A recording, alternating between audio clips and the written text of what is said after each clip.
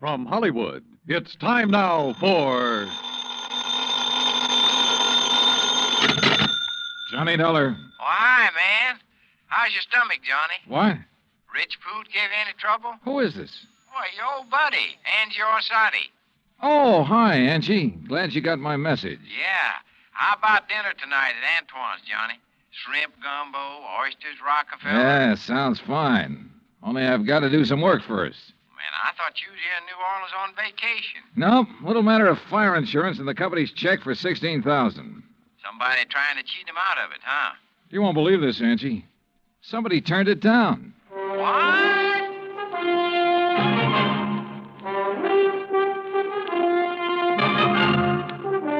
Bob Bailey in the exciting adventures of the man with the action-packed expense account.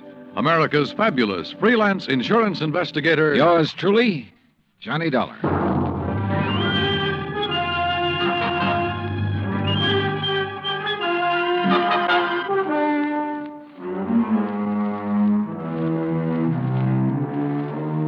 Expense account submitted by Special Investigator Johnny Dollar to Providential Fire and Marine, 787 Greenleaf Avenue, Hartford, Connecticut.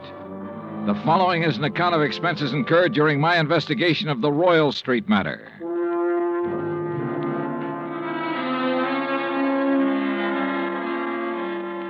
Expense account item 1, $103.82, transportation to New Orleans. Item 2, $4.20, cab from the airport to the Roosevelt Hotel. After unpacking, I put in the call to my old friend Angie Orsatti. Nobody knows the French Quarter or the people living there like Angie does. For 3 months of the winter, he stays in the swamp, trapping muskrats. The rest of the year, he lives with his mother near the Cabildo. Angie wasn't in, but his mother said she knew where to reach him, and 5 minutes later, he returned my call. We arranged to meet for dinner, then I phoned the agent who had sold the policy in question. His name's Binford, and naturally, he was anxious to see me. C.D. Binford's office is on the 3rd floor of the Hibernia Bank building. He's a stocky, red-faced man, probably in his late 50s. Come in, Mr. Dollar. Come in. Thanks. Help yourself to the chair. Say, you fellas sure don't waste any time, do you? We try not to, Mr. Binford. C.D., boy. What? You call me C.D. like all the other folks do. Oh, okay, C.D. Yeah. Now, like I was saying, you boys sure don't waste any time at all. Why, I didn't even call the home office till day before yesterday. I know. When was the fire?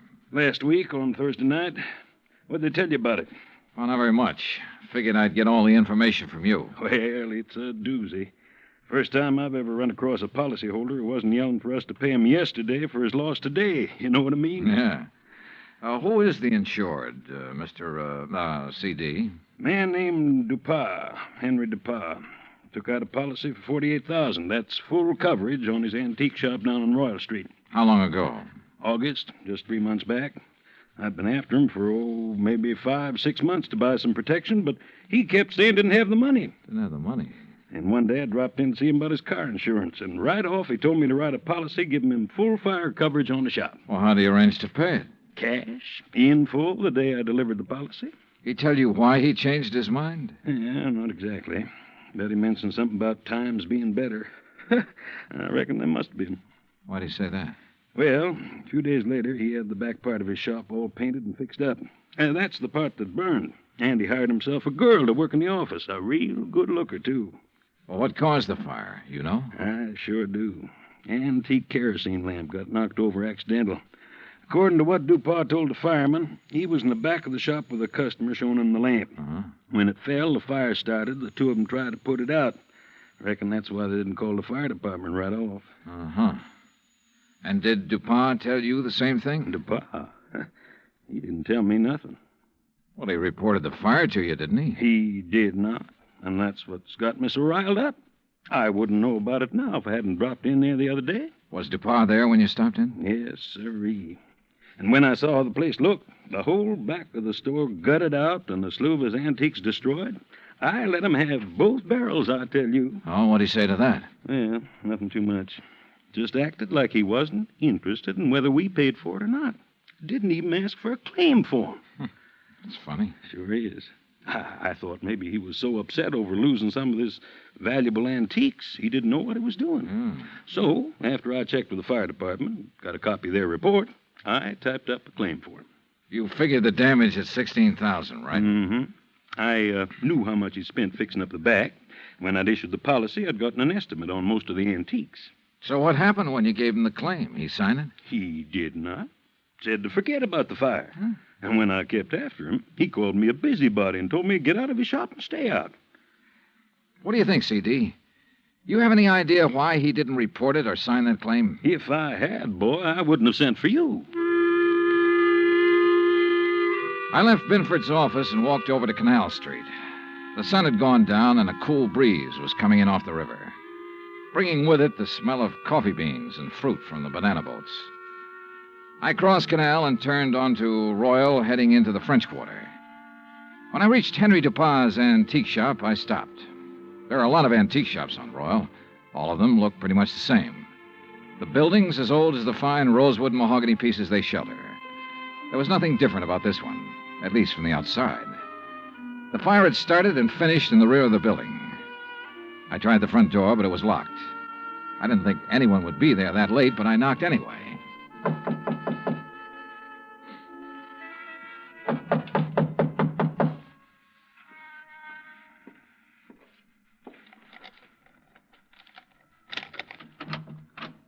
Yes, who is it?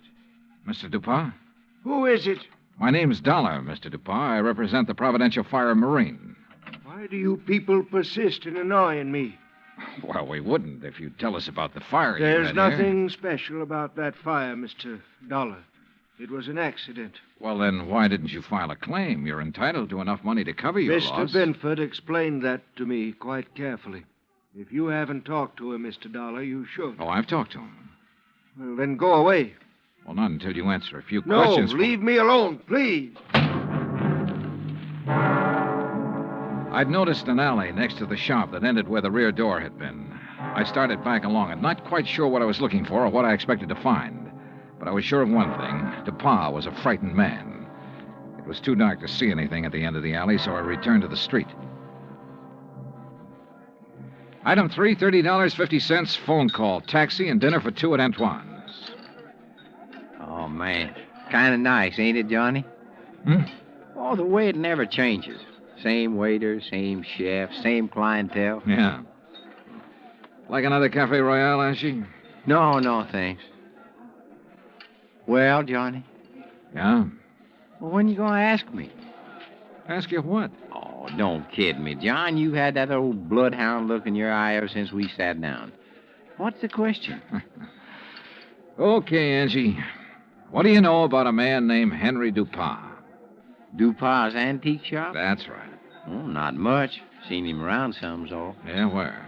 Oh, you know what kind of places I like, Johnny. Yeah, but I can't picture Dupin liking them. Well, maybe he don't, but maybe that little old blonde he's been carrying with him does. Blonde? Yeah, you know. Female, girl, bleached hair. I know.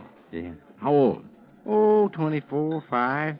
Yeah, real nice for an old coot like him. Real winter and spring, huh? Yeah. You seen them together often? Oh, a few times. Saw him about 2 weeks ago at Butz's place. Hey, you know something? I walked in there that night with a 5, and I walked out with 200. How about that? Great. You know who the blonde is? No, but I might be able to find out. You want? Yeah, I want. I left Angie and started back toward Royal Street. On the way, I ran up item 4, $1.85 for one flashlight and batteries. The shades on Dupin's shop were drawn, but I could tell there were lights on inside. In the alley, a small pickup truck was parked near the side entrance to the shop. In the back of the truck, looking like they'd just been taken off the boat, were several stalks of bananas. There wasn't much else to see except the charred wood and refuse left in the alley after the fire. I started back toward the street when a man, a much larger man than Dupin, came out the side door and got into the truck. He turned over the engine and switched on the lights before I could get clear. Hey, what are you doing there? Hold it, mister, right there. Here, buddy, you just hold it. What were you doing back there, huh? Well, right now, mister, I'm wondering what this load of bananas is doing at an antique shop. What is it, Carl? Well, I just caught this guy snooping around in the back. What? It's Mr. Dollar. Yeah, that's right. You know him, Dupin? He's one of those insurance men I told you about. Oh, well, What are you here for, Dollar? Didn't DuPont tell you he doesn't want any money from you people? Now, why not? Because he's afraid we might have to take a good look around before paying No, off? son. Now, look, Dollar. Mr. DuPont has been okay with you people, so you got no reason to come snooping around. Especially after he's told you he don't want you around. So now maybe Mr. DuPont will have to do something to keep you away. Ain't that right, Mr. DuPont? You know what I mean. Yes. Yes, all right, I'll do it, Carl. And he'll never bother us again. Go on, Dollar. Get out of here. At the time, I had no idea what they meant to do, so it wasn't easy to turn my back on them. But I did. And nothing happened. I went back to my hotel and hit the sack, and I must confess I slept later than usual the next morning. I was still in bed when the phone rang.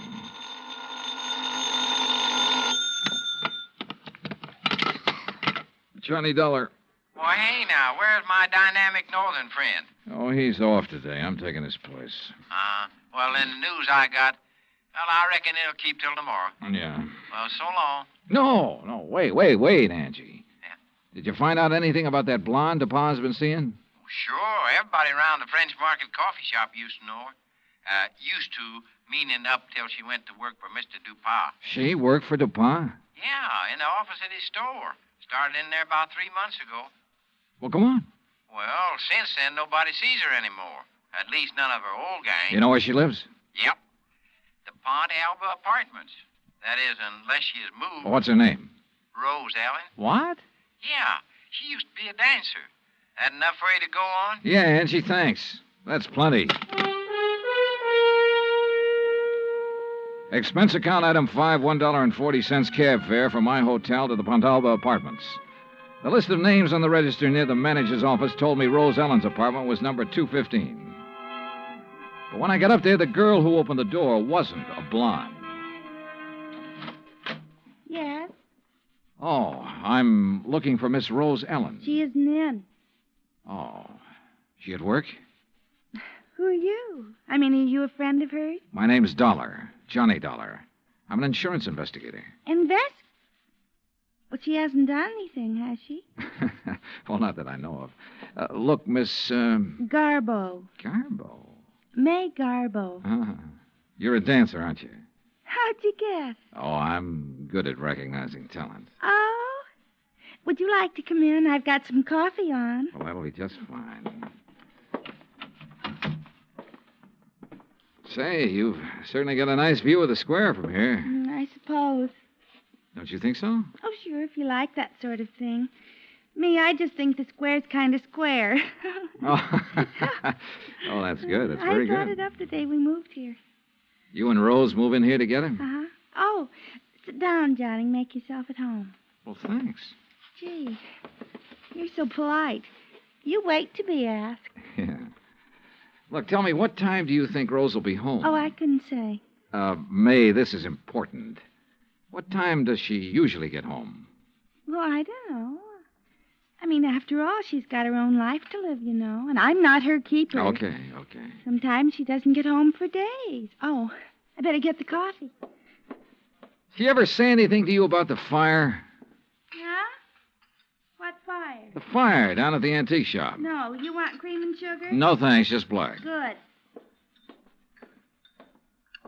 When was that? The fire? Last Thursday night. That's funny. What's funny? That was the last time I saw her. What? Yeah. Rose went to work last Thursday, but she never came home.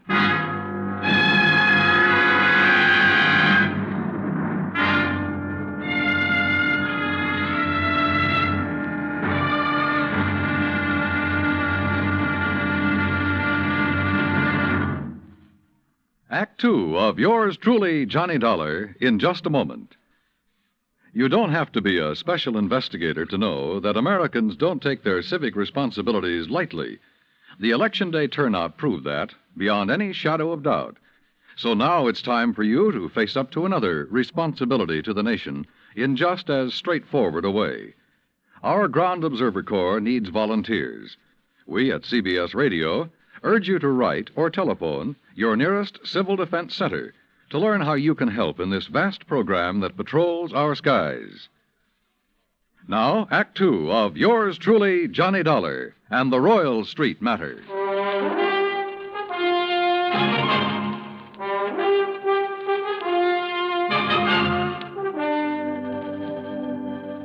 This was the screwiest deal I'd ever seen. A guy refusing insurance money he was entitled to. Rose Ellen was my one lead, so I continued questioning May, her roommate. May told me this was the first time Rose had been away so long without at least sending for a change of clothes. I asked about Rose's boyfriends. She told me Rose had been going with one other man beside Dupont, but she didn't know who he was. After May promised to call me if she heard from Rose Ellen, I left. Expense account item 6, $1.90, taxi from the Pontalba Apartments to the Hibernia Bank Building. My insurance contact, Binford, wasn't in. So while I waited for him, I wondered again why Dupont had refused to sign the claim for the fire damage to his shop. Could he afford a loss of $16,000? I wondered if something had happened in that shop, something Dupont had tried to cover up with a fire. I was wondering what it could have been when Binford walked in. Well, I'm glad you're here, Johnny. We got trouble. Oh? I hear you paid Dupont a call last night. That where you've been? Yeah. He phoned me about 10, wanted me there fast. Oh, boy. I wish I had sense enough to stay away. Well, what happened, CD? Now, before I tell you that, you tell me what he said to you last night. Nothing important, just something about fixing it so I couldn't bother him again. Oh? Well, he did. How? He canceled his fire insurance policy and every other policy he ever bought from me. Cancel? Yeah. So you might as well go on back to your hotel and pack, Johnny. It's none of your affair now, no matter what he's up to. Yeah, it's too bad it had to turn out this way. You want a drink before you go? Yeah, I guess I need one. Yeah. What'll it be, scotch or rye? Scotch, neat, please. Good, saves making a mess. When you reckon you leave? Oh, I don't know. I'll check with the airline when I get back to the hotel. Mm-hmm. Yeah, there you go. Thanks. Better luck next time. Mm-hmm. Well, that's that. CD, Hmm? what about the policy? Policy? Did he return the policy to you? No, he said do it tomorrow. But he's covered until he does return it. Does he know that? Why, no. I don't reckon he does. Good. He might get careless. And as long as that policy is in force, I can bother him as much as I want. Oh, I don't see what's the use, Johnny. He'll have it here by tomorrow evening. That still gives me 24 hours to get lucky. CD, you said something about a customer being with him when that kerosene lamp was knocked over. Mm-hmm. According to what he told the fire department, there was. You have that person's name? Well, I should have. I took it from the fire department report. I've got that right here. Here it is. Now, let's see. Mm-hmm. The name's Andrew W. DeLong. Address 1515 West Claiborne.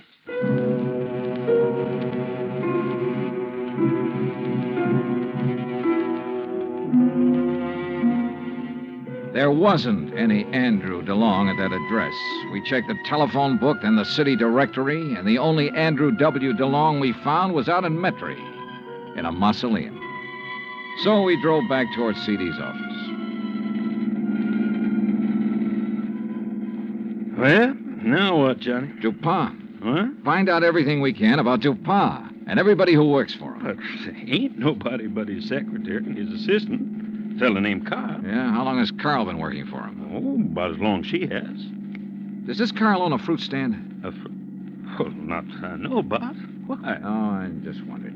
Hey, what time is it, CD? 2:15. Say, if we're going to check on Dupont's credit, we better get to the bank before they close. You're driving. Let's move.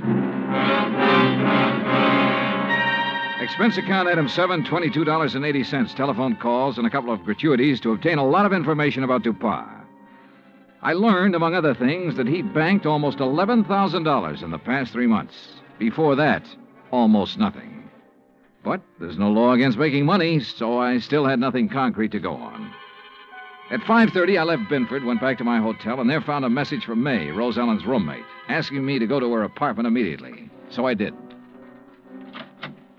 Oh, Johnny. Yeah, hi, May. Oh, well, come in. Johnny, You know what you made me promise. Yeah? Well, it happened. You mean you've heard from Rose? Well, no, not exactly. But a man called this afternoon and talked about her. Oh, well, I hope he had only nice things to say. Oh, yes, he said she's just fine. What? Didn't you hear me? Yeah, he said she's fine. Fine. Well, what else did he say? Well, he said he was going to come by at 4 o'clock and pick up her clothes. I should have them ready. No, but of course he didn't. Well, he did so. He did? Oh, what man? You know him? You get his name? Mr. Dollar, you don't think I'd let Rose's things go out of here with a complete stranger, do you? Of course he told me his name. Well? You aren't nearly as polite as you were this morning. All right, I'm sorry. What's the man's name, darling? Oh, well, that's much better. It's Grant. Grant? That's right. That doesn't register. From the way he talked, he must be the one Rose was going with while she was dating that old antique. You ever see this guy, Grant, before? No, but I'm sure he's the one she talked about. Really, it used to get so tiresome. Carl this and Carl does that. Oh. What? I said, oh. May, tell me, where did he say he was taking her clothes? Well, he didn't say. Just put them in that old truck. Thanks, sweetheart. See you later. I needed a fast car and a driver who could handle it, so I called Angelo Arsati. 20 minutes later, we parked in front of Dupas' antique shop. There was a dim light on inside. Now, look, brother, there's really no reason for you to get mixed up in this thing. Oh, you kidding, son? Looks like Dupas ain't gonna answer. All right, let's see what this hunk of stone will do to the glass. Here. Hey, that got it. I can reach through the lock.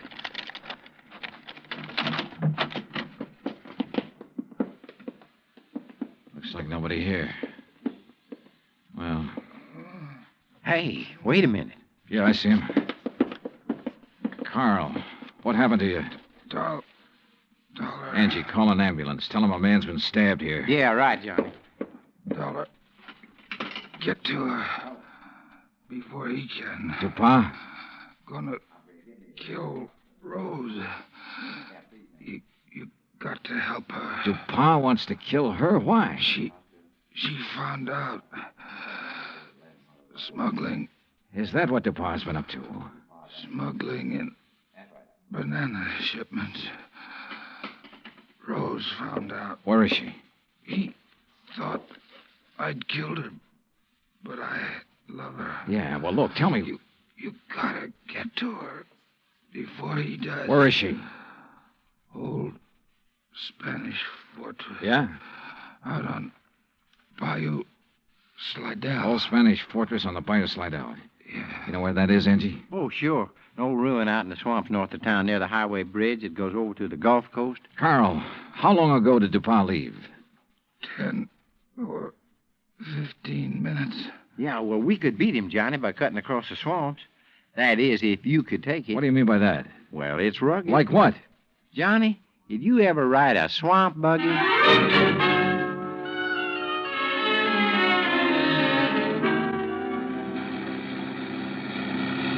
Oh, brother. How much farther, Angie? Well, should be right up ahead. How can you tell? All I can see is swamp and marsh grass. Yeah, well, I done a lot of trapping out here. I know the channels. Think we'll make the old ruins before Dupas? Well, we got to, don't we? Hey, there it is. That old wreck is called a fortress? Man, that's it. Well, get us up as close to it as you can. I don't see anybody parked. There's nobody approaching the bridge. There we are. Come on, let's go. Hey, look, John. There she is at the side entrance. Yeah, I see. Rose! Rose Ellen! She's scared. She ducked back inside. Rose! We're friends of Carl's. He sent us to help you. Well, come on, Johnny. We can get inside to her through this here doorway. Okay. This place looks like it's about ready to fall apart. Rose! Yeah, man. Dark in here, too. Yeah, don't step on them falling bricks. Okay. Rose! Rose Ellen! Yes? Where's Carl? Dupas tried to kill him. Oh, no. Rose! Come on out here where we can see you. Rose!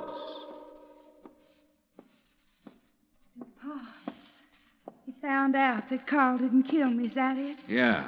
But Carl's all right now. Look, Rose, I want you to tell me all you know about the fire at DuPa's shop. Were you there? Yes. Well, what happened? Pa had me tied up. Told Carl I'd found out what they were doing. Smuggling, I mean.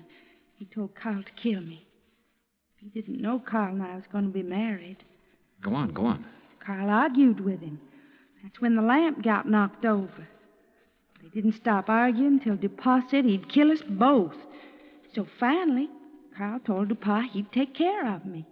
Well, he had to, or DuPas would have killed us. But instead, Carl brought you here. Yes. Oh, come on, Johnny. Let's get out of this dark hole. Wait a minute, Angie. Rose, do you know why DuPas was afraid to report his fire to the insurance company? Some of the things he smuggled in was lost in the fire. If anybody come poking around, they might have found out what he's doing. What was he smuggling, do you know? Little tiny boxes filled with white powder, hidden in the bananas. Johnny, narcotics. Yeah, sure. No wonder he banks so much money so fast. I'll bank much more after I get rid of you, Dollar. Look at that. There he is in the door. Yeah, watch it. See, I ain't fooling, Dollar. He can't see us. No, but what a target he makes in that doorway against the light. No gun, Johnny? No. We can try one of these bricks. Yeah, man, but if you miss... Dollar. Wish me luck. Dollar. Right here to pop. Come on. Oh, man, dear. You could qualify for the New York Yankees, Johnny. All right, DuPas. On your feet. Let's get out of here.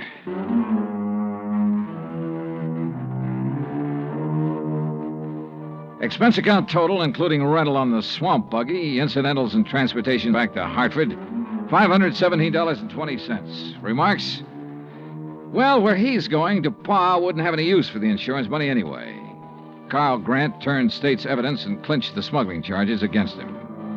Because of that, Carl may get off easy. I hope so. He and Rose could make a very happy couple.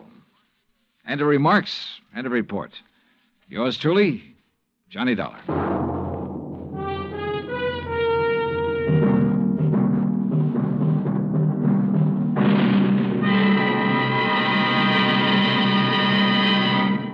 Our star will return in just a moment. If we are to remain alert to possible acts of aggression, we need the continuous operation of the Ground Observer Corps. And if the Ground Observer Corps is to remain on the job around the clock, 7 days a week, your help is needed. Tomorrow, telephone your nearest Civil Defense Center and volunteer a few hours of your time each week to the Ground Observer Corps. Join our Ground Observer Corps at the Civil Defense Center nearest your home. Now, here is our star to tell you about next week's story. Next week, 3 sets of twins. 2 men, 2 girls, and 2 fires that hit the coast of Florida with the impact of a hurricane. Join us, won't you? Yours truly, Johnny Dollar. Yours truly, Johnny Dollar, starring Bob Bailey, originates in Hollywood. Written by Charles B. Smith, it is produced and directed by Jack Johnstone.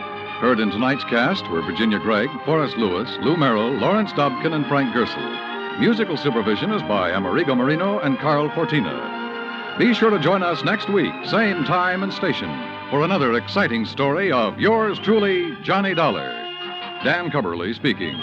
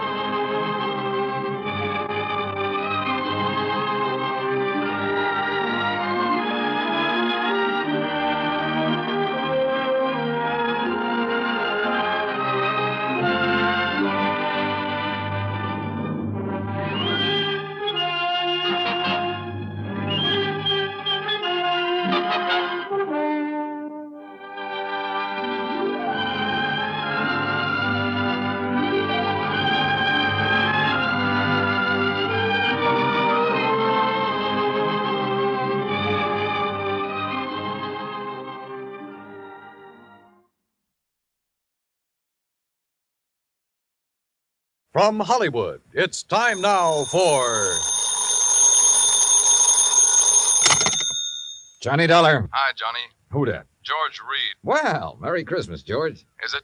Oh, what's the matter? You ever hear of Jediah Gillis? Eccentric? Owns about half of Rhode Island? That's the boy. A couple of weeks ago, he wrote a special policy on an item he wanted insured. And it's up and disappeared, huh? How'd you know? Oh, just a wild guess. What did he lose? I hope you're sitting down, Johnny. Yeah? Why? Because the insured item is a mouse. House? Mouse. What?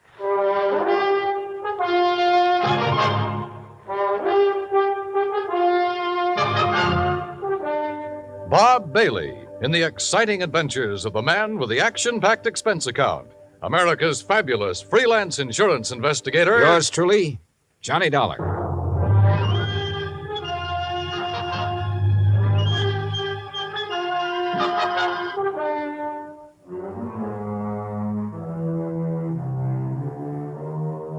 Expense account submitted by Special Investigator Johnny Dollar to Floyd's of England, American Branch Office, 443 North 15th Street, Hartford, Connecticut. The following is an account of expenses incurred during my investigation of the missing mouse matter. Expense account item 1, 85 cents, taxi from my apartment to George Reed's office. He was on his feet waiting for me. His Ivy League suit looked as though it had been slept in, and he needed to shave. Close the door, Johnny. Yeah, sure. Johnny, I'm going to level with you. This thing has me going. Well, it serves you right. Anybody who'd insure a mouse deserves what he gets. Yeah, but it isn't an ordinary mouse, Johnny. No? Not according to Mr. Gillis's original application. Yeah, take a look. Item to be insured. One unusually talented grayish-brown mouse. Unusually talented? Like how? I don't know. What? I tried to find out, but Gillis wouldn't tell me. And still you issued the policy. Well, you know our company, Johnny. We have a reputation for insuring almost anything, but we have to draw the line occasionally, and we would have here, except for one thing. What's that? And believe me, it better be good. It is. Gillis carries all of his insurance with us. Yeah, but even so. Just one of his several policies is a straight life for $350,000. Wow, king-size premiums, huh? Exactly. So when he called asking us to insure this fellow's mouse for a few weeks... Wait a minute. Gillis doesn't own it? No. Well, who does? It belongs to a friend of his, a man named Glazer. He's spending the holidays with Gillis. Gillis didn't want to be responsible if something happened to Glazer's mouse while he's there, so he asked us to write the policy. How much did you insure it for? All the company would allow, $5,000. Oh, now, George, you think I want to get all worked up over a lousy $5,000 loss? What kind of a commission can I possibly make on that? Look, give me a chance to finish, will you? All right, but only because it's Christmas. All right. Late last night, I received a call from Gillis. He wanted to know whom we considered the best investigator in this part of the country. When I told him, he told me about the mouse and insisted I send you up to help look for it. No, George, I'm sorry, but I'm going to pass. I've handled some screwy cases in my time, but this is... Please wait till I finish, will you? I told Gillis you wouldn't be interested. That's when he started putting on the squeeze. Squeeze? How do you mean? He said if I didn't get you, he'd cancel his policy. Oh, come on. You don't believe that, do you? I don't know what to believe. Gillis is a screwball of the first water. We've known that for a long time, and frankly, I'd rather not take a chance. Well, you've got to. Maybe not. I've received an okay from upstairs. On this one, you can write your own ticket. Well, why didn't you say so in the first place? You didn't give me a chance. Look, there's a train for Providence at 3:30. Here's Gillis's address. He wants you to stay with him. That'll cost more, Georgie. It figures. Merry Christmas, Johnny. Same to you, Santa Claus.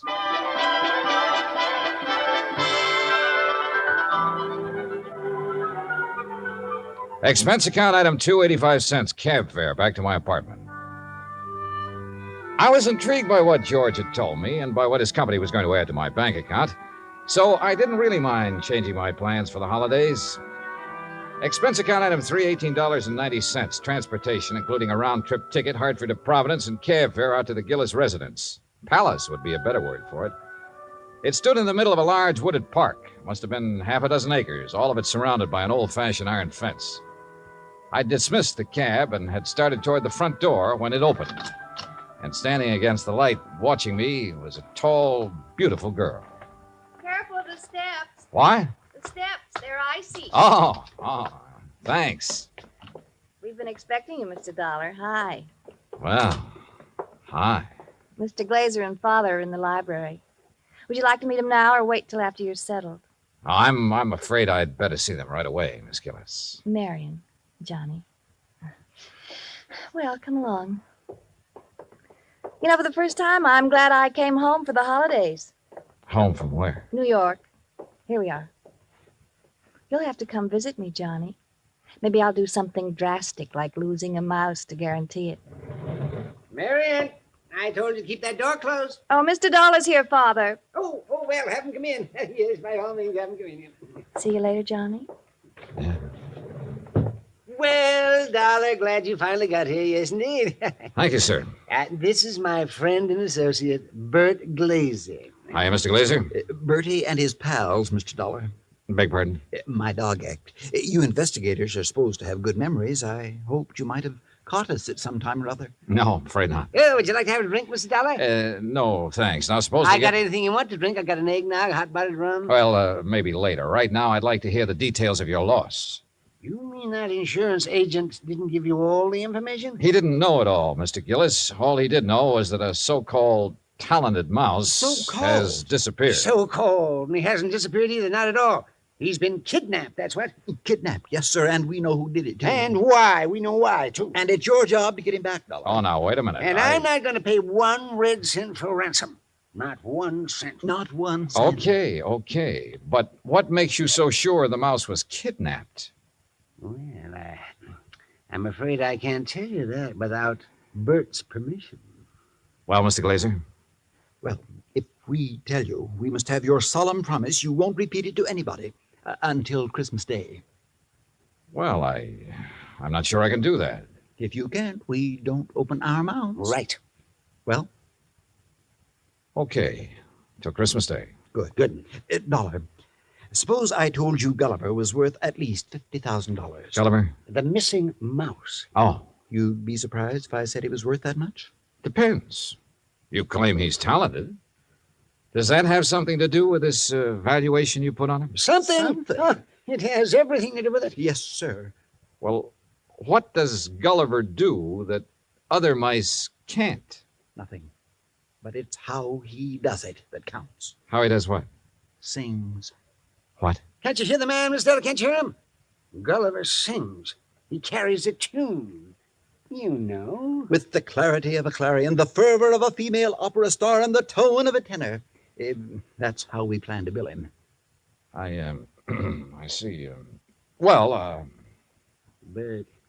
he doesn't believe us. Oh, no, wait. I didn't say that. There's no need to. We can tell by your face. Can't we, Bert? But a mouse. Mr. Dollar, it is a scientific fact that mice sing. Mice sing? Well-known magazines have published articles proving it. Unfortunately, most of them sing in a scale too high for human hearing. But not Gulliver. Well, not Gulliver. Yeah, that's right. He's a basso. A basso? By mousy standards, that is. Oh, no. No, Bert, he still doesn't believe us. Very well, Jediah, there is only one thing to do. There's only one thing to do. You follow us, Dollar. We'll erase the doubt in your mind forever. I took a good look at Bert Glazer, then reluctantly followed the two of them out of the library and down a long hall. At the moment, this thing had all the earmarks of a good old-fashioned con game. Or better still, a benefit on behalf of Bert Glazer with Josiah Gillis and Floyd's of England as the sole cash contributors. We wandered for what seemed like blocks through the old mansion and finally reached a large playroom. On top of one of the billiard tables was a small brass cage. In it were 2 small grayish-brown mice. Glazer opened the cage and let them out. Mr. Dollar, allow me to present Hecuba and Esmeralda. Oh, how do you do? I suppose they sing, too. Oh, they certainly do. But not nearly as well as Gulliver. Just don't have the instrument, you know. Instrument? The voice, Dollar, the voice, the vocal cords. Oh, yeah, I see. But, now, where did you keep Gulliver? In here with the others. Bert didn't want to separate them. That's right. I originally started to make the 3 of them into a singing, trio, like the Andrews sisters. But Gulliver advanced so rapidly, I decided he should be a soloist. Oh, sure. You aren't afraid of mice, Mr. Dollar? No. No, well, that's fine. They sense it if you are, you know. It upsets them. Upsets them. All right, now, Hecuba, move over a bit. Give Esmeralda some room. That's it. Now, up on your haunches. Up, Esmeralda. There we are. Now, what would you like to hear, Mr. Dollar? Oh, anything at all. Oh, Bert, how about my favorite, huh? Over the waves. Good, good, good. Yeah, da, da, da, da. You got it, Esmeralda? Over the waves. That's it, Hecuba. All ready then? Good. That'll be fine. Ready now? 1, 2, 3. 1, 2, 3. Oh, that's it. Oh, beautiful, Esmeralda. Beautiful. Yeah, da, da, da.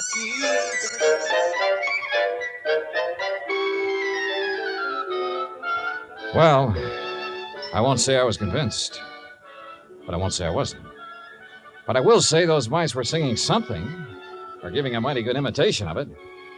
We returned to the library, and this time I sampled the eggnog liberally. Is that all right, Dollar? Oh, fine, thanks. Well, Dollar, you know now why we believe Gulliver was kidnapped? Well, I'm not sure. To exploit him. What else? Exactly. You have any idea who did it? Harry McQueen, that's who. McQueen. Who's McQueen? Used to be my agent. Theatrical agent? Uh-huh. He's been snooping around here lately, Johnny. We figure he's gotten wind of our mice. Well, what do you mean by snooping around, Mr. Gillis? Oh, you know, he's been out here twice this week wanting to see me. Had to kick him out of here yesterday morning. How'd he get in? Well, my daughter answered the door. Yes. She didn't know McQueen from Adam. So when he asked for me, she figured he belonged in here, rehearsing the show with the rest of us. Rehearsing what show, Mr. Gillis? What show? What, the show for the Children's Hospital. Jodiah puts one on for the sick kids every Christmas Eve. Of course. You know, Dollar, variety act, a Santa Claus. This year, though, we got a radio hookup. Go all over the state. And Gulliver, well, he was going to headline. And that's why I sent for you, Dollar. I figured you can get him back by tomorrow afternoon if anybody can. How long was McQueen in here before you noticed him? Long enough to lift Gulliver. This was our dress rehearsal, Dollar. We'd asked some of the kids from around the neighborhood in to watch, so it was pretty crowded. Where were the mice during the rehearsal? Well, that's where I made my mistake. What do you mean? We were keeping them a secret till the real show. Well, where were they? In their cage, over there on the mantel. Now, we were using this part of the room for the stage, so McQueen could have just reached in and taken Gulliver without us seeing him.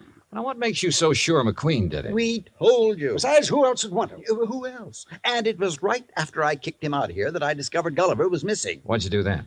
I called off the rehearsal and started searching for him. McQueen? Big Gulliver. And I put in a telephone call to the Providence house where McQueen was staying. Did you talk to him? Nope. They said he checked out. After questioning them for a while, I finally had a nightcap with Jediah, then went to the phone in the hall and made some calls, including one to George Reed. Well, how's it going, Johnny? It's not. That's why I'm calling. Look, they think a theatrical agent named Harry McQueen stole the mouse. He has offices in Boston and New York. I placed a person-to-person call to both offices, but with tomorrow Christmas Eve, he might not get the message. So, what do you want me to do? Find out his home number. Ask him to call me here. Okay. Anything else? Hello? Johnny? Johnny, you there? Yeah. And so is a cat. What? A big yellow cat. What's so unusual about that? Oh, nothing. Except he's got a grayish-brown mouse between his two front paws.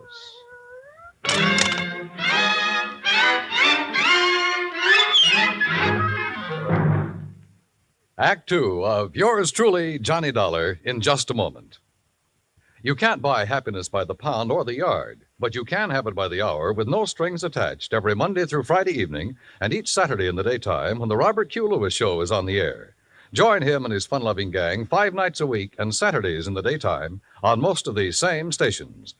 Now, Act Two of yours truly, Johnny Dollar, and the Missing Mouse Matter.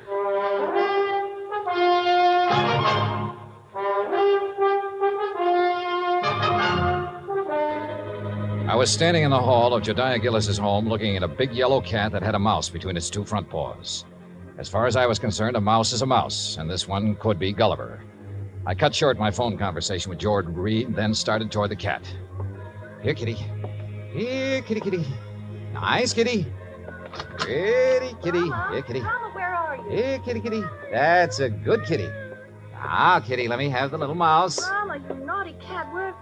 Oh, This cannibal belong to you, Marion? yes, I promised Father I'd... What do you mean, cannibal? Take a look. Oh, no. Oh, yes. And he's very, very dead. Oh, you don't think it's Gulliver, do you? Well, Mr. Glazer will have to identify him. And if he is, well, that's that. Oh, no, Johnny. What do you mean? Oh, Johnny, please, you don't have to tell him, do you? Well, sure. If it's Gulliver, this thing's cleared up. If it's not, your Rama gets a reward for being a good mouser. Oh, Johnny, please. Dad almost had a fit when I arrived here with Rama. He made me promise to keep him in my room. This the only time he's been out? Well, no. Oh. He was out for a little while yesterday while they were rehearsing. I didn't notice he was gone till after lunch. Then the corpse could be Gulliver's. Oh, Johnny, if it is, there's nothing we can do about it now. And if you tell my father, besides making him angry, it'll break his heart. All right. I won't say anything until tomorrow night. Oh, thanks, Johnny. Night. Good night.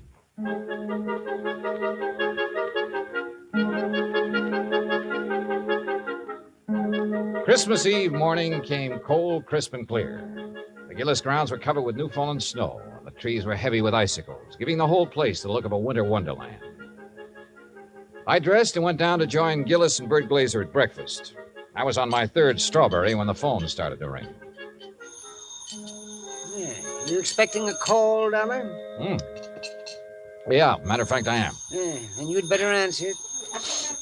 If it's somebody at the broadcast station for me, tell them I'll be at the Children's Hospital at noon. They can call me there. Right.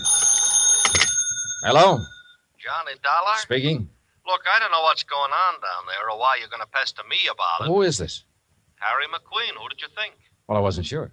Well, your friend Reed got me out of bed this morning, Dollar. He told me you wanted to ask me some questions about a mouse that's missing from Jediah Gillis's place. Hey, that's right. What do you know about it? Well, I've done a lot of pilfering in my time. I've taken towels from hotels from Maine to Miami and Seattle to Bridgeport. But I never had to stoop so low as to steal a mouse from any hotel, garbage dump, trap, or field. Do I make myself clear? Perfectly. Except for one thing. Yeah? This particular mouse was a performer. Was a what? He was trained, did tricks. Still doesn't interest me. Well, then why were you trying to see Mr. Gillis? To get some of my people on his Christmas show. Anything wrong with that? No. There'll be a lot of publicity about it. Would have done him a lot of good. And you're sure you weren't interested in the mouse? Look, Dollar, when I went into this business 18 years ago, I swore then I'd never handled kids, belly dances, or animal acts. But you handled Bert Glazer's dog act. Is what? Dog act. Bertie and his Oh, pals. somebody's feeding you a line, Dollar. That act was Bill Bertie and his pal, and the pal is a dummy. Glazer's a top-notch ventriloquist. He's a master. You hear me, Dollar? Yeah, Harry. I hear you fine. I had to do some thinking, so I put on my coat and went outside for a walk around that wooded park. What I had just learned about Glazer confirmed what my instinct, my common sense, had been telling me all along. Except for one thing. The performance given by Hecuba and Esmeralda the night before. If Glazer had been doing the singing for those two mice, he was a master ventriloquist. Which was exactly what Harry McQueen said he was. I'd started back toward the house, wondering if I should get Jediah aside now and tell him or wait until after the show, when something soft and cold hit me on the back of the head. Hey! Sorry, Johnny, I couldn't resist such a serious target. Anything new? Well, if you mean, have I found Gulliver, the singing mouse? No. Dad told me to tell you if Gulliver does turn up before 1:15, rush him over to the hospital. Yeah, sure. But I think that's extremely unlikely. You think Rama got him, don't you? If he did, he got a very ordinary mouse. He didn't get one that sings. I'm afraid I lost you. Doesn't matter. Oh, now I wonder what he wants. Who? That boy on the porch. Oh, well, if this was Hartford, I'd say he was the paper boy coming around to collect. Well, it's not Hartford, and he's not a paper boy because Dad doesn't subscribe to anything but Fortune. Oh, well, then he's selling something. Well, if he is, he's not going to give us a chance to buy any. Johnny, looks like we scared him off. That's funny. Hey! Hey, come back! He sure tore out of here when he saw us. Wonder what he wanted. Do you suppose he was one of the kids they invited in to see the dress rehearsal? Well, if he was, what would he be doing back here today? I don't know. Let's take a look around. We found it in the playroom, near where Gulliver's cage had been. It was a roundish metal clamp, the kind a boy wraps around his trouser leg when he's riding a bike. I was about to call the hospital and ask Jediah for a list of all the kids they'd invited to the rehearsal when the front doorbell rang. Johnny, it's that boy again. Better let me get in.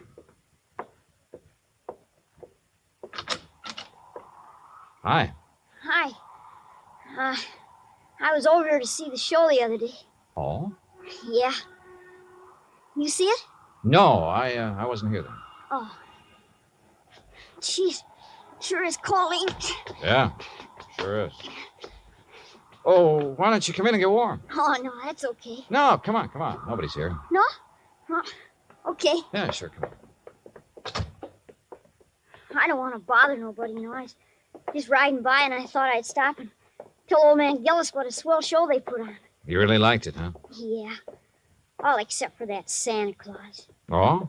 What was wrong with him? Nothing. Just that, well, who believes in all that smushy kid stuff? Kids, I guess. How old are you, Bobby Neves. How old are you, Bobby? Almost 11. Well, being that old, I can understand why you weren't impressed with the Santa Claus. All that other stuff, too. Like giving presents and singing those hymns and junk like that. You gotta cut it out when you start growing up. You sure do, boy. Yeah. You and my mom, you get along just fine. Oh? Yeah. She feels about Christmas. She feels about Christmas just like you and me do. All right. Yeah. Boy, this log fire sure makes your eyes smart, don't it? Yeah, sure does. Where do you live, Bobby? Cross town, Scully Avenue. Well, how'd you happen to be over here the other day? Well, I was riding my bike when I saw this dog. Well, gee, he was... Anyhow, when I tried to catch him, he ran from me. I followed the silly mutt clear over here. You ever catch him? No. I was about to when this man hollered and asked me if I wanted to see a free show. So I came in. I see. Well, you must like dogs a lot, huh? Sure. You got one? Used to have one when my pop was with us, but we can't have no pets where we're living now. Oh, that's rough. Yeah. You know that poem? Which one? About all through the house not a creature was stirring, not even a mouse. Yeah? Well, that fits our place. Especially now. How do you mean?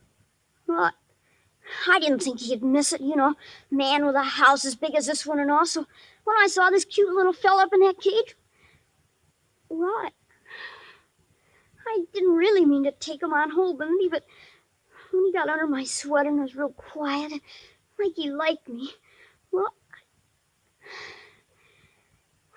you know what I mean. Yeah, Bobby. I know. But I got to thinking and decided to bring him back. So would you give me the old man to Mr. Gillis for me, please? No, I think you'd better do that yourself. Oh, no, please. He might be awful mad at me by now. No, Bobby. In fact, you're going to get a reward. Yeah? Word of honor. Now, what do you say we go down where Mr. Gillis is putting on that Christmas show and see it? Okay? Oh, sure. Bobby. Yeah? Did you notice anything unusual about this mouse? Yeah, I sure did. What was it? He got some white on his right hind foot.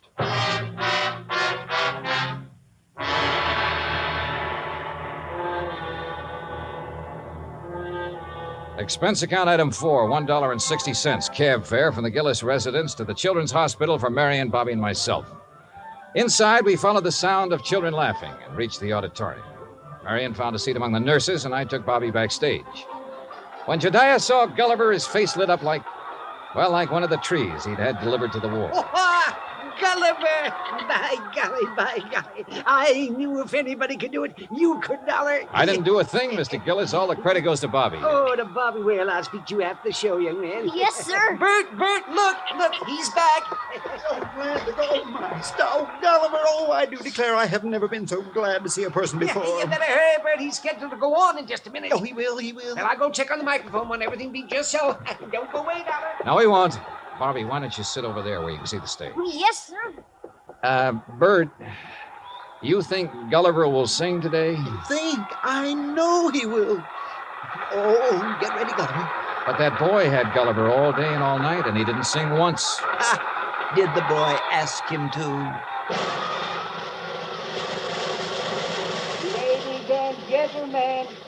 boys and girls, for the first time in a while, one of the wonders of the world, Gulliver, the Singing Mouse. Hey, Mr. Dollar, can that mouse really sing? That is what we're going to find out, Bobby. Exciting, isn't it, Dollar? Sure is, Mr. Gillis. All right, thank you, folks. Thank you. Thank you. And now for Gulliver's first number, he'd like to sing with... what's that, Gulliver? Oh, I see. Uh-huh. He's going to sing Jingle Bells, but he wants me to get off stage so everybody will know it's really him doing it and not me. Thank you. Is he all right, Bert? Oh, fine, fine. Just feeling his out. Well, why doesn't he start? He's going to. Listen.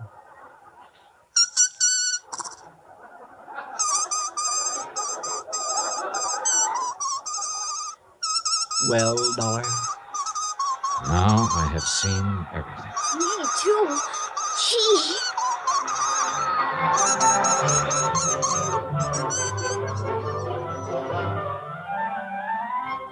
Bert Glazer had a logical answer for having lied about his old vaudeville act.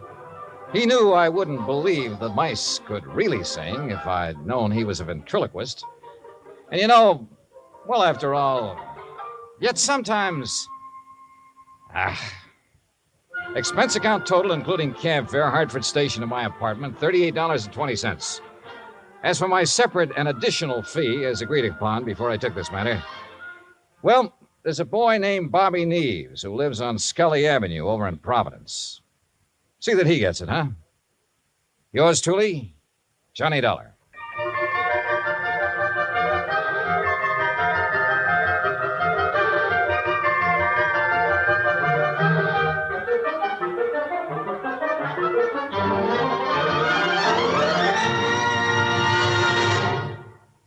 Our star will tell you about next week's story in just a moment. Meantime... Hey, Dan, I'll make a deal with you. Oh? Let me have the mic for a second, then you can tell them about next week's story. By all means, be my guest. All right.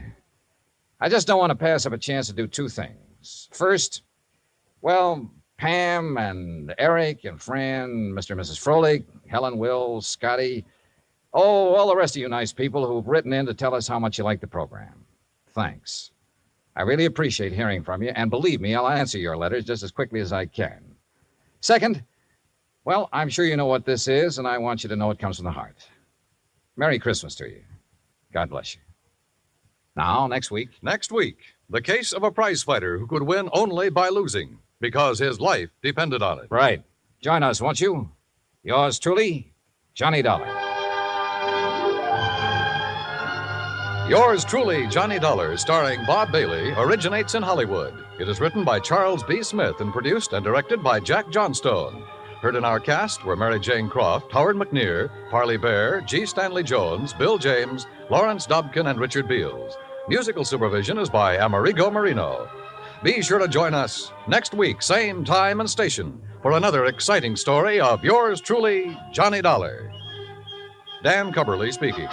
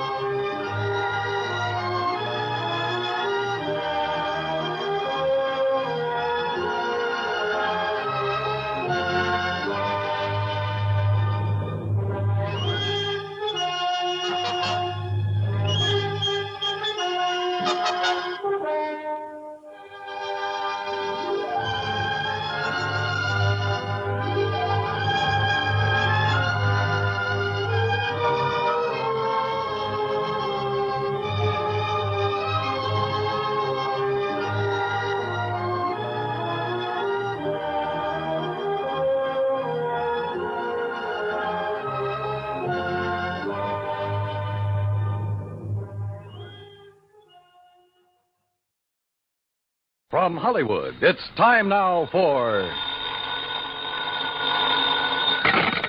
Johnny Dollar. Pat McCracken, Johnny, Universal Adjustment. Oh, hi, Pat. What's on your mind? The sleek, lovely, beautiful Ellen Deere. On the strength of that description, I'll take her. And she's loaded. $325,000 worth of jewelry. Hey, that girl needs a bodyguard, Sweet. Yeah, Johnny. Needs a guard of some kind, only she isn't a girl. She's a boat. I've just lost my enthusiasm. What's the matter with the old tub? That's what I want you to find out, Johnny. That last crack suddenly got me interested again. Okay, Pat, I'll be right over.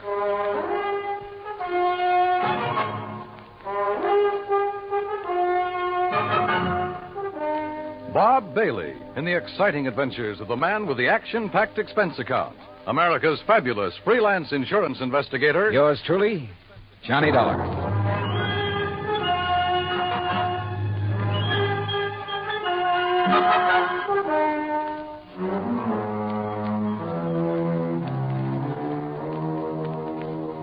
Expense account submitted by Special Investigator Johnny Dollar to the Western Maritime and Property Insurance Company, Los Angeles, California. Following is an account of expenses incurred during my investigation of the Baldero Matter. Expense account item 1, 90 cents taxi from my apartment to the offices of Universal Adjustment Bureau in Hartford. Pat McCracken's usual smile was noticeably missing when I walked in on him. Come in, Johnny, and sit down. Thanks. Oh, and you're to bill Western Maritime and Property on this one instead of us. Okay, but how are you involved? We handle all their claims that are of any size. Story. You ever hear of Randolph Berman? I know of a jeweler down in New York. That's the one. And if you know him, Johnny, you've been putting too much gravy in your expense account. I said no of him. Didn't he bring in the Star of Cape Town and the Kamandu Emerald? That's right. Everybody seems to think he's a crook, and yet somehow he manages to handle some of the finest jewels in the world. How could an honest man afford it? This time it's the Bettenhouse collection. It's out of Hungary. Oh, yeah, I read about that. Only I thought somebody down in Mexico owned it. Yeah, a fellow named Rigo Mariani down in Guadalajara. He's the one who sold it to Randolph Berman. Okay, now. Is this Ellen Deere you mentioned Berman's wife? No. Former wife. He's on about his fifth. All beautiful, dumb dolls. But more important, it's the name of his 72-foot motor cruiser. And the Bermans have been traveling around in it, down the coast, through the canal, along the coast of Central America, and so on.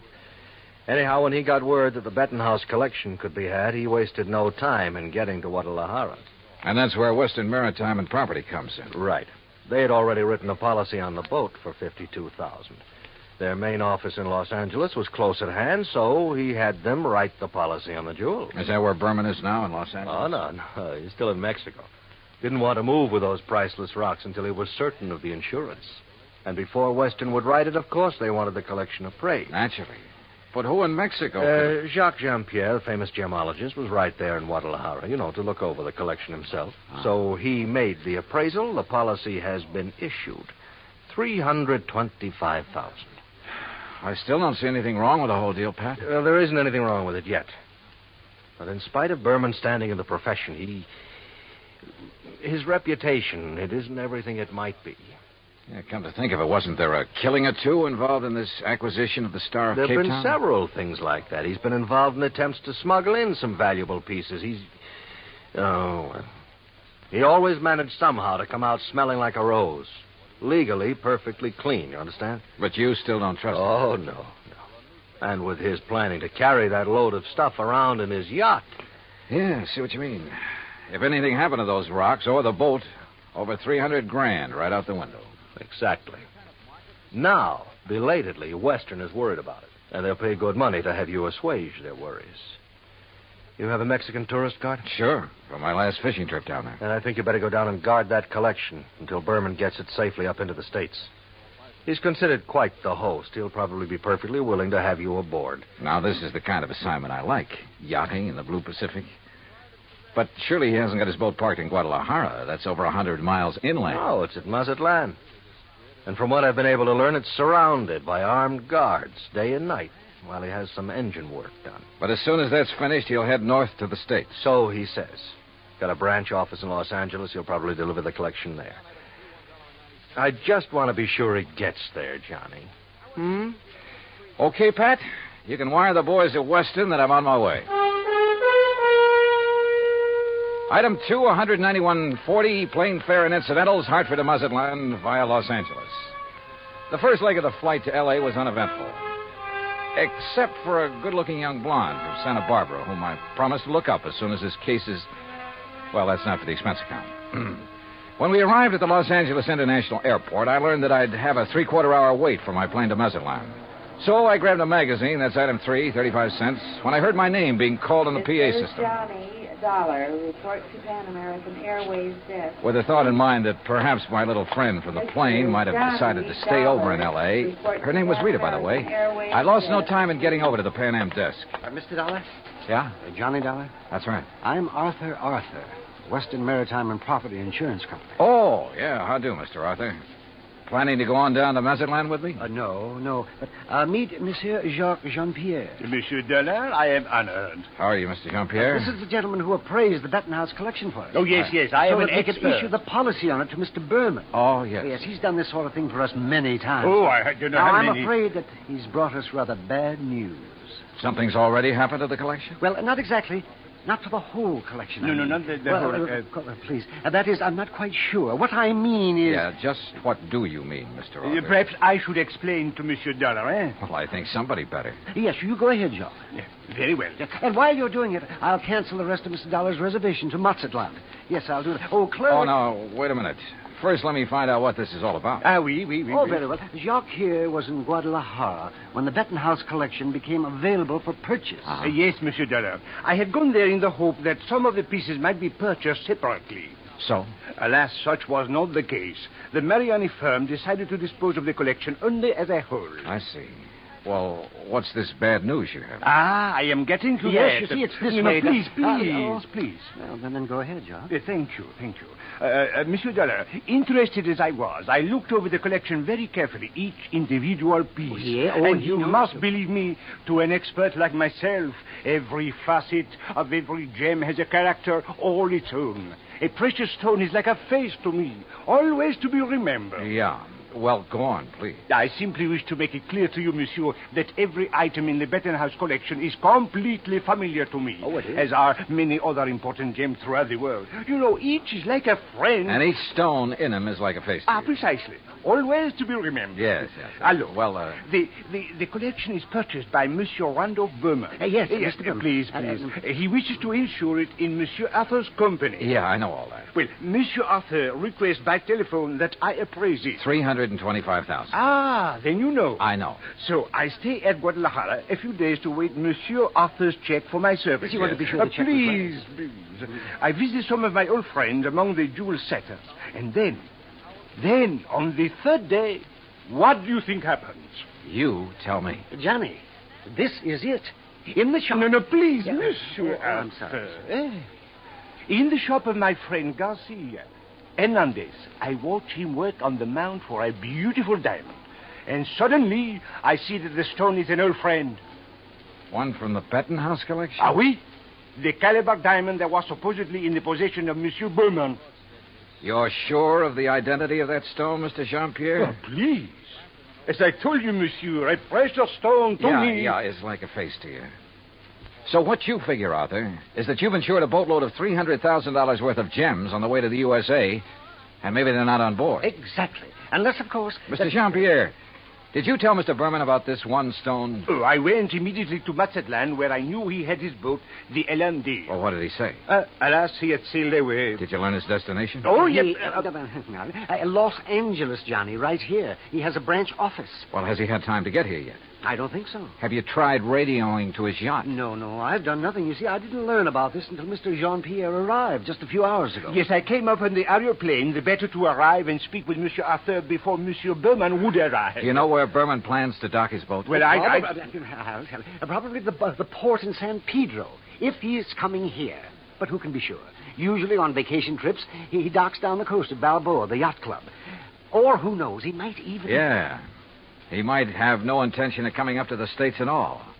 He might not even have the jewels with him. Arthur, do you know where his branch office is? Oh, yes, it's in Los Angeles. Well, actually, it's in Beverly Hills. Got a car? Yeah. Then let's go. Though he couldn't quite put his finger on it, Arthur was convinced that Randolph Berman was up to something and that his insurance company was going to have to take the rap. On the way into Berman's Beverly Hills office, we dropped Jean-Pierre at the Beverly Hilton and told him to sit tight in case we needed him again. Berman's office was in a nice modern building on South Beverly Drive, tastefully furnished with pictures of various famous jewels on the walls. but with nothing of particular value in evidence. However, I did notice that one wall held a built-in vault big enough for a reasonably sized bank. We were approached by a hand-rubbing, obsequious little character dressed in striped pants and cutaway coat and wearing thick glasses. Good morning, gentlemen. Is there any way I may be of service to you? Yeah, I think there is. Are you the... Mr. Arthur. Forgive me. I didn't recognize you for a moment. Mr. Corello, this is Mr. Johnny Dollar. Hi. How do you do? Is there something I may show you, Mr. Dollar? Some little bauble, perhaps, for a charming lady? Well, not at the moment, Mr. Corello. Oh, Mr. Arthur, there's no reason to mail this to you. Let me see now. Oh, yes, here it is. Here is a request for slight revision of the policy on the Benton House collection. Oh? What's this? Well, the wire was sent by Mr. Berman just before he embarked for Mazatlan. I was going to put it into letter form to be more proper. What's it say? But, Well, now here, I'll read this. Please request Arthur revise Benton House policy. Exclude Calabar diamond. Value $4,000, which I have sold private party in Guadalajara. Oh, well, we kind of guessed wrong, didn't we, Johnny? Mr. Corello. Yes? Has Mr. Berman wired you whether he's coming here? Oh, of course he is, with that collection. When? When is he going to arrive? Now, his lovely yacht, the Ellendeer, should reach San Pedro Harbor late tonight. But that's what he wired me, and I intend to meet him there. Then I'm sure you won't mind if I go with you. Oh? Mr. Dollar is a special investigator. Investigator? Well, actually, I'm here just to help Mr. Berman protect that collection. Oh, excellent. Then you can arrange for the police escort. Yes, and alert the harbor police to guard the Ellendeer, as Mr. Berman requested. Did he request that? Oh, indeed. But apparently he hasn't been worried about anything happening to the collection while he's at sea. At sea? Oh, surely you don't mean pirates or anything like that in this modern day and age. You know something?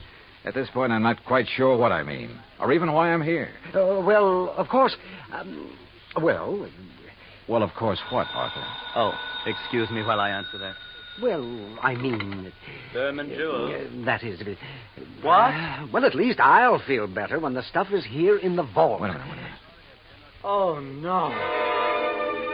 Corello at the phone paled visibly, then gasped and clutched the back of a chair for support as he listened on the phone. His jaw dropped, his eyes widened, and he shook his head once or twice in horrified disbelief. Finally, slowly, he hung up and came unsteadily toward us. Mr. Corello. Yeah, what is it, Mr. Corello? The Coast Guard. Yes? They said the Ellendeer, the yacht. Yes? Sunk. What? In 600 feet of water. In the outer channel.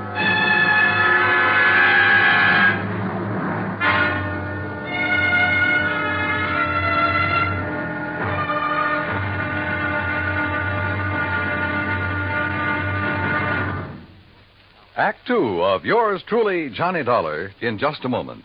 Democracy. What has it to do with money, the medium of exchange of mankind? A couple of thousand years ago, it was said that money alone sets the world in motion. That's one way of saying that money and economy are virtually one and the same thing. The economy of a nation depends on its commerce. Commerce depends on manufacturing and services. It has been proven that those nations which practice democracy have the greatest economics. That means money, more money for more people, and a greater freedom of opportunity to earn a higher standard of living. That's why democracy provides mankind with its richest legacy of freedom. Now, Act Two of yours truly, Johnny Dollar, and the Ellendeer Matter.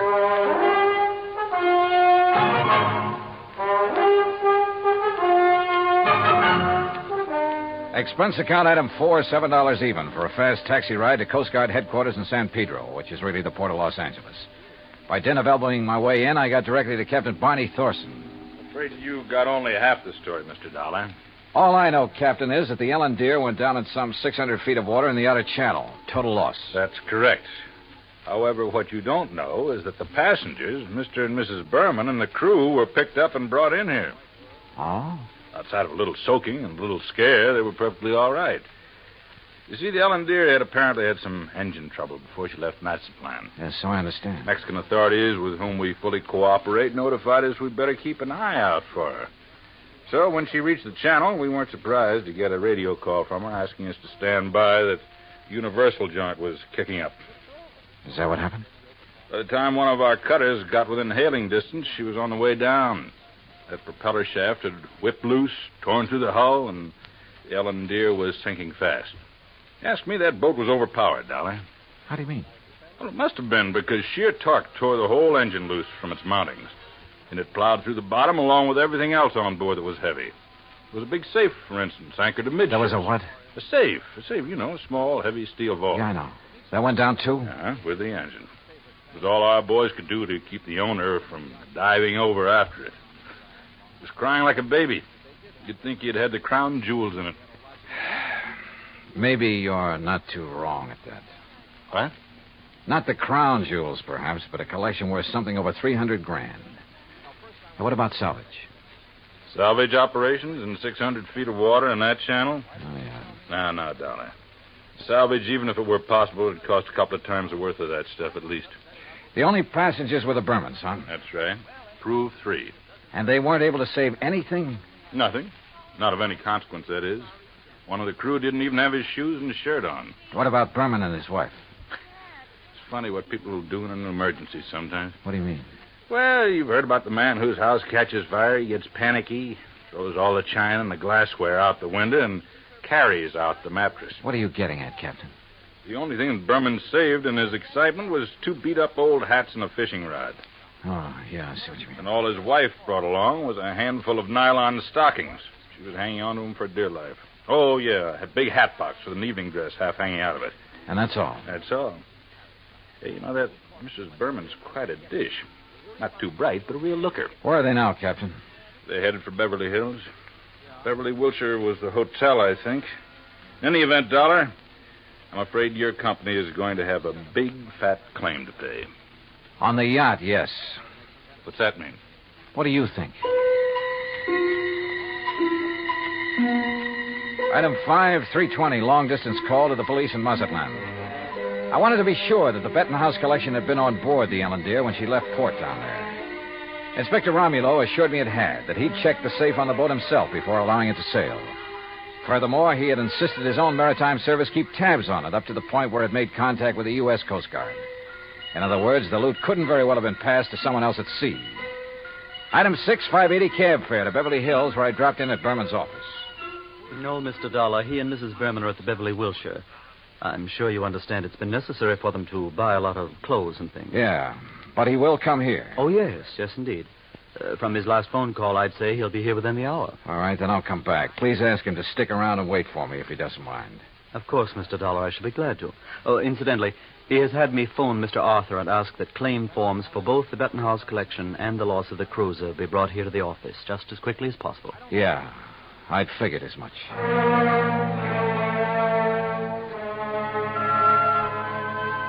Berman wasn't wasting any time.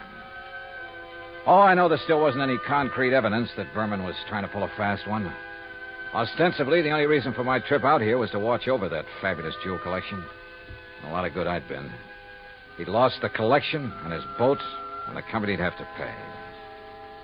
Then a wild idea hit me. I suddenly remembered something that had happened months ago. Last July, to be exact, when a big passenger liner, the Andrea Doria, had sunk off the Atlantic coast. According to the papers, when the survivors were brought into the port, the usual customs inspection was waived. And it occurred to me at the time that every one of those people could have easily smuggled in anything he could carry or conceal in his clothing. I'm not saying it did happen. I'm sure it didn't. But it could have. And if such an idea occurred to me, why not to a man like Berman, who was already pretty well known for his tricks to evade customs? Item 6, 20 cents, phone call to the Coast Guard and Captain Thorson. Thorson speaking. Johnny Dollar, Captain. Answer me just one question, will you? Sure, what? When you brought them in, were the Bermans required to pass through customs? Well, no, of course not. There'd hardly be any reason to... Thank you very much.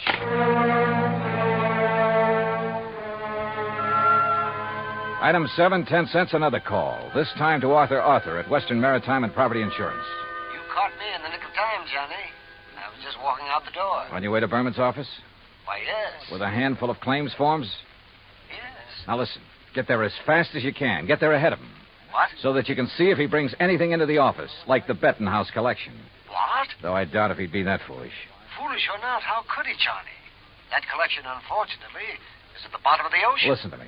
Keep him there. Maybe on the pretext of having to wait for me. Any reason you can think of. I'm afraid I don't understand. Just hold him until I get there, understand? Very well, Johnny. But what are you going to do? Arthur, I may have to break in and rob a hotel room. I went out and stationed myself across the street from the Beverly Wilshire. 5 minutes later, I saw Randolph Berman walk out the front door and head east on Wilshire Boulevard in the direction of his office on Beverly Drive. I waited a few minutes to make sure he didn't turn back, then entered the hotel. At the desk, I learned the number of Berman's suite on the 9th floor. Break in, it would have taken a battering ram. So I tried knocking.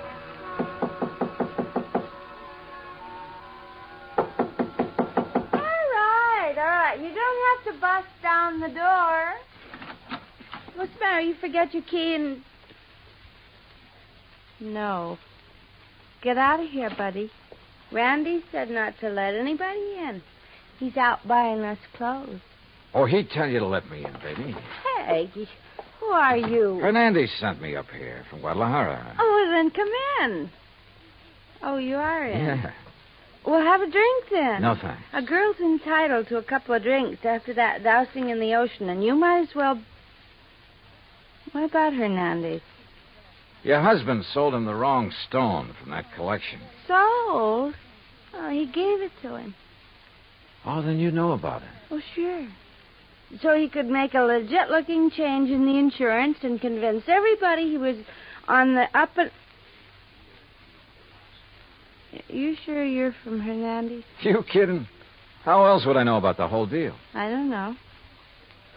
Hey, Randy said not to let anybody in here or he'd kill me. Dumb blonde, he called me. You? A smart, beautiful girl like you? Oh, hey, you're okay. My name's Vi. Come on, let's have a drink. No, thanks. Listen, Vi. I've got to get the right stone from that collection, the caliber diamond. Then I'll leave this one I've got in my pocket here. Which one you got? Let me see it. Oh, no, only Mr. Berman. And only when he gives me the caliber. Well, which one you got there, huh? Well, never mind. I'll show it to Mr. Berman. I just want to see it. Not until I get the caliber from the collection. So, if he isn't here, if he's taken it to the office, I'll just... You think he's crazy? Let everybody know he... Let me see the one you have, huh? Look, I just told you. Anyway, how do I know I can trust you? I didn't even see you in Guadalajara. Oh, now you sound like Randy. Dumb blonde, he said. Keep the door locked. But I let the bellboy in with the drinks, and I let you in, didn't I? Well, let me see the one you got. Will you, if I get you the other one? From the hat box that didn't have to go through customs? How did you know? Hey, you're a cutie. I'll bet you read about the Andrew dossier, just like Randy did.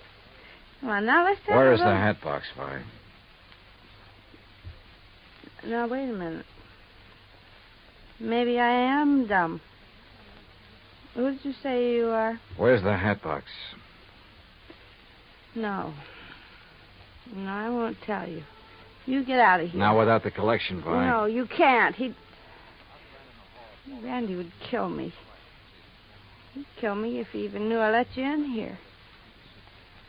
Who are you? Johnny Dollar, insurance investigator. Oh, please, Johnny, get out of here. The stuff in the bedroom? You can't go in there. I mean it. He'd kill me. Sorry, but that's your Oh, worry. no. Stop it or I'll set your eyes out. Now, Hey, you can't. pull in those claws, baby. No, you... Well, I hate to do this, but... No, help! Oh, yeah, that's right. Get the manager up here. Get the police up here. Police? Oh, no. Oh, yes. Then you'd really be in trouble. You'd be better off if Berman tried to kill you. Now, where's the stuff? It's in the closet, on the floor, in the hat box. Thanks.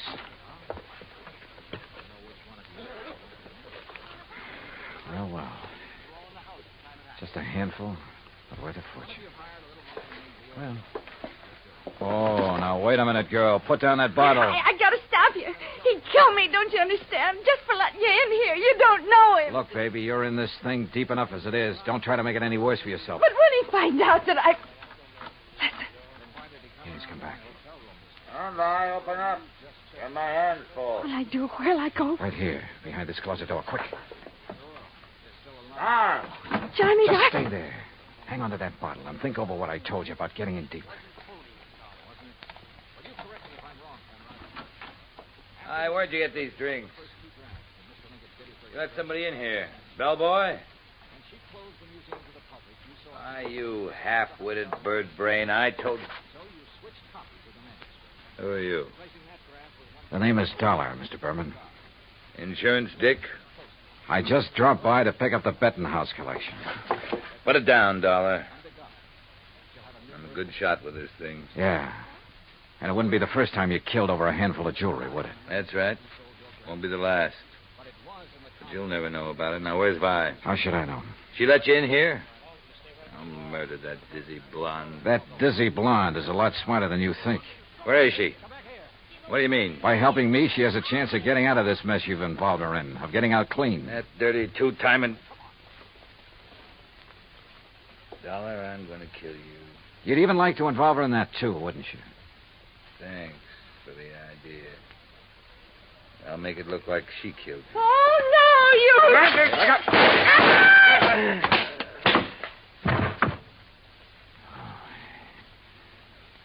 Nice work with that bottle, Vi. Sorry he missed you. Please, you won't let him... No, don't worry, baby. He won't bother anybody.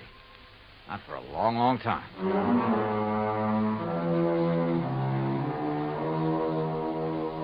Item 8, $245 even. Incidentals during a couple of days of relaxation under the California sun and transportation back to Hartford. Expense account total, $453.95. Remarks? By way of getting off as easily as possible, Vi sang like a canary, and incidentally cleared up a couple of other of his shady deals. Result? By the time his prison term runs out, he'll be too long dead to collect the insurance on his yacht. End of remarks, end of report. Yours truly, Johnny Dollar.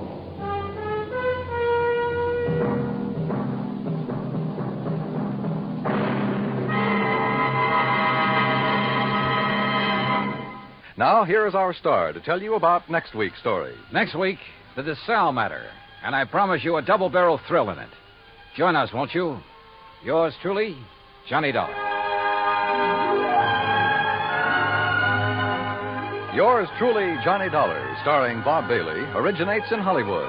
It is produced and directed by Jack Johnstone, who also wrote tonight's story. Heard in our cast were Virginia Gregg, Lawrence Dobkin, Howard McNear, Jay Novello, Jack Edwards, Barney Phillips, and Raymond Burr. Musical supervision is by Amerigo Marino. Be sure to join us next week, same time and station, for another exciting story of yours truly, Johnny Dollar. Dan Coverly speaking.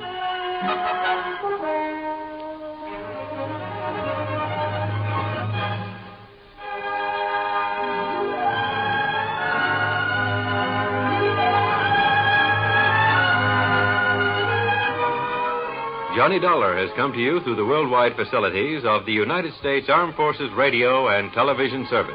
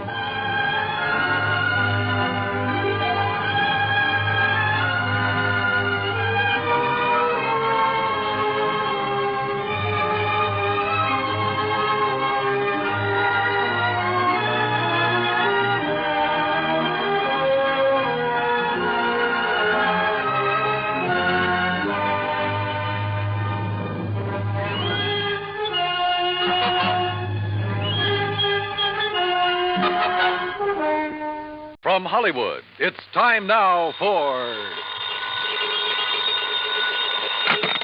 Johnny Dollar. This is Harry Branson at Philadelphia Mutual Life and Casualty Company. Oh, hello, Harry. What's with you? John, I have a case I'd like you to handle for us.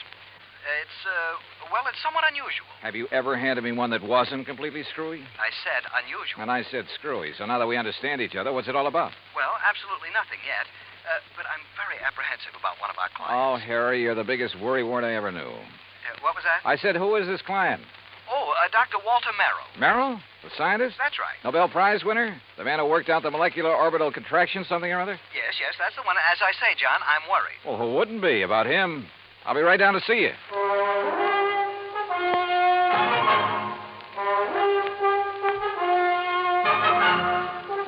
Bob Bailey in the exciting adventures of the man with the action-packed expense account. America's fabulous freelance insurance investigator. Yours truly, Johnny Dollar.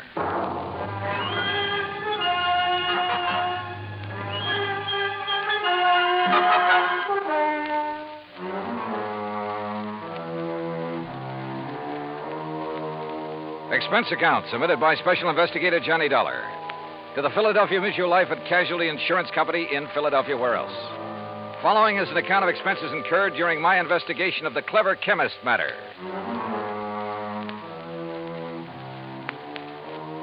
Expense of transportation and incidentals, Hartford to New York to Philadelphia.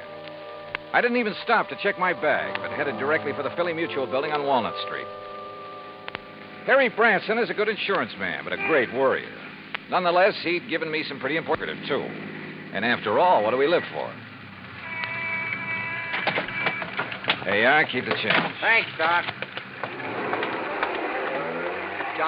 John, what took you so long? Oh, now, what's the matter, Harry? Forget to pay the rent on your office or just forgot the key? No, John, as a matter of fact, I have the key right...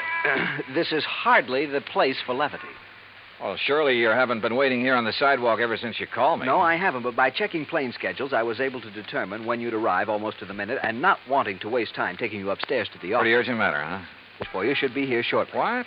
Well, now, usually I arrange these things myself, Harry. Yes, and how we pay out of you. Oh, Harry, you touch me to the quick. Oh, now, please don't misunderstand me. I don't mean that there's ever anything really dishonest about You your don't? expense account. Well, It's only... you ought to. Believe me, I'll pad it to the hilt if I think I can get away with it. Anyway, the most important reason for engaging the car was so that you can leave immediate... Malaga? Yes, New Jersey. It's a... Oh, is that where Dr. Merrill is? Yes. As is his custom, he chooses to work in some isolated spot where he can't possibly be disturbed. He and his colleague, that is. Colleague? I always heard that he worked alone, freelance. And you heard right. However, he now has a Professor Theodore Nash with him. Nash? One of according to Dr. Merrill. Never heard of him. John, they're working together on what I'm sure is some top secret project. Oh? Oh, say, wait. Didn't Merrill have something to do with the early rocket experiments? Precisely. Which is why I suspect their present work may have something to do with the space satellite or intercontinental missiles or something of the sort. Yeah, possible. But what has all this got to do with you? Their insurance. Dr. Merrill has had a policy with us for some years. $25,000. Oh, and he took out a policy for $10,000. Beneficiary? Nash made Dr. Merrill his beneficiary. Oh, well, that sort of thing is often done between men working together. Harry, you know that. Yes, so that if anything happens to one, the other will be financially able to carry on what they've started. Sure, right. Which is no doubt why Dr. Merrill changed the beneficiary of his policy to Theodore Nash. So, what's the worry? No sooner was the change made than I received a letter of protest from Dr. Merrill's daughter. Who's she? Mrs. Howard Harding. She and her husband live in West Philadelphia. He's a welder for an aviation company, I think. Well, what did she base her protest on, Harry? She claims her father must have been coerced into changing the policy. Oh, now, wait a minute. That sounds like the hungry relative who complains about being cut out of the will. It might. If Mrs. Harding weren't a perfectly well-balanced, intelligent, and I'm sure quite unselfish person, a completely... Is she good-looking? Well, yes. And real sweet to you? Yes, she is. Well, now, John, I don't know what you're trying to imply. They do it every time. John. Particularly when there's a bit of money involved. Good-looking insurance broker like you. And you're a bachelor, too, aren't you, Harry? Oh, John, you're pulling my leg. Oh, Harry. But then I guess we're all suckers for someone like that. That has nothing to do with it. I've had these hunches before, John, and they've always been right. Even you will have to admit that. Yeah, I'll confess that in the cases I've handled for you so far. Why don't you call up Dr. Merrill? I think the quaint old fellow would die rather than have a phone near enough to disturb him in his work. Oh, there's your rental car waiting at the curb. So off you go, John, and see what you can find out. Okay, Harry. It all sounds like a lot of nothing you're worried about, but as long as you're willing to pay for it. And I always did like South Jersey this time of year. I drove across the Delaware River Bridge into Jersey and headed for Route 45 to Westville, Woodbury, and finally Pittman, where I picked up Route 47. What Harriet said was true. These hunches of his had a remarkable way of panning out. And yet, who was I to complain? After a pleasant hour's drive through cranberry bog and farm country, through miles of orchards and the intoxicating odor of the peach blossoms, I pulled into the quiet little town of Malaga. Population, I'd say around 500. First stop, the post office. Dr. Merrill? Yeah, sure. You go back the way you came, about a mile, till you see the name Wampus Bung. Wampus what? Wampus means cat. Bung, bungalow. Wampus Bung. Yeah. Yeah, the doctor and the professor got the fourth cottage beyond it.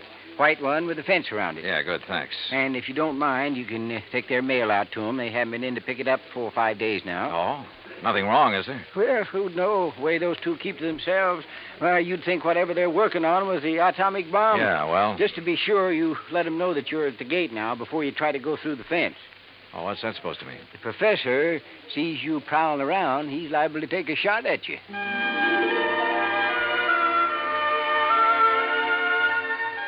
As I drove back and toward the edge of Little Malaga Lake, the idea of getting shot at by anyone living in this peaceful, quiet place seemed ridiculous. The lake itself, by the way, looked pretty inviting. I made a mental note to come back here on my own sometime after the fishing season opened. As the postmaster had indicated, the fourth cottage beyond Wampus Bung was heavily fenced in, so I gave notice of my arrival.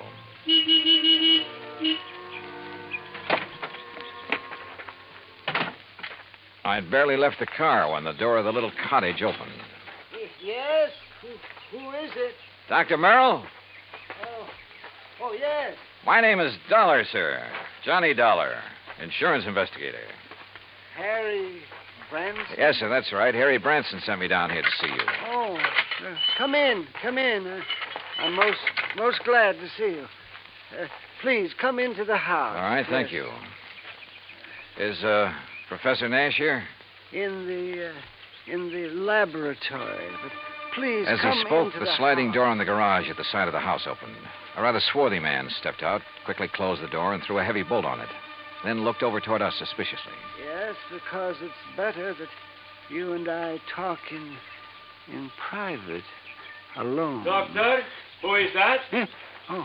Oh, yes, Professor. If we have a visitor, why do you not bring him here where we can both speak to him? Oh, yes, of course. This is Mr. Johnny Dollar, Professor Theodore Nash. Mr. Dollar? How do, Professor? I'm from your insurance company. Just making a little routine checkup. Oh, fine. I'm very glad to see you. As a matter of fact, I wish to talk with you. How do you do? Now, come into the laboratory. Professor, do you think it wise? Oh, of course, Doctor. Since he is not a man of science, I'm sure there is no harm in his seeing it. And you have an experiment going, remember? But I wish to Mr. speak Dollar, to him alone. within these four walls, the genius of Dr. Merrill and my own poor efforts are creating things that will startle the world. Outside, the small building looked like an ordinary two-car garage, someone in need of paint and repair. But inside, it was immaculate and loaded with scientific equipment of all shapes and sorts and sizes. There were racks of test tubes, bottles of chemicals, beakers, a centrifuge, machines and apparatus I'd never seen before, that I imagine much of the world never dreamed of. And all of it as neat as a pin, not so much as a stirring rod out of place. Look, Doctor. The polymerization step is almost complete. Eh? Now, you must continue the molecular balance check immediately. Oh, yes. And you must both leave me. This must not be seen by anyone. Yeah, we understand, Doctor. We understand. I hope you will pardon me, Mr. Dollar. Yes, of course, Doctor. Oh, come, Mr. Dollar. Yes, I will lock the door. Yes. He does require privacy, doesn't he? Yes. Oh, hey, you're not going to bolt that door, are you? Of course not. Force of habit, I guess. Oh, it is he who keeps things locked so tightly when he is working, unnecessarily so. But then genius is permitted his idiosyncrasies, huh? Harry Branson seems to think you two may be working on something to do with guided missiles. Very perceptive man. But that is something we must not speak about. Now, why have you come here, Mr. Dollar? Well, like I said, just a routine checkup. We usually do this when a sizable policy has changed. Oh, there is something unusual about two men working together on important things, ensuring in each other's favor? Well, no. But when his daughter perhaps objects. You know Dr. Merrill's daughter? Oh, I know about her and about her unfortunate marriage to that day laborer. Nothing wrong with day labor, Professor? Yeah, but one who waits for a great man like the doctor to die so that he can get his hands on the insurance money. You think that's why his daughter objected to the change? Of course. But his money will be used to further his work by me. And, of course, for the good of humanity. I see. Well, how soon do you think the doctor will be through with his experiment? An hour, perhaps two. And then he will call me in to assist him with the next, the crucial step. But now, about this look, why don't I insurance- run in town, arrange for a place to stay, grab a bite to eat, and then come back here, huh? If you like. I'm sorry we have no room in the cottage. No, to don't put give it you a second up. thought. I'll see you later. Something of Harry Branson's hunch had passed on to me. A strange feeling about the whole setup. There was something wrong about both Merrill and Nash, particularly the latter. Something I couldn't quite put my finger on.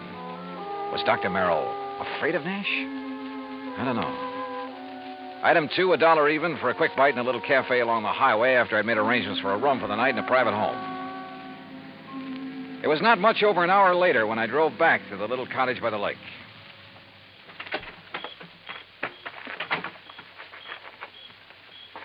And then I heard it. Someone pounding on the door of the laboratory from the inside. Someone calling for help.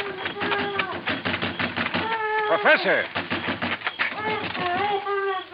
But the lock's on the inside. Turn the lock. What? Bolt here on the... Oh, what are you... Oh. Oh, thank heaven. Good Lord, Professor. What happened to you? You look like you've been run over by... Dr. Merrill. Oh, too late. Too late. Professor, what happened here? He beat me. Threw acid at me. The doctor? No, the man who... Then he killed the doctor with a gun. He killed him. Who, Professor? Who? I don't know.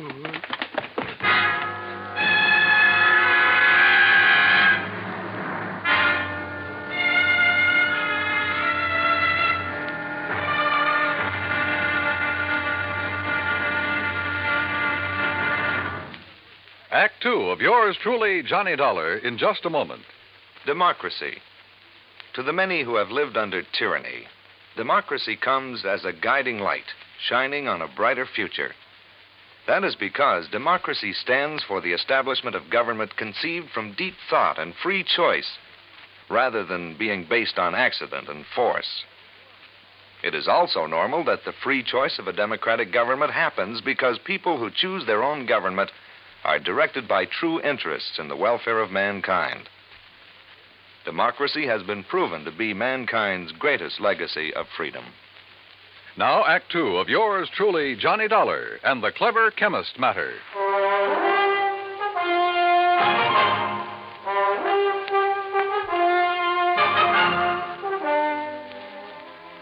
Expense account item 3, $10 for the services of one Dr. Frederick Foote, the only resident medico in the little town of Malaga, New Jersey. After pronouncing Dr. Walter Merrill dead, he took the badly beaten Professor Nash to his office clinic. While waiting for Nash to get in good enough shape to talk, I ran up item 4, 10 cents, phone call to the sheriff, who promised to come over as soon as he could enlist the aid of the nearby state police. Finally, Dr. Foote gave the word. But I suggest you talk with him as little as possible, Mr. Dollar. In pretty bad shape, huh, Dr. Foote? The intruder not only beat him severely, but threw a bottle of acid in his face. Oh? Professor Nash will never have the use of his left eye again because of that nitric acid. Has Nash said anything that might help us identify the assailant and killer? No? Now, please don't talk with him too long. Professor? Yes. Yes. Hello, Professor. Oh, Mr. Dollar. I will never see again with my left eye. He has told me. Yes, I know. I'm sorry. But the great Dr. Merrill, he is dead. What a loss. Professor. Professor, Tell me, did you see the man who attacked you? Yes?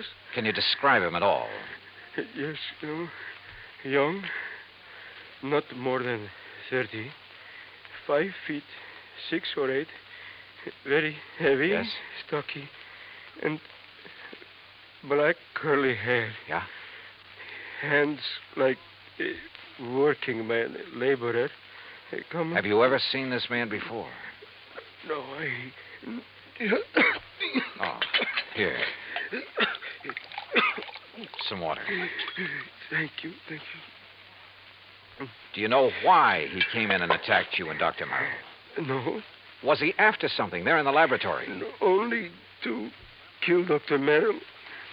I tried to defend him. I'm sorry, Mr. Dollar, but I think that's enough. Yes, okay, Dr. Foote. I think I've heard enough. I managed to get back to the cottage by the lake before the police arrived and came up with one very damning piece of evidence. In one of the bedrooms, I found a picture of a wedding couple. It was inscribed, "Love to the dearest father in the world." And next to the bride stood a man who answered perfectly the description Professor Nash had just given me. The husband of Dr. Merrill's daughter, Howard Harding. And then I thought of what Nash had said about Harding. His antagonism, his conviction that Harding was the one who resented the change in the insurance policy. But there was something else, too. That had happened when I talked with Nash in the doctor's office that... By the time I got back to the laboratory, the sheriff and state police arrived. The sheriff, I'm afraid, mussed up any prints that might have been left on the bottle of acid. However, in the weeds outside, a state trooper found the pistol, a .38 caliber Luger that had killed Dr. Merrill. Fingerprints had apparently been wiped off, but the gun was carefully... Fingerprints. Before taking off in a mad dash back to Philadelphia, I stopped at Dr. Foote's and picked up one water tumbler. Item 5, $3.70 for a tank full of gas. Item 6, 50 cents. Parking in Philadelphia as close as possible to Harry Branson's office. John, what have you found out about Dr. Merrill? Harry, he's dead. Well, oh, dear. Now, listen. Write down the address of Mr. and Mrs. Howard Harding for me. His daughter, does she know? No, she doesn't know yet, and I hope I can avoid telling her before I write it down, will you, man? Well, yes, of course. Take this. Don't unwrap it, but see that it gets to Ray Kemper at the Federal Bureau fast. I'll check with him about it later, thanks. But now, John... Harry, this is one time this expense account of mine is going to save you a lot of money. I think.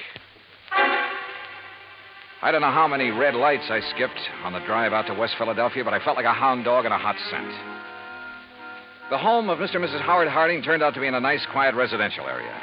I was met at the door by the girl in the wedding picture. A tall, very nice-looking blonde in her late 20s. Oh, yes? Mrs. Harding? I'm Terry Harding. Well, I'm Johnny Dollar from your father's insurance company. Oh, good. Come in. Perhaps you can help me make him do something about that policy of his. Well, that isn't exactly... Someone has poisoned Daddy's mind, Mr. Dollar. Oh? What do you mean? Well, it isn't that I need the money if Daddy dies, which heaven forbid. No. It doesn't exactly look as though you do. No, of course we don't. Howard's been doing so wonderfully at Colonial Aviation. Yes, apparently. And I'd had a notion he was just a laborer or something. Oh, dear, no. That's what Daddy called him because he wasn't too fond of Howard. And that is the way Howard started before we were married, but now he's one of the officers of the company. Where is he, Mrs. Harding? Well, as a matter of fact, I thought you were Howard when you drove up just now. He's been fishing. Fishing? On some little lake over in Jersey. He goes every Saturday all by himself. Malaga Lake? No, Malaga's where Daddy works. Mm-hmm. He and that. That what, Mrs. Harding? Well, I don't know. It's Howard, I guess. What do you mean? Howard has never liked or trusted him, even though they've never actually met. When Daddy changed his insurance to name that professor, there is something wrong about that man, Mr. Dollar. What, Mrs. Harding? I don't know. Daddy always worked alone until he came along. Daddy's such an alert, bright-eyed little busybody in spite of his Wait a age. minute. Your father... Like a cute little wound-up spring, hopping about like a... Mrs. Harding. Yes? Mrs. Harding, when I saw your father... You've seen Daddy. Well, then you know what I mean. He was tired.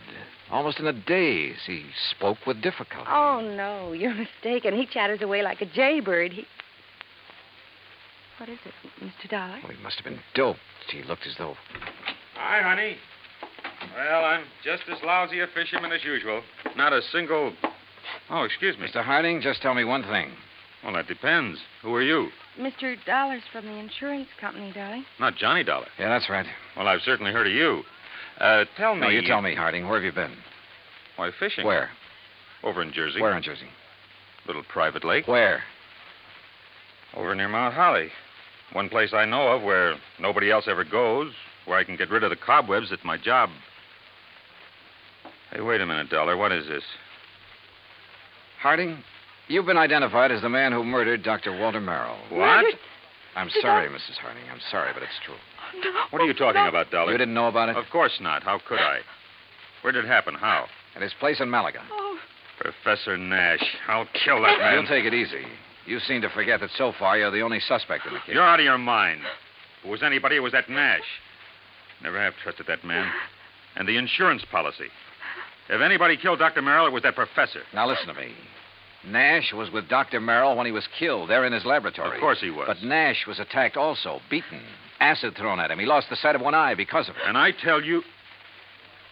You sure? Yes, of course I'm sure. It was I who found them. Nash beating against the inside of the door of that laboratory crying for help. A door that was bolted on the outside. But, Dollar, You're sure of that? I'm sure. Well, I still think... Oh, Terry, I'm sorry, honey. Here, let me... Howard, it's so terrible. Better answer that phone, Howard. Yeah. Hello? Yes? Oh, yes. It's for you, Mr. Dollar. Oh, thanks.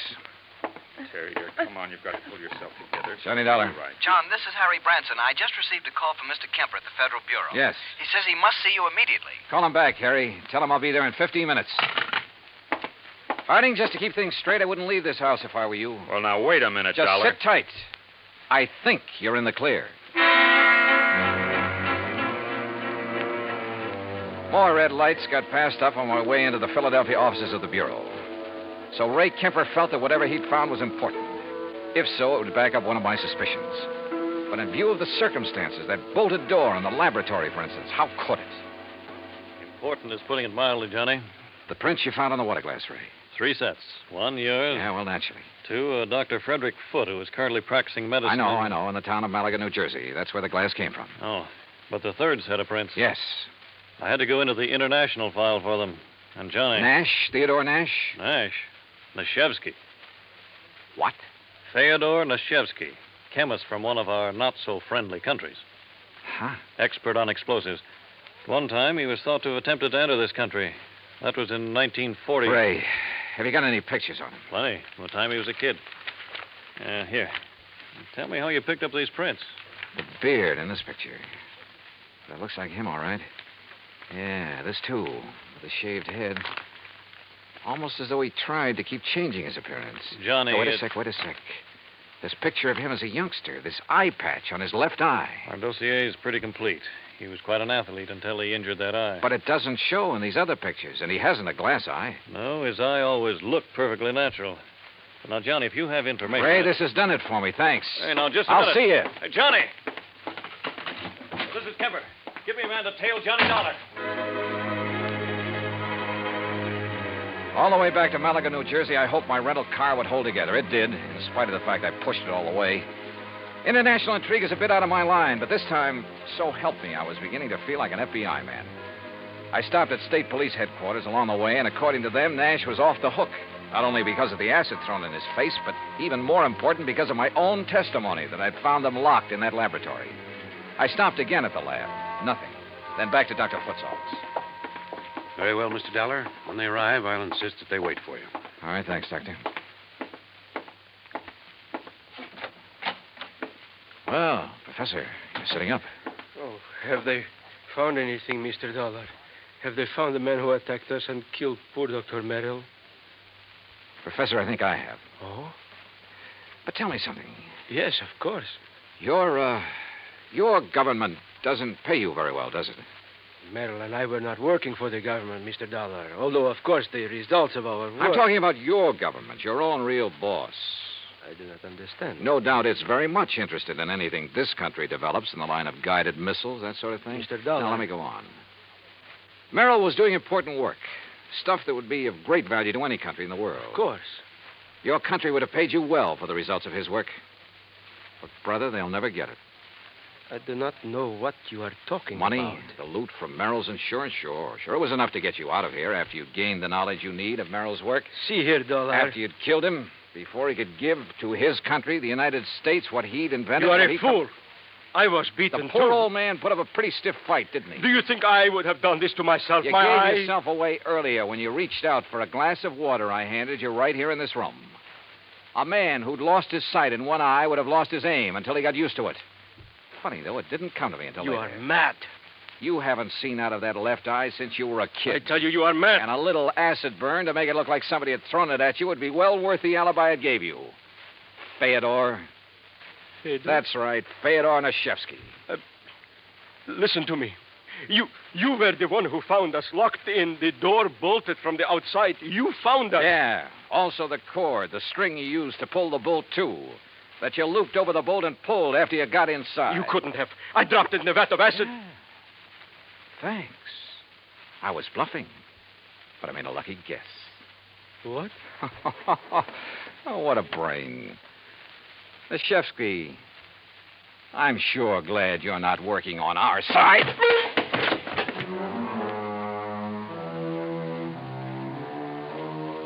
The capsule he fished out of his pocket never got to his mouth. And I'm afraid he won't see very well out of his other eye for a while. My knuckles still hurt.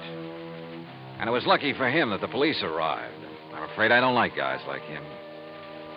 Expense account total, including all the incidentals I could think of, and transportation back to Hartford, $84.35. Remarks? Well, don't beef on this one, Harry.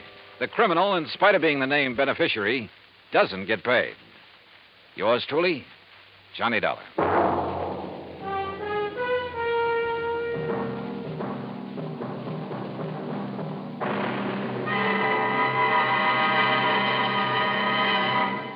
Now, here is our star to tell you about next week's story. Next week, a real close look at a little-known but very dramatic side of Hollywood. Join us, won't you? Yours truly, Johnny Dollar.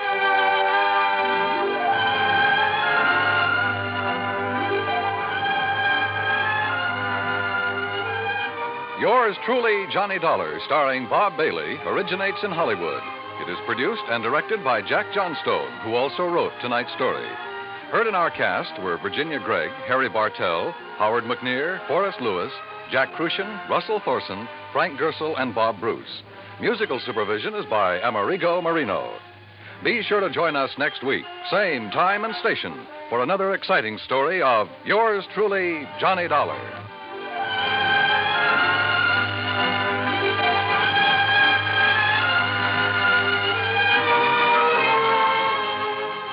Johnny Dollar has come to you through the worldwide facilities of the United States Armed Forces Radio and Television Service.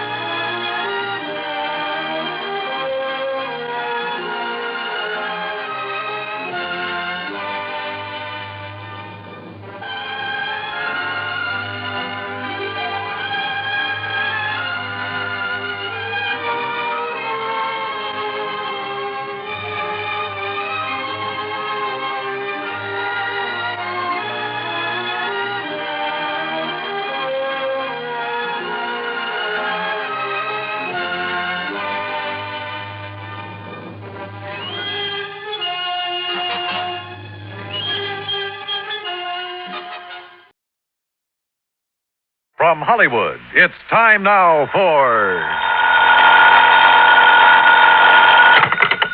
Johnny Dollar. Ted Orloff here. Orloff, Los Angeles? That's right. Tri-Western Indemnity Company. Well, hi, Ted. Look, are you free to come out here in a hurry? What's up? A Wayward truck. A Wayward? That's right, truck. Lost, strayed, or stolen? That's what I hope you can find out. It's a big one. Insured for nearly $20,000. That is a big one. And aboard it when it disappeared was the driver. Insured? For $10,000. And a cargo of copper tubing worth $9,500. also insured. Holy. Ted, I'll grab the next plane.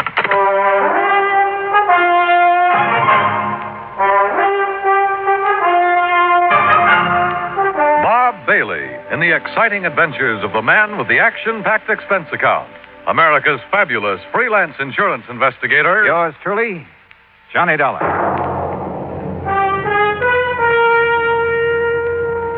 And now, Act One of yours truly, Johnny Dollar.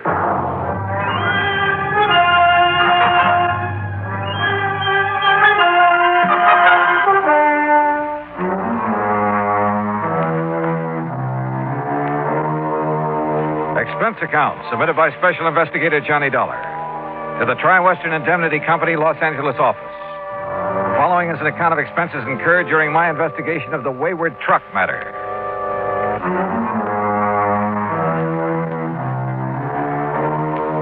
Expense account item 1, $194.65, airfare and incidentals, Hartford to Los Angeles, California. When my plane set down at the International Airport shortly after 9 a.m., Ted Orloff was waiting for me. He led me on out to the parking lot. Here we are, Johnny. This car right here. All right. Go on, hop in. Okay. You reserve a hotel room for me in town, Ted? Huh? Why? Well, after all, I've been sitting up on a plane all night and wouldn't mind a chance to shower and slick the whiskers off my pussy. Change clothes. Don't want to take the time. That's why I'm glad you could make it out here right away. See, this thing only happened Wednesday night. Well, just what did happen and who suffered the loss? And how about stopping somewhere so I can grab some breakfast, huh? Sure. Find a place along the way. Like I told you, Johnny, a truck loaded with $9,500 worth of copper tubing has disappeared. What kind of tubing? The kind they use a lot of in building airplanes, that sort of thing. Go on. It was shipped from Marlowe Copper Products over in East Los Angeles. That's where we're heading. Marlowe's a big jobber, distributor. Okay, so what happened? Well, late Wednesday night, a driver by the name of Jackie McAllen was scheduled to haul this order of tubing over to the Belle Aircraft Corporation over in Victorville. That's about 100 miles east of here, out in the desert. Yeah, I know. So? Well, the truckers usually drive that route at night, not only because of lighter traffic, but to avoid the heat during the daytime. Brother, you can say that again. Yeah. Well, anyhow, right after midnight Wednesday, 12:05 to be exact, Jackie signed out of the Marlowe warehouse with his load of copper tubing. Yesterday morning, Friday, Belden Aircraft was screaming for it, wanting to know why it hadn't been delivered as promised. Just disappeared? Just disappeared. Hijacked, obviously. And the driver? Any word of him? Nothing. Well, what kind of a market is there for stuff like that out here? Plenty of market for it. Not only because it's expensive, but it's hard to get, too. Especially for some of the new little companies that have sprung up around Palmdale and Lancaster out that way. Yeah, didn't Lockheed just build a plant out there? Lockheed, Belden, a lot of the big ones. And they subcontract work to the little boys. That's why nearly $10,000 worth of copper tubing would be worth its weight in gold to those little plants. Well, then it's a wonder there isn't more of this kind of hijacking, if that's what it is. What do you know about the driver of that truck? Jackie McAllen is as honest as a day is long. Yeah, who says? His employer, and he should know. Jackie's been driving for Marlowe Copper Products for years. They trust that boy with a load of pure gold. Yeah. What's that mean? Yeah. Man might have some trouble selling off a load of pure gold. Huh? But if what you say is true about the demand for copper tubing in this area. Oh, now, wait a minute. Well, every man's supposed to have his price, you know, Ted. Look, Johnny, I see what you're driving at, all right, but not Jackie McAllen. You sure? 10,000 is a lot of money. Wouldn't be worth 10,000 sold undercover. Jackie would certainly know where to sell it, though, wouldn't he? Johnny. And why hasn't he showed up? I'll tell you why. Because he's probably been killed. Item 2, $1.75, breakfast for me and a cup of coffee for Ted Orloff on the way into Marlowe Copper Products in East Los Angeles. I was amazed at the way this industrial area has grown in the past few years. The Marlowe operation turned out to consist of a small office and a couple of warehouses. Marlowe himself was a tall, lean man of about 50, very much on the ball. Yes, sir, Mr. Dollar. It's as simple as that.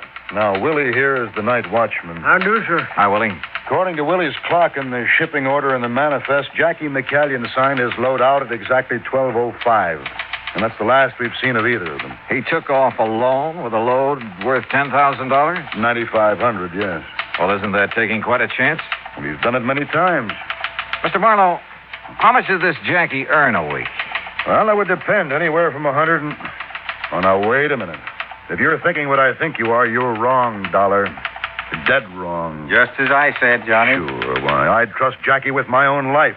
And believe me, whoever's done him in, well, he's going to have to deal with me. I'll see him hang. What makes you so sure he's been done in? Well, it's the only thing that could have happened to make him give up a shipment of goods. A hijacker'd have to kill him. And whoever did this to Jackie... Tell me, do you think there's any possibility of his having been approached beforehand by hijackers? Perhaps threatened into turning the shipment over to them? No, not a chance. He would have told me of anything like that immediately. If he had time, maybe. Who's working on the case now, Mr. Marlowe? The L.A. Police Department and the Sheriff's Department of every county in Southern California. Are all your trucks like those two I see out the window there? Jackie's was. We got 4 of those big singles. Did have. Now it's 3. And 3 big tractor-trailer rigs. Mm-hmm. A truck like one of those is a pretty big hunk of stuff to just disappear.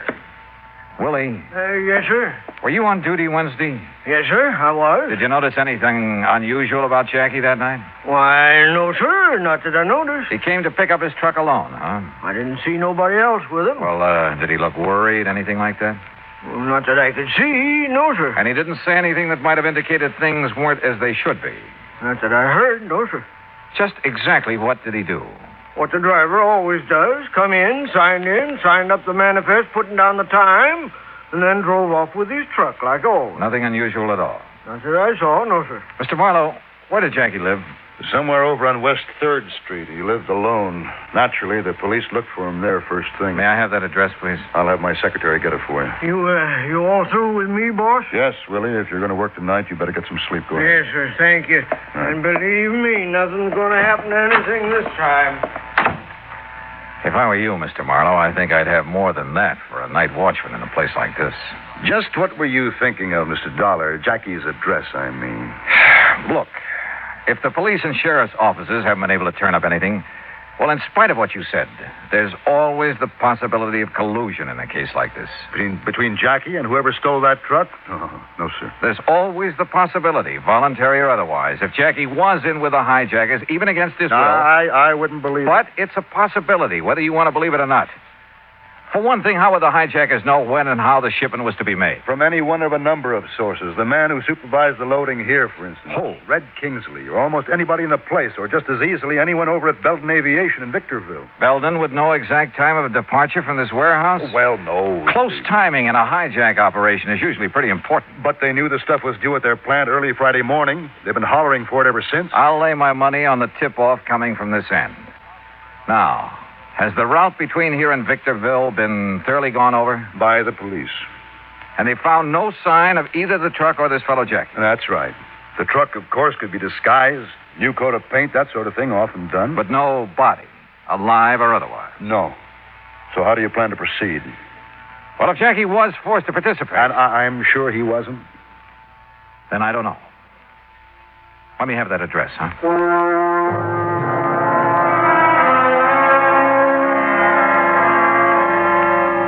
Frankly, I didn't have the least idea what I was looking for.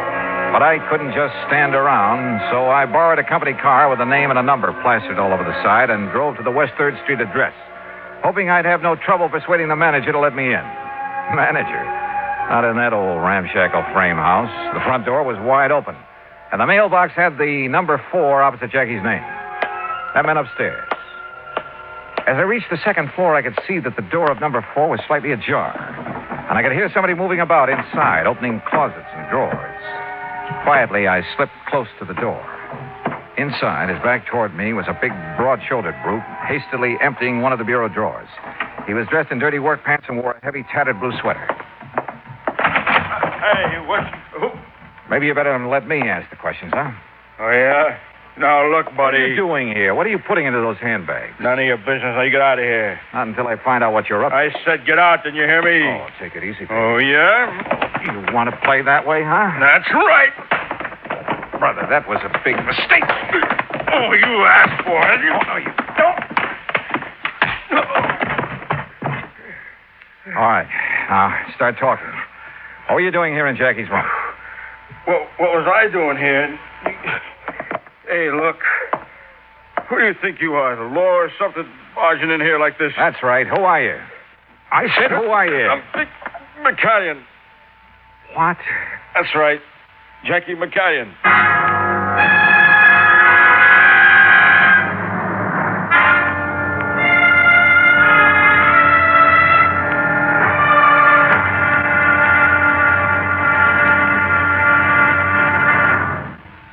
Act Two of yours truly, Johnny Dollar, in a moment.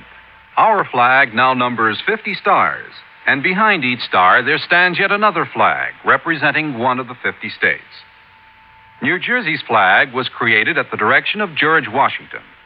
In 1779, General Washington directed that the New Jersey Continental regiments wear coats of dark blue with buff-colored facing. This was done as a tribute to the former ruler of these colonies, the Dutch, whose national colors were buff and blue. Later, he instructed that the field on the flag of New Jersey should be the same buff color, and the state coat of arms in blue be placed upon it. The state's motto, reflecting the aspirations of all who came to these shores, is also inscribed on the flag: liberty and prosperity. This flag was displayed proudly before the combined American and French armies at the surrender of Cornwallis's army at Yorktown. New Jersey's state flag, the flag of the third state to enter the Union, was adopted on March 26, 1896. Now, Act Two of yours truly, Johnny Dollar, and the Wayward Truck Matter.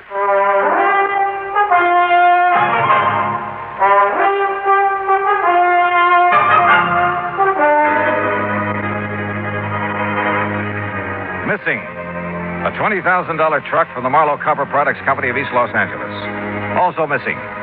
Its cargo of copper tubing insured for $9,500. Also missing, also insured, the driver, one Jackie McCallion. And when I found a big, ugly-looking character going through Jackie's furnished room, I jumped him. And who does it turn out to be? That's right, Jackie McCallion. Boy, I'll say this, buddy.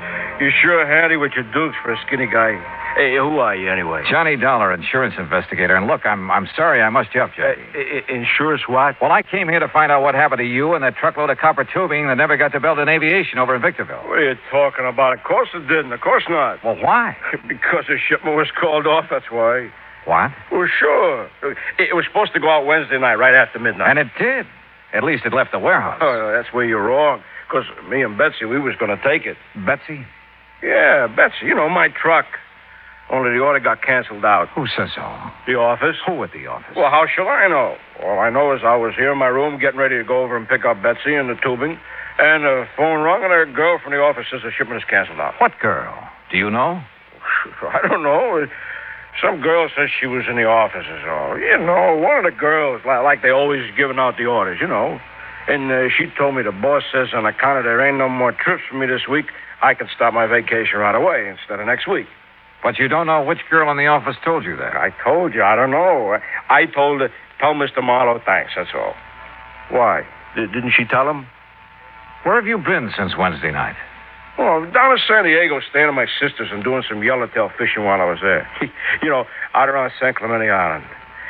Boy, they pulling in the big ones. Yeah, I'm sure they are. There was one guy on our party boat that... Hey, wait a minute. What do you mean the shipment went out? Just that. On schedule. A little after midnight But on that Wednesday. girl told me... And it hasn't been heard of since. You mean it went out in my truck? In Betsy? Who took it? According to everything we know, you. Oh, no, sir. By midnight Wednesday, I was halfway to San Diego in my car. Look, you ask my sister down there. I got there before 1 a.m. Call her up and ask her. Go ahead, call her. You're sure of that? Oh, sure, I'm sure. And if some dirty guy took my Betsy out, I'll kill him. Don't nobody ride Betsy but me. Well, what were you doing when I came in here? Packing those bags in such a hurry. What for? My vacation. What's the matter? Don't you hear good? Hey, well, look, mister. If somebody took my truck out... Okay, Jackie, okay. Calm down and come along with me. Where? We're going back to Marlowe Copper Products to talk with a couple of people. Maybe do a showdown. Jackie, with a name like that, I'd pictured a slim, wiry little fellow, not this big gorilla.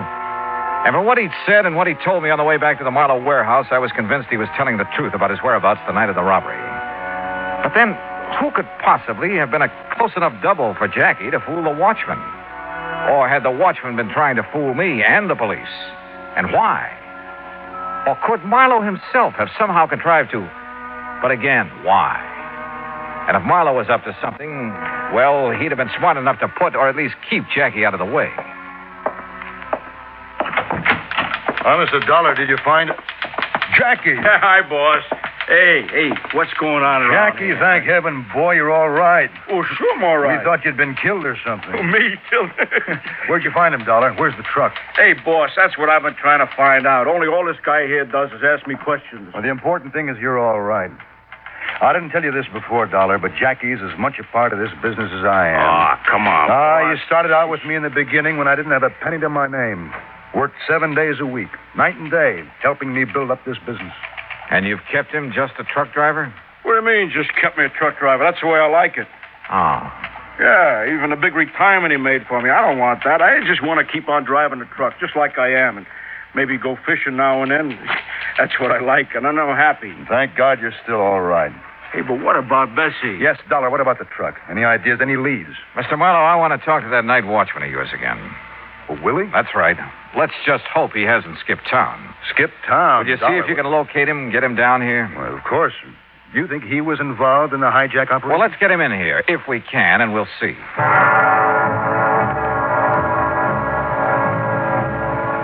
Something had just come back to me. Something pretty damning insofar as Willie was concerned. It was the way he had answered my questions when I talked to him before. Was there anything unusual about Jackie when he came to pick up the truck? Well, not that he'd noticed, he said. Had Jackie picked up the truck alone? Well, he hadn't seen anybody with him. What had Jackie said?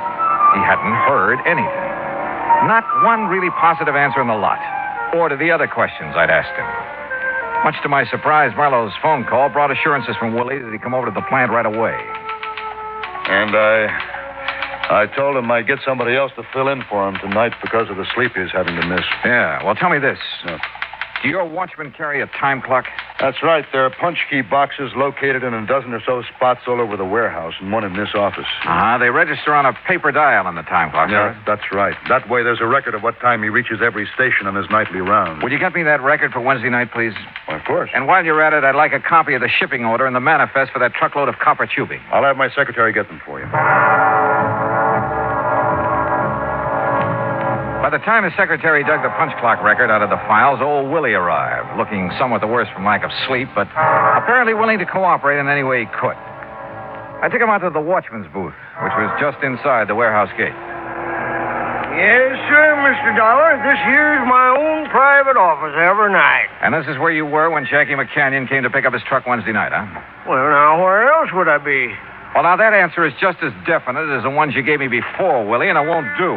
Why? I asked you if Jackie said anything that night that might have made you suspicious. And I told you. Not that I heard, no, sir. Well, did you talk with him at all? Well, no reason to. There were just the two of you here in the middle of the night. Yes, sir. And you didn't even say hi to each other? Well, no reason. Driver comes around to pick up a shipment. All he has to do is sign up the manifest the time he leaves. And... You knew what time he was to be here, didn't you? Sure. Yes, sir. It was right on the shipping order. But you didn't see him. You didn't see him pick up the shipping order or sign the manifest or drive out of here with his truck. Knowing he was coming, you left the gate open for him. Or knowing somebody was coming. That's against the rules, mister, leaving the gate. You weren't here when that truck went out. I didn't say that. No. So far, you haven't said anything. You've just given a lot of evasive answers to all my questions. All right. Now, if you were here, you were partner to the hijacking operation. No, sir. You'd have had to be. Because Jackie McCanyon didn't pick up his truck that night, as you'd have us believe. If you were here at the gate, that is. And that's something we'll find out right now. Here. Say, that's out of my time clock. That's right. And it's dated the night of May 22nd and 23rd. That's the night? Yes. Now, where's Station 1? Why, that's right there on the gate there. And that's the key I use to punch my time clock. Every single night, right on schedule. And I don't know what you're getting at, young fella. All right. Just listen to me and answer my questions. Station number 1 was punched at 11:41. If that's what it says, that's what it was. Now, where's number 2? Well? Look, I don't like the way... Where is number 2?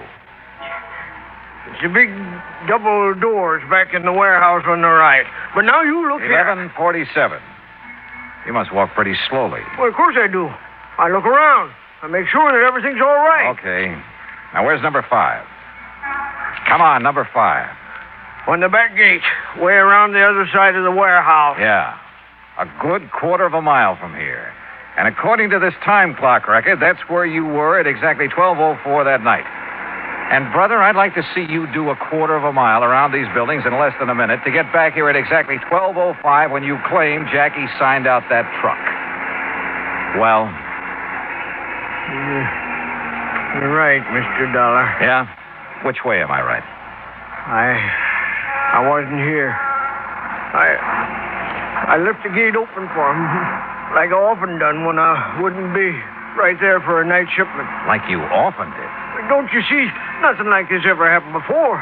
And when I seen his name on the manifest, I knowed that You weren't here when the truck went out, so you don't know a thing. I mean, I thought Jackie took it because I left the catch on the main gate so it looked like it was locked. You ever done that before? Well, not for Jackie. He was always too close to the boss. Well, he and the boss. Yeah, I know all about that. But I have for the other boys. Yeah.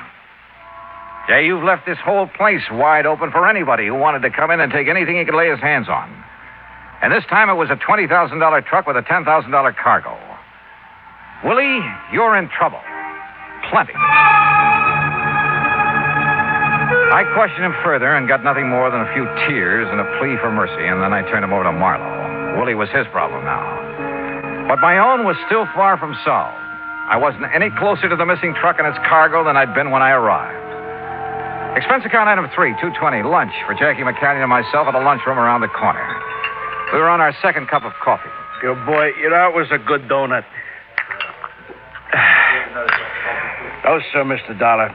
And the more I think about it, the more I say that outside of them pretty girls in that boss's office, the only ones to be sure what time that shipment was to go out was Willie and Red Kingsley. Kingsley?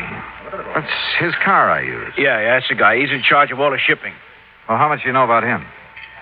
Well, I don't know. After all, he's kind of over me. I thought your only real boss was Mr. Marlowe. Well, he is. You just bet he is. And he's the best friend I ever had, too. But if I don't keep my place around the plant, keep subordinating to the guys that are foreman and stuff, what do you think would happen to the morale around the plant? Well, tell me about Red anyway. Dollar, Mr. Dollar. Mr. Marlowe? I just got a call from the sheriff's substation in Victorville. Yes? They've picked up some of that shipment of copper tubing. You see, we put a stamp on every piece. Then whoever hijacked it is already getting rid of it. Yes, but so far nobody's admitting where they got it. It's at Air Metals Company and Stress Products Incorporated, both near Victorville. You want to check on it? Use Kingsley's car again. Right. Hey, you want me to show you the route? Okay, Mr. Marlowe. Sure, Jackie, go to it.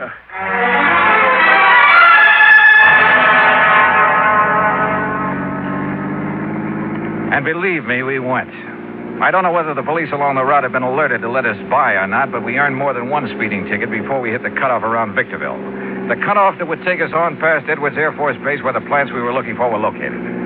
All along the way, Jackie had carefully scrutinized every truck we passed, going in either direction. No. Same make and model, but she ain't Betsy. Oh, Jackie, don't you realize that truck of yours is no doubt thoroughly disguised by now? You think a father couldn't tell his own little baby no matter how disguised it was? Maybe, but a truck. Yeah, now, look at that one up ahead. See the one we're pulling up on? Also, same make and model, only this one is painted green. Yeah. Want me to slow up as we pass it? No, she ain't Betsy. Even from here, I could tell.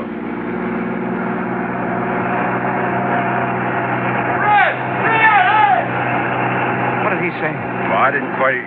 Hey, wait a minute. That's Betsy. You sure? That paint job looks pretty old. That's Betsy. I know by her sound. You stop and block her off. Hey, Red. That's what he shouted. And this is Red Kingsley's car with the company name all over it. Yeah, that's why he thought we was Red when we passed him. Sure, and look, he's catching up on us. Well, he sure knows we ain't Red by now. Hey, look out. He's going to pile into us. He's going to ram us. Holy, hang on.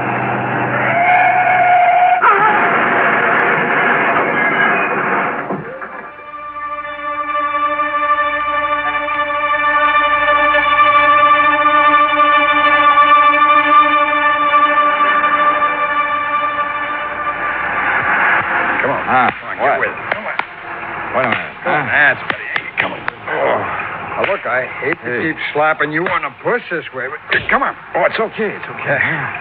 All right? I'm okay. Hey, your pal's up the road with that other truck. That's the sheriff's car.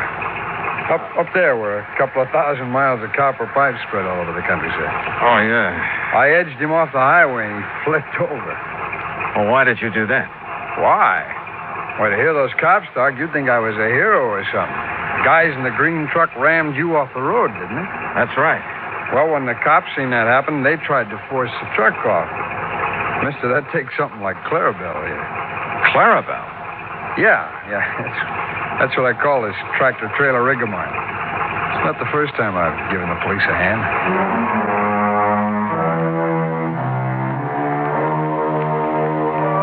Yeah? They've given a lot of people a hand, those boys who drive the big interstate trucks and trailers. They're a pretty fine bunch to have on the road. Well, I guess it's pretty obvious that Red Kingsley and Marlowe's shipping department was back at the hijacking operation. The two who were aboard the stolen truck turned state's evidence and sang plenty, and the courts will take care of them. Expense account total, including air transportation and incidentals back to Hartford, $50105. Yours truly, Johnny Dollar.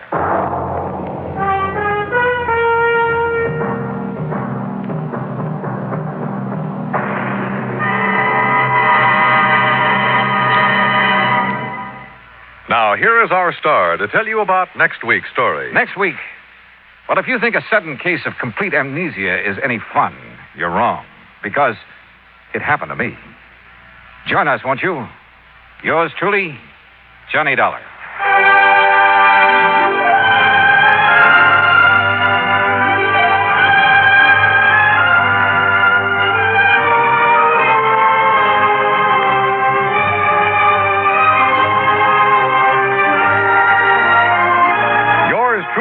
Johnny Dollar, starring Bob Bailey, originates in Hollywood.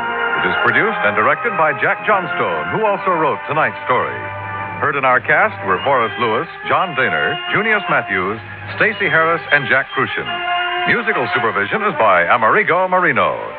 Be sure to join us next week, same time and station, for another exciting story of yours truly, Johnny Dollar. This is Dan Cubberly speaking.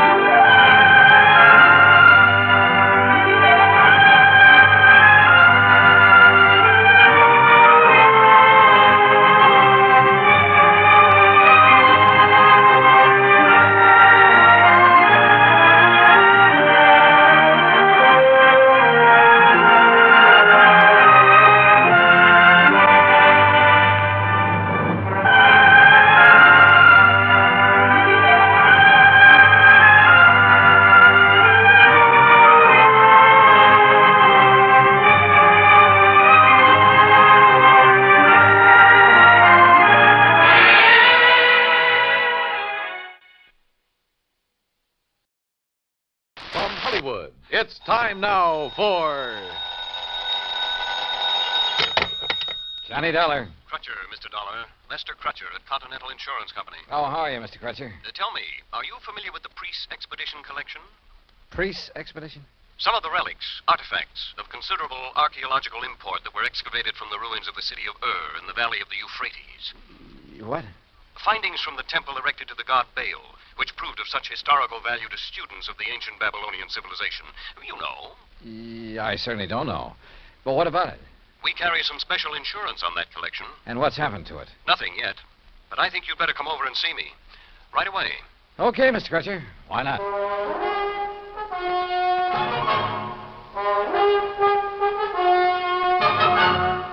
Bob Bailey in the exciting adventures of the man with the action-packed expense account.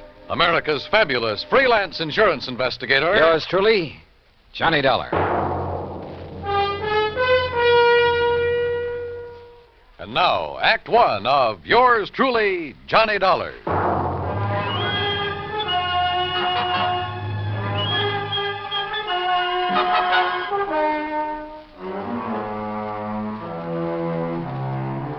Expense account submitted by Special Investigator Johnny Dollar to the Continental Insurance Company, Hartford, Connecticut.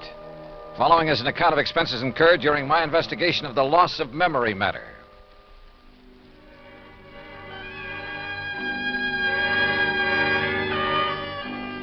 Ancient Babylonia, Crutcher had said. So on the way down to his office, I stopped off at the library for a good look at the encyclopedia. And I learned that what was once Babylonia is now a part of the country of Iraq, one of the hot spots in the Middle East. Good. There might be some action, even international intrigue. On a map, I found the location of the long-forgotten city of The confluence of the Tigris and Euphrates River near the Persian Gulf was where it was. Romantic names, all of them. And not too far away, the exotic city of Baghdad. Yes, at long last, a trip to the Middle East. Middle East? Well, that's what the map said, Mr. Crutcher. Near west is more like it, Dollar. Huh? You must have misunderstood me. The relics from the temple of the god Bale I mentioned are presently in the little town of Lakeview. Lakeview? Yes, right here in Connecticut. I guess I did misunderstand. They're owned by a Mr. Alvin Peabody Cartwright, who, I might venture to say, is a crackpot of the first order, but who happens to have placed a great deal of insurance with us on his life, property, art collection, and so forth. I see. You mentioned a priest's expedition collection. Of rare scrolls and tablets, principally, taken from excavations along the bank of the Euphrates River. Some of them over 4,000 years old, all of them of great historical and archaeological value. Here, this is a relatively unimportant piece that Mr. Cartwright gave to me some years ago. Well, what is it? What does it look like? Well, like a tiny sort of sofa pillow. Only it's made out of dried mud or some... Hey, wait a minute. There are a lot of tiny marks on it. Hieroglyphics, Dollar. Those are a perfect example of the cuneiform writing that was used by the ancients. Oh, what's it say? Has anybody deciphered it? It's a receipt for 24 fat sheep, 12 oxen, and 12 goats that were taken to the temple for sacrifice to the great god Bale. Well, how about that? Does the whole collection consist of stuff like this? Yes, and of priceless scrolls made of papyrus and leather. You've heard of the Dead Sea Scrolls? Oh, yeah, sure. That throw so much light on biblical times. Yeah, they've had a lot of publicity in time and life and so on. Yes. Those in the priest collection cover much of the history of the Canaanites and Phoenicians. And you've insured the collection? It's this way. Mr. Cartwright has decided to sell it to the museum here in Hartford. Has promised them that his stepson, Alfred Hocking, who lives with him, would deliver it to them today. But now he's suddenly worried to death that something will happen to it en route. So? So, to keep him happy, we've issued a $20,000 transit policy. Well, then what's he worried about? Now he demands a guard for it, too. Well, doesn't he trust his stepson, this Alfred? Who knows? Who knows what old Cartwright thinks, whom he trusts. Well, now look, And after all, $250 plus whatever expense account you can dream up for a couple of hours' drive in the country. What if his own... Oh? Well, sure, why not?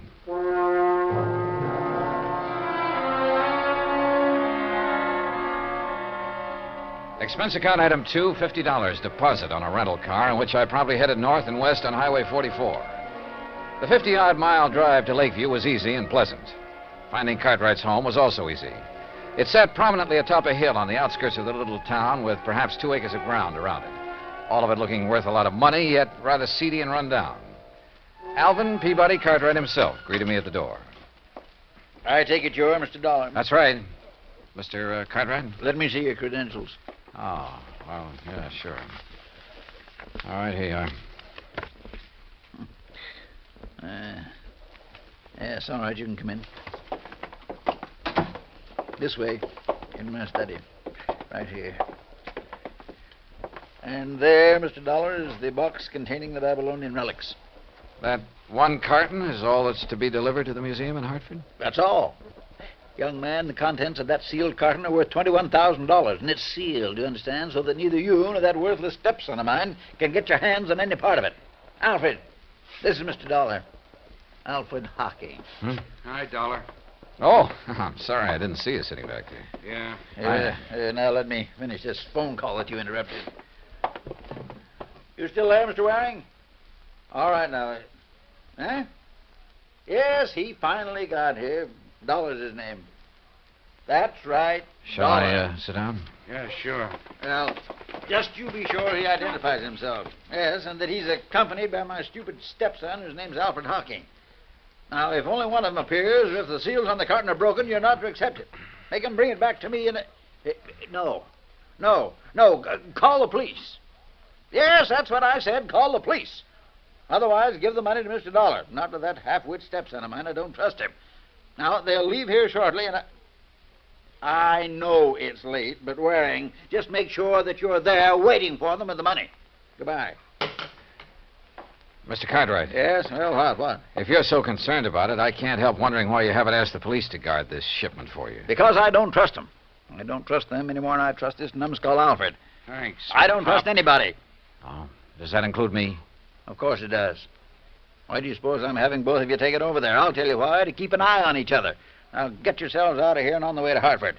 Just be sure you bring that cash right back here to me tonight. You mean check, don't you? I mean cash. I don't believe in checks. I don't believe in banks. I don't trust them. I've kept all I have in my big safe here in the house for the past 47 years, and I intend to continue keeping it there, where I can watch over it myself.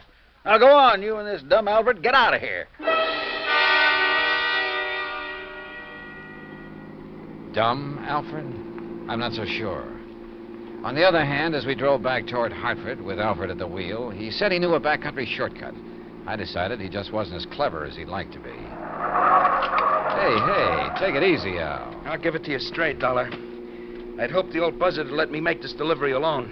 Because believe me, if he had, he'd never see 1 red cent of that 21 grand we're going to pick up. I take it you and your stepfather don't get along too well. That's putting it mild. But I'm telling you, boy, that once I figure a way to relieve him of his dough, he'll never see me again. $21,000. Boy, that would get me so far away from here, I tell you... You, been living with him long? All my life. The crazy old Scrooge has never let me have any money of my own. And me, I got a right to blow myself, have a little fun, as much as anybody. Well, maybe he thinks you ought to work for it. Hey, now, you better slow down, Al. Work, did you say? When he's got more than he'll ever be able to use stashed away in that old safe in the cellar? Why should I have to work? Hey, I said take it easy, Al. Why don't those trucks stay off those backcountry roads? Oh, now, Al. Why should I work when all I need to do is to get my hands on some of that pile he's got in the safe and I can live like a king? He'll never spend it, and he'll never leave it to me when he kicks off. That's why I haven't knocked him off myself, but believe me, Al, look, just stop this crate and let me take the wheel. Yeah, why? Oh, with all your ranting and raving, you're all over the road. Sure, okay. Sure, you can drive. Well, stop. Sure, I'll stop. Look out, we'll skid. Let us skid. Look out!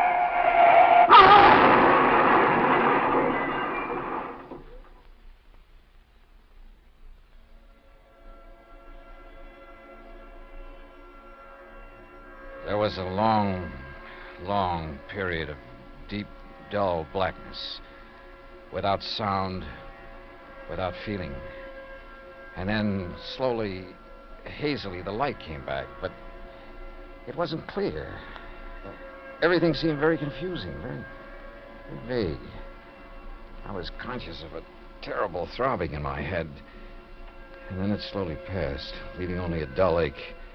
A strange and helpless feeling of not knowing who or what or where I was, until the shadow of a man rose from the ground beside me. It slowly took definite form as it wavered for a moment, then stood over me.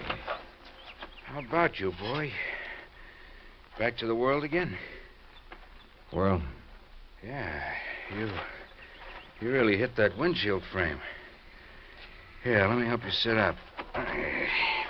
I'll lean you up against what's left of the car. Here now. Car? Sure. Here, this is the wreck we cracked up in. There you are. Nothing busted. You were just knocked out. Cracked up? Sure. On our way to Hartford. Hartford? Hey. What's the matter with you? I don't know. I can't seem to remember anything. What do you mean? Not anything. I can't remember. My mind is all blank. Well, you know who we are, don't you? No. What? No, and my head, it's... Look. Are you kidding, Bud? car? Sure. Hartford, to deliver some stuff and collect the big water. You're sure you don't remember? I don't remember. Not even who you are? I don't remember. I'm trying to, but... Well, I'll be...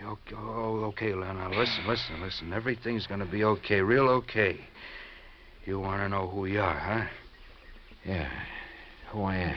Sure you do, and I'll tell you. Your name is Hocking. Alfred Hocking. Alfred? That's right, yeah. You're Alfred Hocking. We were driving along here in the car. See, I was. You were keeping me company, you get it? Yeah, I guess so. Sure you do, sure. You see, I have to deliver some stuff in Hartford. It's in this box here in the car. Yeah, you see it? Box? Oh, yeah. Yeah, you just came along for the ride. The ride to Hartford, see? Oh. Yeah, and after I deliver this stuff and pick up make a little pickup, that is, why, then you and me will part and go our merry way, you see? I don't know, I guess so. Sure you do, sure you do. Sure I do. You feel better now, huh? Yeah, much. If only my head would clear. If only I could remember something, anything. Look, you're going to be okay.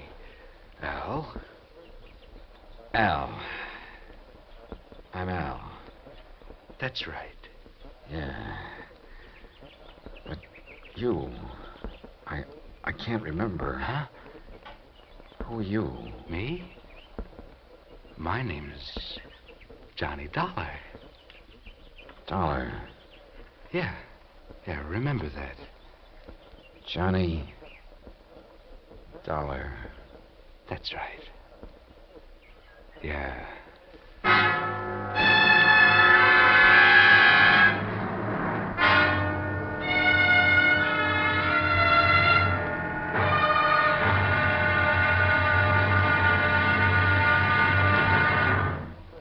Act two of yours truly, Johnny Dollar, in a moment.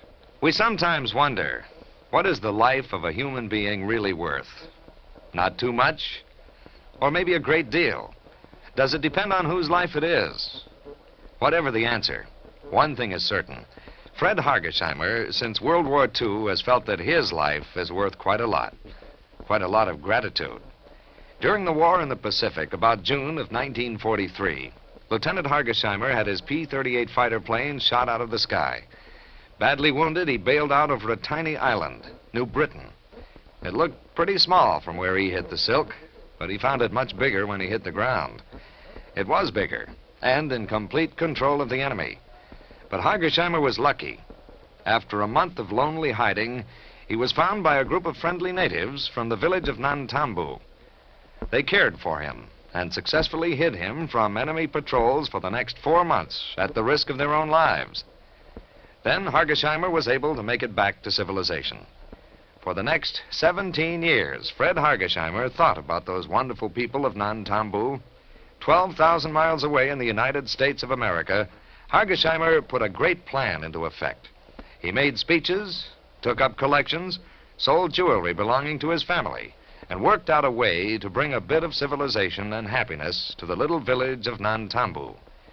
Needless to say, the villagers gave him a spectacular welcome upon his return. Fred Hargesheimer showed his gratitude to the people who had saved his life. But life is worth little without freedom, the right of all men, everywhere. Now, Act two of yours truly, Johnny Dollar, and the Loss of Memory Matter.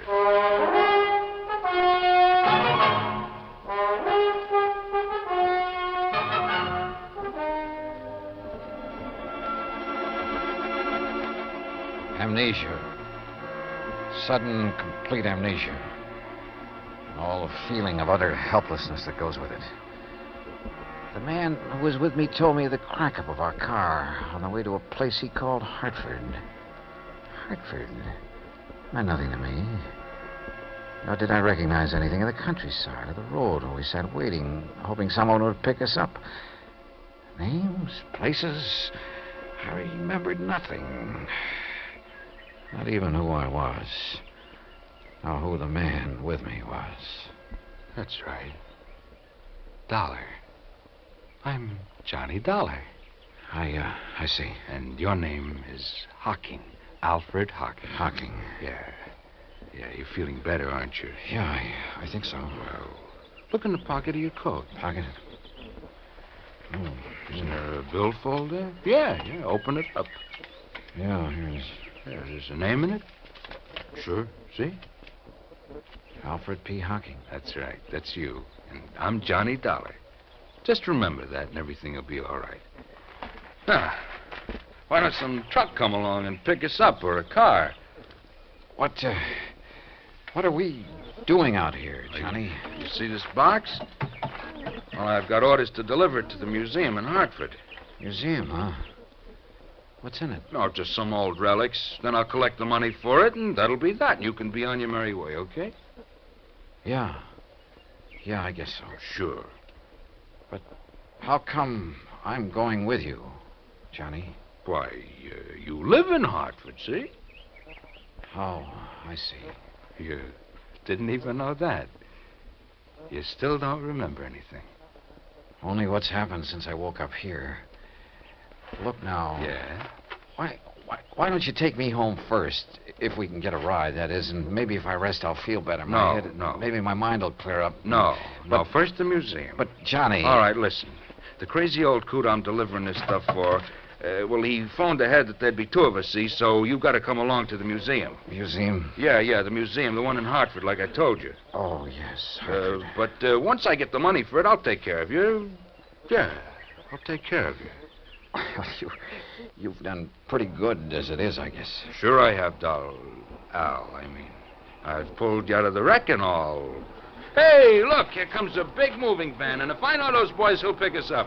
Come on, get up on your feet, and we'll flag him down.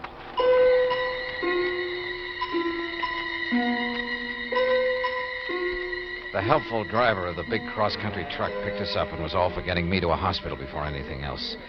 But my companion, who called himself Johnny Dollar, assured him he'd do it as soon as our mission was accomplished. So the driver agreed to take us directly to the museum Johnny had mentioned. Johnny Dollar. The name had a strangely familiar sound, but I couldn't remember. Finally, in the city, they told me it was Hartford. We pulled up in front of a large, rather imposing granite building. You sure somebody will still be there waiting to meet you, mister? It's getting pretty late. Don't worry, driver. There'll be somebody, all right. Okay, but you sure you don't want me to wait and take your friend Al to a hospital? Like I told you, the minute we're through here, I'll take care of him. Come on, Al. Sure. Thanks, driver. Yeah, thanks. Okay, boys. If I couldn't give somebody in trouble a hand, I'd have no business driving this rig. 20. Here's your package. Oh, thanks again.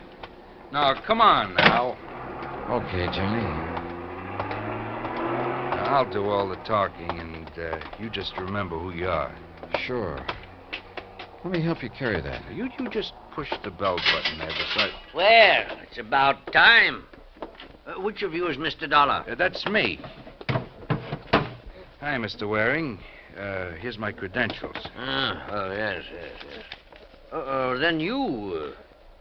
Al Hocking. Oh, yes. Just as Mr. Cartwright said on the phone. But what happened to you? I had a little car accident on the way. Oh, yes. Are you feeling all right, Mr. Hocking? Well, my... Oh, sure. I'm going to take care of him as soon as we leave here. So, if you don't mind, you've got something for me, haven't you? Of course. Seals are still intact. Sure are, in spite of the accident. Oh, very well. If you'll step inside, I'll give you the money. Good. Come on, Al. I must confess my bewildered mind was somewhat puzzled by what happened next. Mr. Waring opened a small wall safe and handed my companion a package. From it, he extracted and counted almost greedily $21,000. He signed a receipt, accepted a receipt for the packet of bills. Then we left the museum and hailed a taxi. Hey, buddy, you know a drive-your-own-car place that's still open? Sure do. Then take us there, and there's an extra fin for you if you step on it. Right you are. Johnny, can't the cabbie take me home first? I said I'd take care of you, didn't I? All right, now, don't ask any questions. We haven't got time. Maybe I had lost all memory. Maybe my mind was befuddled, confused. the pain in my head nearly driving me out of whatever sanity I'd retained. Nonetheless, I had a strange feeling that things weren't what they should be. Still, my friend, this Johnny Dollar who'd saved me from the wrecked car, if only I could remember things from before we cracked up.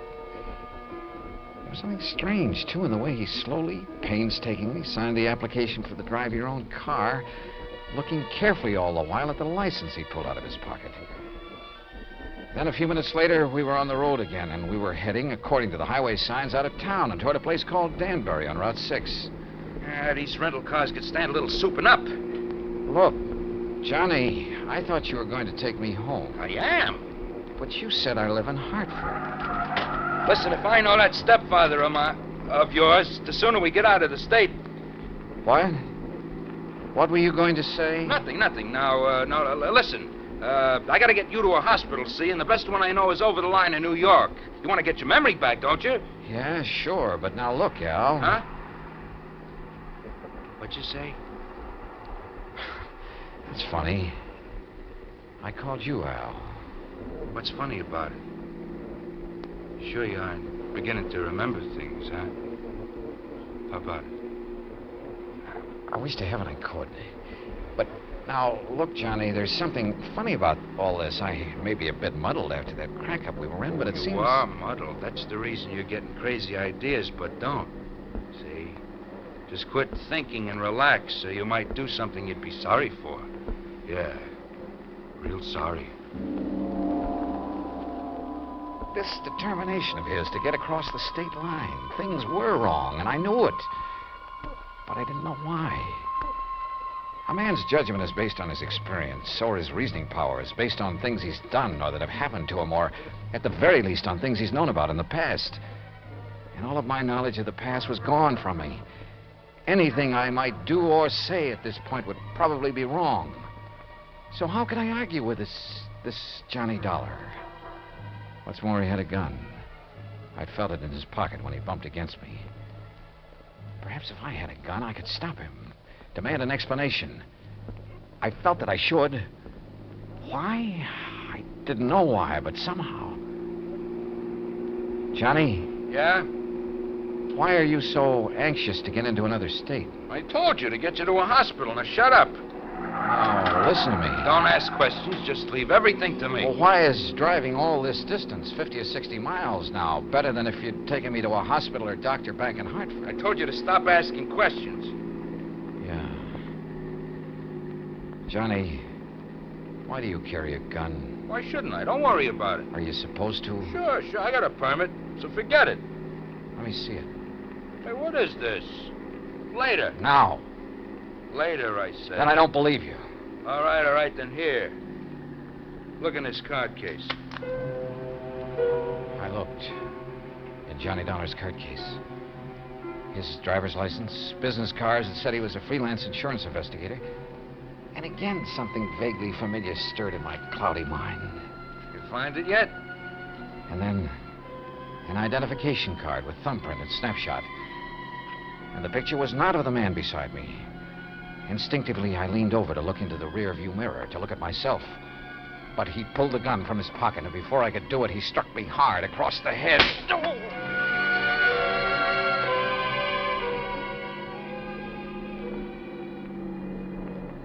All right now, Al. We're gonna stop. You hear me, Al? Yeah. You hit me with that gun. That's right. That was a mistake. Because that second blow on the head. Why have we stopped? You'll see. You see, you gave me an idea about this gun. Get out. Sure. Why not? Pretty wobbly, huh?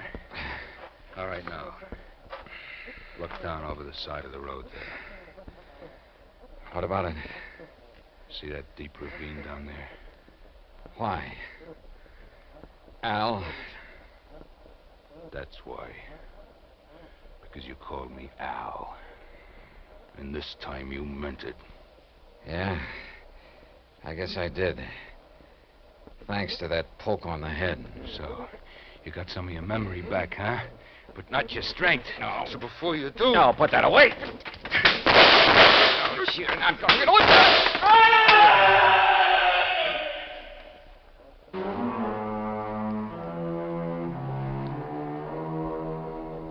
Expense account total so far, $95 even, including doctor bills. Repair bill on rental car is still to come, and strangely enough, old Cartwright is perfectly willing to pay it and any other expenses that may be involved. He's a changed man with his chiseling stepson out from underfoot. Also, I'll be required to appear in court against Alfred Hocking, and there'll be expenses involved there, too. The extra $500 Cartwright insisted I take doesn't go in this account since it came out of his own pocket. Not bad for just a couple of wallops on the head, huh? Yours truly, Johnny Dollar.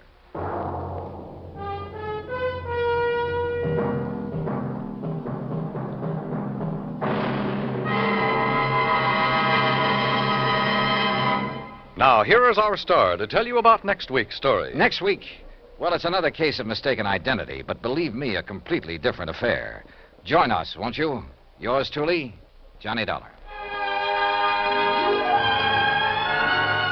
Yours truly, Johnny Dollar, starring Bob Bailey, originates in Hollywood. It is produced and directed by Jack Johnstone, who also wrote tonight's story.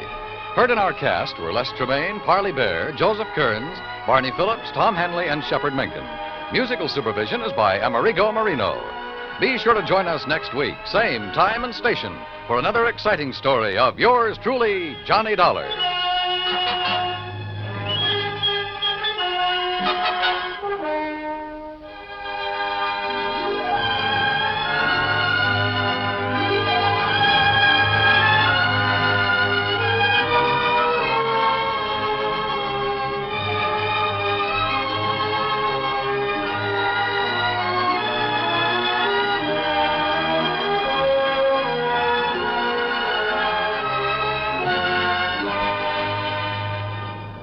This is the United States Armed Forces Radio and Television Service.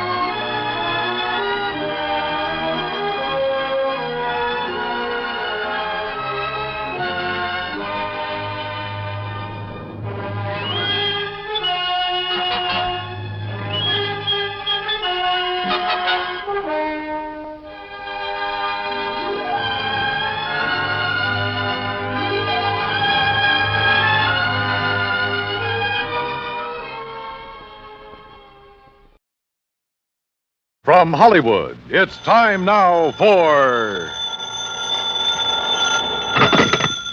Johnny Dollar. Batter up, Johnny. Who's that? McGraw. Oh, as if I didn't know. What's on your mind, Bert? Dollar Mason. Ever hear of her? Her uncle, Sylvester Mason. Mason's steel and iron? That's the man. Darla's his favorite niece. About 6 weeks ago, she disappeared. So? So, yesterday, a body washed up on Newport Beach not too far from her parents' home. Darla's? According to her father. And you hold a policy on her? For $25,000, double indemnity. Ouch. So, why don't you pay it off? We would have, today, except for one thing. Well, what's that? Right after Mason identified the body, a man named Dixon showed up and swore it was the body of his daughter. What?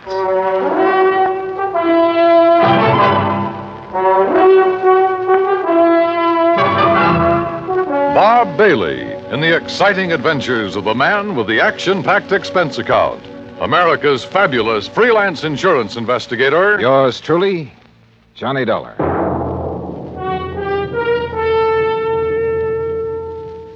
And now, Act One of yours truly, Johnny Dollar.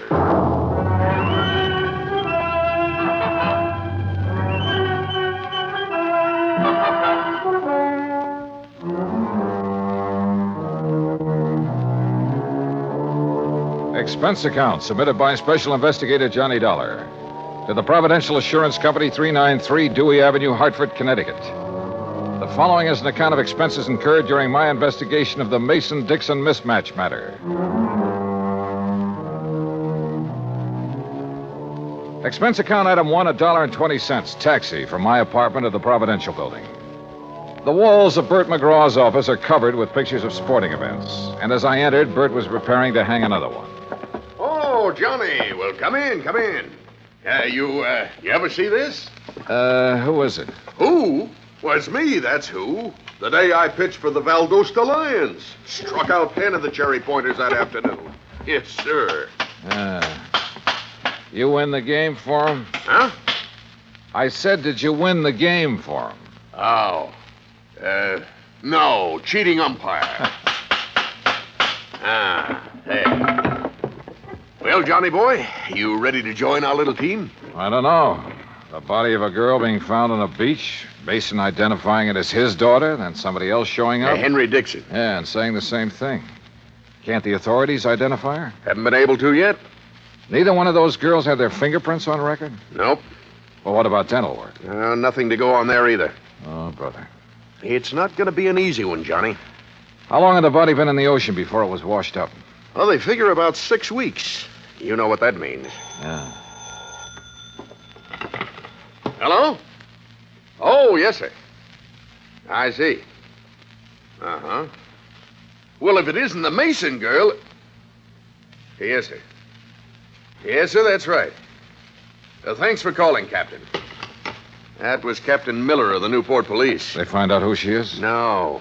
So if it is the Mason girl, we're going to have to pay out $50,000 on the double indemnity clause. You aren't surprised, are you? No, I didn't think she died from a natural cause. But I didn't think it'd be from a gunshot wound either. What kind of a gunshot wound? A 38, right through here. How old did you say the Mason girl was, Bert? Oh, around 20. Dixon girl, too. Both of them pretty, full of life. At least they were. When did the Mason girl disappear? Oh, about 6 weeks ago. And the Dixon girl? Well, she's been missing about 3 months. Well, one of them's still alive. I'll try to find her. Bert gave me all the information he had on both the Mason and the Dixon families. I took a cab back to my apartment. That's expense account item 2. Item 3, $18.10, transportation, Hartford to Newport, Rhode Island. After checking in at the Ogden Hotel, I called Darla Mason's father, rented a car, and drove out to the Mason home on the beach. I was about to ring the bell when the front door opened. Hi. Well, hi. You must be Johnny Dollar. That's right. Come on in. I'm Joan Mason. Darla's little sister. Uh-huh. This way, Mr. Dollar. Mother's waiting for you in the den. Your mother? I thought my appointment was with your... Oh, my father's indisposed. Besides, Mother's the brains of this family. Of course, if you really want to know about Darla, you ask me. Maybe I will. You better. Mr. Dollar's here, Mother. Thank you, my dear. Come in, please, Mr. Dollar. See you later, Johnny.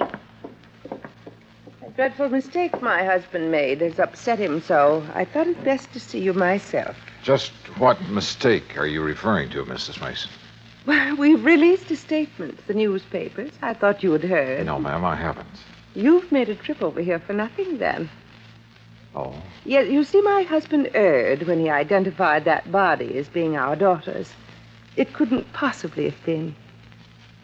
Well, I know you're glad of that, Mrs. Mason. But what made Mr. Mason change his mind? I haven't changed it, Dollar. George, I thought you were going to stay in your room. Never mind. Dollar, any questions you want to ask, I'll try to answer them. Why, George Mason, you've been drinking. Only enough to take the bad taste out of my mouth, and you know what put it there. Don't look so mixed up, Jenny. I tried going along with you, but I got too weak a stomach. So here I am. I don't know what you're talking about. No. Listen, Dollar. Soon as they found out that girl had been murdered, my wife here decided it couldn't have been Darla. It isn't Darla, and you know it. Only thing I know is that you got a set idea good, proper people don't die nowhere else but in bed. Because this girl died like she did, because she was shot, you tried convincing me she ain't our daughter. Well, I won't hold still for it. That girl's Darla, no matter what that crazy coot Dixon says. Me, or what Mr. you Dollar? say. Yes, surely. You hear? You hear me, Jenny? Oh. Doggone woman. I get so mad at her.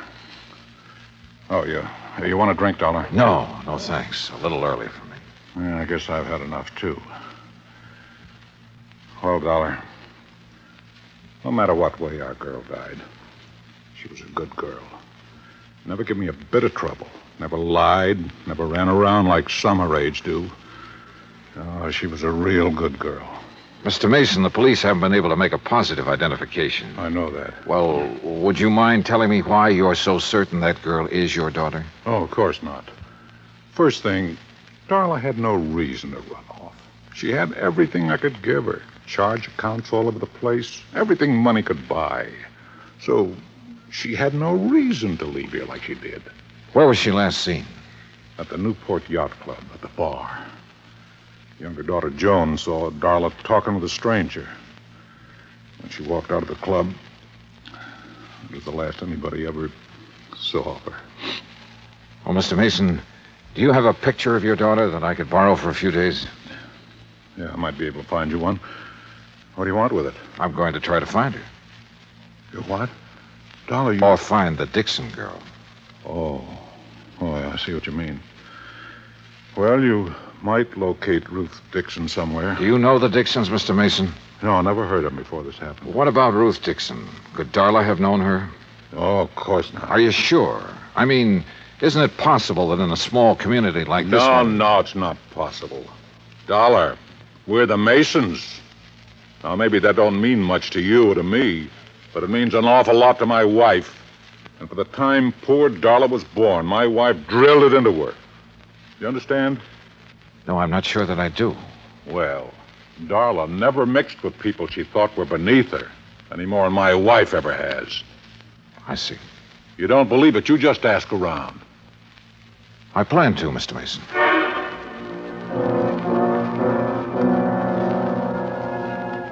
Mason found a small snapshot of his daughter. I took it and drove back to town. Expense account item 4, 10 cents, one phone call to Henry Dixon. 20 minutes later, I walked through the knee-high weeds that surrounded the Dixon home. Standing on the front porch waiting for me was a tall, thin man. Afternoon. Mr. Dollar? Yes, that's right. Well, I'm glad to know you. Sit down. It's such a nice day, I thought we could talk out here on the porch. Fine with me. Oh, Dollar. Yeah? Look, this whole thing hasn't been easy on my wife. Now, I've spent all day convincing her that I was mistaken, that the girl found on the beach isn't our daughter. You really believe that? Oh, I do, and so does my wife. And for the first time in days, she's almost her old self again. Henry? Oh, on the porch, Lucille. Mr. Dollar's here. Oh, my. It's a beautiful day, isn't it? Oh, Lucille, this is Mr. Dollar. Oh, pleased to meet you, sir. Thank you, Mrs. Dixon. Well, sit down, Mr. Dollar. Just anywhere. Oh, Henry built these chairs himself. I wanted to put them in the house, but Ruth, she just wouldn't have it. Yes, Mr. Dollar. I'm not at all sure why you want to see us. Ruth wasn't insured. We never could afford to take out a policy on her. Well, we did once for her college fund. You remember, Henry? Yes, but when I was forced to slow down, we had to cash it in. All except about $1,000, that is. Back in St. Louis, my husband was a school teacher, Mr. Dollar. A fine one. But the doctors made him give it up because of his heart. Oh, I see. How long have you folks lived in Newport? 5 years and 4 months. Mrs. Dixon, I imagine you remember just about everything that happened the day Ruth disappeared, don't you? Oh, my, yes. Well, did your daughter seem to be upset or emotionally disturbed in any way? No more than usual. Well, Ruth was spoiled, Mr. Dollar. Before Henry had to leave his job, we had the money to buy her nice things.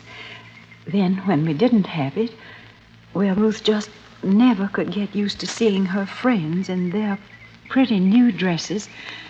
That's one of the reasons we moved to Newport, to get away from that crowd. Yes, we hoped she would find some friends on her own, financial level. Yes, some friends like that. But she wouldn't change. Did she know the Mason girl? Or ever talk about her? No, I can't recall that she did. Now, wait a minute, Henry. She did once. Oh, when was that? Oh, about the middle of March. They were having a dance where Ruth worked. When she got home that night, she told me the Mason girl had been there and how nice her hair had looked. The Mason girl wasn't nearly as pretty. Oh, no. Have you ever seen a picture of Ruth, Mr. Dollar? Well, only the one in the newspapers. Oh, that doesn't look a thing like Ruth. Excuse me. Surely. Mr. Dixon, was Ruth happy with her job? Well, considering how little they pay girls for doing hostess work, she was. Now, here's a real nice picture of her, Mr. Dollar. You just look at this. Isn't that something? Sure. Mrs. Dixon, where was this taken? Why, where she worked.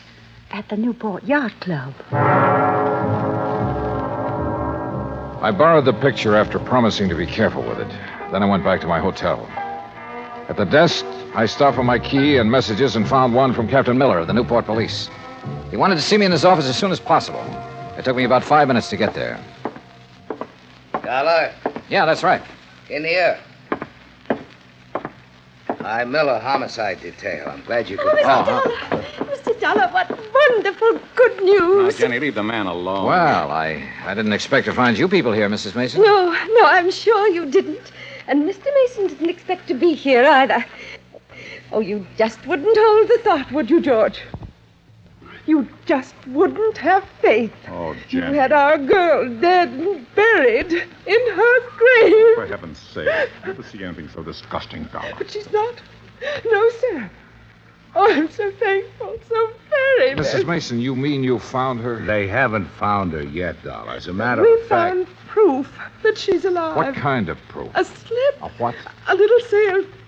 Oh, Mr. Dollar, I'm so excited. Calm down, Jenny, for heaven's sake. I'll What calm did you down find, when I'm ready to. I didn't Mason, find it. not one Mrs. Mason second. did. Well, what is it? What is it?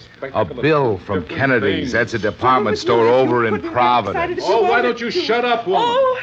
Captain, what's a bill got to do with Darla Mason being alive? Just this. All the Masons have a charge account at Kennedy's. Yes. So today a bill came to the Mason house addressed to Miss Darla Mason. You hear? You hear? Mrs. Mason opened it. Yes. Darla charged a fur wrap in Kennedy's. Oh. When? Just last week.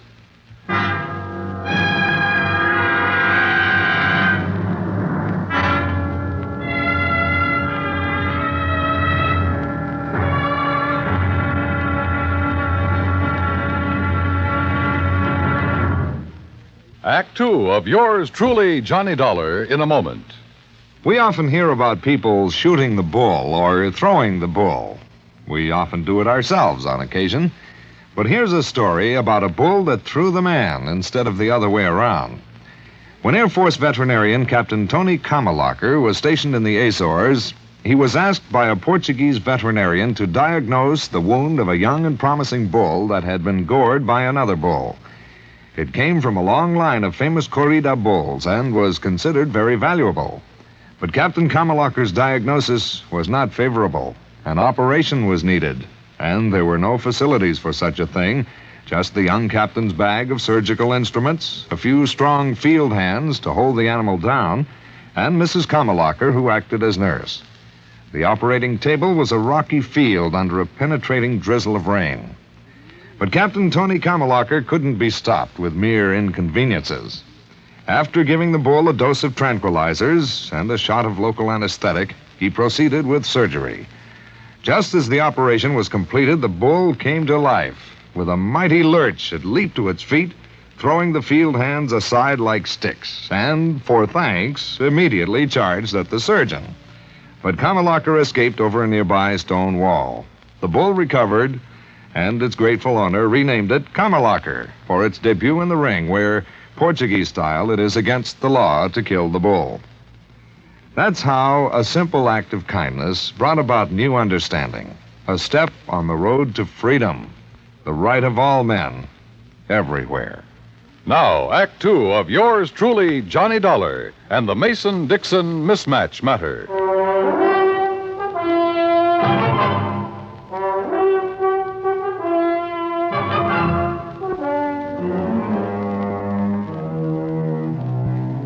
After telling me that the Mason girl had used one of her charge accounts just 5 days before the body was discovered on the beach, Captain Miller produced the original sales slip. Written across the bottom of it was the name Darla Mason.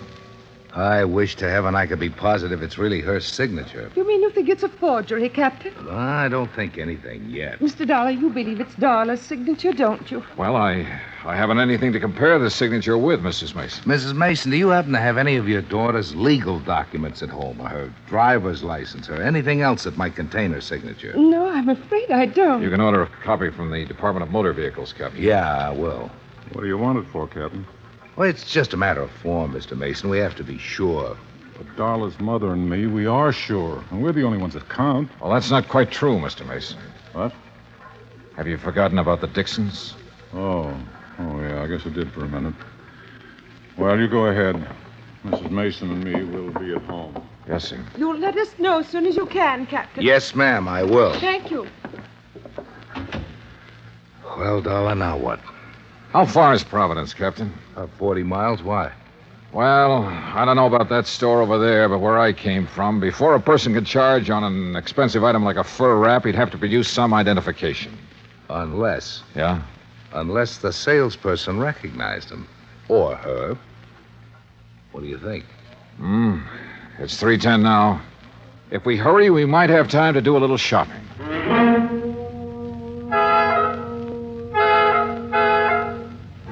We made it in an hour and a half. The first salon at Kennedy's is on the second floor, back, away from the escalator. I remember her quite well, Mr. Dollar. And you're sure it was Darla Mason? Oh, yes, I know, because I was so surprised to see her. Oh, how's that? Well, I read the papers, Mr. Dollar. I knew she'd been away. Had you ever waited on her before, Miss Trumbull? No, I had not. Do you remember how she was dressed? Well, she had on a hat. Gray felt fitted real close to her head, so you couldn't see any of her hair. And, yes, a navy blue dress, raw silk, I believe, and real décolleté. What? Low cut, Captain. Oh. Did you recognize her when she first walked in, or not until she told you her name? Well, you men are so picky. I don't remember everything. I'm sorry. Miss Trimble, I have 2 snapshots here. In a moment, I want you to tell me which of these 2 girls is Darla Mason. Well, that won't be hard to do. But first, may I borrow a pair of scissors and a small piece of paper, please? Certainly. Here you are. Thanks. What the devil are you up to, Johnny? Cutting paper hats. What do you think? What? Come over here to the counter. Miss Trimble, if you'll just wait there a second, please. Yes, whatever you say. This had better be good. I think it will be. Now, watch. All right. I put the snapshots on the counter, and on the head of each girl... Johnny! One of my little paper hats. Oh, really? This is ridiculous. Is it?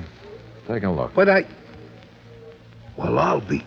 When did you spot this? Today, at the Dixon house. Miss Trimble, Yes, sir? would you come over now, please? Yes, certainly. All right. Look at the snapshots and tell me which of these ladies bought that fur from you last week. Why, you've covered up their hair. You said she wore a hat, didn't you?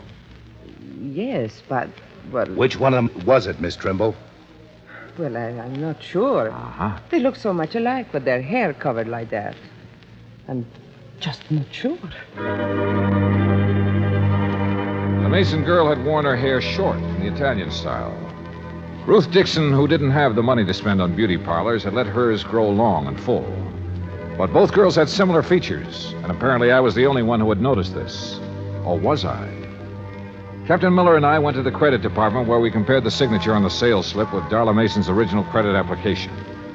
After that, well, there was little doubt in our minds as to what had happened. It was almost 7 when I got back to my hotel, took a shower, and stretched out to do a little thinking. Yeah, hello. Hi. Hi, yourself. Who is it? Oh, come on, Johnny. Who are you expecting? Well... Don't tell me you've forgotten about our date. Oh, no. Where shall I meet you, Miss... I'll meet you. Be right up, Johnny boy. I wasn't quite dressed when she began pounding on the door. I tucked my shirt in and opened the door. Hi. Joni. Well, who else? Don't look so amazed. Invite me in. Oh, sorry. Come in. That's more like it. You don't mind if I leave the door open, do you? Worried, Johnny? Oh, no. It's just that I like lots of air. You're cute. So are you for a 17-year-old. 18. But I'm quite sure you are. Now, Joni, before we go out tonight, would you mind if I ask you a couple of questions? I thought you probably would. Oh, why? Well, I'm sure everyone in Newport knows about Darla charging that for a rap. I see.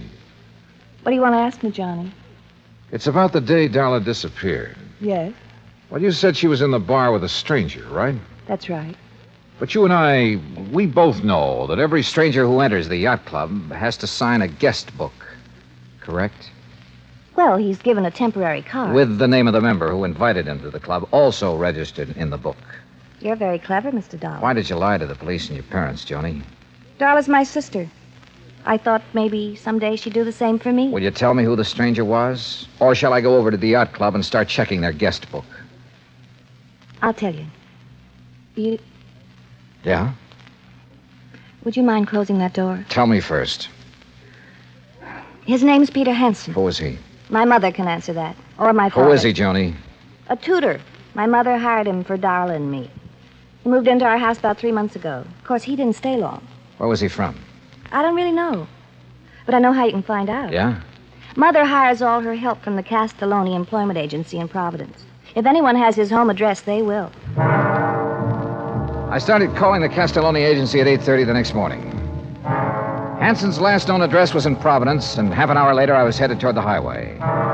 It wasn't until I reached the turnpike that I noticed I was being followed by a battered blue sedan. Hansen had moved, but he'd left a forwarding address, and 3 hours and 2 addresses later, I turned down a lonely oyster shell road and stopped. Ahead of me, I could see a small beach cottage, and still behind me, the battered blue sedan.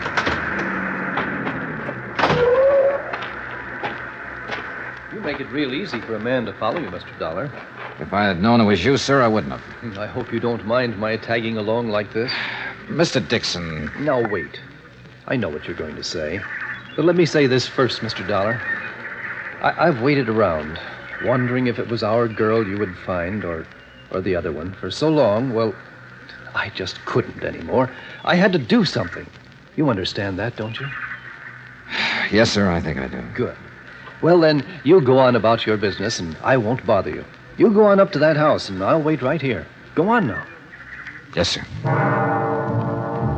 I wasn't sure who or what I would find in that beach house, but I was sure no amount of talk could persuade Mr. Dixon to leave until I did. I knocked on the door for a good minute before it finally opened. Yeah? Mr. Hansen? Yeah, what is it? My name is Dollar. I'm an insurance. Insurance man. Oh, I thought you... Honey, it's just an insurance salesman. Look, Dollar, even if I had the money, I wouldn't buy any insurance from you. You come around too early. You didn't let me finish. Huh? I'm not a salesman. I'm an investigator. Oh. Hey! Oh, no, give it up, Hansen. No! Honey! Honey! Honey, Pete, don't let him. you can't stop me, Hansen. You want to bet? Yeah. Come, Pete, come. Pete, no! Oh, Pete. Oh, Pete. You'll be all right. Why did you have to find us? Why? Why did you disappear? You know how much trouble you've caused? I can read, I know. It didn't bother you? Your family not knowing whether you were dead or alive? Not a bit. I'd be happier if they thought I was dead. Oh, Dolly, you don't mean that. I proved it, didn't I? I'm not sure. Why did you disappear? Because I was bored. Tired and sick of living like my family makes me live. And how's that? Come out here. You see those birds? The seagulls, yeah. Beautiful, aren't they? You know why? All right, why? Because they're free. Because they can live any way they want with no responsibilities, no reputation to worry about. Oh, boy, how I envy them. Mr. Dollar. We're around back, sir. All right, now you tell me something. Sure. How'd you know that wasn't me they found on the beach? Because of that fur wrap you charged at Kennedy's. But how did... I told them to send the bill here. They didn't. It went to your house. Oh, no. Somebody sure goofed. Yeah, Dollar. You sure did. Mr. Dollar, are you all right? I thought... Oh. Mr. Dixon, Mr. Dixon? Yes, darling. He followed me here hoping I'd lead him to his daughter. Oh. Gee, Mr. Dixon, I'm sorry if there's anything I can do. My daughter was fine. Decent. But you... Oh, Mr. Dixon. After what you did to your parents and to us, making us wonder for so long, not knowing whether it was you or our daughter who was dead. Believe me, I wish it were you.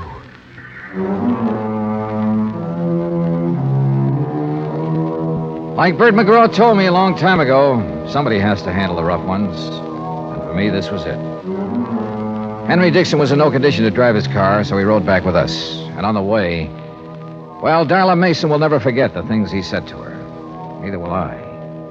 As for Ruth Dixon, who murdered her and why, well, that's up to the Newport police. Expense account total, including hotel bill, car rental, and transportation back to Hartford, $319 exactly. Yours truly, Johnny Dollar.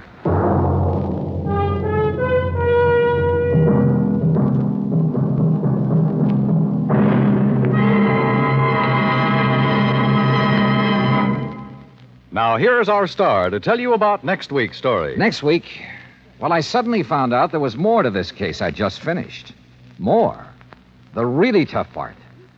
Join us, won't you? Yours truly, Johnny Dollar.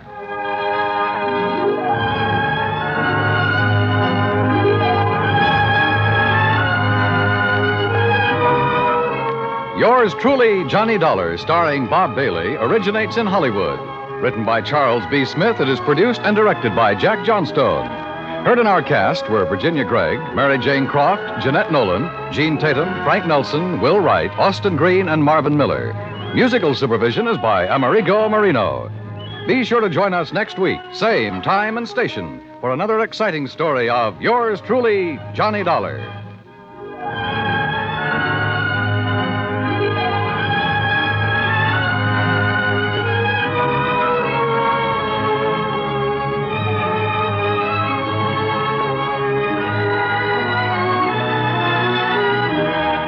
This is the United States Armed Forces Radio and Television Service.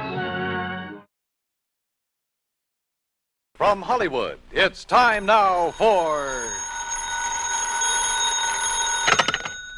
Johnny Dollar. Earl Foreman, Johnny. In Sarasota? That's right. Florida? Where else? Well, hi, Earl. How are things in the land of infernal sunshine? What do you mean, infernal? Well, it's got pretty hot down there these days, isn't it?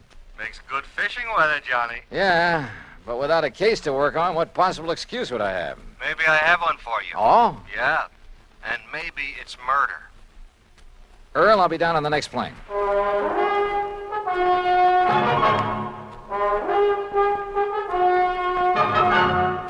Bob Bailey in the exciting adventures of the man with the action-packed expense account, America's fabulous freelance insurance investigator. Yours truly, Johnny Dollar.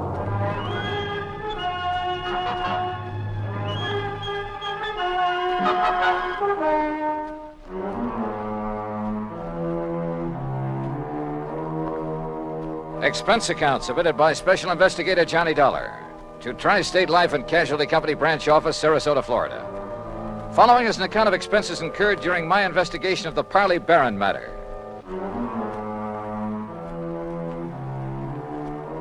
Expense account item 1, $131.50, transportation and incidentals to Sarasota, Florida. Knowing Earl Poorman, I didn't bother checking into a hotel, but instead took a cab to his office in the Conroy building. Tall, lanky, easygoing, he welcomed me like a long-lost brother. Oh, Johnny, you're looking great. And I'm glad you're here because you can clear up this case in a hurry, and then you and I can get out in the Gulf and do some real serious fishing. Oh, well, that's okay by me, Earl. Your last trip down here, you remember, they weren't biting so good. But, oh, Johnny, so help me now that... Oh, I see you've got your bags with you. Well, yeah. Good, because you're going to stay with us out the house. Now, I'm not going to take any argument. I told that old battle axe I'm married to hang out an extra towel for you. How is wife? Oh, she's great, just great. I never did understand how I was lucky enough to grab that dame, Johnny. Oh, well, now, I think maybe she kind of cares for you, too, Earl. Now, about why we women show funny taste sometimes. Hey, maybe the old horse will go fishing with us. Mike? Yeah. Anything over 10 pounds would pull her right out of the boat. But now, what kind of a problem? She's been getting pretty good with a rod and reel. Look, will you? This fishing talk is just making my mouth water. First, we'd better discuss... Yes, I know. Once I get started on fishing... I know. All right, now. Let's get down to cases, huh? Oh, all right, if you insist. I insist. Yeah, all right. Okay. I was just trying to stall off having to. You know where Lido Key is? Lido? Yeah, a mile or so offshore, just beyond St. Armand's Key, where we live. Oh, yeah, sure. Well, a client of mine, a man I've known for years. He retired, bought himself a piece of property there, built a nice little home on it. His name is Parley Barron. So? Well, I've handled all his insurance for him, including a straight life at $50,000. Uh-huh. Beneficiary? His wife, Laura Barron. And what's happened to him? Well, Friday morning, now that's the day before yesterday, he left the house just to do some errands. Well, go on. Yeah, well, he hadn't got back home by about 5 p.m., and his wife started calling around, trying to find out where he was, and nobody seemed to know. So finally, she put in a call to the police. Who's your man there? Sergeant Harry Brackett. Oh, I remember him. Sure. Go on. Well, then around 7 p.m., they found Barron's car. Found it parked down by one of the fishing docks. But no sign of him? Not a sign, not then or since. Had he gone out fishing? Police questioned everybody, the boat owners, all the boat livery, everybody. Old Will Bright, who runs the dock where the car was parked, he was closed up. Sign on the door saying he'd gone up to Gainesville. Well, could Barron have had any reason to disappear? Oh, no. Well, not that anyone knows of. What kind of a person is his wife? No, she's very sweet, Johnny. She's a bit of a bore. But, they doted on each other. All right, how about enemies? Parley Barron? Never. Sweet old guy. I sure hope you can find him. That he's still alive. I'm afraid I doubt it. Well, so far you've given me no reason to believe he's dead. Well, it's just a feeling, I guess. And I don't like it. Well, what else can you tell me, Earl? Nothing, really. Then maybe I'd better talk to Mrs. Barron and to the police. Yeah. Oh, here. You take my car. Oh, thanks. It's the new air-conditioned cad out in back of the building. Well, what did you do? Oh, Michael picked me up. Now, we'll see you at the house for dinner, huh? Well, that may depend on what I find out in the meantime. Whenever you're ready, there's food and there's a bed waiting for you, and I hope you... Well, I just hope you find Parley Barron. Pretty good friend of yours, isn't he? Oh, yeah, Johnny. He was. Earl seemed so sure that Barron was dead. I was pretty down in the mouth about it. But I wondered, did he know something about the old man that he hadn't told me? That didn't seem like Earl. He gave me the Barron's address on Lido Key, and I drove out there. Laura Barron was a fragile, gray-haired little old lady wearing steel-rimmed spectacles and with almost a sanctimonious air about her. She sat primly, properly straight in her chair as we talked, a Bible in her hand. Then Mr. Earl Poorman has told you as much as any of us knows, Mr. Dollar. I see. But even the smallest bit of information may hold the key to finding your husband. Only prayer can help us now, Mr. Dollar, or help him if he's gone to the great beyond. Well, tell me, how was he dressed on Friday morning when you last saw him? As you see him in the picture there on the table in old gray pants and a rather tattered sport shirt and that old straw hat. That shirt is blue? Yes. He was so happy the day that picture was taken. He just finished making an addition to our dock with his own 2 hands. He was so proud. Now... Yes, I'm sorry. He'd hoped to get his own little boat, too, for fishing. He loved to fish so. Yes, well, tell me, please, do you know of anyone who might have wanted to harm your husband? Oh, dear, no, Mr. Dollar. And you'd had no argument or disagreement with him before he left here that morning? Huh? We had no disagreement even about little things in 41 years of blessed marriage. Not even about his work. I see. What did he do before he retired, Mrs. Barron? I had hoped you wouldn't ask that because I've always felt that the good Lord wouldn't approve. Of his work? I'm a very religious woman, Mr. Dollar, and as I say, in 41 years we never questioned one another's thoughts or actions. But... What was your husband's work? I won't say that it was sinful, because he wasn't a sinful man. Parley was a good man, and many times he made it plain that his work helped to save lives, too. And I accepted it because he felt he was doing right. Yeah, well, you still haven't told me, Mrs. Barron. Always deep in my heart. Mr. Dollar. Yes. Have you thought that perhaps it may have been the intercession of divine providence that has taken Parley from us?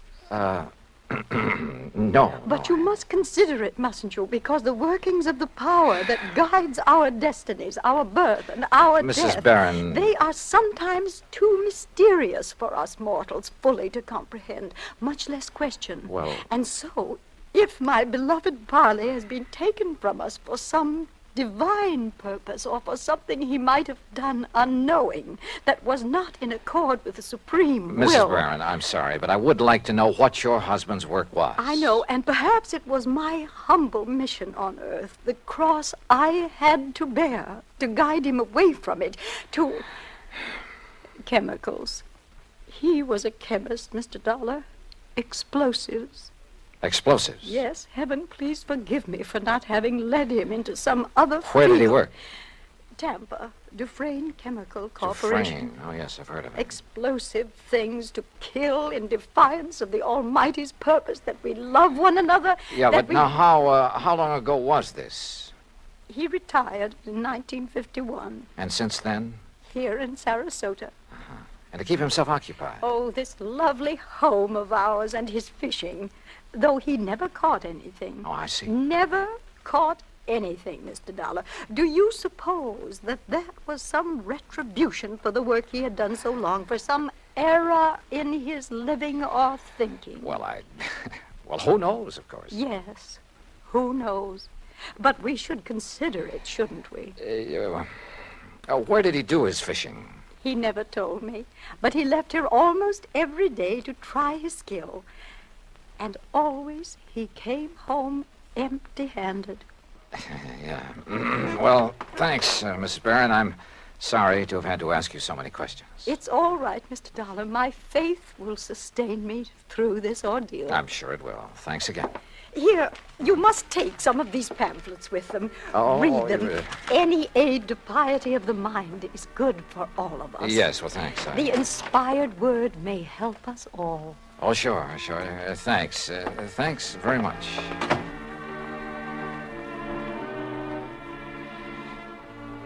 I like to think that on the whole well, maybe I'm not too religious in the sense of going to church regularly and that sort of thing, but well, at least I try to live a decent sort of life and observe the golden rule and stick to some ideals. But in an atmosphere like that, well, I couldn't help wondering if her husband didn't have good reason for wanting to get away for a while. In any event, I'd got nowhere on the case, so I phoned Sergeant Harry Brackett. That's item 2, 10 cents. But the desk at headquarters said he wouldn't be back until about 6 p.m. And since I really had nothing to go on until I could see him, I dropped in on Earl again. You kidding? Then we'll take the boat, run out into the Gulf, and get some fish for dinner. It's the best time of day. So who was I to refuse? And within the hour, we were fighting the tide through the pass between Lido and Longboat Keys on our way along into the Gulf. Yeah, Johnny, I find I always have my best luck along about this time of day, just before sundown. I still ought to be back there working. Why? Sergeant Brackett won't be back at headquarters until 6 o'clock. You told me yourself. Now, what can you do until you talk to him and find out what leads he may have? Oh, man, you are a funny one. You call me long distance to get down in a hurry, then insist I go fishing instead of working on the Don't you know, fishing's the answer to more problems than anything else in the world. You got worries? Go fishing. You'll forget them. Got a nagging wife? Oh, don't let Mike hear you say that. Well, she's different. You little shrimp. But you know what I mean. A writer, he wants ideas, he goes fishing. A businessman? A detective? Huh? Go ahead and say it, an insurance official. Sure. I'll bet that more than once when you've been stumped on a case, why, if you had just relaxed your mind by going out somewhere and wetting a line. I wish it were that easy.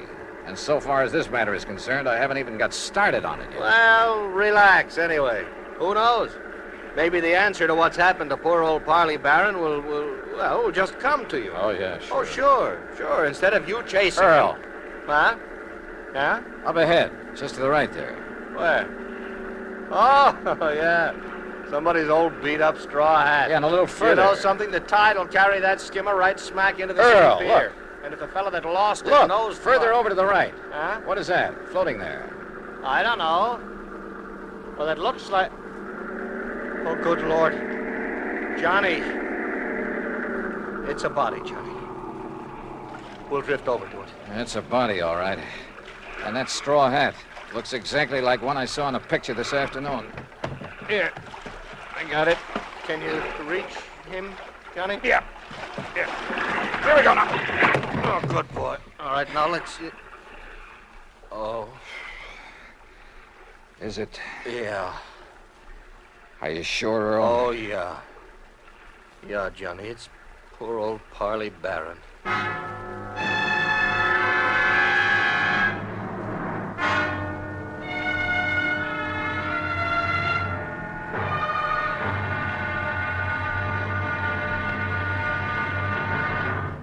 Act two of yours truly, Johnny Dollar, in a moment.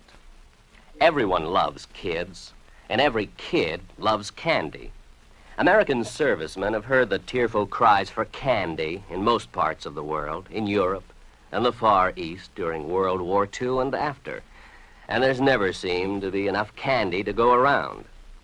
Well, more than a dozen years ago, during the Berlin airlift, an Air Force lieutenant from the United States discovered he had no candy to offer some German children.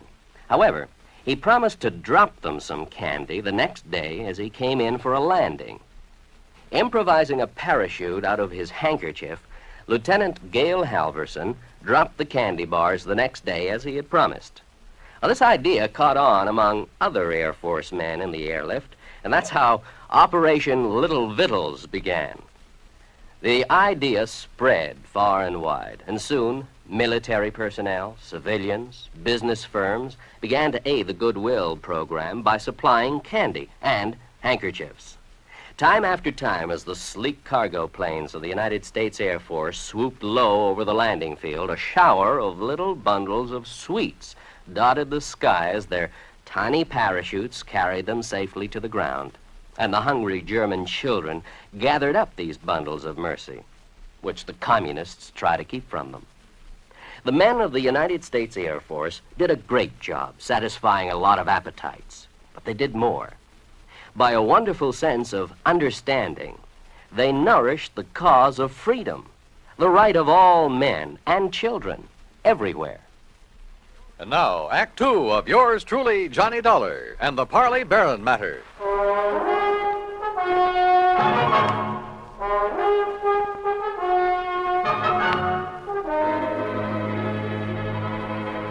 2 days' exposure to the elements and the creatures of the sea had made almost unrecognizable the body that Earl Portman and I found floating in the Gulf of Mexico off Sarasota, Florida.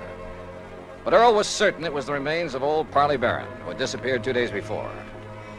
The men on duty at police headquarters confirmed the identification and placed the body in the morgue to await the autopsy surgeon. On a hunch, I asked Earl to drive me over to Will Bright's boat dock, where Barron's car had been left parked. It's like I just finished telling the police over the telephone. I wasn't here when poor old Barron come for his boat on Friday. Oh, what a shame, such a nice old man. Where were you, Mr. Bright? I was up to Gainesville picking up some fishing tackle from a wholesaler. Well, then Mr. Barron must have got a boat from someone else that morning. Oh, no, sir. No? No, sir. Why not, Mr. Bright? Oh, he never took out a boat from anybody else but me. His own boat. At least it was the one I kept set aside for him. And that's what kind of puzzled me, Mr. Dollar, is it? That's right. Well, you see, when I come back here Saturday night, his boat was right here at the dock.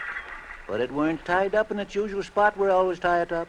Somebody had moved it. Must have. And it weren't my helper, Pete. You know, Johnny, that means he may have taken it out, but whoever did him in returned it. Oh, possibly. Mr. Bright, which one is his boat? Right here, I'll show you. I always give him the same one. Never let nobody else use it. That's why he kept his fishing tackle just laying in it, always ready to use. Here. Yeah, I see.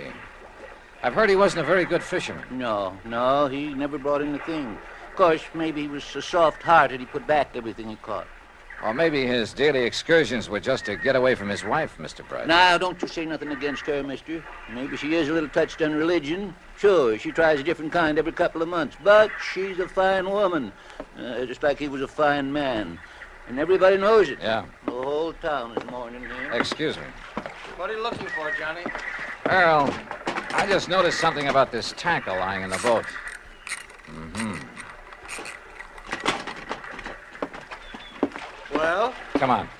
Thanks a lot, Mr. Bright. Like to tell you what I think might have happened? Yeah, maybe later, thanks.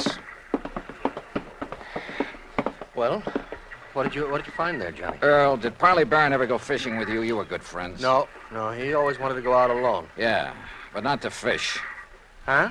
That tackle box hasn't been moved in months. The paint is still dark under it. What? And that reel, I could hardly turn it. Well, then what? I don't know what. But Barron was using that boat every day for something besides fishing. Any ideas? You know him pretty well, have you? No. Let's get over to headquarters. Earl felt he ought to go back to his office where his wife Mike had promised to pick him up, so I borrowed his car again and went over to headquarters alone. Sergeant Harry Brackett, who was assigned to the case, had returned and was on the phone when I walked in on him. He gets back to town, Mrs. Dana, so please have him call me immediately, will you? Yes, ma'am. Thank you. Yes, sir, what Johnny. Yeah, hi, Harry. Yeah, Johnny, I'm sure glad you're here. I got a real mixed-up case on my hands. The Parley Barron matter, huh? Well, you know about it? That's why I came to Sarasota. Earl Foreman called me. Have you found out anything? Nothing much, have you? Well, only what's here, the autopsy report. What's in it, Harry? Doc Snowden says that Parley Barron was dead before he was put into the water out there in the Gulf. Oh? No water in the lungs, you see what I mean? It probably means murder. Have you told anybody this? No, not yet. Why not? Well, I don't know. Maybe because I just can't figure anybody in the world would want to kill Parley Barron. Did you talk with Will Bright down at the boat dock? Just before you came in. You know, it sounds like somebody went with Barron in his skiff that morning. Killed him, dumped him over the side, and then brought the boat back alone, doesn't it? Yeah, except for one thing. Pete Marino, a little kid who plays around Bright's dock all the time, he's sort of a self-appointed caretaker when Bright isn't there. What about him? Well, Peter saw Mr. Barron take off in his skiff Friday morning, alone. But he didn't see him come back. Pete went home for lunch. When he got back to the dock, the skiff was in. Uh-huh. Then whoever did it met him out on the water somewhere. Maybe several people, so that one of them could return the skiff. Be taking an awful chance, wouldn't it? How do you mean? Yeah, Doc's in a pretty isolated spot, all right, but the killer showing up in Barron's skiff without the old man along, that's too much of a chance. How else could it be returned? Tied. Tied? Little Pete says that when he got back to the dock, the skiff was there, all right, but not in its usual place. So Will Bright mentioned. Also, it wasn't tied up. It was just sitting there. Oh, then you meant untied. No, I meant T-I-D-E. When the tide's rising, it floats everything from the pass between Lido and Longboat Keys right up to Will's dock. You think the boat just floated back by itself? You got a better idea? Harry. Yeah? Are you sure it was Barron's body we picked up out there? After all, the fish and whatnot disfigured it pretty badly. Johnny, I've known him for years, and didn't Earl Pullman recognize him immediately? Yeah. In the clothes he was wearing, his own straw hat? Well, have you checked on his dental work, things like that? I'm waiting now for Dr. Dana. He was his dentist to get back to. You know, that's a funny thing. What? I called Dana the minute that body was brought in. After all, teeth are about as solid identification as you can get. Oh, I thought you were sure anyway. Well, I wanted to be doubly sure. Anyhow, when Dana didn't get here right away, I called him again. I got his wife on the phone, and according to her, he suddenly left for Tampa. Urgent call or something. Where in Tampa? She didn't know. At least she wouldn't say, but it seems kind of fishy to me. Well, it may just be that one of his patients... Dana. That's right. The man who got so much publicity about atomic radiation studies, effects on the teeth and so on. That's the one. What's the matter, Johnny? Well, when you're stumped on a case, says Earl Pullman, go fishing. We did. We found a body. What are you getting at? Me, when I'm stumped, I play my hunches, no matter how crazy they may seem. And the hunch I have right now, man, is the craziest. I'll see you later. I learned a long time ago in this business, when you got a hunch on the line, you play it for all it's worth. Item 3, 10 cents for a phone call from a booth in the drugstore just around the corner. Hello? Hello, Mrs. Dana. Yes, this is Mrs. Dana. My name is Larkin, Mrs. Dana, from the Federal Bureau. The Federal Bureau? That's right, so you can see why it's important you say nothing to anyone about this call. Well, how can I be sure you I'm are? simply checking to make sure your husband has followed instructions. Oh, I see. Has he left for Tampa? Why, yes, the minute he got the phone call. Did he tell you who called? Why, no, but I did hear him mention the name Dufresne. Dufresne? Yes, only he didn't know I heard. And... Oh, maybe I shouldn't have mentioned it. Just be sure you don't mention it to anyone else. Oh, no. Goodbye. Item 4, $3.90 at the sign of the Flying Red Horse on the way to Tampa. The least I could do for the use of Earl's car was fill the gas tank. On expense account, of course. The FBI gag had worked before, so I used it again to bowl my way through the gate at Dufresne Chemical Corporation and to the office suite of Dufresne himself. I wasn't at all surprised to see activity in the suite despite the late hour. Sir, are you the man the front gate just called about? Yes, that's right, FBI. Which is the door to Mr. Dufresne's office? Well, I'm afraid he has some people with him, sir. What did you say your name is? Never mind. Is this the door? Sir, please, you'll have to wait. Come in, Mr. Dollar. Come in. Oh. I'm Arnold Dufresne. This is Dr. Dana, and this is Mr. McLaughlin of the Federal Bureau. How are you? We've been expecting you. Oh, have you? Sit down, Dollar. I guess this is your show now, McLaughlin. My credentials, Mr. Dollar. First, I suppose I should prefer charges against you for impersonating a member of the Bureau. Yeah, well, I can hardly say that I blame you, though, under the circumstances. Incidentally, our man in Sarasota's had quite a time keeping track of you. You mean there was a tail on me? From the moment you arrived. No kidding. Well, we didn't dare take the chance that you might upset things for us. After all, you've a reputation for being pretty sharp. We should have anticipated that you might be called in on the case, but though we planned things very carefully, we, shall we say, overlooked you. Even as we almost slipped up with Dr. Dana here, who would identify that body. Look, will you please tell me what this is all about? A man named Poorman called you in Hartford and asked that you come here to investigate the disappearance of his old friend and client, Parley Barron, right? Yeah, that's right. Now, where is he? What happened to Barron? Do you know? We do. And we were afraid you might find out and let the, shall we say, cat out of the bag. That is why we were all ready to send for you to come here, but, well, as it turned out, you came all by yourself. Mr. McLaughlin. Parley Barron, by the way, Mr. Dollar, is all right, alive, healthy, and happy. Then that body we picked up? Dressed in his clothes? During the last war, Mr. Barron, as a research chemist, made vitally important contributions to our, or shall we say, national security. Oh. He was too valuable a man to lose, even though his wife objected to his work for religious reasons. Yeah, I gathered that from talking to her. Or perhaps you even thought she might somehow be implicated in his disappearance. The thought certainly entered my mind. Well, in any event, so that he could continue to have a happy home and at the same time carry on his tremendously important work, we arranged for the little deception that has been going on for some years now. His so-called daily fishing trips. That's right. But each morning in a small hidden cove, I needn't tell you where, he was picked up and brought here to Tampa to carry on his work. Well, I'll be darned. No one was the wiser. Even our, shall we say, competitor nations in atomic and missile research, who were bound to keep tabs on such a man, they knew only that he was working for the Dufresne Chemical Corporation. They did know that, huh? Well, we must suppose so. International espionage is pretty well organized these days. Ah. But now this disappearance, Mr. McLaughlin. Changes in plans for nuclear developments had made it mandatory that he spend some time in, elsewhere. Where? Well, shall we say, somewhere in New Mexico, something like that. So to openly send him there would have indicated to our competitors what these new developments could be. That had to be avoided at any cost. Therefore, the plan for his disappearance was carefully worked out and carried out. Then whose body was it we picked up? Well, some poor, unidentified old derelict who was on his way to Potter's Field. I see. Well, believe me, if the Bureau functions this thoroughly in everything it does... Oh, we try. Well, what about Mrs. Barron? Oh, she'll bear up. We, of course, made sure of that in the beginning.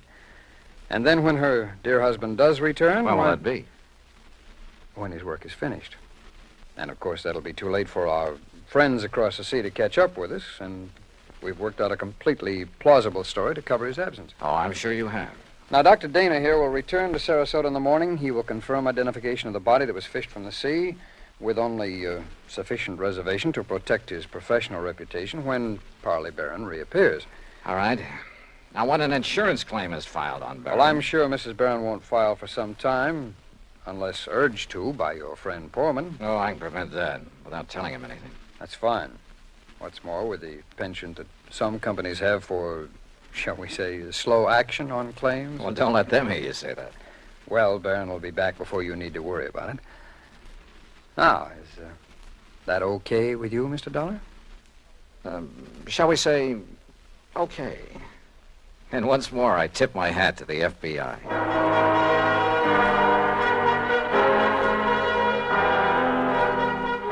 Expense account total, including plane fare and incidentals back to Hartford, $421.50. Remarks? For obvious reasons, I have used fictitious names throughout this report, and of course delayed filing it until obtaining official clearance. Yours truly, Johnny Dollar.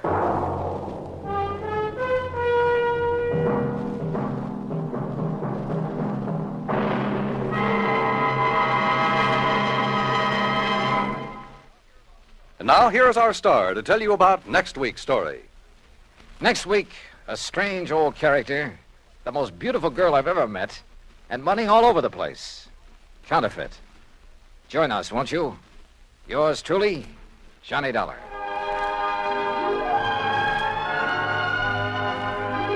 Yours truly, Johnny Dollar, starring Bob Bailey, originates in Hollywood. It is produced and directed by Jack Johnstone, who also wrote tonight's story. Heard in our cast were Virginia Gregg, Jeanette Nolan, Will Wright, Barney Phillips, Lawrence Dobkin, Stacey Heiress, and Harry Bartell. Musical supervision is by Amerigo Marino.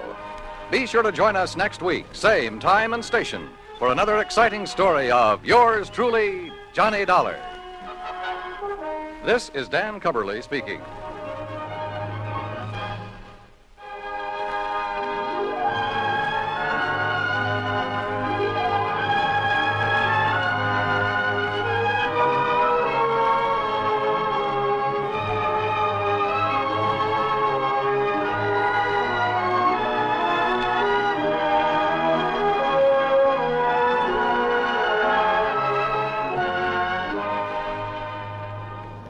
Johnny Dollar has come to you through the worldwide facilities of the United States Armed Forces Radio and Television Service.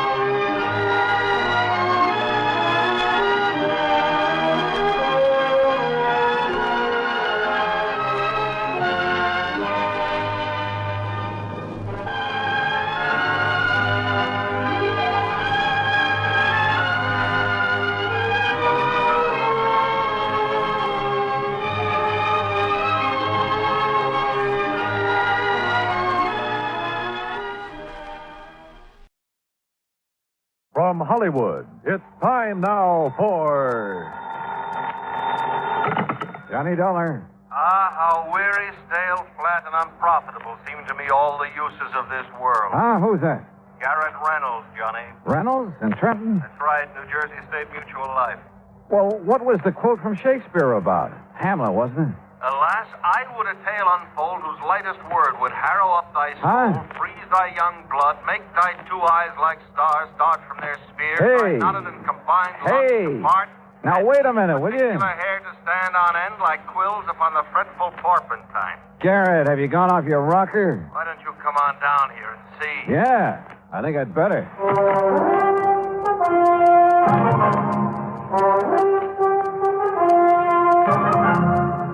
Bob Bailey in the exciting adventures of the man with the action-packed expense account. America's fabulous freelance insurance investigator. Yours truly, Johnny Dollar.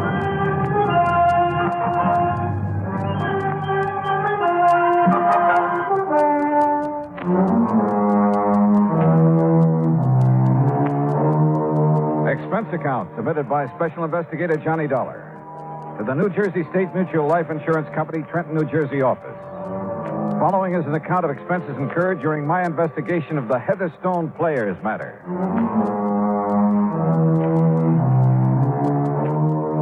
Expense account item 1, $9.80. Train fare, lunch, and incidentals on the trip from Hartford to Trenton, New Jersey. Item 2, 70 cents. Taxi to Garrett Reynolds' office. Oh, glad you wasted no time, Johnny. Sit down. I'll get right to the point. Big rush, huh? If I read the signs right, yes. Okay. Whom are you expecting to get bumped off this You ever time? hear of the Heatherstone Players? Huh? Sounds like a summer theater or a traveling stock company. It's Cyril Peter St. George Heatherstone. Cyril And he's Peter. just as bad as he sounds. An old Shakespearean actor, a real ham. Oh, friends, Romans, Oh, no, countrymen. don't do it. What's the matter? It'll be bad enough when he gets here. Any minute now. What do you mean? Every other sentence, a quote from the immortal bard. Oh. By the time you've listened to him for 5 minutes, you never want to hear of Shakespeare again. Sounds like he might be fun. Fun? He's poisoned. And if he gets knocked off, it'll cost the company $10,000. All right, come on, tell me all. He keeps traveling around, conducting classes in Shakespeare and putting on occasional performances with the local talent. After he gets all their dough from them, that is. Whenever he pulls out of a town, he leaves behind a lot of unpaid bills. No wonder he keeps traveling around. It's no joke. He also leaves behind a lot of enemies and a lot of broken hearts. He thinks he's Romeo himself or Casanova. Anyhow, he's back here in Trenton. He's putting on a Shakespearean festival over radio station WVGR. Oh, well, hey, now, maybe I could join the cast. But soft, what light through yonder window breaks? It is the east, and Juliet is Will the you sun. cut it out? This is serious. So am I. But go on. There is not one of his cast or crew there at the radio station doesn't hate every bone in his body. Except maybe young Joni Carter. And who's she? Oh, she's the girl he picked to play Juliet and Ophelia. Promised her a shining career on the stage and stardom in pictures and that sort of thing. Yeah, well, maybe she's good. Oh, don't kid yourself. It's part of his act to charm her away from Charlie Cubberly. And who is he? He's also in the cast. He's getting nothing but bit parts. Well, I still see no cause for alarm. Oh, you will, Johnny, if you ever attend one of those rehearsals. Well, look, if they all hate him so, why don't they just walk out on The him? old shice has got him tied down to contracts. Must have signed them with their eyes closed. They're stuck with him, Johnny, until the festival is over. Or until somebody kills him. You think it's that serious? Johnny, one way or another, he has taken everybody he's ever come into contact with. Even you? Even me. Number of times I've had to go through the operation of changing the beneficiary on his policy. Who is the beneficiary? As of the moment, Joan Carter. The actress you mentioned. The girl I mentioned. He uses the policy as a come-on to charm the poor, unsuspecting young... Oh, what has this day deserved? What has it done that it, in golden letters, should be set among the high tides of the calendar? What the Sam? King John, my boy, Act 3, Scene 1. Mayhap for your plebeian ear, I should have asked this churlish fellow next to you why for he sent for me this hour. Heatherstone, this is Johnny Dollar. Oh? And here's my hand. And mine, sir, with my heart in. Uncle. Good man, that's from the Tempest, Act 2. Oh, not that I give you a charge. Look, Heatherstone, I've asked Dollar to act as your bodyguard until this play of yours is over and you can get out of town. Play festival, dear sir, in which the immortal Shakespeare's works beneath my practiced hand shall so enchant. Yeah, wait a minute, Heatherstone. Garrett, I'm not going to serve I as any... said bodyguard. I've received 3 anonymous notes telling me in no uncertain terms that his life isn't worth a plugged nickel around that studio. Threats, huh? Just warning. What matter? To quote the bard, I bear a charmed life. Have you given those notes to the police? Yeah, but I haven't heard back from him. That's why I sent for you in such a hurry. How fitting that my end should come there, on stage, so to speak. What? Blow wind, come rack. At least I'll die with harness on me back. Which is to say, my friend, that I'll die with me boots on. Yeah, I got that. Has anybody threatened you in person, Heatherstone? Yeah. And what about that girl, Joan, and the way Charlie Cubberly... Ah, her beauty makes the vault a feasting presence full of life. Oh, listen, will you? I'm talking about Charlie, the boy she's thrown over for you and your phony promises. That boy's crazy enough with jealousy to try almost anything. Aye, he is mad. Right. That he is mad, 'tis true. 'Tis true, 'tis pity. And pity 'tis true. Heatherstone, he's mad enough to kill you. And so are some of the others. Yeah, I've heard you're pretty rough on your cast of actors, on your crew. But I must be cruel, only to be kind. Now, what's that supposed to They're mean? so ambitious, all of them, but so inadequate, so futilely do they attempt to gain the highest talent of this art, with which I am so rich endowed. All right. Look, please. Apparently, Garrett feels that your life is in danger. I'm sure of it. And as long as I've come all the way down here, I'll take his word for it. That every one of your associates has a serious personal reason for wanting to see you out of the way. What private griefs they have, alas, I know not. Listen, will you? But this I do avow. Heatherstone, don't you care that somebody's out to get you? My cast, my crew, you say? Yes. Ah, me? Stands not within the prospect of belief. Look, the fact remains... And yet, if 'twere true, then I must bear a countenance more in sorrow than in anger. In gratitude toward me, who've given them so much. Believe me, it is true. That's why I insist you have somebody to look out for you until you can get out of town. These words are razors to me, wound. That's why I sent for Dollar. This man, huh? Yes. Let me have men about me who are fat, we go again. sleek-headed men on such a sleeper night. Yon Dollar has a lean and hungry look. He thinks too much. Such men are dangerous. Will you shut up? And yet, suppose I am to die. Believe me, if it weren't for the $10,000 it cost the company, I sometimes think I'd like to take care of that little matter myself. And you would be found out. That's what you think. Then Dollar, look upon his face. I quote, so full of artless jealousy is guilt, it spills itself in fearing to be spilt. All right. The fact remains that in spite of what Garrett says, you're determined to go ahead with this play, this festival of yours. I am. In spite of the threats on your life. Why not? All that live must die, passing through nature to eternity. Okay. When's your next rehearsal? Well, this afternoon, but sir... Station WVGR, right? Aye, correct, but sir... And I'm going to be there. To interfere with me at work? No. To hide in a corner and see if all this fuss over you is justified. To see if the atmosphere down there is as thick as Garrett says it is. To either take on this case or not, depending on whether I think your life's really in danger. Oh, Johnny, his life has been in danger for years. Of course. You, admit it? Aye, that I do. So therefore, harm, if harm they could have done, would long ago have caught me in its grasp. Yeah, well, maybe you've just been lucky. Aye. In the past, I quote, treason has done his worst. Nor steel nor poison, malice domestic, foreign levy, nothing can touch me further. Oh, Lord. And with that thought, I bid thee now adieu. Yeah, well, goodbye. And yet, perhaps, for best we talk this out, I quote, to fear the worst, of yours the worst. Good day, gentlemen.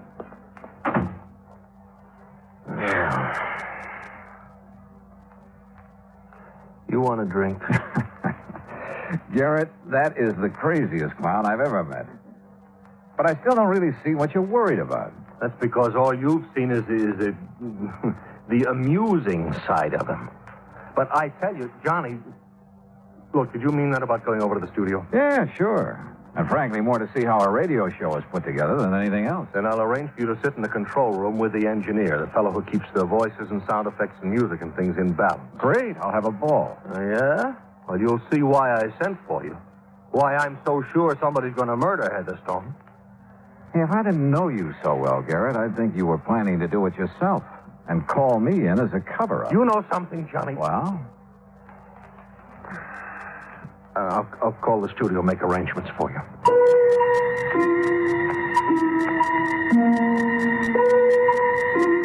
I couldn't help feeling that Garrett's own resentment of Cyril Heatherstone was for a lot more than the mere fact he'd have to revise his policy a few more times. But if so, he wouldn't admit it to me.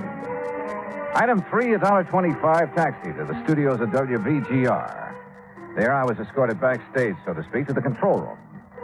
It was a small room, facing into the main studio through a large soundproof plate glass window, and it was loaded with complicated equipment.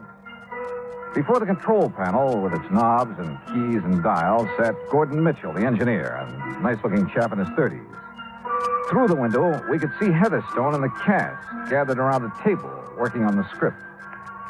Sit here right beside me, Dollar, and you can see and hear everything that goes on in there. Oh, well, sure. Thanks, Gordon. Is that microphone sitting in the middle of the studio there the one they use when they're on the air? Yeah, that's one of them. There's one over there beside all that equipment for the sound effects men. Oh, yes, I see. And then there's another one in that booth over against the wall. And what's that for? Two isolated for special voice effects, like a voice coming over telephone, things like that. A filter mic. Oh, I see. And then the one hanging over the table where they're reading will be for the orchestra when it comes in later. Uh-huh. Say, you have a lot of stuff to balance when you're doing a show, haven't you? More knobs and dials and stuff. You see here? This knob controls the mic over their table out there. Listen, I'll fade them in. What, do the line stretch out to the crack of doom? Who's that? Charlie Coverley. Plays one of the small. Well, what? Oh. Well, idiot! Well, you said to get everything we could out of the line. That I did. So I added a couple of words to make the speech sound You more... added to Shakespeare. Well, I thought... Here we go, Dollar. Fool! Listen to his own words. To gild refined gold, to paint the lily, to throw a perfume on the violet, He's wasteful and ridiculous excess. Remember that and stop being ridiculous. You heard enough, Dollar? Yeah, I'll cut it off. A gentleman's son. Brother, he really tears into them, doesn't he? Believe me, that was nothing. Dollar, he's the most hated man in this town. So I've heard. Pretty fast dealer, too. You're not kidding. Yeah, he sure nicked me. How do you mean? All my savings. You know, invest in this Shakespearean festival. He'll get a sponsor. We'll all make $1 million. Well, if it wasn't for the beneficial finance company, I'd be on my uppers. That way, huh? And poor Charlie out there not only lost his shirt to Cyril, but his girl, too. That little blonde beside him? The one who's talking now? Yeah. Well, listen, I'll open their mic again. That's right, my dear. Go ahead. There's rosemary. That's for remembrance. Pray you, love, remember. What? And there is pansies. That's for thought. There's fennel for you, and here's some for me. We may call it herb bracelet Sunday. Wonderful. You'll make the role of Ophelia live. Oh, boy. If you don't get pawing her, I'm going to... Silence! Unhand me, sir. I'm silent. Yes, Charles, you mustn't interrupt Cyril. You mustn't. Why, sir? Where's your humility, Charles, before me, the master? Remember, 'tis common proof that lowliness in young ambition's ladder. Sorry, Dollar. I can't take it. Gordon, that guy is the most egotistical character I've ever seen. He isn't going to live long. Who are you thinking of? Any of that group out there. And the sound crew and the musicians. There isn't one of them hasn't got murder in his eye. I told the insurance... What were you going to say? Well, I sent a couple of notes to Cyril's insurance man. He's an old friend of mine. Oh? I didn't sign them because I didn't want to get involved. But I told him what I'm telling you. Somebody's going to kill that guy out there unless you were... Wait a sec. He wants you. Yeah. Won't sit and gossip in there when there's work to be done. Oh, sorry, Cyril. Mr. Heatherstone. Irresponsible lout. This is a rehearsal. That talkback's too loud. First it's too quiet, now it's too loud. Sounds as though you're shouting at me, and that I will not have. Okay, sorry. Believe me, you will be sorry ere this task is done. Believe me, I am sorry. I ever got mixed Now, up. I shall rehearse my lines as Hamlet's father's ghost, that you may learn how Shakespeare should be read. Is the filter mic in order, Mitchell? Yes, sir. Right in the isolation booth. Very well. Then hearken, all of you, to the great lines from the lips and heart of a great actor. Notice the hair-shaped toe. Really likes himself, doesn't he? Look at those kids. Look at their eyes. See what I meant a minute ago? There's murder in them. Who's that came in the door, the back door of the isolation booth? Oh, that's one of the sound effects men. He takes care of it. Hi, boys and girls. How's the old... Silence! Whoops. Now, is this microphone on and working properly? Well, Mitchell? Yeah, it's on, but work a little closer to it, will you, and with a bit less voice? You tell me how to use a microphone? Now, quiet, all of you. Well, what's he waiting for? The mood, Dollar. The mood. Oh, come on, you old ghost. I am thy father's spirit, doomed for a certain term to walk the night, and for the day confined to fasting fires, till the foul crime done. Foul crime. Don't tell me he's forgotten his line. Hence, horrible shadow. That's not the script. Thy drugs are quick. What is this? My dismal scene I needs must act alone. Past hope, past cure, Hey. past help. Wait a minute. I call upon the gods to What's happening? I don't know, Dollar.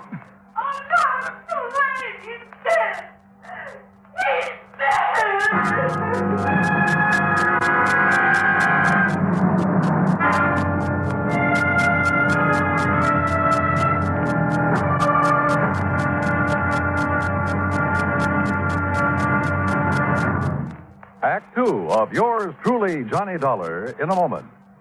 Who among us has not hoped for a better life? Who has not had a desire to help stamp out disease and suffering among more unfortunate people throughout the world. Many have wanted to help, and many have done so. That sort of work is going on everywhere. Everywhere there is hope for freedom and a better life. Outstanding in this field of activity is Project Hope, which operates from a converted U.S. Navy hospital ship called, appropriately enough, the Hope. The good ship Hope carries out its mission of mercy in far eastern waters. Wherever doctors, nurses, dentists, sanitation, and public health experts are needed, the Hope steams full speed ahead and gives what help it can. In addition to giving medical aid, the staff of the Hope works with local doctors to acquaint them with the newest of medicines and medical procedures. At the same time, the staff of the Hope learns a great deal about the symptoms and the cures of diseases with which they have had no previous contact. When the Hope was in the United States Navy, it was called the Consolation. And it is certain that the people who now operate her will give both consolation and hope to those who are suffering. Consolation, hope, and a new life. For wherever the hospital ship Hope is anchored, its staff is to make emergency trips to scenes of disasters and epidemics.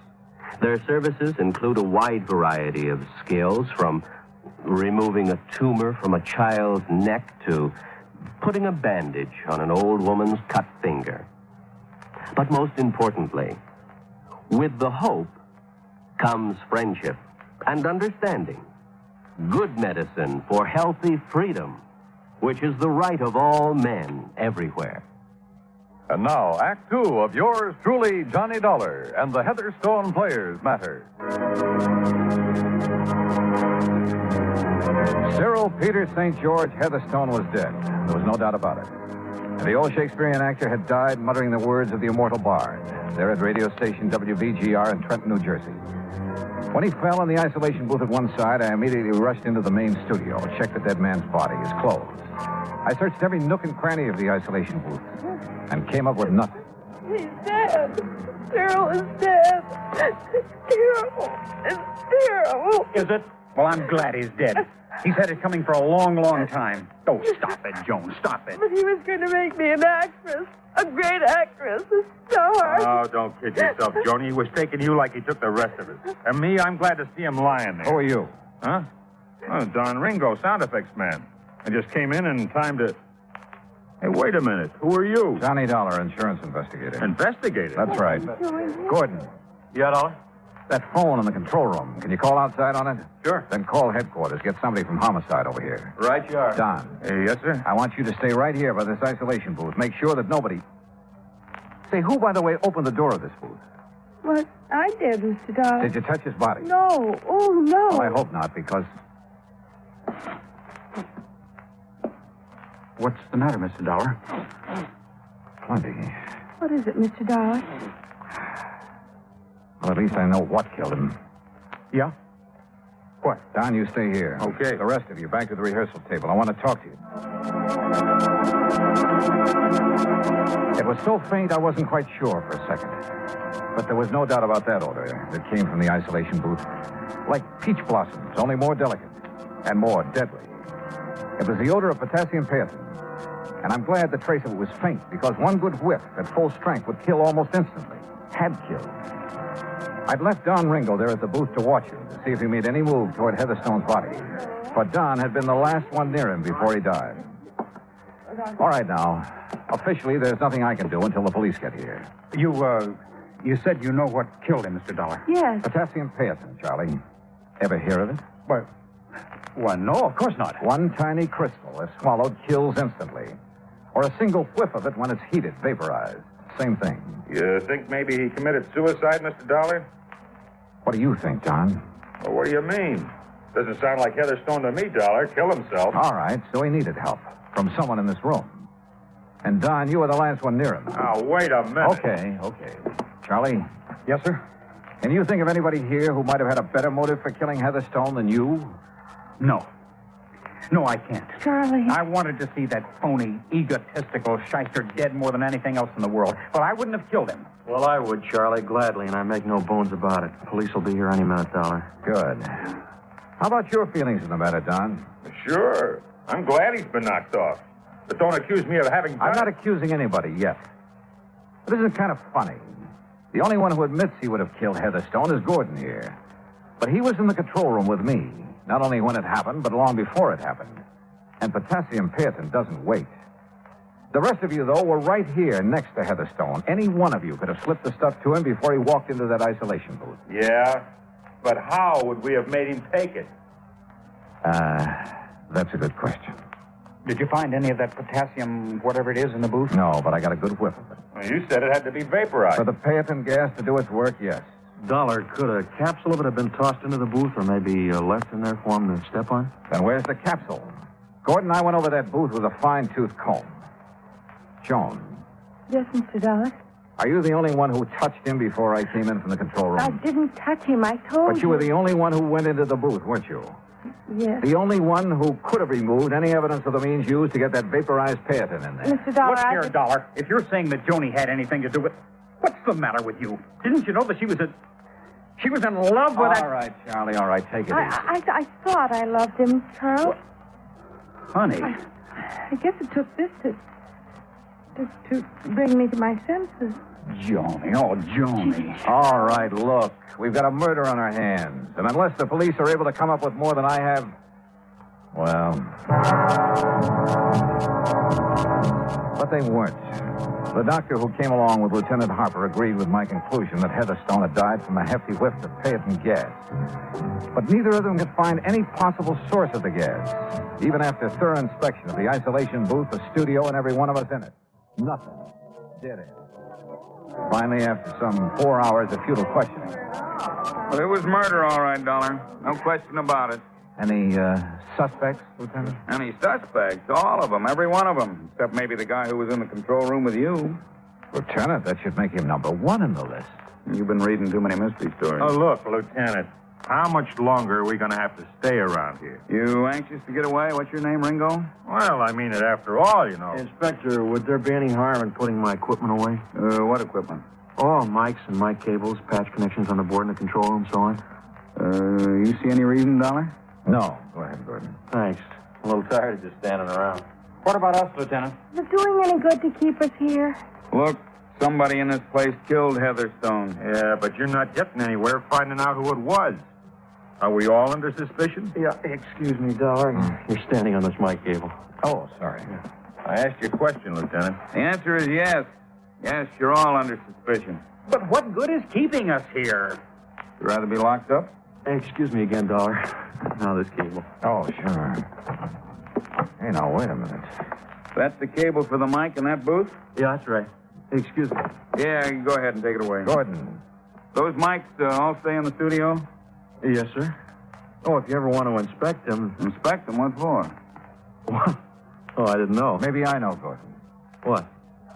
This cable to the booth mic. It's thicker than the other. Hmm? Oh, yeah. Probably an old one. Or maybe it's bigger because it has a couple of extra leads in it, extra wires. Yeah, the old one's dead. That's why... Come on, Lieutenant. Huh? You too, Gordon. Got a screwdriver? Sure, in my pocket. Here you are. Pliers, too, if you want them. But I don't understand why... Now, this mic in the booth. Oh, careful, Mr. Dollar. That's pretty delicate. Then you do it. Take the faceplate off this mic. Sure. But why? Yeah, Dollar. Potassium Pearton. A crystal of potassium Pearton. Vaporized in this booth. Oh, sure, but you going to tell me how? Well, maybe I'm just guessing, but I think so. Go ahead, Gordon. Yes, sir. Well, I still don't... Yeah, there you are. Well, there's the insides of it. Yeah? That's all. There's a... Look. This tiny ball of fused metal. Yeah. All that's left of a heating element that was melted away inside this mic. Thanks to the extra wires in that cable. Oh, it's probably just a little piece of stuff. Look at the color. A livid red. Typical of the action of potassium Pearton on fused metal. Huh? On the heating element that was placed in the mic and destroyed by a surge of current through it. Hey, that color, that's right. You're right. Well, then, The one man who didn't hesitate to say how he felt about Heatherstone, who said he would kill him, who warned us, and the one man with an alibi because I was there in the control room with him. I suppose you disconnected the power leads to that cable when you went into the control room to call the police, didn't you, Gordon? Yeah, Mr. Dollar, you guessed right again. But it was a good try, wasn't it? No flight of angels will sing him to his rest. So, that was it. And the company will have to pay the claim. Expense account total, including incidentals and fare back to Hartford, $51.25. Yours truly, Johnny Dollar.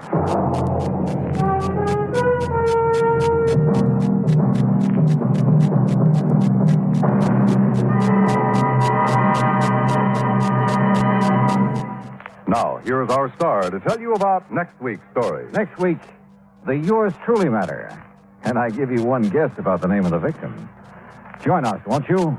Yours truly, Johnny Dollar.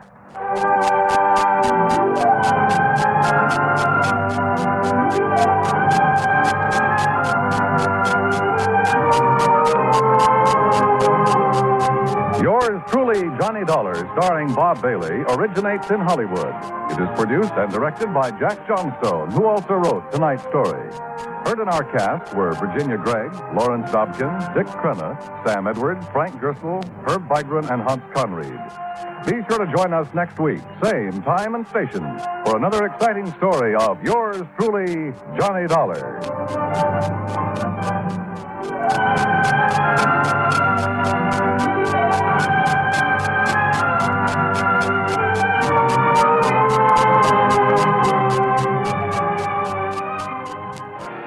From Hollywood, it's time now for Johnny Dollar. Howdy, Mr. Dollar. My name is Jake Denham. I own a cattle ranch out here in Craig, Colorado. How'd you like to come out here and see me? Colorado? That's right. I have a policy with one of your companies, Tri-Western, office over in Denver. Well, what seems to be the trouble, Mr. Denham? Trouble? Oh, nothing like that. Not at all. Then why have you called me? Well, you see, the brand I use in my beef cattle is a Lazy JD.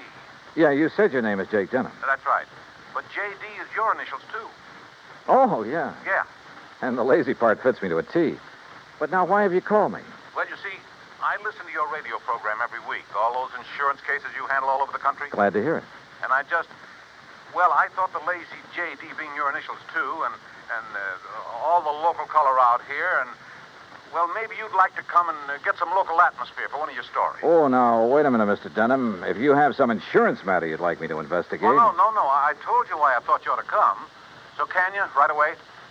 You sure there's nothing wrong out there? No, like I said, a lot of local color. Nice place to stay here at the ranch. How about it? Well, I've a couple of days' work on some reports to finish up. Then right after that, huh? Well... Good. I'll be waiting for you. Goodbye. Look. And everything's really okay, huh? Goodbye. Mr. Denham, I think you're lying through your teeth.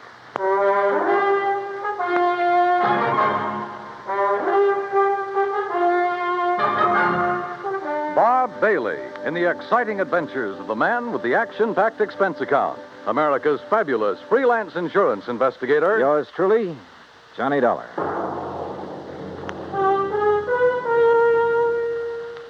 And now, Act One of Yours truly, Johnny Dollar.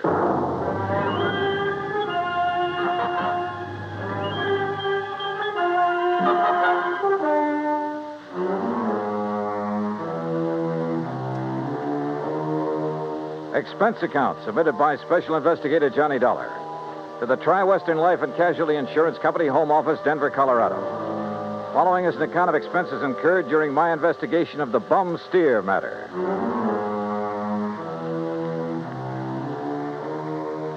Expense account item 1, 370, long-distance call to Hal Versky, my contact at Tri-Western in Denver. Johnny, good to hear from you.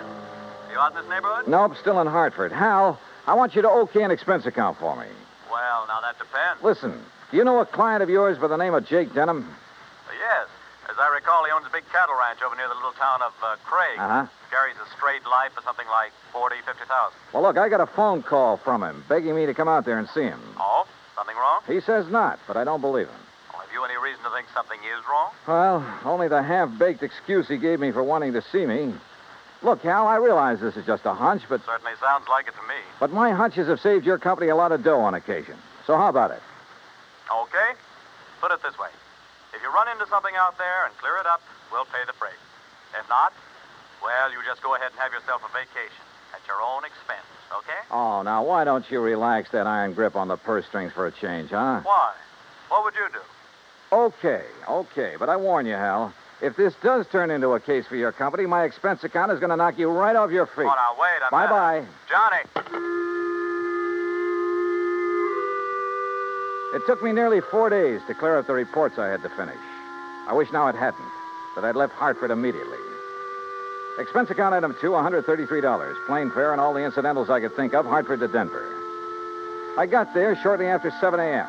Item 3, $50 deposit on a drive-your-own car, in which I promptly headed north and west on Highway 40. That is, after getting out of the traffic in Denver itself, and believe me, that town has it. The 200-mile drive to Craig was routine, except for the lush green hills, the snow-topped mountains, the vast meadows and forests. Colorful Colorado, they call it, and it sure is. Finally, about noon, I pulled into Craig and stopped at the Cosgrove Hotel for lunch. That's item 4, $350. From the waitress, I got directions to the Lazy J.D. Ranch. About 8 miles south on the Yampa River, just off Route 789. You want some dessert? Oh, no, thanks. This is fine. Hey, you one of the relatives? Relatives? Oh, of course not. You're too late. Too late for what? It was real beautiful, though. Half the town turned out for it, and most of the big ranchers. What are you talking about? Oh, my gosh, it's after 1:30. Look, I'm not supposed to be on duty now, and I got a date with my boyfriend. Hey, well, now... Excuse me, now, I wait gotta a go. second. Just say the cashier in the lobby. Well, but look, Okay.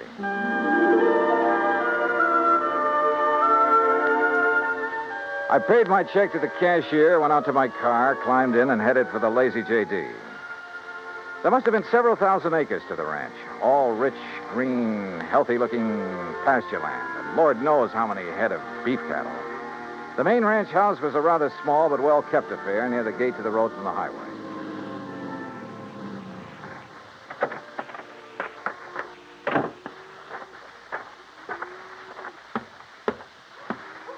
And then I saw it. A long piece of black crepe hanging on the doorframe.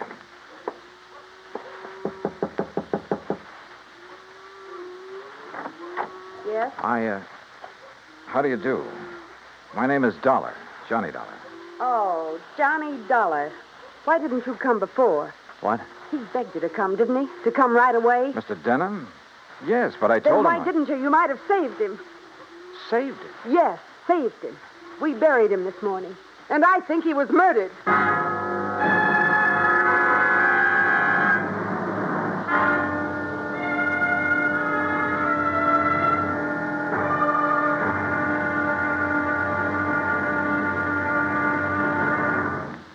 Act 2 of yours truly, Johnny Dollar, in a moment. The American writer Christopher Morley once wrote, "When you sell a man a book, you don't sell him just 12 ounces of paper, ink, and glue. You sell him a whole new way of life," unquote. Now, that goes double when you give, not sell, a book. But the gift of 550 books to little children increases the legacy tenfold. Near the end of 1960, the employees of the Chase Manhattan Bank started a people-to-people program with such a gift to school children of a town in Tanganyika. That's on the southeast coast of Africa. And to give you an idea how the books were received by the children, let me first quote from Francis Bacon. He's an English writer of a few centuries back. He said, "Some books are to be tasted, others to be swallowed, and some few to be chewed and digested." In the past, children in Tanganyika may have done a little tasting and chewing and a little swallowing and digesting. But there's one certain thing. They wound up devouring the books they received from the United States. And they did so much of it that they, the ones in high school anyway, were able to reach the level of English children their age and pass the exams at the same time. That takes a lot of book learning, as they say. Now, the gift of these books from the United States of America may have seemed a small thing to the senders, but the boys in Tanganyika who received them know that they've opened a whole new way of life. They've greatly increased understanding in the classroom of freedom, the right of all men everywhere. And now, Act Two of yours truly, Johnny Dollar and the Bum Steer Matter. The tall, beautiful girl standing in the doorway of the ranch house at the Lazy J.D. outside of Craig, Colorado, was dressed in black. The red about her eyes showed that she'd been crying. But there were no tears in them now. Jake Denham was my father, Mr. Dollar. I'm Virginia. And you think he was murdered? Why do you think he called and begged you to come out here? Any idea who might have done it? Yes, Big Mike Craven. Who's he? He owns the Sea Lucky Star and wants to own every other ranch around here, and he will unless somebody stops him. How did your father die? Anthrax. That's what they said it was. I thought that was a disease of cattle. People, too, if they get infected from the cattle. And that's what happened to your father? That's what they say, but there's no anthrax around here. Our ranch is clean. Look, let's go inside and sit down and talk about this. Sure, I'll talk about it. If only somebody will listen. And here, John. Oh, thanks. Are you, all alone? Now that Dad's gone, he and I ran the ranch. Now it's up to me. Sit down. Thank you. Virginia, were you trying to tell me out there that you think somebody tried to infect your herd with anthrax? What would you think? Who was your father's doctor? Dr. Regis Ross from in town. Who are you? Well, my name is Dollar, insurance investigator. Say, you fellas act pretty fast, don't you? Sometimes. Feeling all right now, honey? I guess so. I told the hands that you're in full charge now. They'll take their orders from you. Or from me. Or from... Sure. Sure, I guess that's best. Thank you, Pete. They might as well get used to it, because after we're married... Look, honey, why wait any longer? I know this is a bad time to talk about Yes, it, but I Pete. also know, and you know, that this is no time for you to try to go it alone. But what about your medical school? I'll give it up. This is a lot more important than... Well, you're a lot more important. Oh, look, Jenny, you've stalled me for a long, long time. I know, Pete, because I... Don't you see I can run this ranch alone? No. You need me, honey. And I'm here to help you. Do you know how Dad felt? Sure. That all I wanted was this ranch.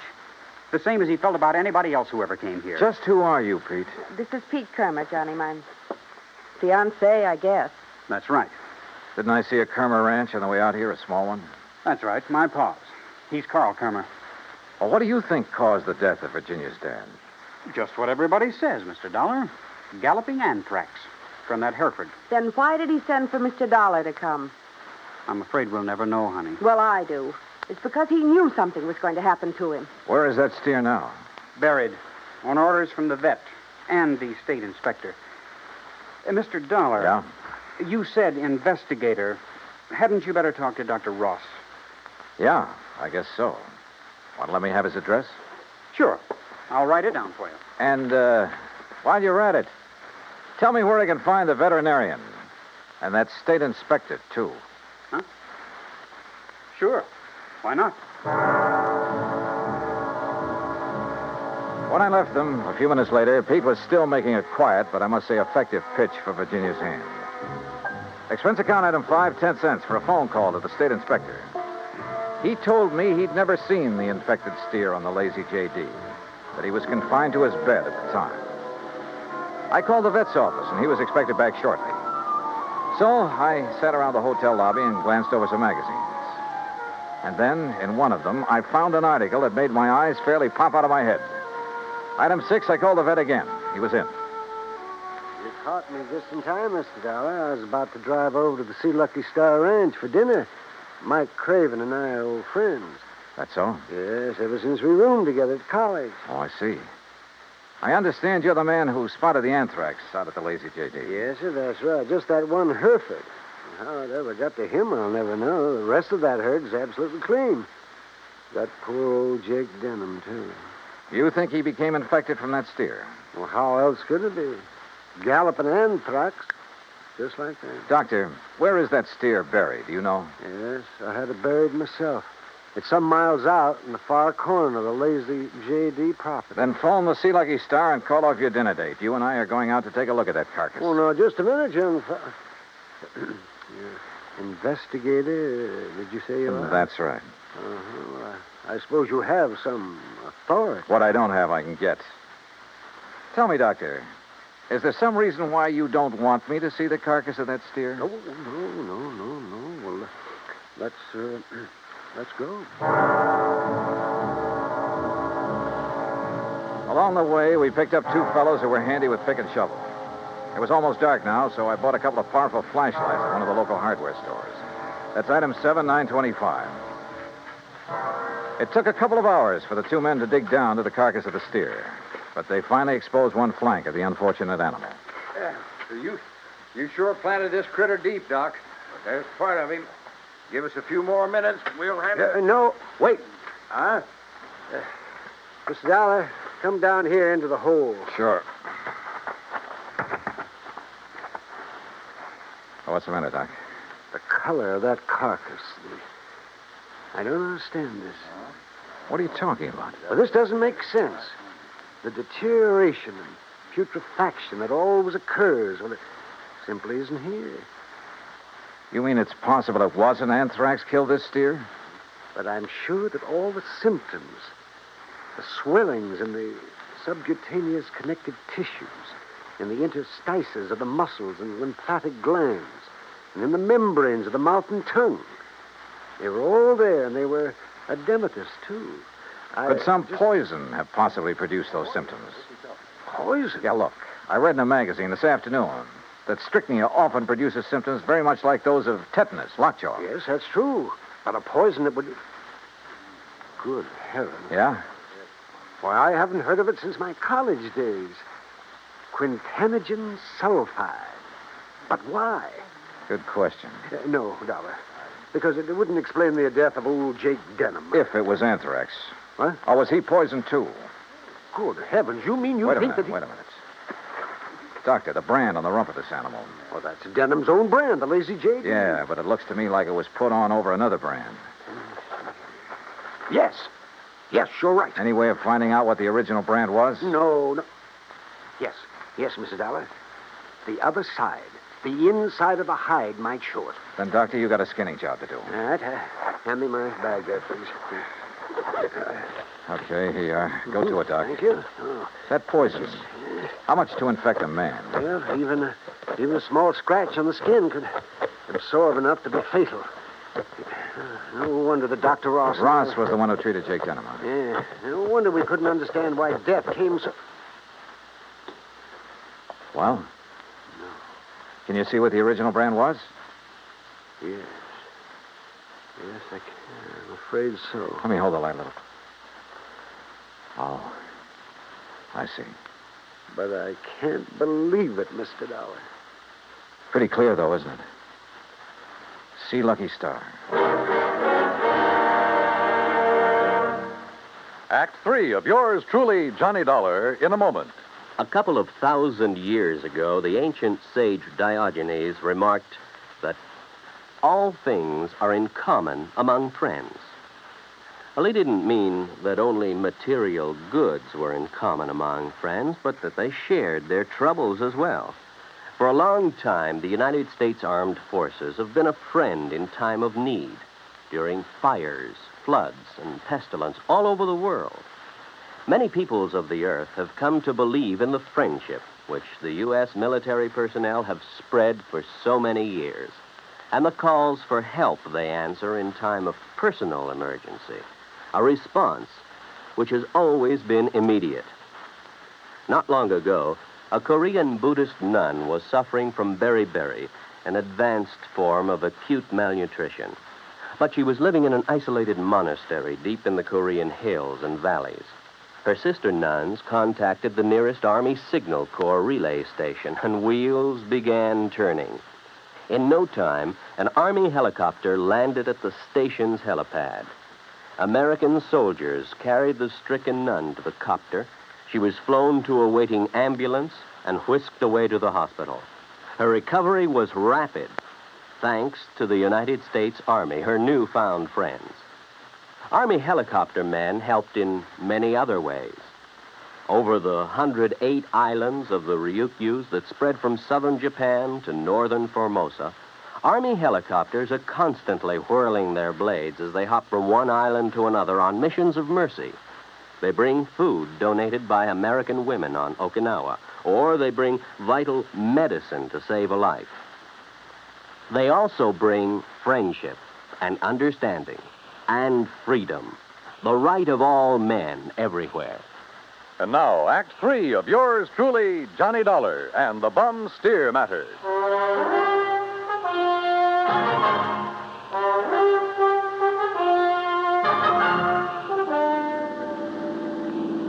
Looks pretty bad, doesn't it, Mr. Dollar? Yeah, Doc. It looks as though this Hereford steer was brought over from the Sea Lucky Star, was rebranded with a lazy JD, was given the poison to make it look like it died of anthrax. Yeah, but Mike Craven, who owns the Sea Lucky Star, I know him, Dollar. I've known him ever since our college days. Medical college? Oh, no, just during the preparatory years. But Big Mike couldn't have done a thing like this. Big Mike has wanted to get his hands on the lazy JD for years, Well, hasn't of he? course, so have a lot of other big ranchers, but I'd stake my life on it. He'd never do it. Hey, wait. Yeah? You should have taken that left turn to get to the Sea Lucky Star. That's not where we're heading. Yeah. Well, then where? If I remember correctly, it's this road to the right, here. Well, you mean the K-Bar K? Got any better ideas? Well, I'll be... Here.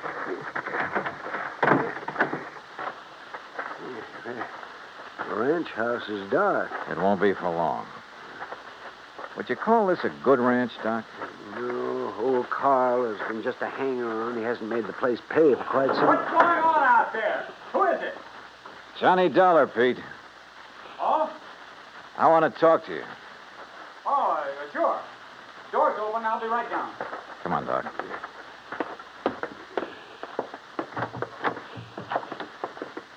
Let's see if I can find a light switch. This flashlight will do. And we're going on upstairs. Huh? Wait down there. I'll be right down. We'll be right up. Well, now, wait a minute, if you don't mind. Well. Nice place you have up here. Look, I asked you to wait down... Dr. Cummings. I'm sorry, Peter, but this... How'd you make out with Virginia Denham, Pete? Convince her to marry you? That's none of your business, Mr. Dollar. Now, just what do you want? Pretty nice ranch to get your hands on, that lazy JD. I beg your pardon. Combination bedroom and study, huh? As Virginia told you, I've been going to college. Yeah, medical school. Nice set of books you have here. Of course, I'll have to give that up now. Well, you're going to have to give up a lot of things. What? Where did you get it, Pete? What was the name of that stuff, Doctor? Quintanogen sulfide. What do you know about... Well? I don't know what you're talking about. Then why the marker in this book on toxicology?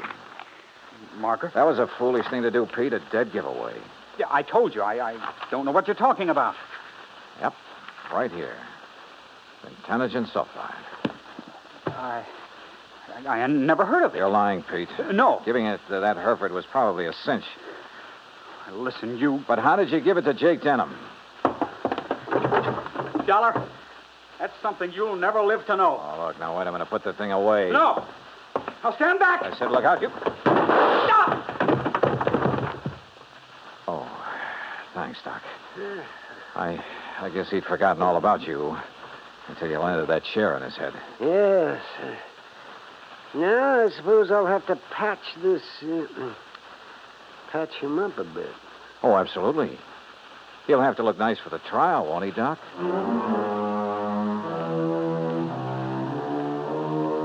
Expense account item 8, $55.95. Living expenses in Craig while waiting for the autopsy on Jake Denham. And yes, the same drug was used on him as on the Hereford steer. A small bottle of the rare drug was found in Pete Kermer's trunk. So Pete's not only lost a chance for a nice ranch, but for living very long. Expense account total, including incidentals and fare back to Hartford, $618.50. On second thought, how's about just sending that check to the community chest? Then I'll feel a little better about this case. And about myself, too. Yours truly, Johnny Dollar.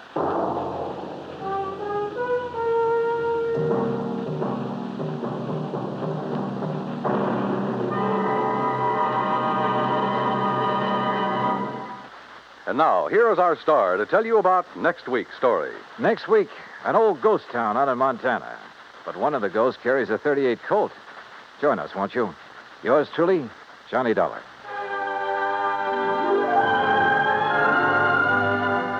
Yours truly, Johnny Dollar, starring Bob Bailey, originates in Hollywood. It is produced and directed by Jack Johnstone, who also wrote tonight's story. Heard in our cast were Virginia Gregg, Gene Tatum, Will Wright, Jack Edwards, Howard McNear, Sam Edwards, and Forrest Lewis. Be sure to join us next week, same time and station, for another exciting story of yours truly, Johnny Dollar. Dan Cumberly speaking.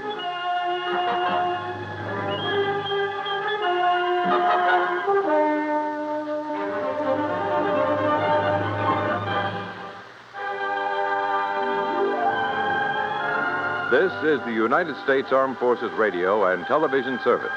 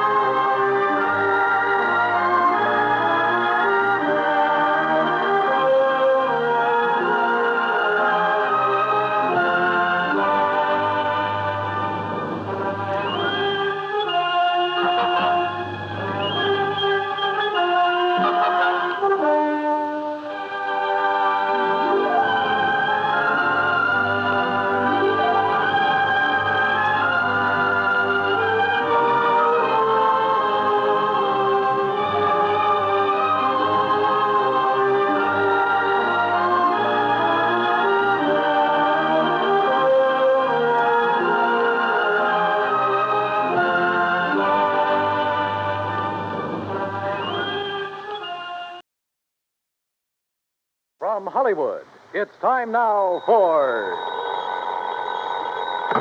Johnny Dollar. George Reed here. Well, hi, George. Haven't heard from you in a long time. Skip the formalities, Johnny. I have a problem. You and everybody else. $25,000 problem, possibly $50,000. Double indemnity clause, huh? Right. Who's insured? Name's Mercedes Crabtree. Crabtree. Elderly woman, lives out in Montana. Uh-huh. And how long has the policy been in effect? Almost 30 years. And you're crying because you have to pay it off? Well, that's it, Johnny. We aren't sure. What? A few days ago, somebody took a shot at her. They missed. But, Yeah? well, last night, she disappeared.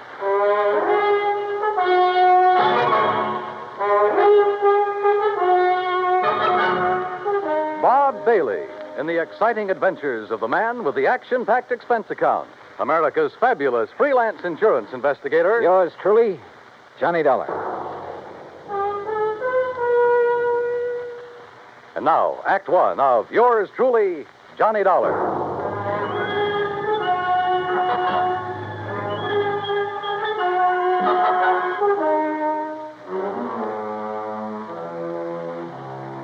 Expense account submitted by Special Investigator Johnny Dollar to Floyd's of England, American Branch Office, Hartford, Connecticut.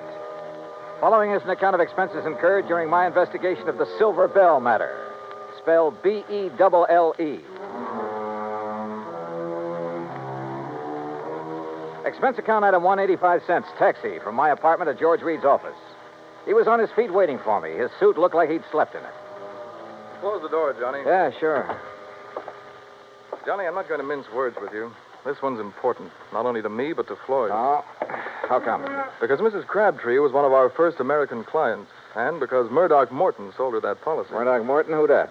My goodness, Johnny. Mr. Morton's the president of our company. You should know that by now. Oh, yeah, I suppose I should. Yes. Well, at the time Mr. Morton sold her the policy, he and Mrs. Crabtree became very close friends. And where was Mr. Crabtree while all this was going on? He'd been killed in an accident in his mine 6 months before. Johnny, you have a very suspicious... I know, George. Prettier people than you have told me. Yes. Well, anyway, since that time, Mr. Morton and Mrs. Crabtree have corresponded regularly. And when Mr. Morton heard that someone had taken a shot at her... Now, wait a minute, George. Mr. Morton's in London, right? Yes. Well, just how did he happen to hear about the shooting? Through Mrs. Crabtree? No, Mrs. Henrietta Scott wrote to him. Oh. And just who is Mrs. Henrietta Scott? According to her letter to Mr. Morton, she claims to be Mrs. Crabtree's only friend in Silver Gulch. Silver Gulch? Montana. It's where Mrs. Crabtree's lived for over half a century, and it's where Mr. Morton wants you to go immediately. Oh. When did Mrs. Crabtree disappear? Well, we received a telegram from Mrs. Scott early this morning. She was supposed to have dinner with Mrs. Crabtree last night and got up to her house, but it was empty. She waited until midnight, checked again this morning, then wired us. Who's the beneficiary on that life policy, George? Doesn't mean a thing. No? Why not? Well, only a couple of people know the policy exists. Also, the beneficiary happens to be Mrs. Crabtree's favorite charity. Good luck, Johnny. Oh, thanks, pal. I'm going to need it. Expense account item 2, $178, air transportation to Butte, Montana. Item 3, $14.90, bus fare, Butte to Silver Gulch. Like George had said, it wasn't much of a town. I checked into the Silver Queen Hotel, rented a battered Model T, and drove out to the home of Mrs. Henrietta Scott.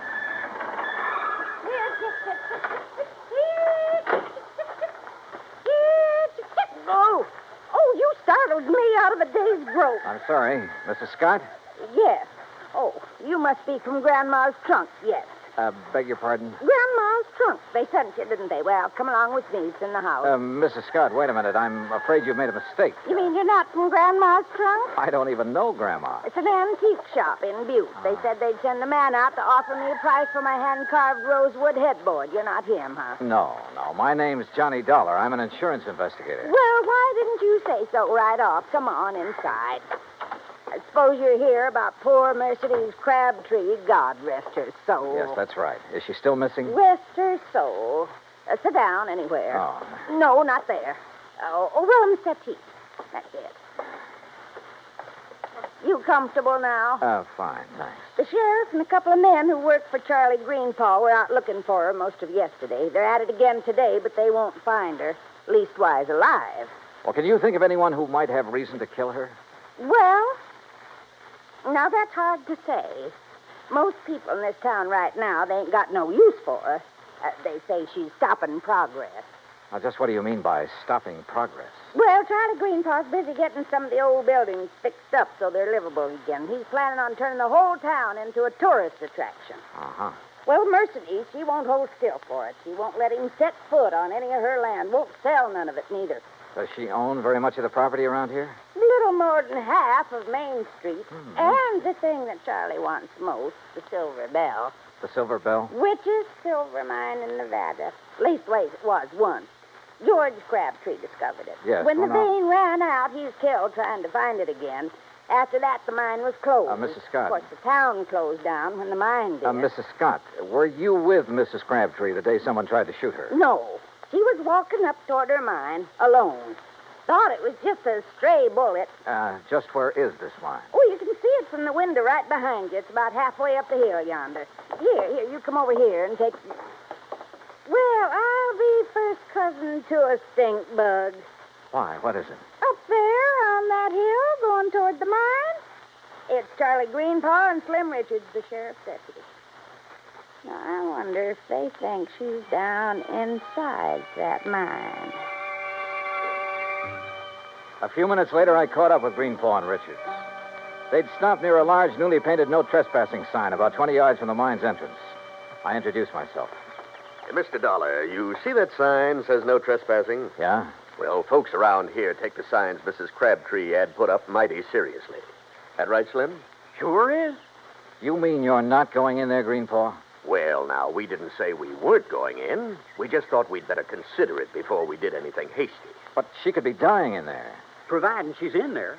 Right, Mr. Greenpaw? Yeah, that's right, Slim. Now, Dollar, you want to go on in? Why, there's nothing to stop you. No, sir. Not a thing. I left daylight behind as I followed the narrow tunnel deep into the side of the hill. About 50 yards down, the tunnel branched off in two different directions.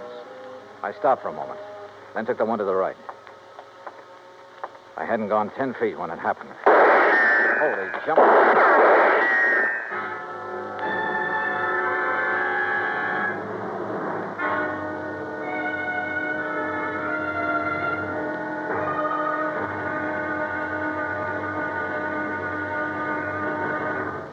Act 2 of yours truly, Johnny Dollar, in a moment.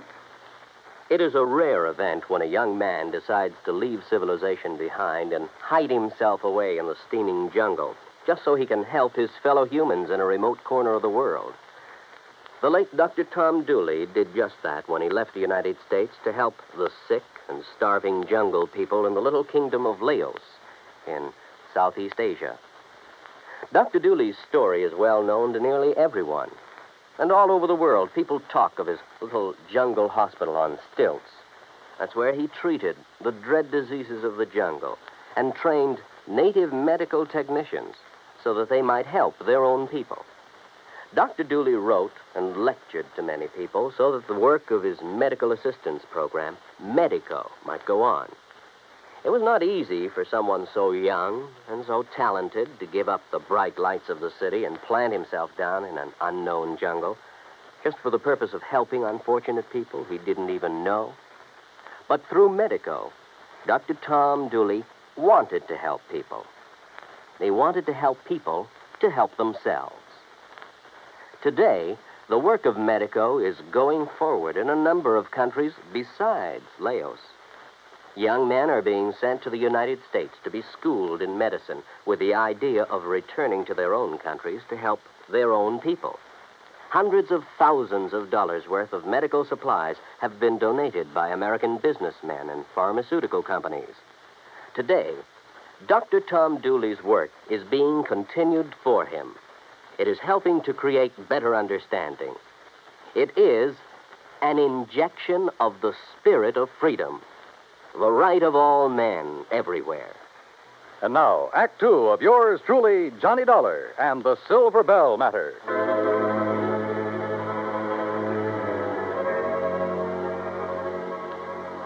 I wasn't alone in the mine, that was for sure. But whoever was in there with me wanted to be alone and resented the intrusion. I wondered if they could hear, so I picked up a rock and tossed it on down the side of the tunnel. Oh. You hurt bad, stranger? Well, I'll be Mrs. Crabtree, is that you? You're trying to trick me. No, wait a minute. My name's Johnny Dollar, insurance investigator. I've got a bead on you now, mister. So don't you move till you can prove what you're saying. Oh, no, I don't intend to. What are you doing in my mind? Looking for you. Your friend, Mr. Morton, is worried about you. Oh. Walk up this way, Mr. Dollar, but you be mighty careful about it. Yes, ma'am, I sure will. You say my Doc Morton sent you all the way out here? That's right, ma'am. Your friend, Mrs. Scott, wrote to him. I declare. It seems to God she even knew. You know Murdoch? No, ma'am, I've never had the pleasure. Oh, he's such a fine gentleman. I remember years ago when I first met him. Oh, he was so kind and understanding. Hey, what's the matter? Oh, crazy fool thing I did coming in here and falling. Hurt myself bad, too. Mr. Dollar, you're just going to have to carry me out. It'll be a pleasure.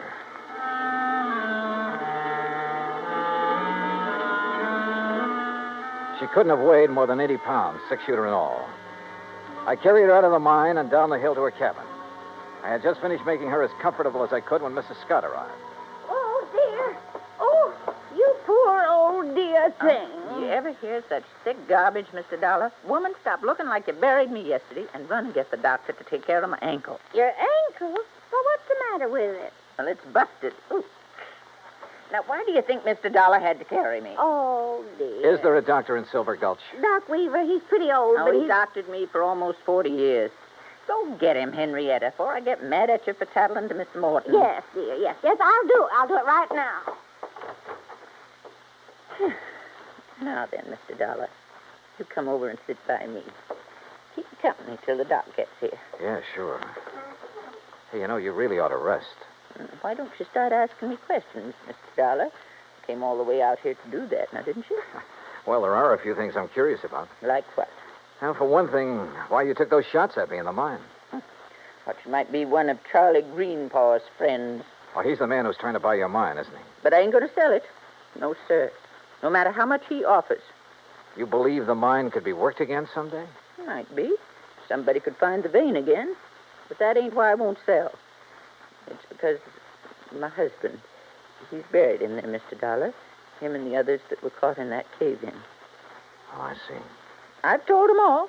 If they step one foot on my property, I'm going to shoot first and ask questions later. Aren't you afraid someone might shoot back one of these days? Oh, haven't so far. That's not what Mrs. Scott told us. I know what she told you, and she's mistaken. Why, that bullet missed me by a good 2 feet. You don't think it could have been a warning? No, I don't. People in these parts, if they wanted to frighten me, there are better ways of doing it than that. Well, if that's so, I sure hope they don't try any of them.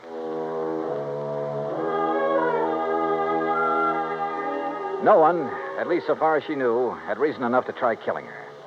Not even Charlie Greenpaw, although she refused to cooperate with the Silver Gulch Improvement Committee. I waited until Mrs. Scott returned with the doctor, then left and drove back to my hotel. I had finished supper and was heading toward my room when someone called me. Oh, Mr. Dollar. Yeah? Oh, Mr. Greenpaw, I was just thinking about you. That's so? Yeah. I was wondering why you hadn't thought to take a look in the Silver Bell mine when you first heard that Mrs. Crabtree was missing. Well, to tell the truth, I'd left the search up to the sheriff until today. Then this morning, Isabel, that's my wife, she said if something did happen to Mrs. Crabtree, it'd sure look like I did it. Good thing you listened, because she was right. Yes, I know. Say, Dollar, I hear Mrs. Crabtree's taking quite a shine to you. Oh, where'd you hear that? Doc Weaver said that's all she talked about. Hey, look, if you'd like to pick yourself up a few $100s, you sure could do it easy. Oh? How's that? Just get the old lady to sell me her mine and the acreage along next to Mrs. Scott's place. I'd give her full value for both.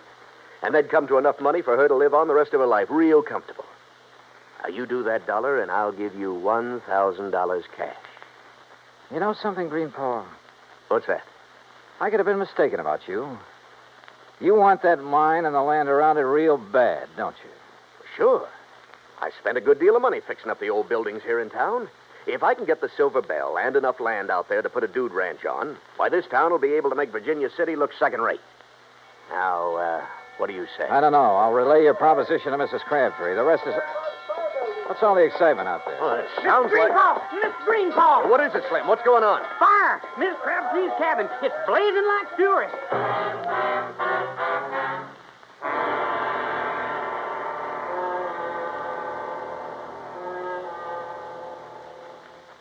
Act 3 of yours truly, Johnny Dollar, in a moment. For thousands of years, the oceans of the world have taken their toll of the treasures of the people who live near them or travel over them in calm and in storm. And for an equally long time, these same people have dived to the bottoms of these oceans seeking those treasures. Gold, silver, jewels, and emblems of tradition or symbols of history have been the sought-after prizes. Late in 1959, a group of English divers seeking underwater specimens of fish and plant life off the coast of the island of Terceira in the Azores came across a group of some 17 ancient cannons. They'd been swept off the walls of the old fortress by a tidal wave sometime during the middle of the 19th century and sank about 100 feet to the bottom of frequently storm-swept waters. News of the discovery was relayed to the Portuguese government, which gave permission for the raising of the relics. American skin divers stationed at the Air Force Base on Terceira volunteered to do the job on off-duty hours. In cooperation with the Portuguese Museum, the men made a few exploratory dives to determine the situation. Then the salvage work began. After cleaning the cannons, some made of brass, others of bronze, it was discovered that they had been forged in England, France, and Portugal more than 110 years before. Now the shiny symbols of history are on view in a Portuguese museum. The Portuguese people are happy because of an unselfish American gesture that brought back to them their symbols of the defense of freedom, the right of all men everywhere. And now, Act 3 of yours truly, Johnny Dollar and the Silver Bell Matter.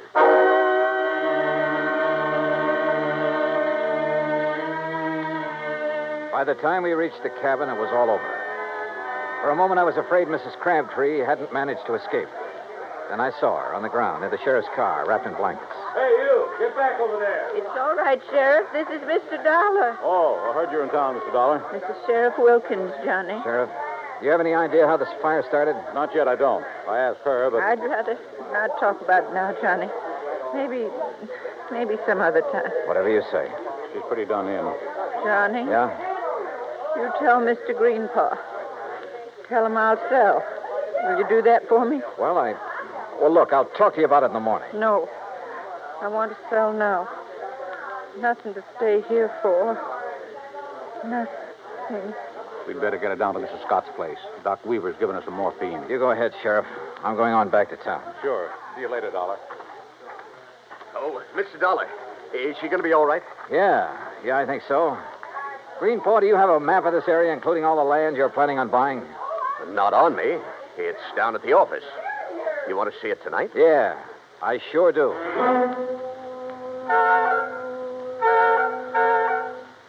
I took a look at the map. Got a little sick at my stomach. Then drove back to Henrietta Scott's. There was a light on in the front room, so I got out of the car and walked up to the door.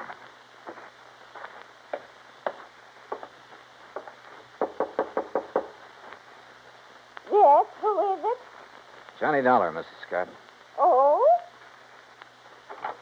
Well, isn't it a little late to come calling, Mr. Dollar? I mean, after all, Mrs. Crabtree is sleeping sound, and I'm all ready for bed. I want to see Mrs. Crabtree. I want you to wake her up. Well, I just couldn't do that. The doctor told me she should have as much sleep as she can get. Yeah, you took his orders a little too literally, Mrs. Scott. Why, whatever do you mean? I mean trying to burn her house down with her still in it. What? Yes, she trusted you. She thought you were the only person she could trust.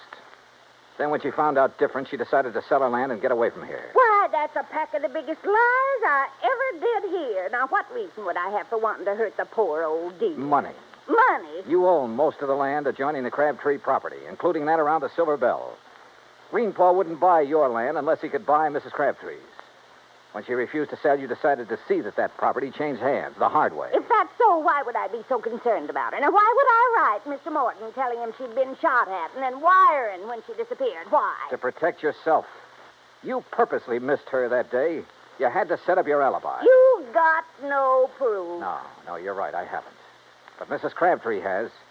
She knows who and what started that fire in the cabin. Now, get out of my way. No. Oh. Mrs. Crabtree.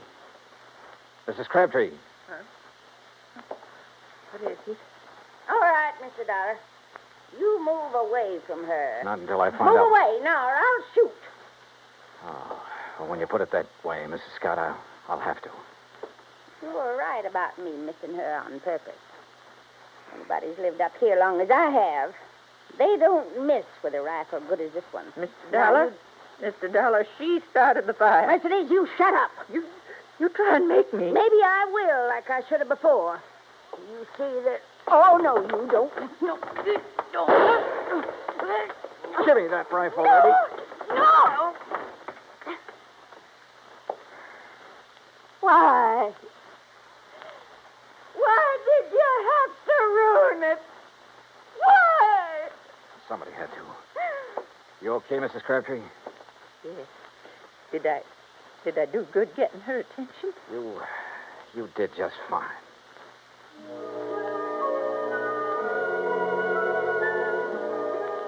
I was ready to leave Silver Gulch the next day, but I stayed over for another week, waiting for a little English gentleman by the name of Murdoch Morton to arrive and claim his bride. Yeah, just about everybody in Montana came to Mrs. Crabtree, pardon me, Mrs. Morton's wedding. Everybody, that is, but her old friend, Mrs. Henrietta Scott. Expense account total, $317.10. Yours truly, Johnny Dollar.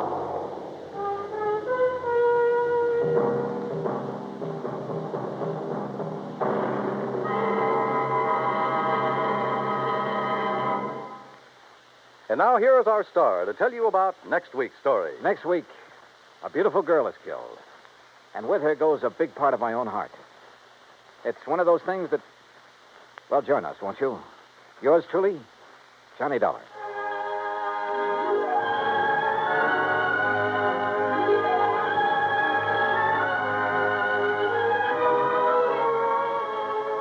Yours truly, Johnny Dollar, starring Bob Bailey, originates in Hollywood. Written by Charles B. Smith, it is produced and directed by Jack Johnstone. Heard in our cast were Virginia Gregg, D.J. Thompson, G. Stanley Jones, Frank Nelson, Sam Edwards, and Will Wright.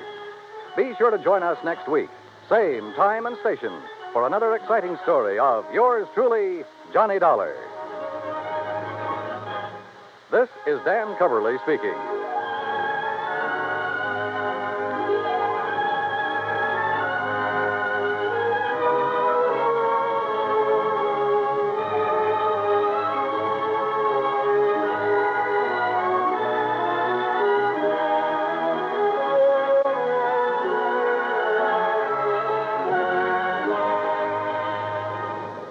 This is the United States Armed Forces Radio and Television Service.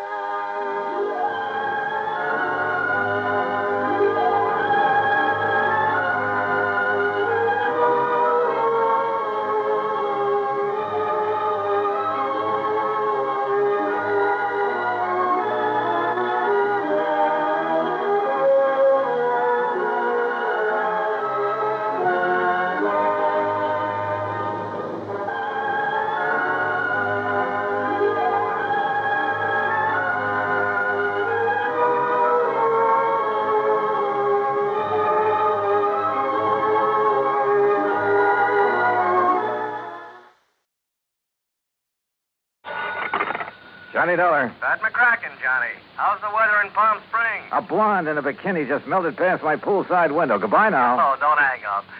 Johnny, this job's just a few miles north of where you are. It'll take maybe a day to clear it up. Yeah, you said that last Christmas, Pat, and I got trapped in a blizzard. This season, I soak in the sun. Happy New Year. John, boy, we have a bonus list in this office. Your name could be on it. Near where I am, huh? It's a ghost town named Calico. An old prospector named Kringle is breathing his last up there. I thought old prospectors never died. He wants to change the beneficiary on his $50,000 policy, but a nephew, Ned Kringle, threatens suit if we let him. So you contact our agent, Gene Craig, in Barstow. Who's the new beneficiary? Carmen Kringle. Carmen? A burro. A burro? Yeah. If I don't hear from you, Johnny, Merry Christmas.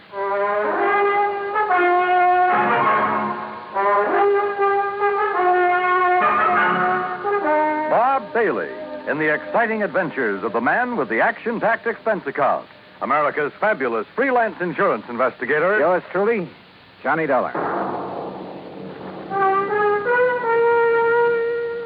And now, Act One of yours truly, Johnny Dollar.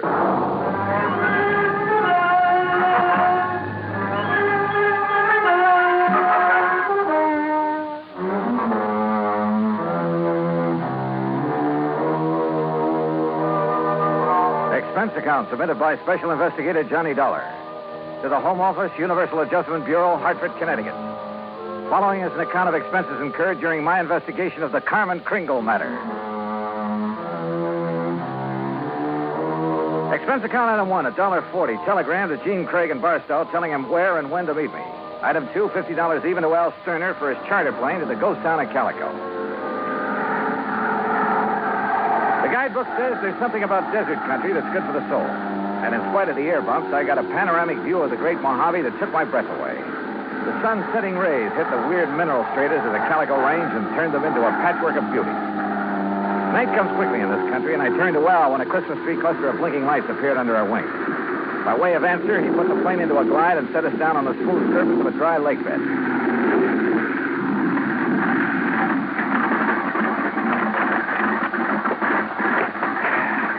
You want me to wait around till your friend shows up?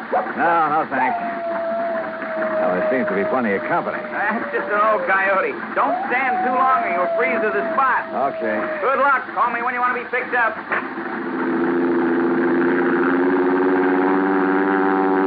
I watched Al's plane until it was swallowed by the darkness.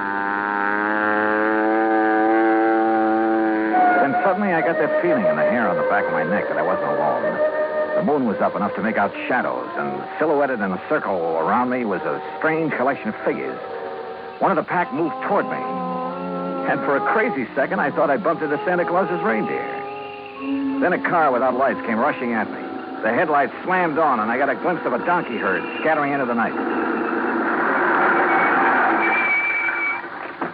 All right, mister. Walk toward me. Slow, with your hands high. I've learned never to argue with a Winchester 94, so I followed orders. I spotted the weaving headlamps of another car approaching and prayed it was the agent, Gene Craig. Close enough, Sonny.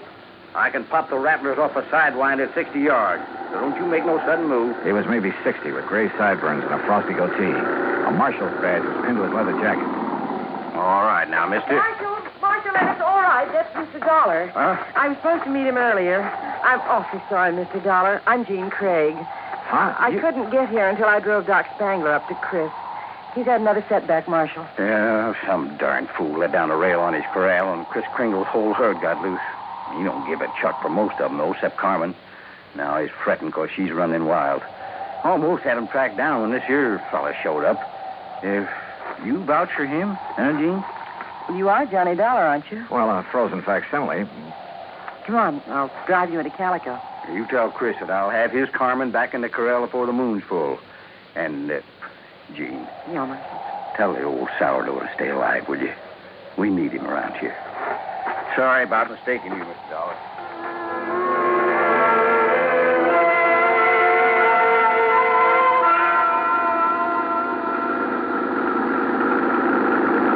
Jean Craig, with a J, knew her way around. She was strictly business and filled me in fast on the old prospector with the odd name and his desire to change the beneficiary of his policy. Everybody calls him Chris because every year he loads up his burros with toys and presents for the miners and their families back in the hills. Huh? The kids really think he is Santa Claus. I'm afraid it won't be a very merry one for them this year. Well, what makes everyone so sure Chris Kringle is giving up the ghost? Doc Spangler says there's nothing apparently wrong with him. It's more like he's given up. Oh, what's with this Scrooge character, the nephew? Ned Kringle seems all right. It's the man with him, Willie D'Agostino. He does the talking for Ned. You'd think he was going to inherit the money. Well, maybe he's expecting to. You know, you're making a good case for Carmen. Hannibal will be a beneficiary, Johnny. Chris can leave it to a three-masted schooner if he wants, providing a trust is set up. Could the people of Calico be that trust if they promise to take care of Carmen? Yeah, I guess so. Why? That's the way Chris wants it. That way there'll always be a Christmas in Calico. What happens when Carmen goes to donkey heaven? Or is it burros that never die? There'll always be burros in Calico, Johnny. And one of them could always be named Carmen.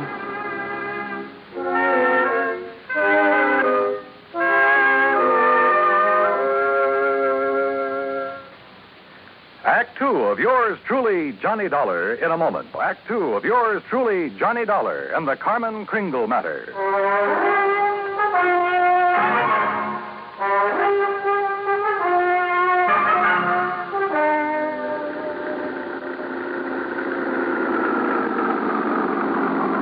Well, here we are, Johnny. Calico. Once the richest silver city in the West. It was unbelievable. Like seeing a page from the past. Walter Knott, famed creator of Knott's Berry Farm and Western historian, had bought the old ghost town's battered remnants and restored it to the way it must have appeared in the wild and fevered days of the Silver Lode. I could make out signs nailed to weathered batten boards that told of a flourishing and colorful past. Joe's Saloon, The Last Chance, Hyena House Hotel, Lane's Mercantile, the Calico Prince. High on a hill at the edge of town, people were gathered at the entrance to a cave that was illuminated by hundreds of miners' lamps. Kind of gets you, huh? Almost like it was planned. They're rehearsing for the Christmas Eve pageant. Maybe you can spend Christmas Eve with us, Johnny, if you don't have other plans. I have a day with a steam-heated swimming pool. What? Come on. Let's meet the old man. Expense account item 3, $100 for a quart of perfume or a mink scarf, anything to wipe the hurt look off of Jean Craig's face. She led me up the steps to the rickety porch of Chris Kringle's wooden shack. A tall figure carrying a black bag stepped toward us out of the shadows. Yeah, I'm glad to see you. Will you drive me back to town? Why, certainly, Doc. Oh, this is Mr. Dollar. Hi, son. Hi. Chris, Is he still all right? I couldn't say. Been sitting out here waiting for you. You haven't seen the patient? The medical man knows the duty and all that, but I'm too old to talk back to a gun. They wouldn't let you in? Tired of it. Well, I'm not a medical man. Well, please be careful, Johnny. I told you, Stallbone, stay away and leave the old man to... Well, if it ain't little Jeannie, the policy fixer. And who are you, mister? Willie D'Agostino. This is Johnny Dollar. He's from the insurance company to see about changing the policy. Who is it, Wooly? Who are you talking Relax, will you, and let him give us some tourist directions back to Barstow. There'll be no policy changing at this late date, mister. Ned Kringle is very bereaved at the imminence of his uncle's demise. Just family admitted at this sad hour, so mosey along, folks. I'll leave the young man to his grave. Your foot is in the door, mister. I don't like your foot, and I don't like you. His hand moved to his shoulder holster, but Jean was standing right beside me. It was Doc who suddenly shouldered past D'Agostino and fled up the stairs that gave him my chance. I kicked the door wide. Threw him off balance. I shoved Jeannie aside, and that was a mistake. Because a million Christmas tree lights blazed up in my skull.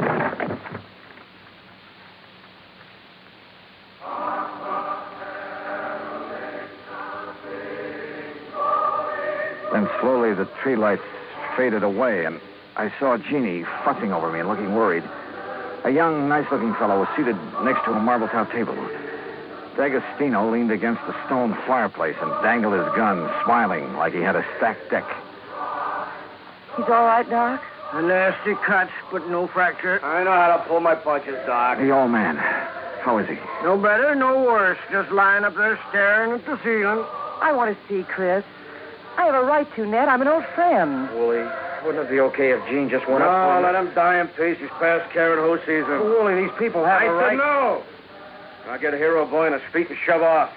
Go on. Come on, Johnny. Help me, Doc.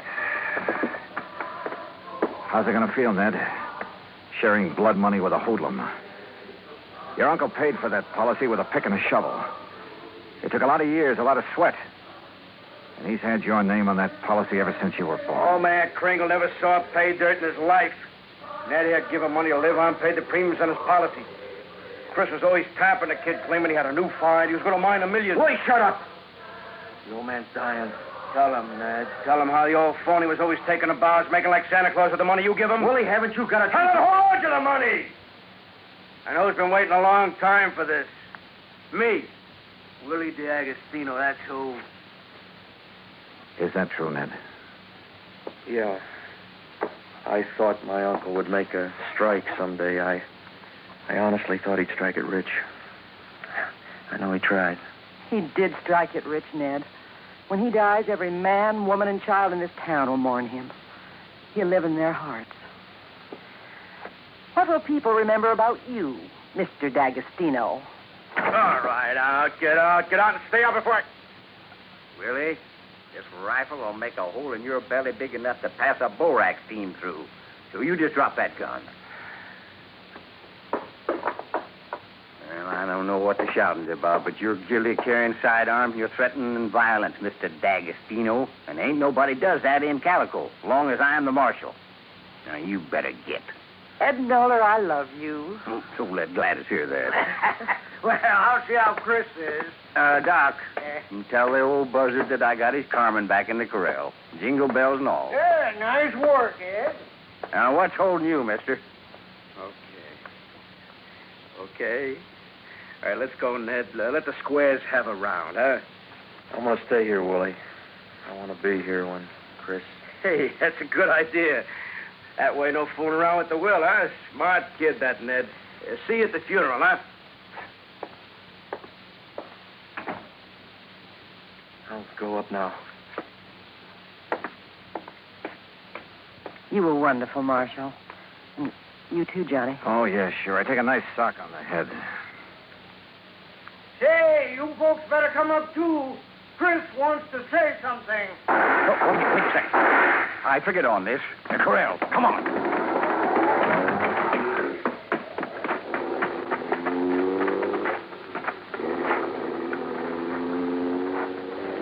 D'Agostino must have had another gun in his car. One of the bullets had found the mark he intended. Willie Boy wasn't taking any chances that Carmen Kringle would inherit $50,000. We found the burro lying on her side, quite dead. Jingle bells and all.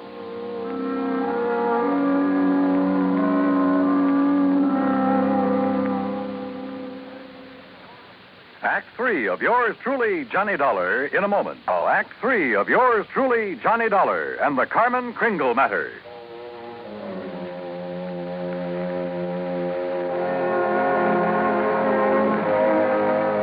Oh, Marshal.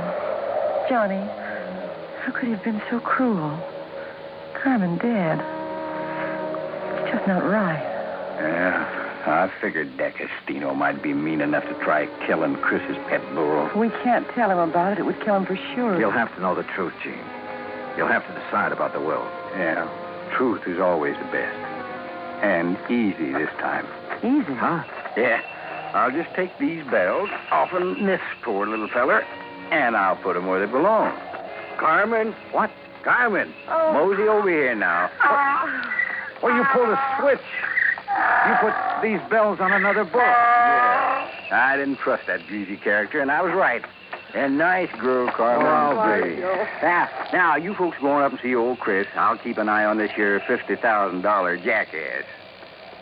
That's the way it's going to be, ain't it, Johnny? Yes, sir. That's the way it's going to be. But I was wrong. The roly-poly little old man on the four-poster bed with his white whiskers resting on the quilt changed his mind again. Even after hearing about how the marshal saved Carmen. I wasn't going to scratch Ned's name off of that insurance, Mr. Dollar. I tried to shake that D'Agostino, figuring he'd take his hooks off of Ned if he thought my Carmen was going to get the money. Oh, I was scared for a while that I just might have to up and die to square my nephew's gambling debts. I'm sorry, Chris. I'll work my fingers raw paying every cent I owe, but I'll pay him back with interest. I want you around. Okay, Mr. Dollar. Yeah, Chris. Lift the lid on that footlocker and fetch me one of them bags in there. They're pretty heavy, but you look strong. Well, they're sure heavy enough. You got them stuffed with silver? It's better than silver. Open it up there. Yeah, that's it. Yes, you recognize it, Doc? Yeah. Maybe you'd better have a good sleep, Chris. This here's plain old gravel. Oh, plain gravel. It's uranium, Doc. Huh? The last batch assayed at $900 a ton. And I got a mountain of it staked out. In both our names, Ned. You don't say why, Chris. Mr. Dollar, if you and Jeannie check with the Barstow Bank, you'll find that they'll extend credit on the strength of that assay. You reckon you can spend 2 days buying enough presents so as we won't disappoint the folks hereabouts?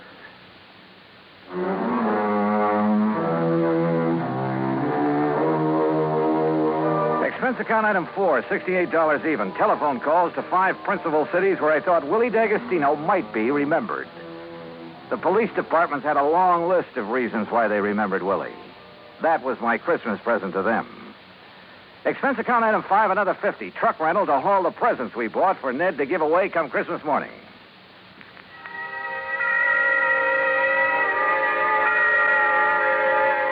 And then it was Christmas Eve.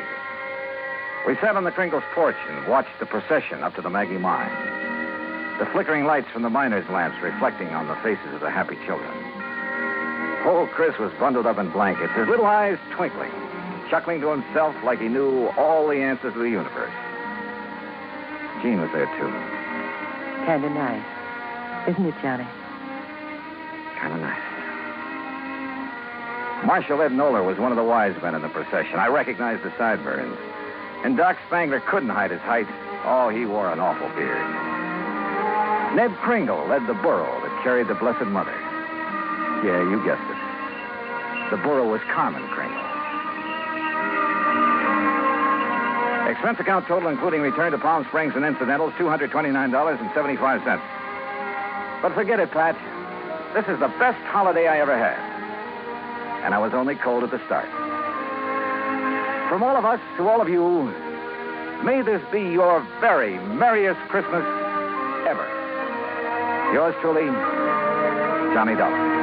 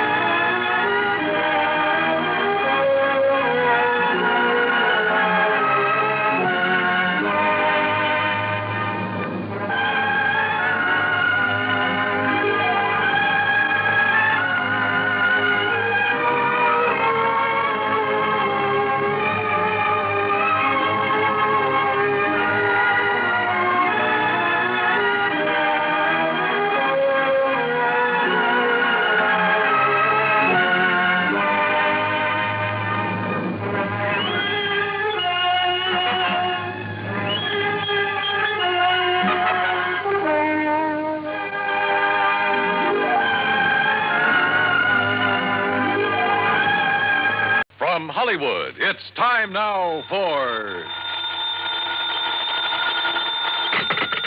Johnny Dollar. This is Harry Branson, John. Hi, at Harry. the Philadelphia Mutual Liability and Casualty Insurance Company. I said hi. How are you? Oh, yes. Well, I'm fine, thank you. But that's beside the point. John, this thing has me terribly upset. Comes the day you aren't upset over something, Harry. It'll be a miracle. What's it all about? Can you come down here to Philadelphia right away? Don't see why not. But now what seems to be... Believe me, if you can clear up this matter, I shall be eternally grateful. $985,000. Wow. For what, Harry? Of course, anyone, any criminal, that is, could be suspect in the theft. Theft of what? But the murder, it doesn't make sense. What does it? What do you think, John? What do I think? Look, Harry, you haven't yet given What possible reason could there have been for firing the shot that... How about the butler? What, the butler? Of course, I never thought of that. John, what butler? Oh, I'll be down to see you, Harry. Goodbye. Wait. You mean you know something about this case that the police and I don't know? I don't know anything about it yet. I'll be down to see you. But in that case... Goodbye, Harry. But in that case, John, if you don't know anything about it, what leads you to suspect the butler? And what butler... John, you have me all confused. Then that makes us even. Bye. But, John... So help me. If it weren't for the big fat expense account I can foist on Harry Branson, well, here we go again.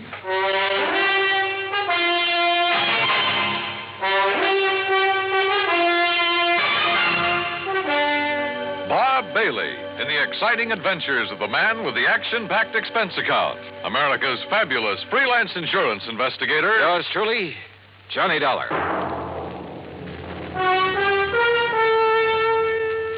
And now, Act One of Yours Truly, Johnny Dollar.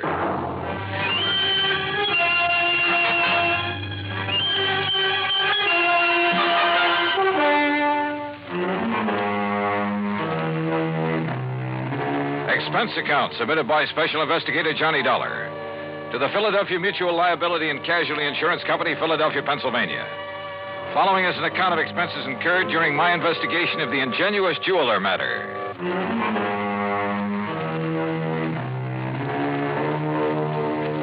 Expense account item 1, $32.70, train fare and incidentals, Hartford, Connecticut to Philadelphia. Cab to Harry Branson's office on Walnut Street. I found him sitting at his desk, his head in his hands.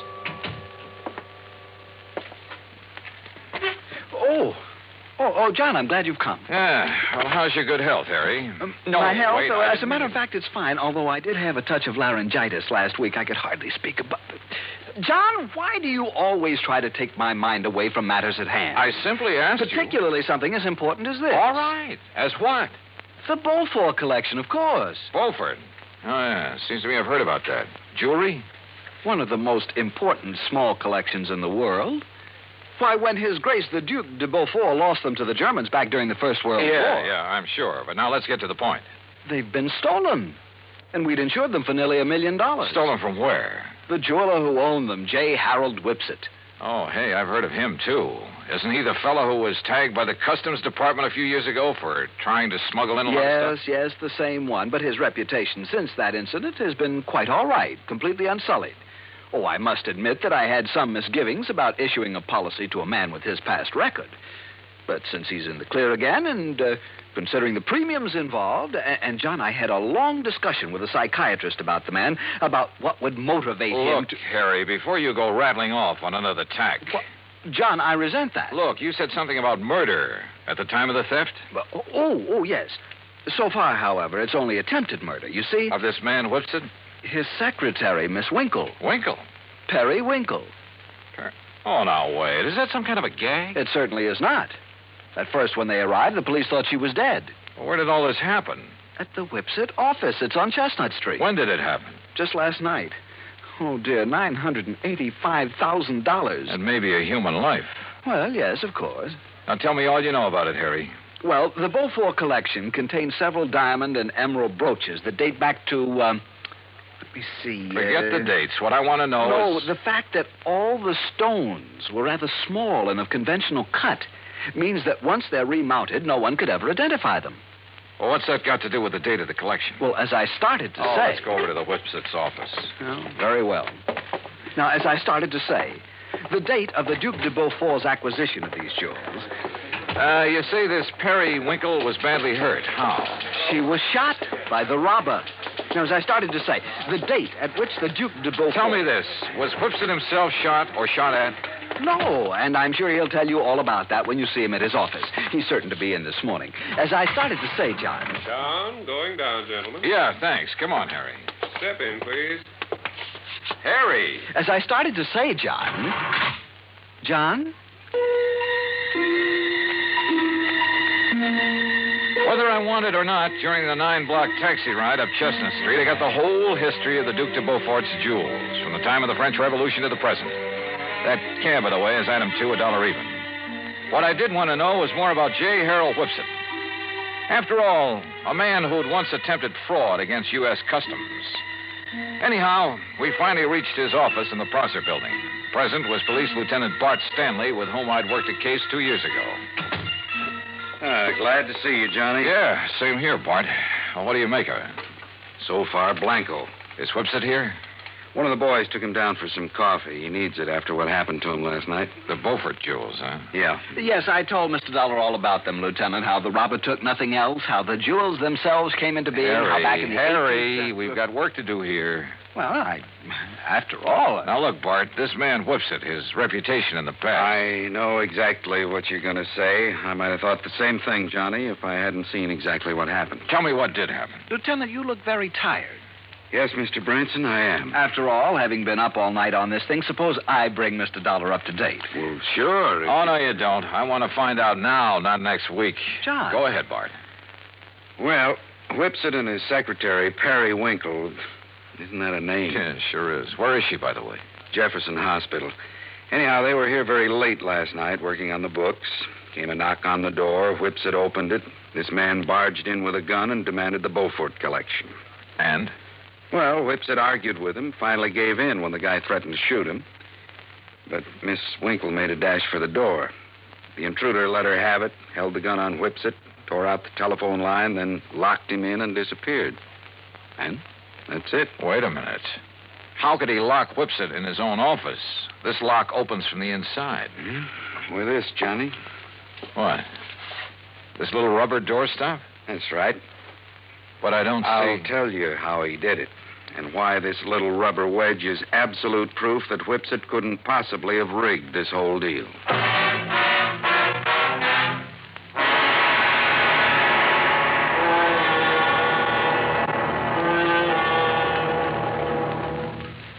Act 2 of yours truly, Johnny Dollar, in a moment. For a long time, people... And now, Act 2 of yours truly, Johnny Dollar, and the Ingenuous Jeweler Matter.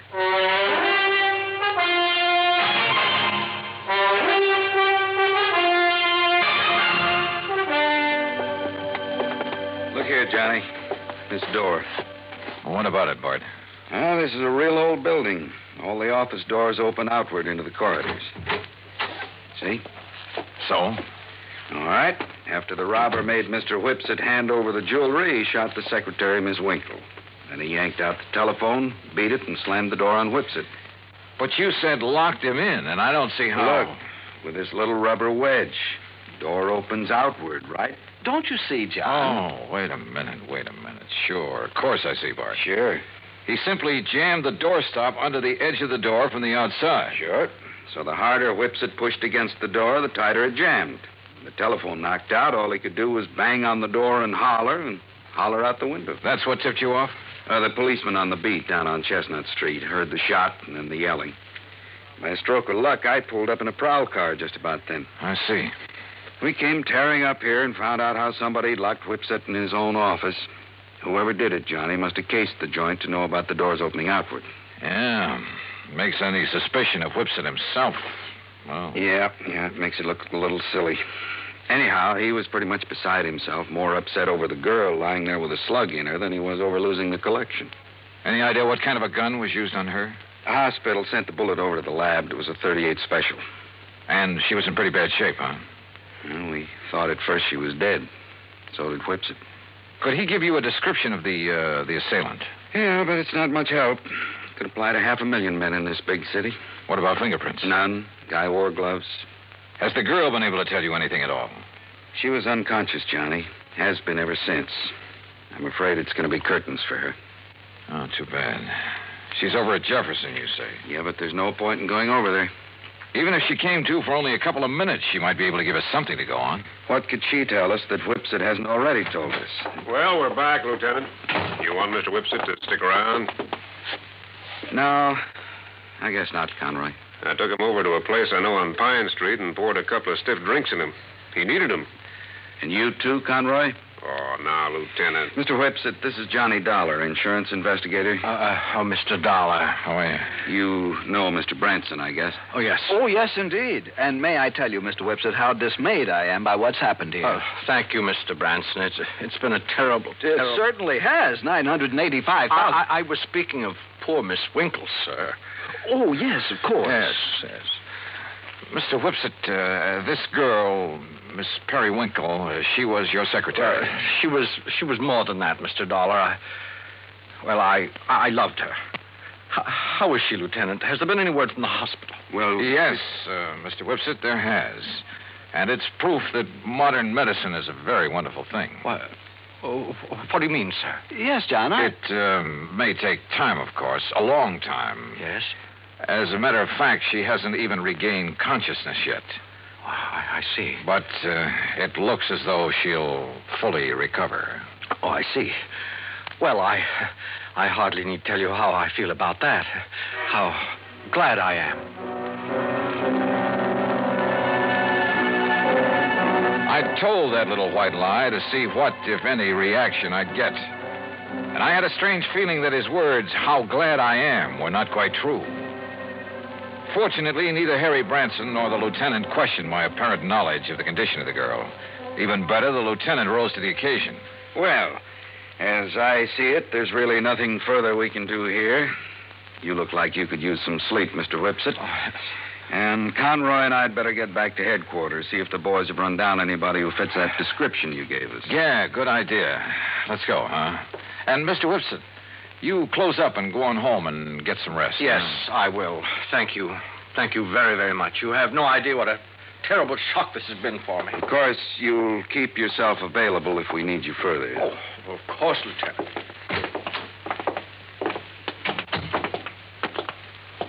Okay, Johnny. What was that all about? Telling him she'd recover. Yes, John, I almost interrupted. I was afraid you would. That's why I kept talking. Barron, I'm going over to the hospital. Oh, now look, If Johnny. there's only one chance in a million of that girl regaining consciousness, I want to be there when she does. You still suspect Whipsit? Did I say that? Don't you see, John, the whole thing hinges on that little rubber doorstop. On the fact that he couldn't possibly have locked himself in with it. Branson's right, Johnny. Okay, then I won't go over to the hospital. Ring for the elevator, Harry. Oh, sure. John, what will you do? Call him on the phone down in the lobby instead. This is Dr. Kenworthy. This is Johnny Dollar, doctor, insurance investigator. I'm calling about Miss Periwinkle. Oh, yes. I was about to call the police. She's conscious now? She died, Mr. Dollar, less than 5 minutes ago.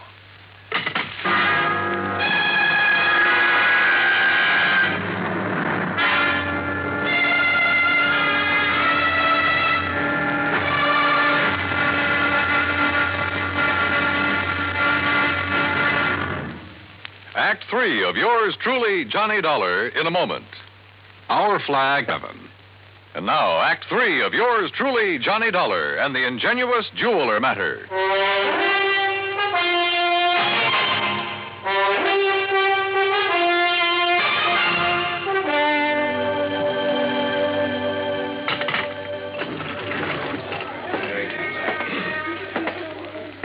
Well, what'd you find out from the hospital, Johnny? The girl is dead about 5 minutes ago. Oh, dear. And we've got a killer to track down. Now I'd better get on over to headquarters. I'll phone poor Mr. Whipset. He left the building while you were in the phone booth, John. Bart, have you got a key to his office upstairs? Why, sure, right here. Let me have it, will you? Here. You want me to go up there with you? Why don't you go over to the hospital and see if Whipset shows there? What do you expect to find up in his office, Johnny? I haven't the least idea. Why kid about it? I didn't have the least idea what I expected to find, or even what I was looking for. When I walked into the jeweler's office up on the 8th floor, I picked up the rubber doorstop, the one thing that proved Whipset couldn't possibly have rigged the whole deal. But I somehow felt that if only that little wedge of rubber could talk. Then I noticed a funny sort of burr on one side of it. Just a tiny little rough spot, but it showed me where somebody had pierced a tiny hole through it. Why? After a couple of minutes of rummaging around, I found it. A piece of fine, strong platinum wire, about 2 feet long. A wire that could be carefully slipped through the hole in that rubber doorstop. Well, Mr. Dollar. Well, what are you doing back here, Whipset? If you don't mind my saying so, there was something about your attitude that I didn't exactly care for when you were here with the policeman and Mr. Branson. And when you left them downstairs in the lobby and took the elevator. Oh, I see you found it. Yeah, that's right. It was very smart of you, Whipset. Thank you. Put this rubber wedge on the floor, just outside the door, with the wire on it leading under the door. Exactly. Then pull the door closed. Then pull the wedge into place with the wire. And the door can't possibly be opened from in here. You've locked yourself in. The more you push on the door, the tighter the wedge holds it. That's right. And you don't forget to retrieve the wire by pulling on one end of it. I suppose those are the gloves you wore when you killed Miss Winkle, so you'd leave no prints. Oh, then she's dead. How fortunate for me. And that's the gun you used? Yes. I'm afraid she was rather averse to my breaking down the Beaufort collection, melting down the mountings and secreting the stones at my home. And, of course, claiming the insurance money, but after all, nearly $1 million. Why are you telling me all this? Because, you see, this is also the gun that will kill you. After which I shall lock your body in this office using the doorstop again. It's a rather nice touch, don't you think? Is it? Well, don't you see? It's now a sort of a trademark of the completely unknown thief, the unknown killer of both the girl and you. Oh, now, wait a minute. Do you think if I found out how you did it, the police can't? Did they, even after their lab crew spent the whole night up here? I guess you got a point there. Yes. Now, turn around, Dollar. Turn around. Well? You see, I'm going to have to shove this gun into your back to muffle the sound. Look, Whipset. Unless you have a better idea. Well, I have. What?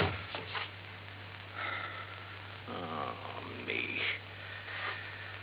Oh, I suppose I might have known this whole thing seemed too easy. All right, Lieutenant.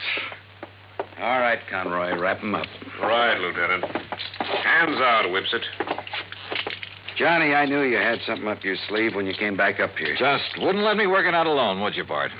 All right, what was it? What did you find out that tipped you off? Oh, you'll never know from me. Huh? After all, I might want to use it to stump you sometime. Oh, now look, Johnny. Okay, ask Whipset here. He just loves to explain things. At great length, too.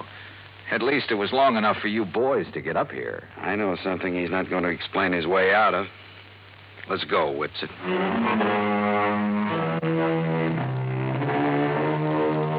Harry, I think I'll have to figure out some way to pad my expense account even more than usual in cases like this. I mean, where a 38 slug nearly ends up in me. After all, fun is fun, a job's a job, but some of these laddies carry things too far. Come to think of it, I'll have to run down to New York again to appear against Whipsit. So, expense account total, including that and transportation back to Hartford and all the incidentals I could possibly think of, $181 even. Yours truly, Johnny Dollar.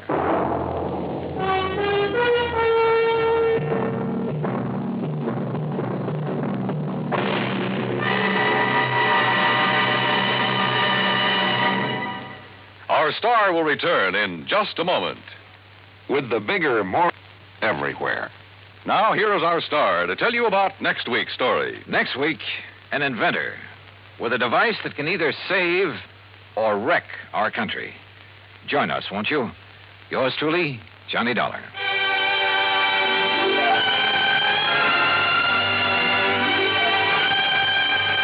Yours truly, Johnny Dollar, starring Bob Bailey, originates in Hollywood and is produced and directed by Jack Johnstone, who also wrote today's story. Heard in our cast were Harry Bartell, Byron Kane, Vic Perrin, Joseph Kearns, and Austin Green. Be sure to join us next week, same time and station, for another exciting story of yours truly, Johnny Dollar. This is Dan Cubberly speaking.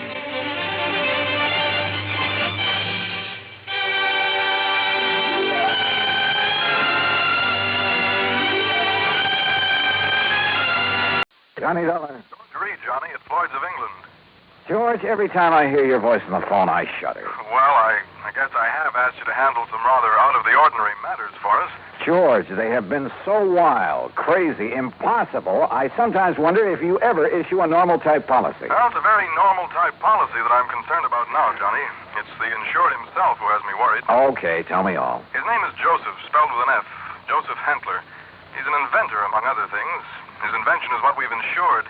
It's a device, I guess you'd call it, for making some kind of boron-based compound. Boron-based? The sort of thing the government is vitally interested in for its airplane and rocket fuels. Oh? No kidding. I think you'd better run over here and let me tell you about it. Can you? Right away? When you put it that way, George, yeah, I think I'd better. I'm on my way.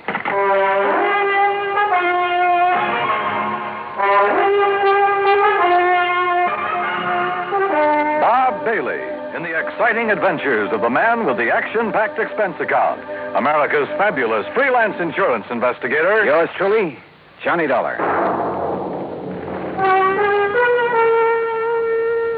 And now, Act One of yours truly, Johnny Dollar.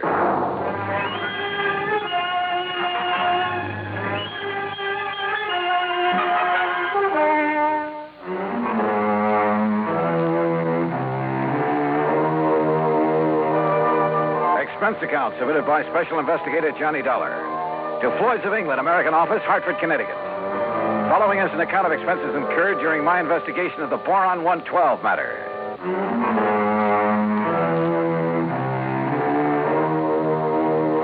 Expense account item 1, $1.10 cab from my apartment to George Reed's office. As I walked in, he motioned me to a chair, leaned over to the intercom on his desk, and pushed a key. Sit down, Johnny. Miss Larkin.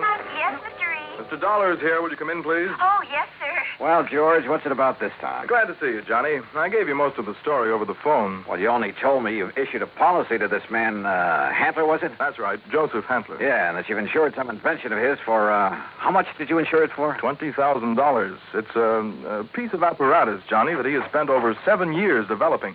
Sit down, Miss Larkin. Oh, thank you. Apparently, it's a very complicated something or other. I never did know much about such things. For making borax, or more specifically, a compound he calls Boron 112 for use in high-powered fuel. Sounds important. It is, at least so far as I've been able to determine. Yeah, been all sorts of government tests and experiments with these super fuels, hasn't there? Exactly. Many things formerly used purely as explosives, remember this, Johnny, many things formerly used as explosives are now being developed as fuels. Well, the perfect example is atomic fission and hydrogen fission or fusion or whatever it is. Exactly. All right, now let's get down to cases. You've insured some apparatus that's supposed to make boron 112. What kind of apparatus? I've never seen it. It's all very secret. Well, now, wait a minute. How do you know this machine or whatever it is even exists? Looks to me like you've insured a pig in a poke. No, Johnny. For $20,000. Wow, No, Johnny, I'm not that much of a fool. One man, a recognized physicist, has, at my request. And mind you, this was before I'd agreed to issue the policy. Understand? Go on. His name is Dr. Hugo von Brauer. Oh, I've heard of him. Yes. Well, Hantler permitted him to see enough to convince von Brauer that he has something mighty important there. That he's on the right track to, well, whatever it is he's out to accomplish. Okay. I'll take your word that you were right in issuing him the policy on it. But now what's happened? The thing blow up in his face or something? No, as I told you over the phone, it's the man himself I'm worried about. Because of something I've just learned. Like what? Miss Larkin, this is Mr. Johnny Dollar. Now, will you please... Yeah, I know. Gee, Mr. Dollar, this is a real thrill. I've heard so much about you. Hi, Miss Larkin. Gee, won't you just call me Louise? Yeah, sure, Louise. Oh, gee. Miss Larkin, will you just tell Mr. Dollar what you told me this morning? Yes, sir. Oh, gee. Well, it was like this, Mr. Dollar. A couple of years ago, well, you know, when I was just a kid, not very mature, you know what I mean? Oh, sure. Go on. Well, some of the kids I traveled around with, some of them were awful immature, compared to me, that is. Miss Larkin. Well, a couple of them had some pretty funny ideas about the government, things like that. You know what I mean? I'm afraid I don't. Well, like, they used to think they were very smart attending a lot of secret meetings. The kind the FBI likes to keep tabs on. Now, you know what I mean? Go on, Miss Larkin. Well, anyhow, this one night, we didn't take all their talk very serious, mind you, and that's the truth. We didn't think there was anything in it, just a lot of talk. Will you please get to the point? I am, Mr. Reed. Well, anyhow, Charlie and me, that was my boyfriend, Charlie White. At least one of my boyfriends. I always have a lot of them, you know what I mean? Yes. Well, go on, please. Well, Charlie and me, we said, sure, we'll attend one of your meetings. You know, just for laughs, you know what I mean? And what kind of a meeting was it? Oh, it was terrible. It was awful, Mr. Dollar. A bunch of people I never saw before making speeches. Yeah. Down with the government, start the revolution, you know, that sort of thing. Oh, we got out of there in a hurry, believe you me. I'm sure you did. And we were pretty lucky, too, because the police or the FBI or somebody came in after and busted the whole thing up. Hey, maybe you read about it. That's all very interesting, Louise, but just what... Yes, Miss Larkin, get to the point. All right. Well, just this morning, when I was filing the office copy of this insurance policy and I saw the name on it, oh, gee, Mr. Dollar, it hit me like a... Well, do you know what? What? That name, Joseph Hantler. Oh. It was the same as one of the fellas, an older guy that me and Charlie had seen at that meeting. Now, what do you think of that? $20,000 on a highly secret device. Yes. That might be to produce some kind of explosive. Exactly, instead of a simple fuel additive. Exactly the suspicion that came into my mind, Johnny. Of interest to the government, he had told me. But what government? We're jumping to an awfully big conclusion, George. Have you notified the FBI? I suppose I should, eh? Yeah. No, not yet. We may be all wrong about this. Oh, but Mr. Dollar... We may be all wrong about the man, his apparatus, his intentions, everything. Let me see what I can find out about him first. Now, whatever you say. But remember one thing, Johnny. Yeah? You may be dealing with far more than just this one man. So be careful. Be very careful. Oh, gee, you'd better, Mr. Dollar. You know what I mean? Act Two of yours truly, Johnny Dollar, in a moment. Now, Act Two of yours truly, Johnny Dollar, and the Boron 112 matter.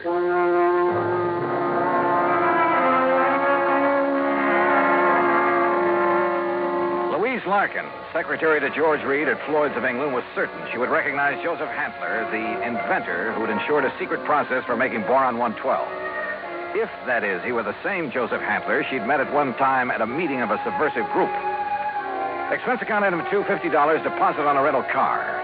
In it, Louise and I crossed the Connecticut River to East Hartford, went south to Hockenham on Route 2, then south and east on a seldom used gravel road that took us a few miles to the edge of a stream called the Salmon Branch. There in a little grove of trees, we found a windowless concrete block building, the so-called laboratory of Joseph Hantler. Gee, those directions Mr. Reed gave us were pretty good, weren't they? Yeah. Hantler certainly picked himself an isolated spot. Come on. Boy, this is exciting, isn't it? Now, just remember what I told you. If this is the man you met at that party line meeting, don't appear to recognize him. Just give me a slight nod to say yes or no. Yeah, but what if he recognizes me? Yeah, we'll cross that bridge when we get... Stop! Stop right where you are! Do you not see the signs on the fence? Keep out! Keep out! Yeah, Johnny, it's him. You're sure? Yeah, gee. Where did you hear me? I'd like to talk with you, Mr. Handler. It is Dr. Handler. Who are you? My name is Dollar, insurance investigator. And who is this woman? Just a friend of mine. So, what do you want with me? Well, I want to see the machine, the apparatus that Floyd's of England has insured for you. No, you may not. I'm engaged in highly secret work here. Work that is worthy only of my own great talents as a physicist, chemist, and inventor. Work for the government. Yeah? What government? What are you talking about? The United States government, of course. Suppose you let me see whatever contract you may have with them. I let you see nothing. I have no contract. Oh?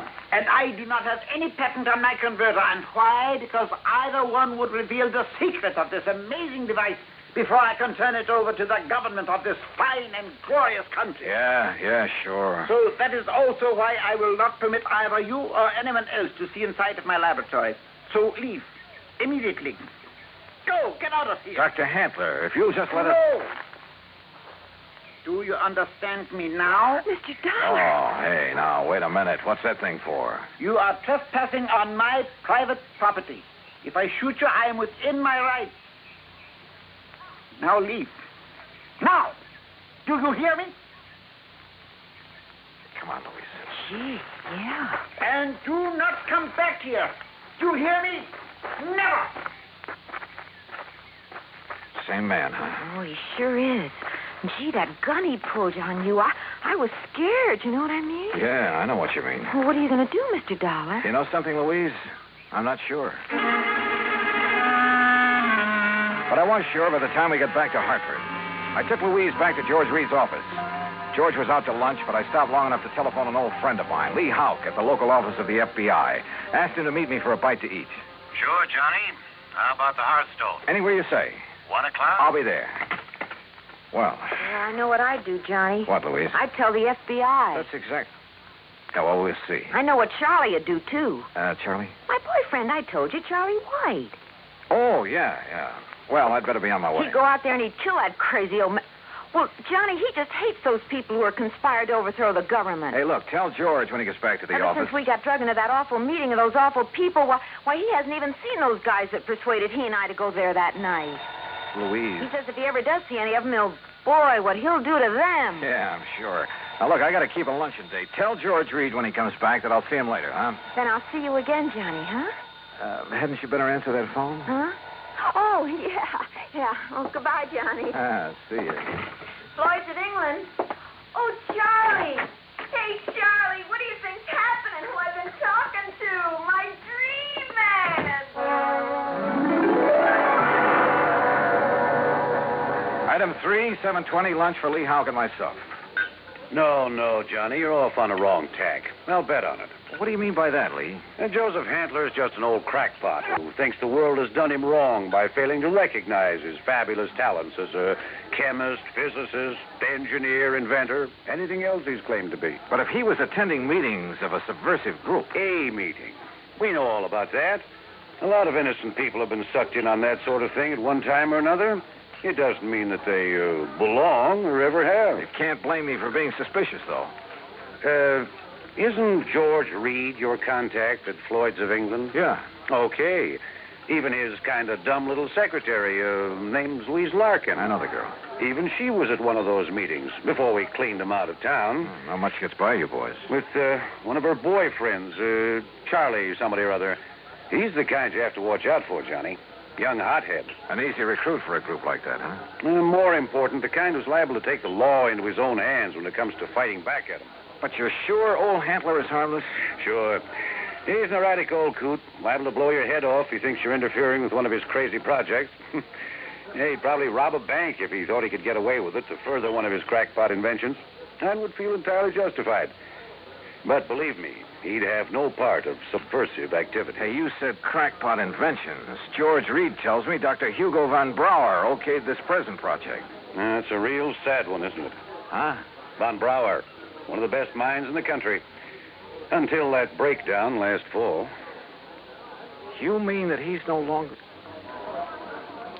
Holy smoke. Well, sure, Johnny. If George sold him insurance on Von Brauer's okay, well... How does Handler keep going? Does he ever sell anything he develops? No, it probably lives off an old trust fund, something like that. Want me to check on it? No, wait till after I've seen him again. Somehow I've got to see that machine of his, see how badly the insurance company stands to get took. Yeah, Johnny. I think you better. Maybe he was right. Maybe the idea George Reed and I had cooked up, that the old scientist was working on some kind of bomb or explosive was... Anyhow, my problem was to find out exactly what he was working on, what the company had blindly insured. So I drove out there again. To keep Handler from barging out with his gun, I blew the horn a couple of times as I pulled up alongside the fence. But there was no response to it. Good. Maybe Handler wasn't there. Maybe I could somehow get into the place, see for myself what was up. But suddenly, from inside the building came a couple of dull thuds. And then the whole thing began to bulge at the seams, began to... Oh!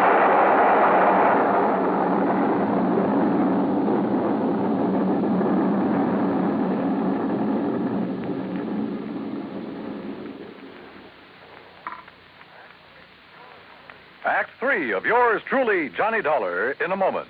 3 of yours truly, Johnny Dollar, and the Boron 112 matter.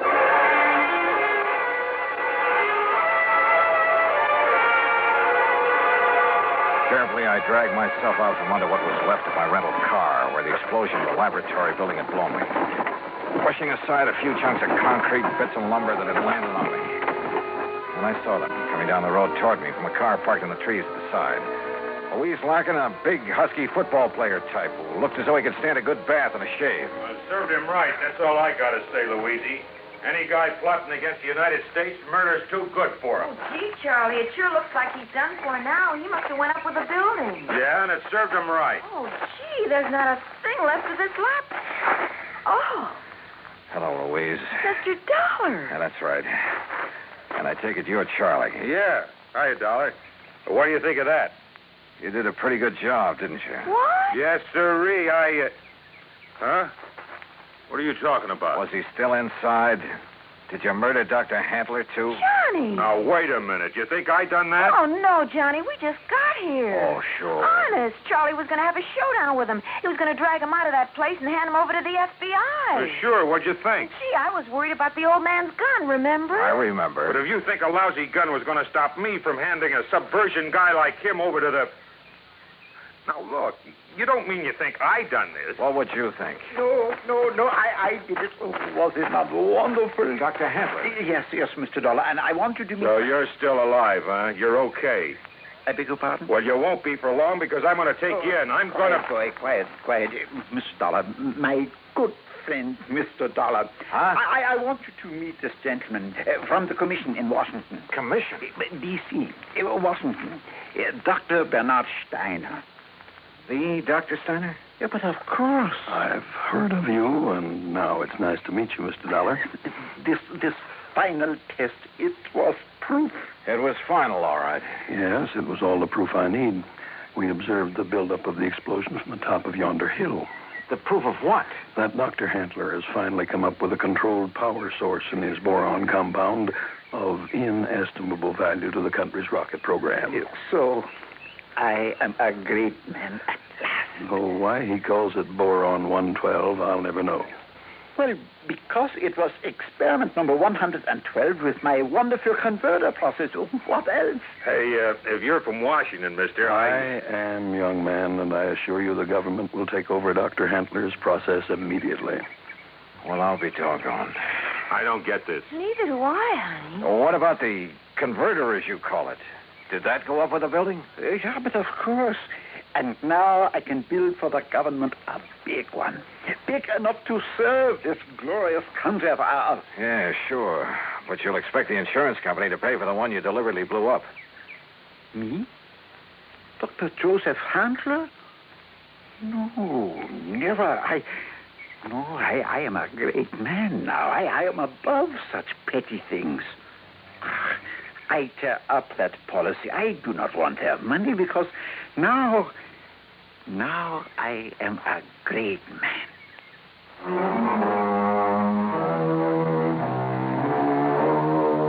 There you are, George. Full report. Payment on the policy is up to you. And if you do pay, at least it's in a good cause. Also, well, I guess you and I have both learned a lesson about jumping to conclusions. Expense account total, including incidentals, replacement of the rental car, and transportation back to Hartford, $2,431. Yours truly, Johnny Dollar.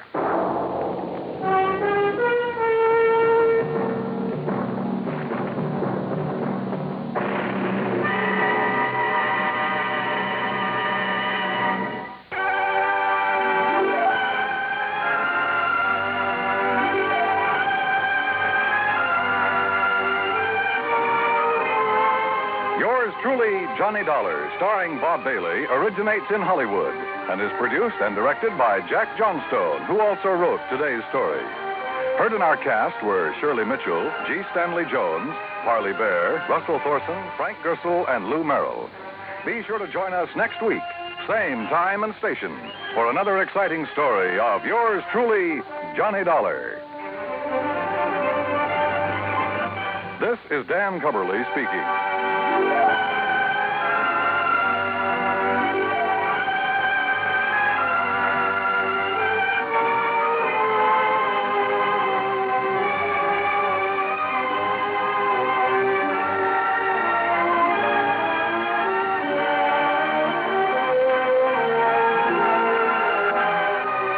This is the United States Armed Forces Radio and Television Service.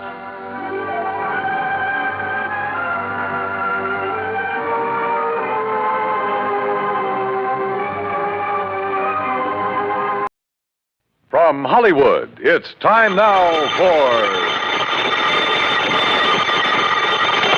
Johnny Dollar. Earl Poorman. Hi, Earl. How are things down in sunny Florida? How soon can you come down here, Johnny? You got troubles? Yes, over a $2,000 insurance claim. Oh, now wait, Earl. How can you justify my fee and expense account on a claim as small as that? Johnny. Yeah? The responsibilities of an insurance company sometimes involve far more than just collecting premiums and paying off on claims. Well, sure. Keeping your clients happy, a little good old public service now and That's then. right. Even a little attention to our national security. Sure. But on such a small policy, I still don't see how you can justify national security. Yes, Johnny.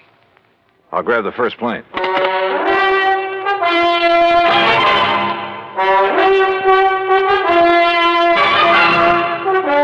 Bob Bailey in the exciting adventures of the man with the action-packed expense account, America's fabulous freelance insurance investigator. Yours truly, Johnny Dollar. And now, Act One of yours truly, Johnny Dollar.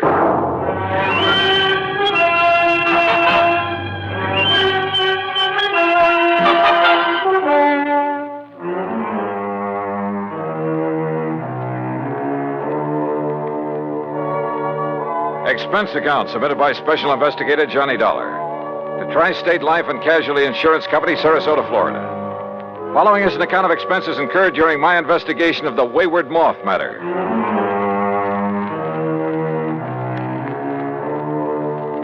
Expense account item 19620, plane fare and incidentals, Hartford, Connecticut to Sarasota, Florida. There I was met at the airport by my old friend and fishing pal, Earl Poorman, and we drove on into town. You, like my new car, Johnny? When aren't you driving a new car? Well, now let's get down to electric cases. Windows, power seat, air conditioning. Yeah, sure. Look, you said something about national security in connection with this insurance claim. Yes, Johnny, I did. Well, explain yourself. Well, that's the trouble. I can't. You mean to say you had me fly all the way down here? Now, wait, Johnny. Or was it just some trick to inveigle me into fishing, huh? Is that it? A crack at some of the great Florida fishing you've been promising me all these years? Well, who knows? Maybe while you're here, we will be able to get in some fishing, too. In addition to what? Sure, Johnny. I just had my boat repainted, the engine overhauled. We'll go out in the Gulf for kings and bluefish. Earl. And in the bay and the bayou back of the house, I promise you redfish and sea trout until you get tired reeling them All right. Just tell me why you've had me come all the way down here to investigate a lousy $2,000 claim. I told you, I don't really know. All right, Earl. National security is involved. Yes. Well? Okay, Johnny. I issued a policy covering the chemical plant of Dr. John C. Allworth. What kind of chemicals? Well, you see, I don't know. Huh? I issued the policy at the specific request of Todd Swamp. Who's he? Chamber of Commerce. Knows more about this whole area and its people than anyone else. Well, surely you've seen this chemical lab. No, I haven't. You what? As a matter of fact, its exact location is a complete secret. Oh, now look, Earl, if you've issued a policy, if you're ready to pay off a claim. But if you haven't seen... Look, how do you know a couple of $1,000s worth of damage occurred? I've taken Todd Swamp's word for it. I trust him implicitly. Well, this is the doggone... Earl, how can I possibly investigate something if I can't even... If nobody knows what... I give up. I'm sure that Todd will tell you everything. I'll take you in, introduce you to him, then I'll leave you with him. Leave me? That's the way he says it has to be. Here, take the keys to my car. You'll probably need them. But how will you get them? And if you need anything or if I can be of help, you know where to call me, at the office or at the house out on St. Armand's Key. Come on, let's go in.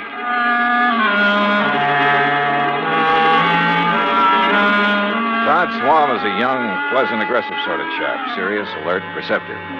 He thanked Earl for bringing me, then led me alone into his private office.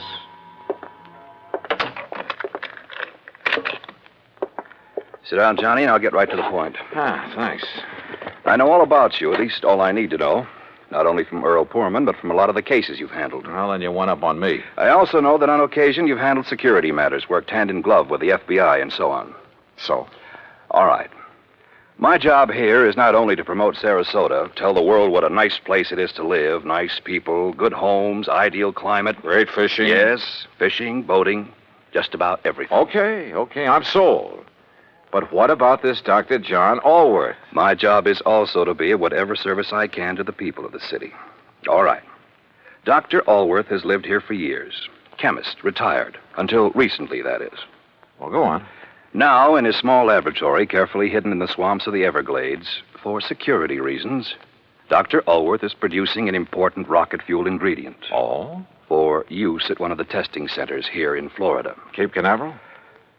He and his assistant work entirely alone, for obvious reasons. Look, Earl says there's been some damage at his place. That's why I asked him to have you come down. But only a couple of $1,000s worth. That is beside the point, Johnny. I think it's a case of sabotage. But if nobody's even permitted to know where the place is... And if you're ready, we'll go out there right away. Okay? Right.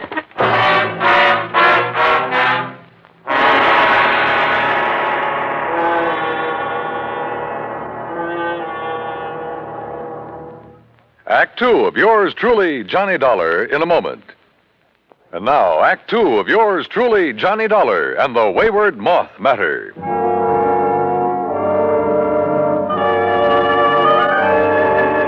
Todd Swam, manager of the Sarasota Chamber of Commerce, suggested we use 2 cars, so I got behind the wheel of the one Earl Poorman had left for me and followed him. We drove south on Highway 41 through Fort Myers, then swung left on Route 82 into the Everglades, and finally into the Big Cypress Swamp Country. A few miles further south, I'm not permitted to say how many, we left the main road for a pair of wagon tracks leading into the swampy jungle. We stopped in a little clearing. From a small shack on the edge of a bayou, a tall, husky Indian emerged. He lowered his high-powered rifle as he recognized Todd Swam and walked over to where we'd parked. You bring a man, Mr. Todd. Ben Osceola, this is Mr. Johnny Dollar. Hi, Ben. How do you do, Mr. Johnny? Ben, he's to be let through here anytime he wants. Very well, Mr. Todd. Have you the airboat ready for us? Already. Back of my house. Good. Come on, Johnny.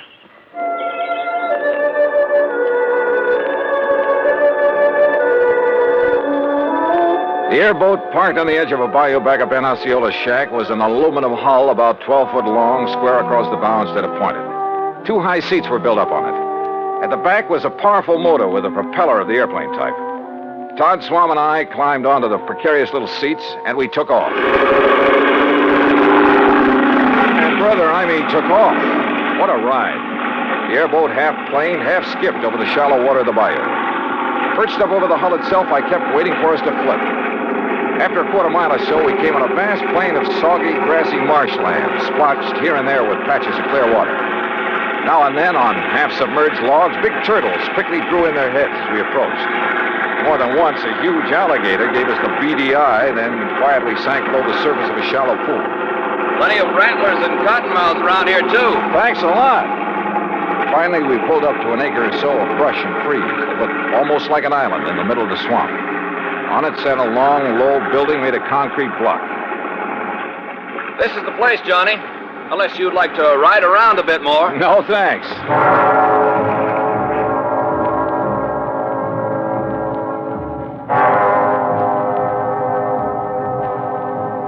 Todd Swam got the introductions over in a hurry. Dr. Allworth, a short, wiry old man with sharp features and a shock of white hair, led us into the laboratory building.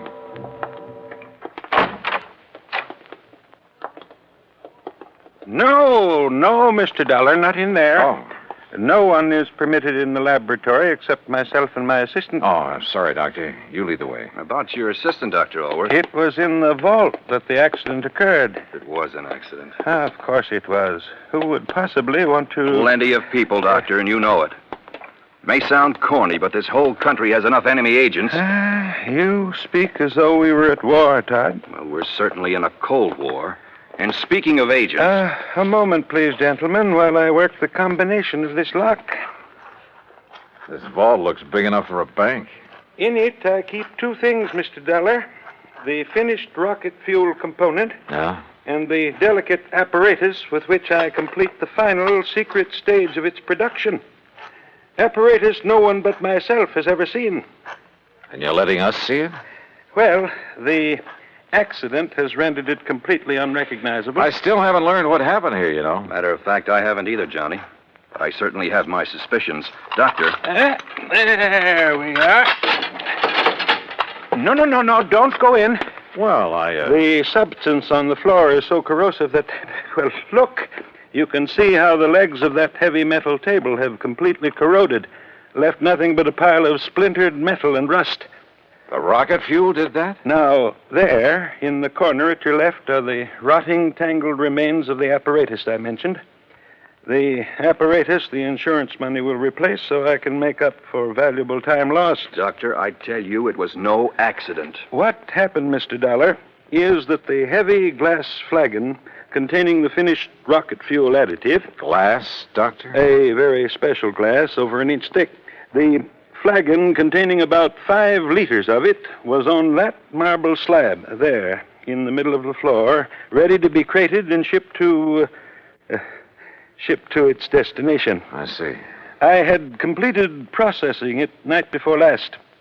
Early yesterday morning, for some reason I have not been able to determine, the flagon exploded. Well, I'll bet I can find a reason.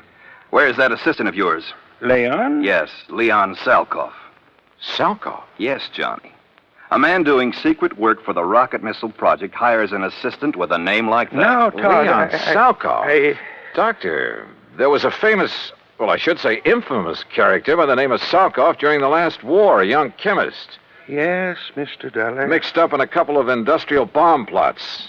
And if this is the same man... It is the same man. Well, then, good heavens. Exactly what I think. No. You're both wrong. This man was cleared in the war trials. Well, what difference does that make?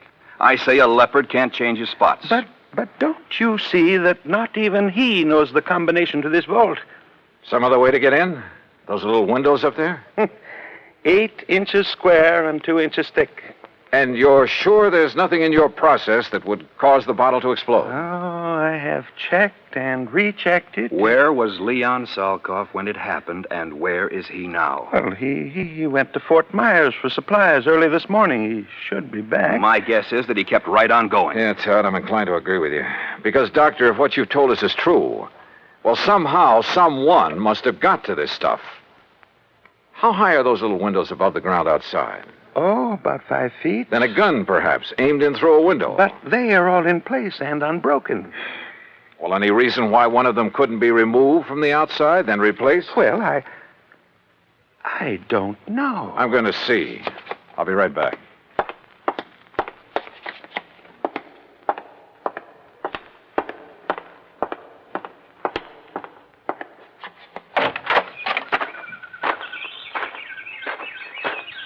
Stop! Don't move! What? Do not move, mister. Or I will shoot you right through the heart. Act 3 of yours truly, Johnny Dollar, in a moment. And now, Act 3 of yours truly, Johnny Dollar, and the Wayward Moth Matter.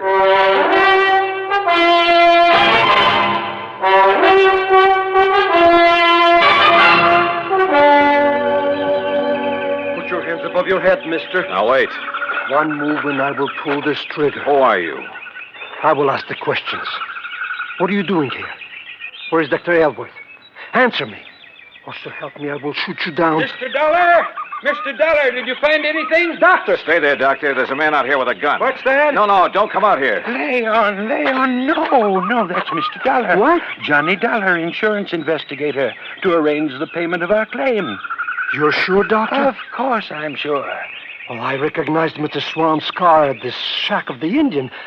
But when I saw the other car, well, I was worried about you. No, it's all right. He's here to help us. Salko. So you finally decided to come back. Mr. Swan. What took you so long, Leon?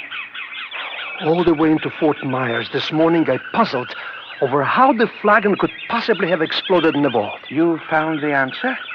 Or have you known it all along, Salkoff? I do not understand, Mr. Dollar. I think I do, Johnny. I thought so from the first. I've heard about you, Salkoff, about some of your activities during the last war.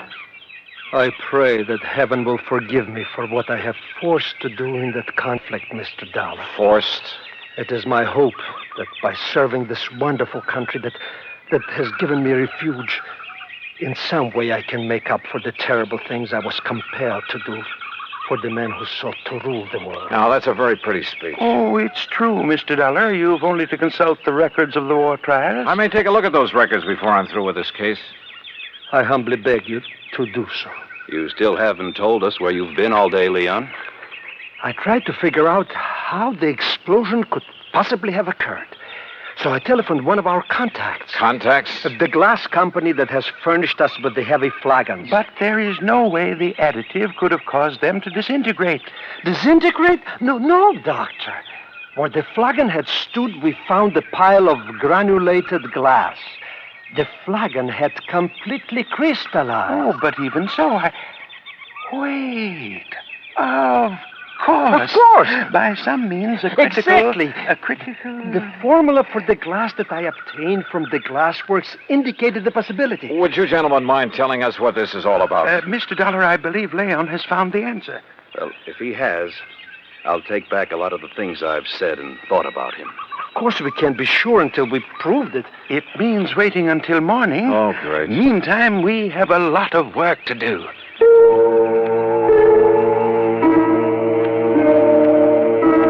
We spent most of the night working like dogs, swabbing out the vault with a powerful neutralizing solution. Then, early in the morning, the four of us gathered in the vault. A flagon like the first one was placed on the marble slab in the middle of the floor. We sat around and waited. A long time. Then I noticed something. The rays of the sun, coming through one of the tiny, thick windows. The light was focused, as though through a magnifying glass. Slowly, the powerful, searing pinpoint of light worked its way over to the flagon. Dr. Aylworth rose and held a piece of paper where the rays converged. It burst into flame. There! Now you can see the tremendous heat generated at this point. Yes. And on the flagon itself. Exactly. The tempered thick glass wall of the bottle, tempered perhaps to a highly critical degree. But to crystallize, Doctor, the way the other one did? Leon, I still don't believe it. Well, many things will cause glass to crystallize. Vibrations of many kinds. You've heard, I'm sure, of the tenor who shatters a goblet by the power, the vibrations of his voice. But light vibrations? Oh, Doctor. Of course, it should have occurred by now. If it's going to at all. Oh, the temperature of that bottle must be terrific. The pressure building up in the glass itself. I don't understand. Still, the angle of the sun is slightly different each day. Or an imperceptible flaw in the one that exploded. Oh, sure. Well, perhaps the other had some outside stimulus to act as a trigger. A sudden draft, perhaps. Oh, any little thing. Excuses, Leon. You're stalling. You said the other bottle was in here alone. The door's closed, only it wasn't because you exploded that thing. I don't know how, but you did it. And if that isn't sabotage... Come on, Johnny. This gag has been carried far enough. Look! I saw it, too. A tiny moth, attracted by the blazing spot of light on the side of the flagon, where the focus rays of the sun converged. The moth circled, flew past it, almost brushing it with his wings. We waited. He circled again. Again. Then dove at it.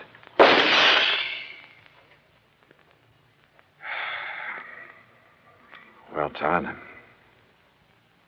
Yes. Leon, I apologize.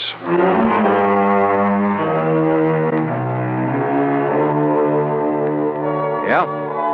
A tiny moth triggered the reaction that disintegrated, that crystallized that bottle into 1,000,000 tiny grains like sand. And simply because of the difference in temperature of his little body. Seems impossible, but it happened. Expense account total, including the trip back to Hartford, $204 even. Remarks? Pay up this claim in a hurry, will you? The more help we can give to people like Dr. Alworth and Leon Salkoff, the better. Yours truly, Johnny Dollar.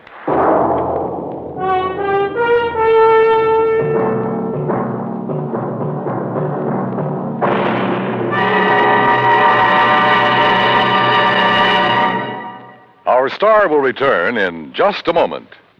Now, here is our star to tell you about next week's story. Next week?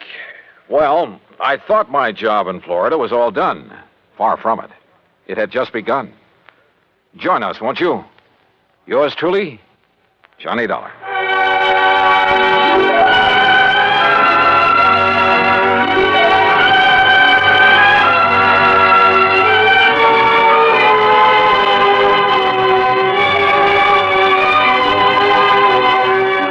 Truly, Johnny Dollar, starring Bob Bailey, originates in Hollywood and is produced and directed by Jack Johnstone, who also wrote today's story. Heard in our cast were Vic Perrin, Herb Ellis, Paul Richards, Lou Merrill, and Leon Velasco. Be sure to join us next week, same time and station, for another exciting story of yours truly, Johnny Dollar.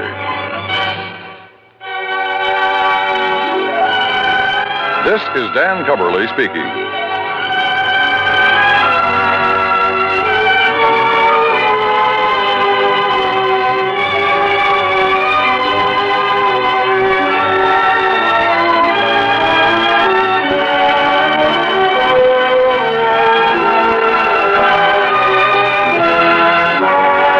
This is the United States Armed Forces Radio and Television Service.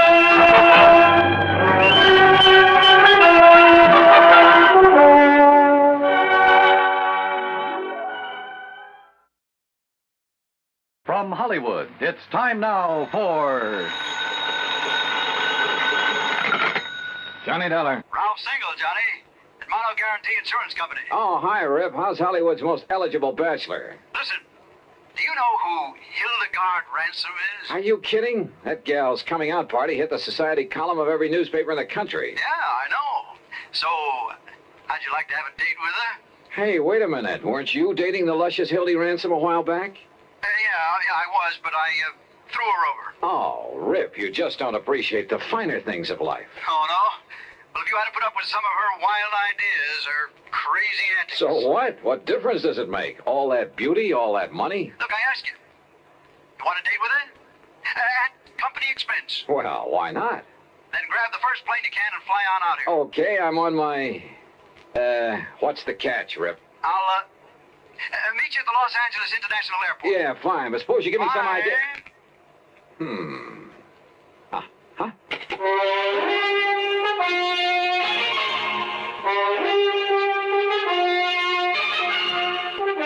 Bob Bailey in the exciting adventures of the man with the action-packed expense account, America's fabulous freelance insurance investigator. Yours truly, Johnny Dollar.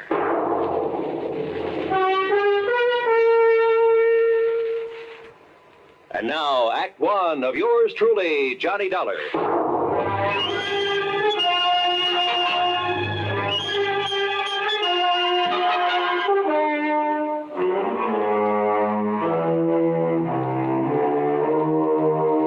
Expense account submitted by Special Investigator Johnny Dollar to the Mono Guarantee Insurance Company, Los Angeles office.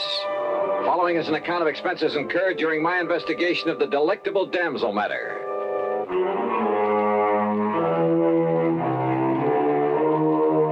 Expense account item 1, $107 even, Hartford to New York, and a DC 7 mainliner to Los Angeles. Single is a good name for Rip. He has a knack for meeting wealthy, important people, particularly women. Yeah, they practically swoon under his spell, and he sells them insurance. I'm not sure I approve his love 'em and leave 'em tactics, but it's no wonder he knew Hildy Ransom, heiress to a couple of $1 million. Hi, Johnny. But he hadn't told me why he wanted me to meet her, and I was sure it wasn't just for a date. Daydreaming, Johnny? Huh? Hey, your baggage is right here on the rack. Come on. I'll help you put in the car and we'll take off. Oh, hi, Rip. Sure, where's the car? Over here in the parking lot. Hey, what were you dreaming about there at the luggage pickup? Oh, Hildegard Ransom, who else? And I take it your little romance with her, the one that hit the headlines a while back, is all over, huh? Oh, sure. But I got her insurance business. All of it. And, Johnny, if I had to, I could live off the premiums of that one account alone. Then it must be pretty big. Because if I remember the way you live, fancy clothes, fancy apartment. Well, you can't take it with you, boy. Besides, it's all good for my business. Here we are. Hey, you like this little old truck? The little old truck was a brand new Eldorado Biarritz. Special paint job, gold fittings instead of chrome. Every accessory you can think of, including a bar in the back seat. Yeah, Playboy, party boy, Rip Single hadn't changed a bit. And if you make contacts, make them right where the money is, and if it's a pretty girl that has the money and you can charm her into your arms, baby, you made a sale. Okay. Now tell me, Rip. Johnny, did you ever hear of the Cape Star? What's that? Well, it's an emerald. As big as a robin's egg in a 14-carat mounting loaded with diamonds and rubies. A brooch. Value? Nearly 300,000 clams. This Hildegard Ransom owns it? Uh-huh. Or did. How'd she lose it? Well, all I know is that she called me and she said it was missing and that she wants me to go out and have a look. Out where? Well, I don't want that wacky dame to get her hands on me again. Now, you heard of some of her crazy escapades. Like the time she flooded half of the Belle estates. The what? Well, she didn't like the looks of a fire plug on her 5 acres up there, so she had the gardener plant some dynamite under it. Oh, brother. Well, I gotta do something for laughs, she said. The old story of the idle rich with too much time on their hands, huh? Yeah, that's right. Well, that kind of stuff can lead to trouble sometimes. Where is she, Rip? Bel Air, did you say? Well, when she's home, which isn't often. Right now, I think it... What the Sam Hill? Oh, sure. All the comforts of home. Here now. Hello? Hurry, Jess 1121. That's right, operator. One moment, please. I have a call for you. Oh, thanks. Oh, brother, when I get rich enough to put a mobile phone in my car. Oh, it doesn't cost much. As a matter of fact... Rip Single, are you coming out here to see me or aren't you? Oh, well, now, Hildy... It's the 5th time I've called. And, Rip, if you don't do something about my loss of the Cape Star... You call the police. Well, sure, of course. I might have known you would. So they'll tell the papers. More publicity for you in that lousy insurance business. But, Hildy, I always notify the police... Well, you know what that means. It means reporters, photographers, cops, half the town falling all over themselves when I get in. Look, Hildy... So if you or somebody else, and I don't mean the cops, if you don't get out... Darling, You know what, I'll cancel every policy I have with you. My own, the houses, the cars, this old tub, everything. Here, will you take this, Johnny? Yeah, sure. Hello? Hello, didn't you hear what I said? Look, miss, What? Who's that? Johnny Dollar. Johnny. So he got you. Well, now we'll have some action. Because you'll come out here right away, won't you? Well, that depends. But I don't know what to do. Cape Star Emerald gone, and Rip's so busy he can't leave his office. Johnny, you have to come, please. Well, look... Oh, I knew you would, honey, and I'll be waiting for you. Rip can tell you how to get here. Bye. Yeah. Don't be fooled, Johnny. She really is that charming when she wants to be. Okay, Rip, take me to her. Not quite. Huh? That old tub she mentioned is her 165-foot diesel yacht. What? And near as I can guess is about 70 miles offshore. Well, do you expect me to walk? Oh, she also has a cruiser. A 58-footer parked down at Balboa. You can go in that. Then you'd better swing around, brother. We're driving north. Oh, there's a private airport up here off Sepulveda Boulevard where I keep my plane. Your own plane? Sure. Holy smoke.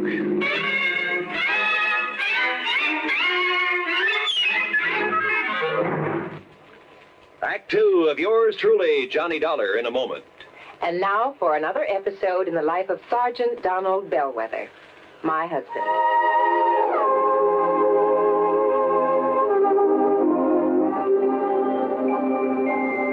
Reba? Reba, where are you? In the kitchen, dear. I'm coming.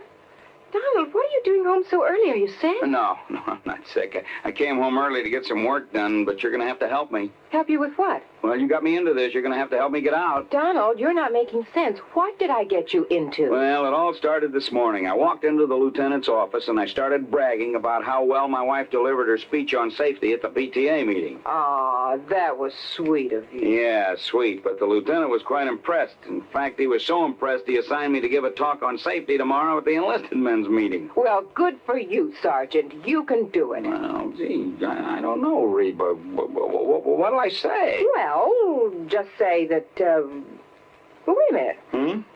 Here's some notes on traffic accidents. Just read these aloud. Oh, come on. Come on, just try them for size. Well, okay. Men, what if a disaster wiped out every man, woman, and child in Springfield, Illinois? We'd be shocked, wouldn't we? So would the entire world.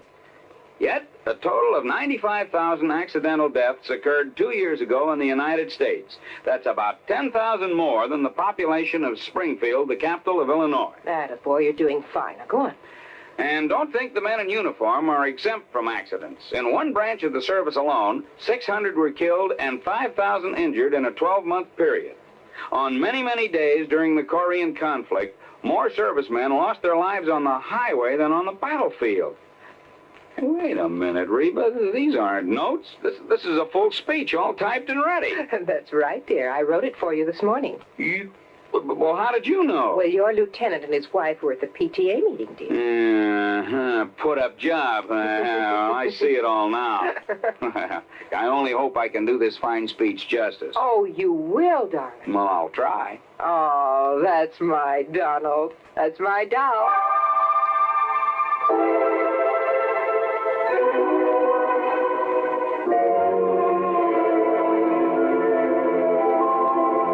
And now, Act 2 of yours truly, Johnny Dollar, and the Delectable Damsel Matter.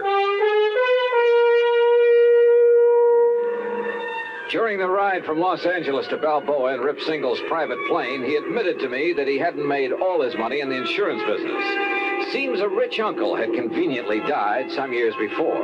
Lucky stiff. Rip, I mean. Look, all I know, Johnny, is that Hildy took the Cape Star Emerald along with her on this yachting trip, and now it's gone. Yeah, how much of a trip? Oh, Lord knows where she's been. She said she might end up in China, the Philippines, most anywhere. You see, she has the money, she has the time, and she's done everything under the sun that normal people do, so now she keeps looking for the unusual. Anything for a thrill. Yeah, well, when did she discover the stone was missing? She radioed to me today. From out on the high seas? Yeah. She said she was certain she had it the day before because she'd worn it. And then when she went to look for it, it was gone. Some member of the crew, do you suppose? I don't know. Maybe she dropped it overboard. You mean purposely? To collect the insurance? Who knows? Oh, but if she has so much money... Well, who knows? Maybe she hasn't lost it at all. She just wants company. Oh, look, there's Newport and Balboa down below. I'll circle Hildy's little summer house before we land. Hildy Ransom's little summer house turned out to be a mansion right on the waterfront.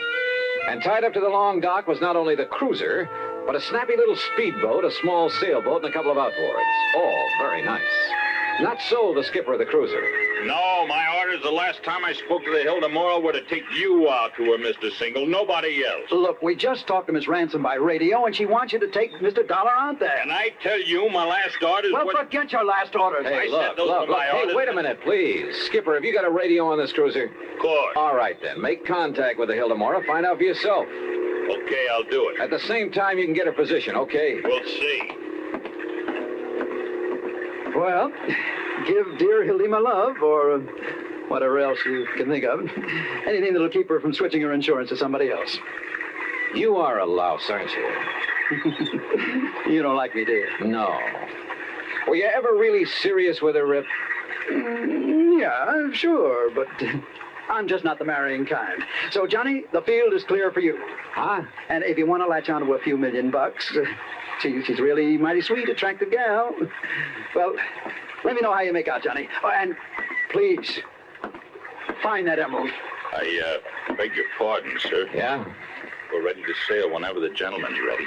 Okay, Skipper, let's go.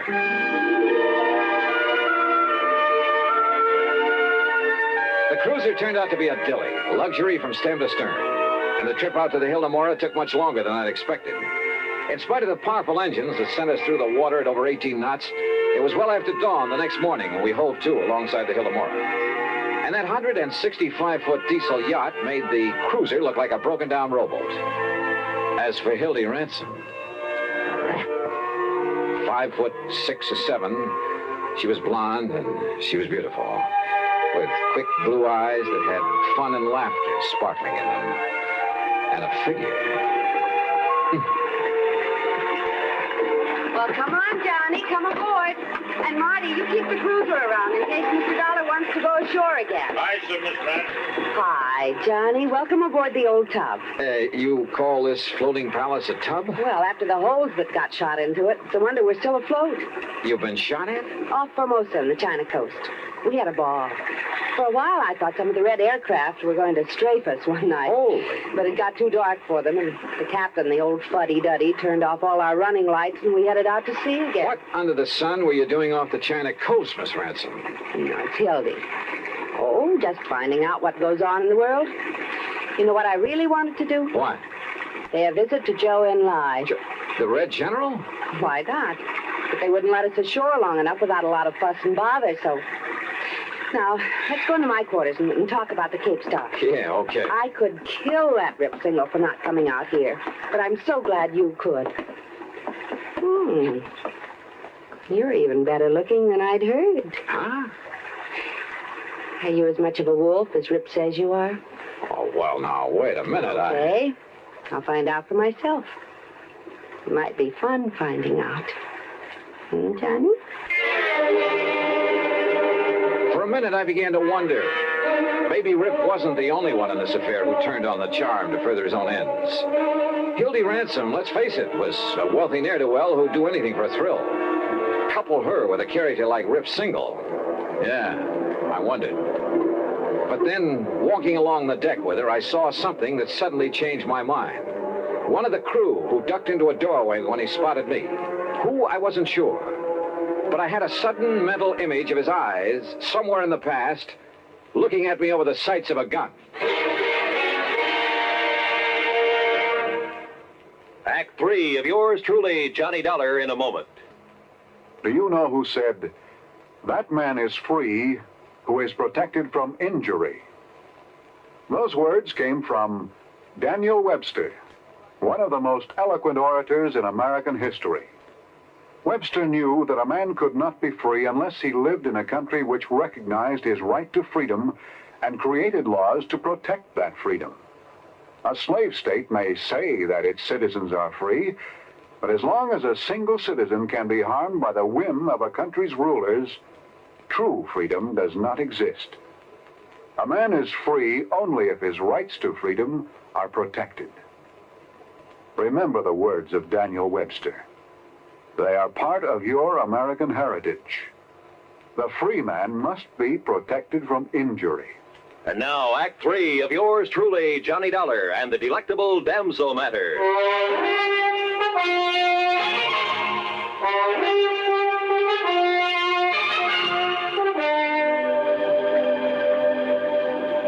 I could have waited till we got in to report the loss of the emerald, but sit down, Johnny, and I'll have some drinks brought in. Okay, thanks.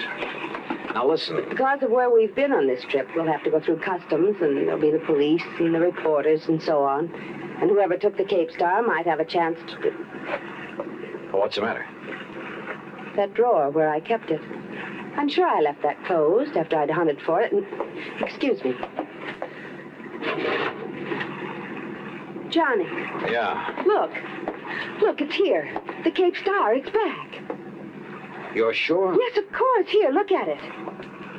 And you're sure it wasn't there before? Of course I am. I turned this cabin upside down. Hildy, this isn't some kind of a gag, is it? What? I mean, you're having me come all the way out here to find something that wasn't lost after all? Johnny! Oh, Johnny, how can you say such a thing? Of course not.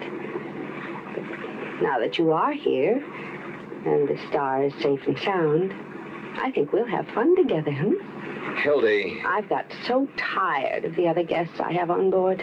That stuffy old Professor Randolph and his boring wife, and Charlie Burton, and that girl he's always fawning over. The Cape Star was actually missing? I swear it, Johnny. All right, then. I still have a job to do. I want to meet these guests of yours. Also, I want to talk to the crew. Of course, Johnny. But later, I'll have some drinks brought in, and we can plan ourselves a ball between now and when we put into port. Oh, yes? Miss Ransom. Yes, Captain. One of the men. One of the crew. Name's McCarty. Yes? It looked like appendicitis, ma'am, and I took the liberty of sending him ashore in the cruiser. It'll get there long before we can. Well, of course, Captain. You've done exactly right. Wait a minute. I'm not so sure of that. Why, Johnny? McCarty, huh? Short, dark, with a scar on his chin? Yes, sir. They've already left. What? Yes, sir. 10 to 1 that McCarty is the man I want. Johnny. Hildy, we gotta stop. A radio call to the cruiser brought no response, and I had a sneaking suspicion the skipper of it had a gun in his back, a gun held by the supposedly sick McCarty. And the yacht, despite her size and power, could never catch up with that cruiser in 1,000 years. If you're right, Mr. Dollar, we'll radio to the Coast Guard to intercept it. But I couldn't be sure that I was right.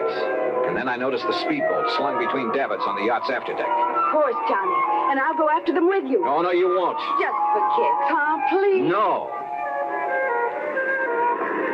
Then 6, 8, 10 minutes later, however long it took to get the speedboat overside, the first mate and I were tearing across the ocean in pursuit of the cruiser. That cruiser will do an even 20 knots if he opens her wide, Mr. Dollar. But she's no match for this, baby. And pour it on. Come on, you see him yet? Sure do, dead ahead. Yeah, I see him too. Well, where's the skipper? McCarty's up on the bridge alone. Hey, look out, that puff of smoke. He's shooting at us. Then hang on, I'm going to swerve around. But he'd never hit us at this range anyhow. Stay down low. He might get lucky. You got a gun to answer him? No. Well, there's a very pistol. Use it for shooting up the stress flares. Where is it? This cabinet under the dash. You see it? Yeah, right. It's no match for a 38, but if you can swerve us in close enough, keep swerving. Right. Hey, look. He's having to reload. Then get us in there fast. Here we go. Well, let him have it. Let him have it. Yeah. Hey, you got him. You got him. Come on, give me another load. Here, Dollar, right here. Watch him, huh? He's changing course. Hey, you're right. Look out, he's turning into it.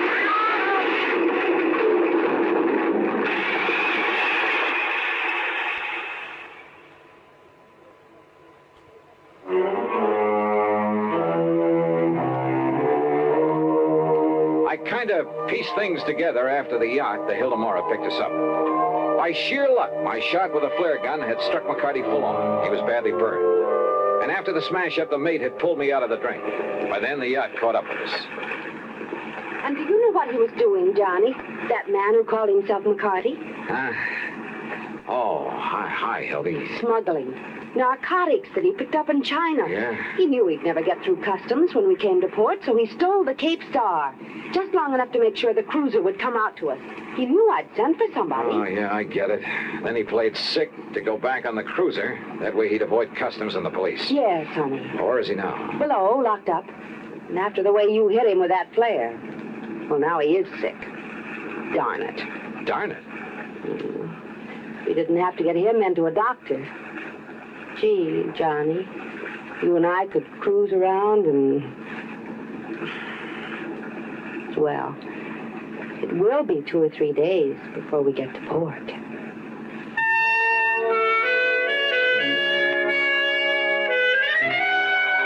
Three days. And what a 3 days. But, oh well. Expense account total, including transportation back to Hartford, $230 even. Remarks? It's funny, isn't it? You never know what you're going to get into when you take on even the most routine kind of case. Yours truly, Johnny Dollar.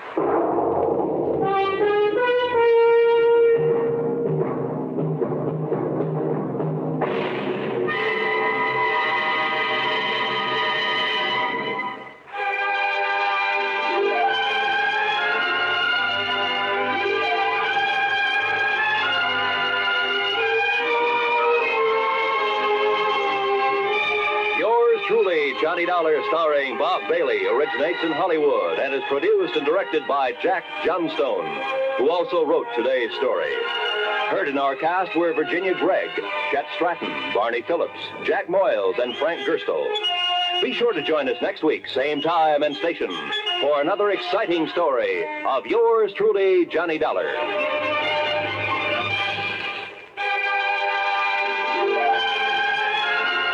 This is Roy Rowan speaking.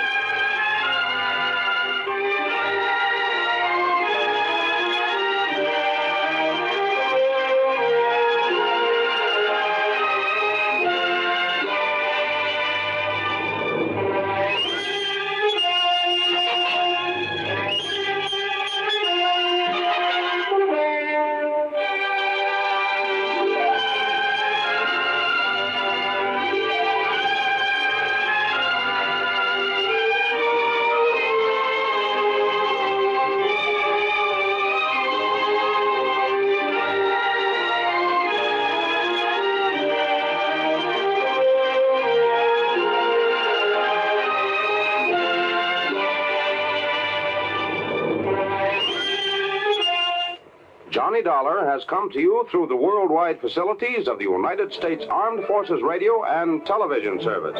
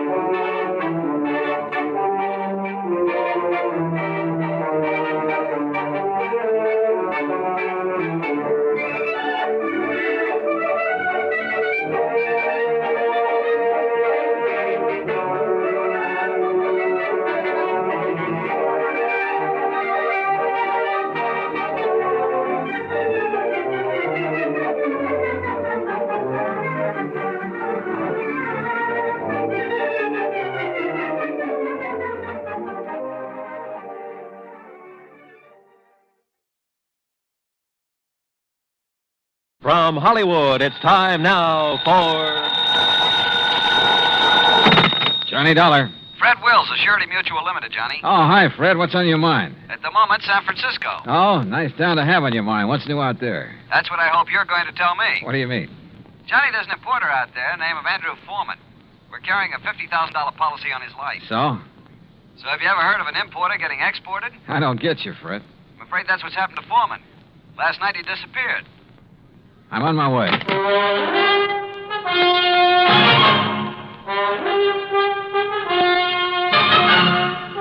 Bob Bailey in the exciting adventures of the man with the action-packed expense account, America's fabulous freelance insurance investigator. Yours truly, Johnny Dollar.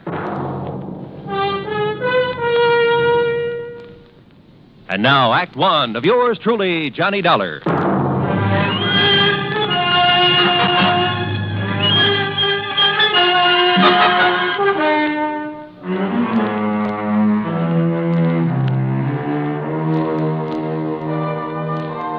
Expense account submitted by Special Investigator Johnny Dollar to the Home Office, Surety Mutual Limited, Hartford, Connecticut. Following is an account of expenses incurred during my investigation of the Blinker matter.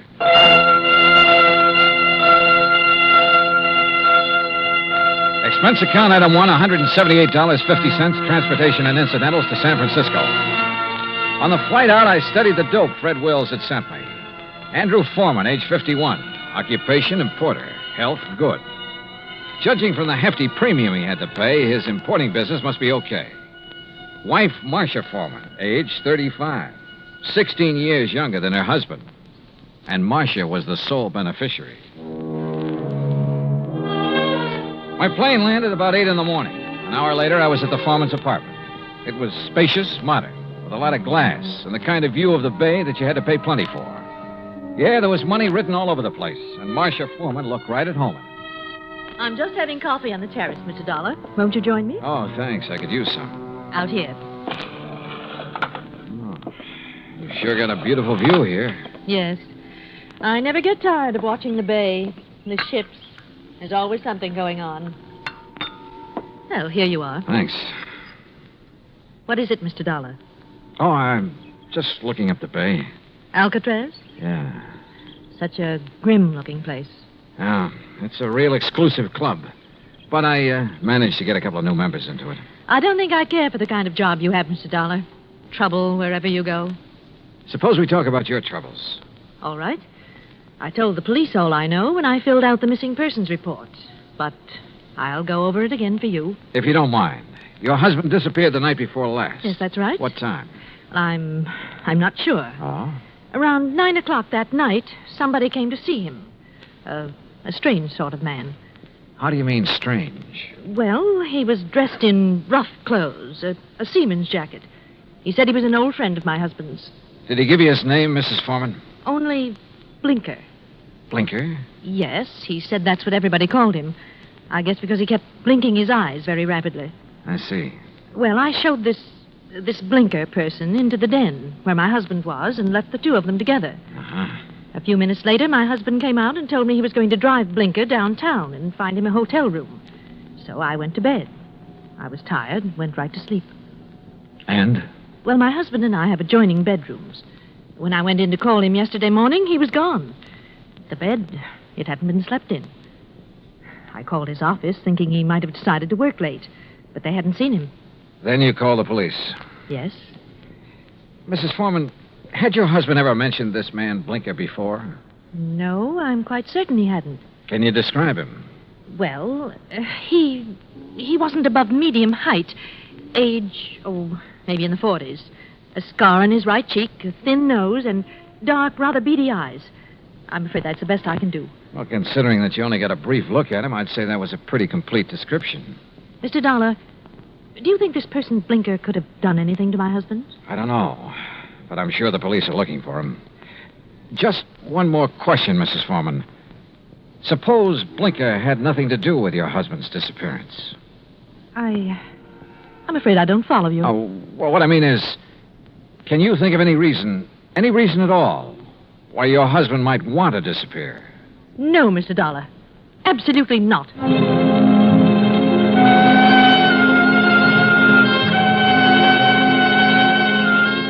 Marcia Foreman sounded pretty certain of that last answer. Maybe just a little bit too certain. Expense account item 2, $1.80 cab fare to the office of an old friend of mine, Detective Lieutenant Scapella. Jono, if Foreman took this character Blinker to a hotel, it's no hotel we ever heard of. We've covered them all. You think Blinker could have killed Foreman? It's a possibility. What's another? Maybe there is no Blinker. Yeah, Scapella, I thought about that, too. Jono, didn't it hit you there was something strange about Mrs. Foreman's story? She said she let Blinker in the apartment. She showed him to the den. Now, she could have only seen him a couple of minutes. Yet she rattled off a complete description of him. Yep. Sure is to me, Scapella, right between the eyes. And the way she described it. Yeah, I know.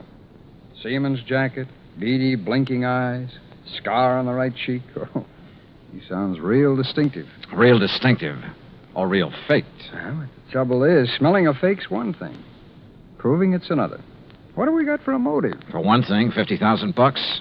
She was Foreman's sole beneficiary. That's interesting. That's real interesting. Excuse me, Jim. Capella. Oh? Oh, yes. What? I see. Yes, okay. Yes. All right, thanks, Mr. Arnold. Jono, looks like we better back up and start all over. What do you mean? That was Wayne Arnold. That's Foreman's attorney. He had a telephone call this morning. From Foreman? No, but from somebody just as interesting. Blinker. Yeah, Blinker.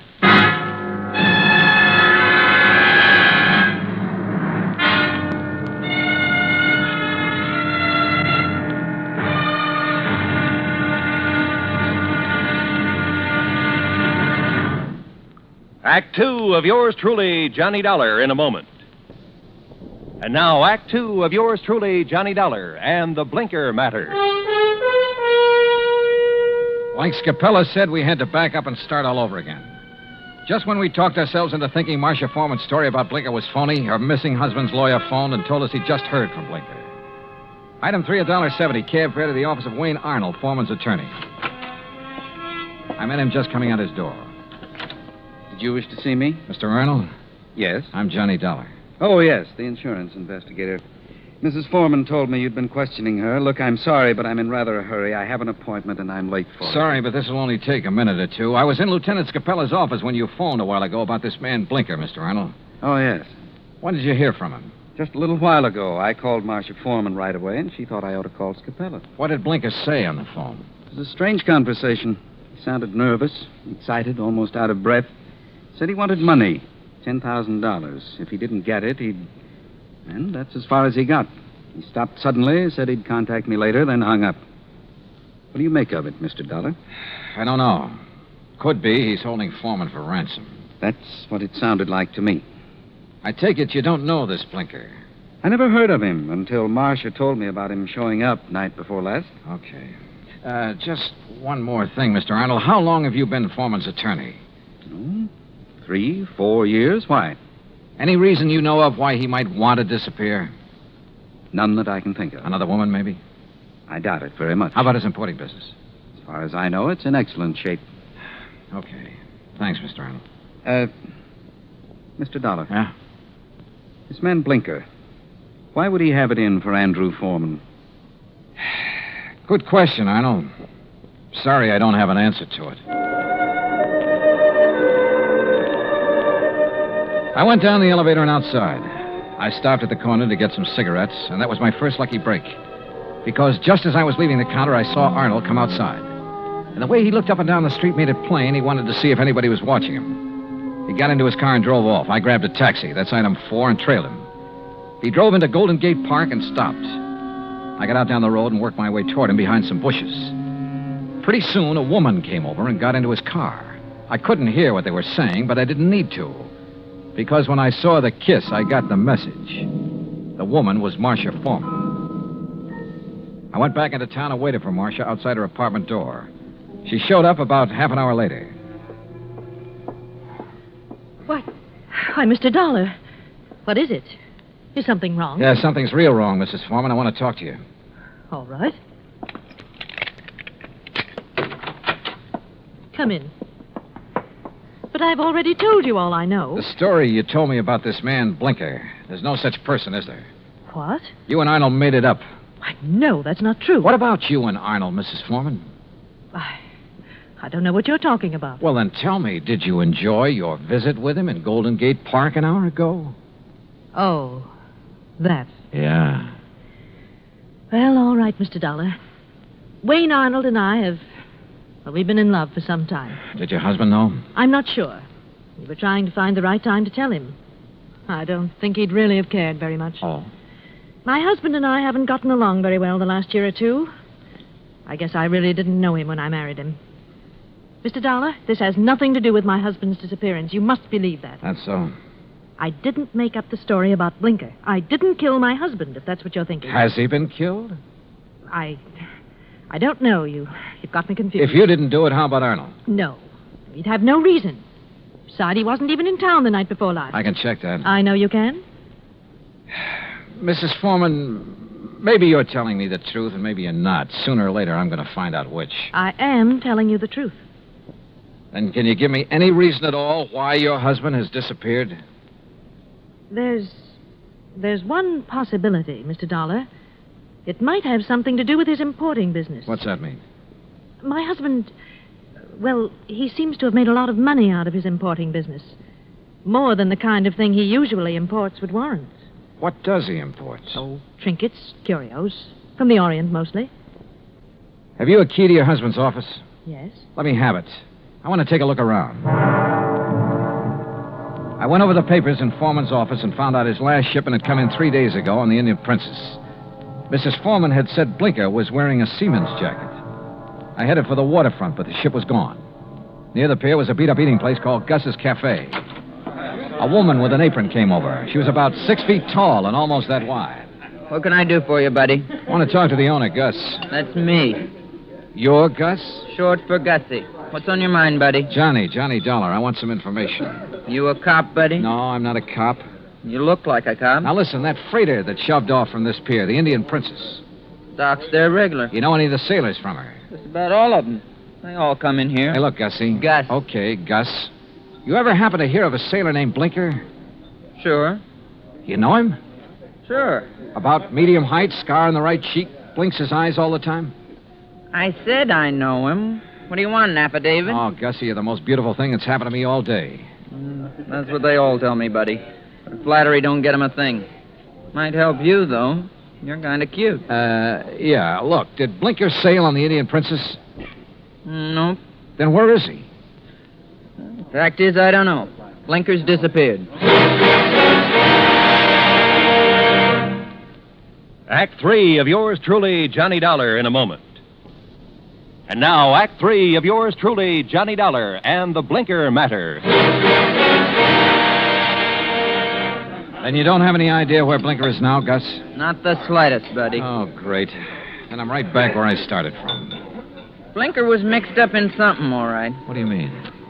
The Indian Princess docked the other night. Blinker come in here for a cup of coffee. That's one thing the sailors around here all miss when they're out to sea. My coffee. There's no one makes coffee like me. Why, there's nobody on the whole coast. Yeah, I know. About Blinker now. Well, he seemed pretty pleased with himself. Said he was onto something good. Did he say what he meant by that? No. Just sat there looking pleased with himself. Oh, yeah. He showed me the elephant. Said it was going to make him a lot of money. What elephant?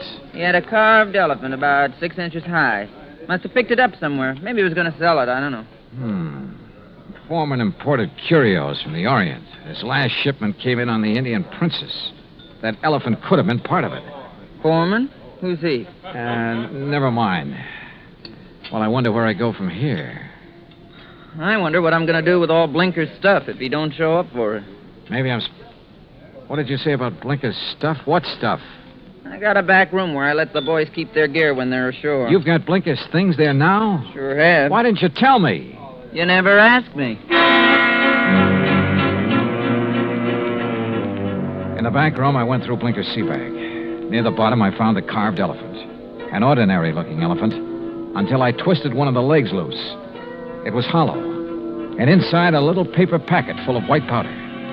Suddenly, the whole deal slid into place, and just as suddenly, the whole deal made me slightly sick. Now I wanted to see the rest of those elephants real bad. According to the records in Foreman's office, the shipment was in a warehouse. I went outside and over to the pier. Johnny. What? Oh, Gus. Come here a minute, Johnny. Look, I'm in a hurry. Thanks for everything. I'll see you later. You got time to see this? Over here, near the pier. Wait a minute. Yep. It's a body, all right. One of the boys just fished it out of the water. I sent him to call the cops. Looks like it's been in the water quite a few hours. Gus? Yep. It's Blinker, all right. I knew I had to work fast now. I headed out on the pier for the warehouse. Once I thought I heard footsteps somewhere behind me. I stopped and listened. There was no sound.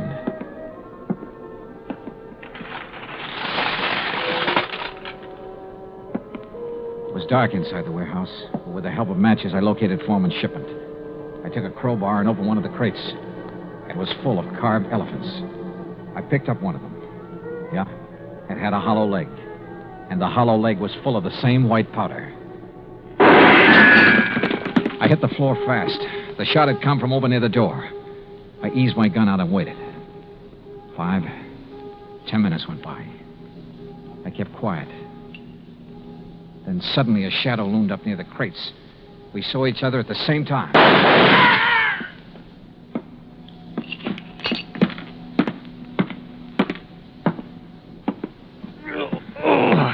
My shoulder. Well. The missing man himself, Andrew Foreman. Look, Blinker found out what you were importing in those carved elephants. He tried to blackmail you. I don't know what you're talking about. Oh, sure. You probably told him you'd pay off. That's when you drove him downtown night before last.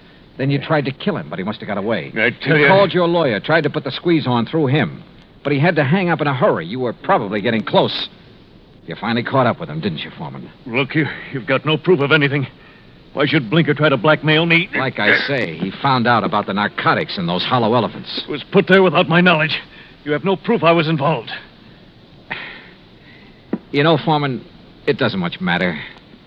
You've got even bigger troubles than that staring you in the face. I don't understand. Blinker's body has been recovered from the bay. I wouldn't know anything about that. You got no proof of that either. No. There were 2 bullet holes in Blinker. 5 will get you 10. The slugs in him came from this gun of yours. The gun? Yeah. This is something that can be proved. Well? All right. I just didn't have any choice.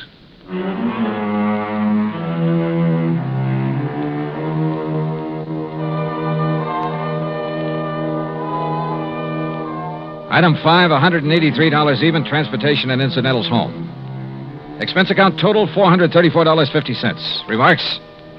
Andrew Foreman made a complete statement to the police. The murder case against him is open and shut. So, it looks like he's going to beat the narcotics rap after all. The hard way. Yours truly, Johnny Dollar.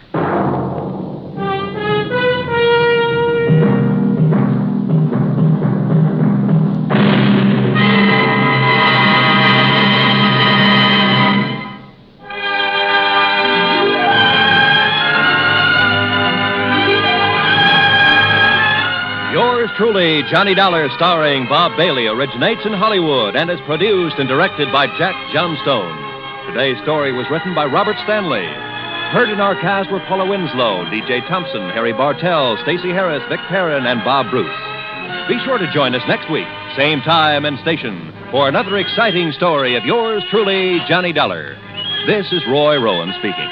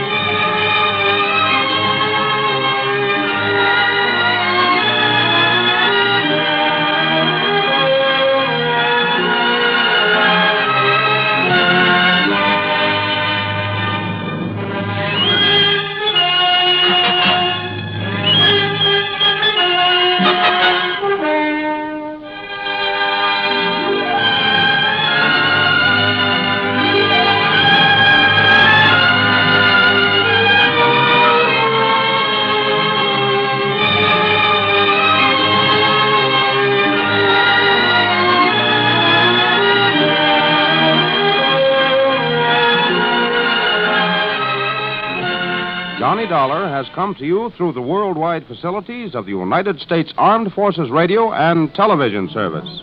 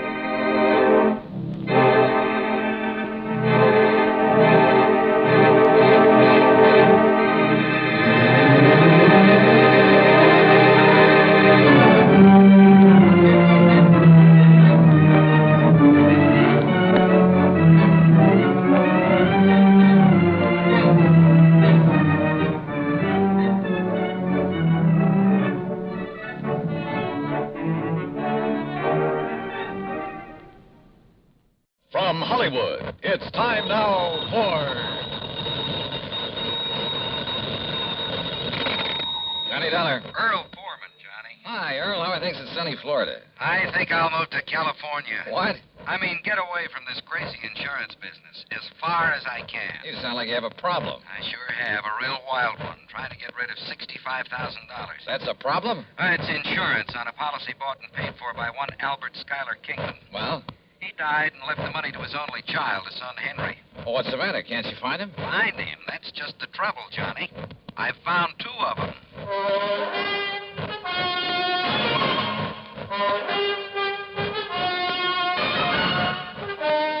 Bob Bailey in the exciting adventures of the man with the action-packed expense account. America's fabulous freelance insurance investigator. Yours truly, Johnny Dollar.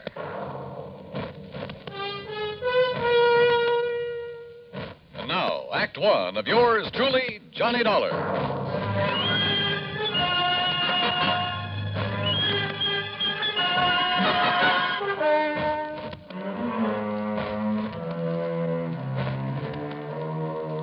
Expense account submitted by Special Investigator Johnny Dollar to the Tri-State Life and Casualty Company, Sarasota, Florida. Following is an account of expenses incurred during my investigation of the Double Trouble matter.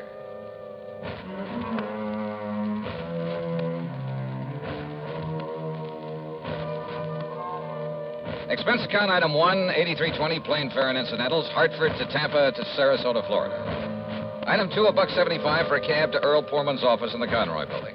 That's right. After waiting 20 years for this sole beneficiary to show up. 20 years? Well, like I told you, the insured was Albert Schuyler Kingman. $65,000. Yes, he was a widower, lived up near Elizabeth City, North Carolina. And he had a son named Henry. Henry was his sole heir and beneficiary of his policy. Okay.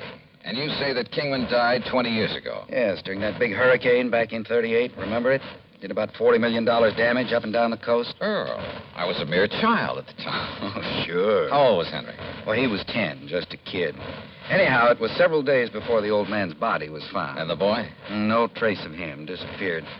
In due course of time, because of the statute of limitations, the old man's estate was, well, I guess it went to the state. But not his insurance, huh? No. We kept the matter of the insurance open, company policy.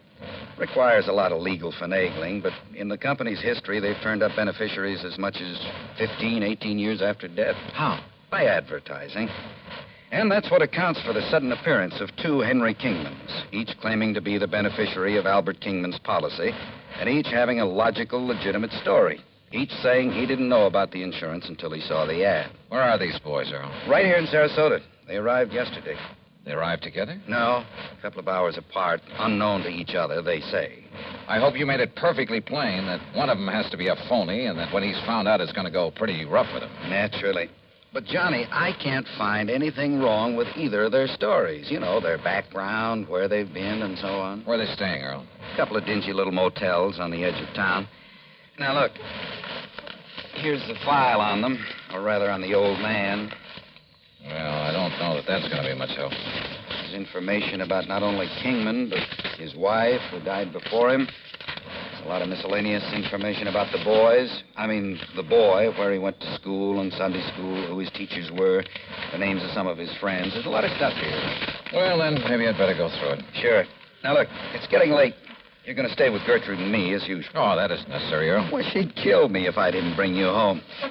So, come on, we'll drive on out to the quay, have cocktails and some dinner, and you can spend the evening poring over that material.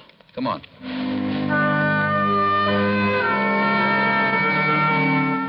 Cocktails and dinner were great.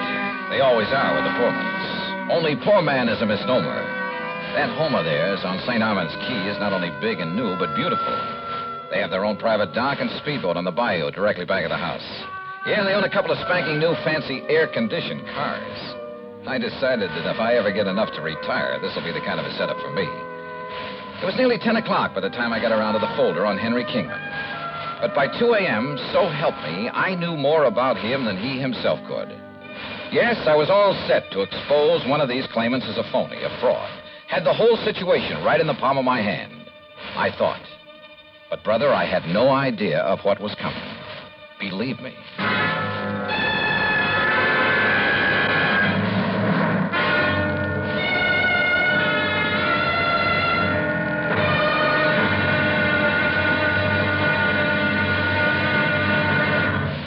Act Two of yours truly, Johnny Dollar, in a moment. And now for another episode in the life of Sergeant Donald Bellwether, my husband.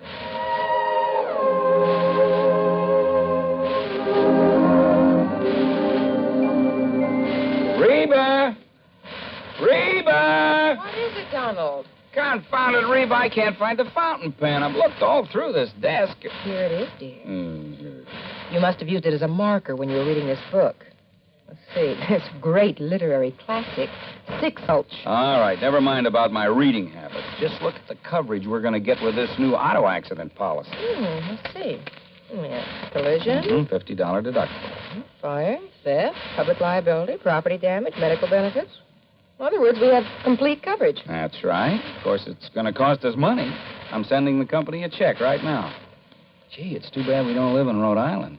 Rhode Island? Why? Oh, because then our rates would be lower. Rhode Island has less accidents per capita than any other state. Oh. Well, which state has the highest? Let me see. Here it is, Nevada.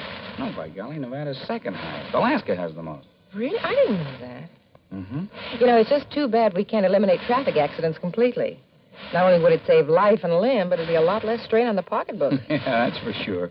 These automobile accident policies get more expensive every year, just because there's so many costly accidents. Well, I'm glad we've got some good insurance coverage, Donald, but just remember one thing. Oh, what's that, honey? Well, some auto accidents ruin a fender, and some ruin a family. Yeah, that's true. Very true. But as far as I'm concerned, I don't want any of your old insurance money.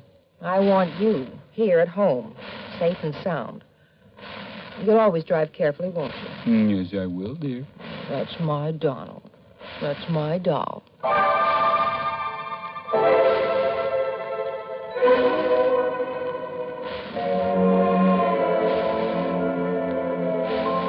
And now, Act Two of yours truly, Johnny Dollar and the Double Trouble Matter.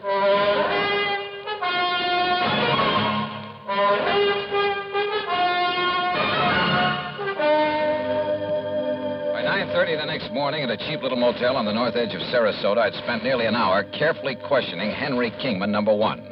And I was getting nowhere. Obie O'Brien? Well, sure, Mr. Dollar. He was one of the kids I used to play with back in Elizabeth City. He and Bobby Tank. Yeah?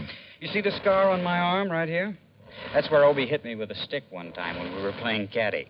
Yeah, I see. If you know where Obie is these days, you ask him and he'll probably remember. Scared him to death. He thought he'd busted my arm.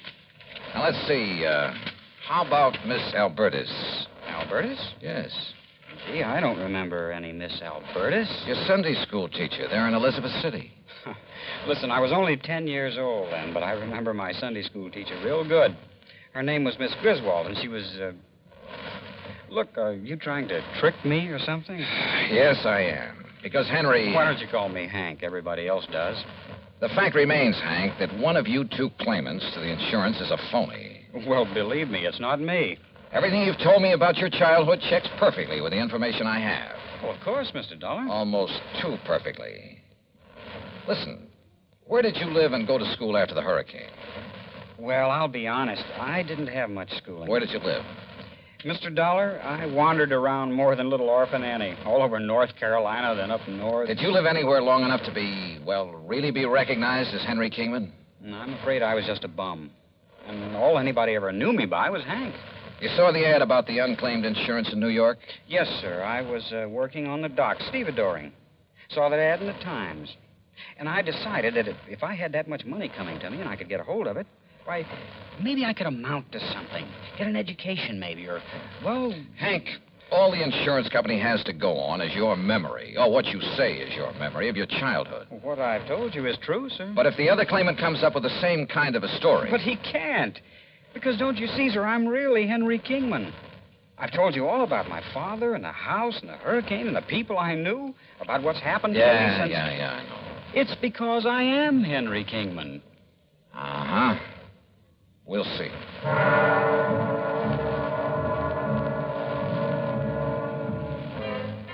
I tried to trip him up in a dozen ways, but with no success. He had a logical, reasonable answer for every question about his past and present. As for not being able to produce anyone who could identify him as Henry Kingman, well, it was simply because of his rather aimless life spent wandering from city to city, never having any close friends because he chose to go it alone. He was a tall, well-built lad with a mop of blonde hair and clear blue eyes. And I must confess I kind of liked him, his open frankness. But you know something? I could have been awfully wrong.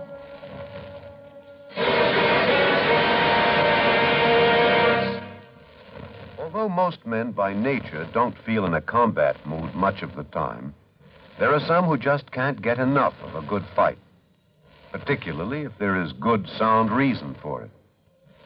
In July 1900, when American fighting men were protecting the rights and liberty of their fellow countrymen during the Boxer Uprising, the battle was a furiously fought affair. Army Private Robert H. von Schlick, serving with Company C of the 9th United States Infantry Division, was in the thick of the fracas.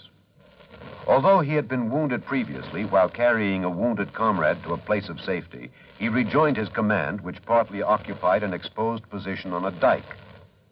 Private von Schlick remained there after his company had been withdrawn, and in spite of the hail of bullets around him, single-handedly continued to fire into the enemy ranks.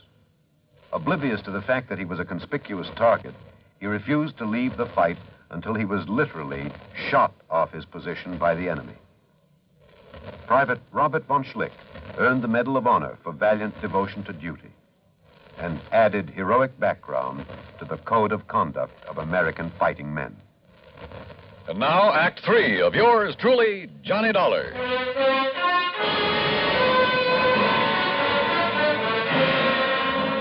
I got into the car that Earl Portman had loaned me and drove to the motel east of town to see Henry Kingman, number 2. Tall, dark, and well-dressed, he was terse and to the point. And he answered all my questions with the same ease and conviction as the other boy. In only one major respect did his story differ. Oh, sir, I can't name you a single person who can identify me as who I really am, Henry Kingman. And for a very simple reason. What's that, Hank? It's Henry, Mr. Dollar. And the reason is that right after the hurricane, I was adopted by a family that just moved into nearby Bridgeton. Their name was McGovern, so I took their name. Go up to Bridgeton, ask them. Show them my picture, anything you like. They'll all tell you I'm Henry McGovern. Only my foster parents knew that I was really Henry Kingman. Knew? They both died about 7 years ago. And they told nobody else who you really were? No, not even the preacher. They'd wanted a son for years. Now they had a son. And they didn't want anyone to come along and take me away from them. Then how did you find out that you're Henry Kingman? If you are. I'll ignore that last part of your question, Mr. Dollar. They didn't tell me until my 21st birthday. Bridgeton. Isn't that the little town up near Currituck that was completely destroyed by fire a couple of years ago? Oh, yes, of course. I'd forgotten. There isn't a living soul up there anymore. Oh, but I'm sure a man like you could track down some of the people who live there. Uh-huh. When were you last in Bridgeton? I went up north right after my foster parents died. As I told you, I've been living and working in New York. Now, look here, Mr. Dollar. Well? Hasn't everything I've told you checked perfectly with what you know about my father, my childhood, everything? Hasn't everything I've told you proved to be true? Isn't it proof that I'm Henry Kingman? There's only one trouble. What's that? You're not the only one who has that kind of proof.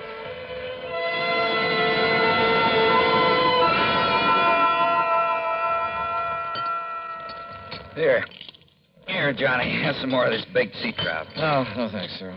Johnny, you've hardly touched a thing. Yeah, I know, Gertrude. I'm sorry. I will have another cup of coffee, though. Oh, sure.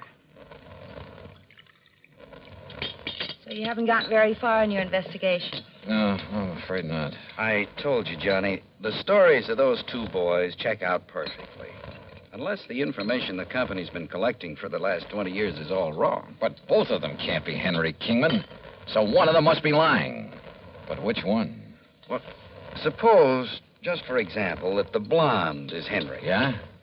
Then how would the other have got hold of all that information? Unless... Well? Do you suppose they've known each other sometime in the past? They certainly don't like each other. I mean, each other's being here. I asked them, Earl, and they both deny having ever seen each other until they came here within a few hours of each other. I didn't see the blonde boy, but the other came here to the house, and I just didn't like him.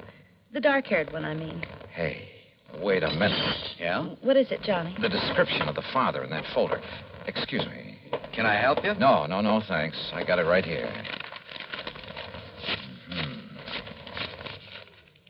Huh. You find it? Hey, listen.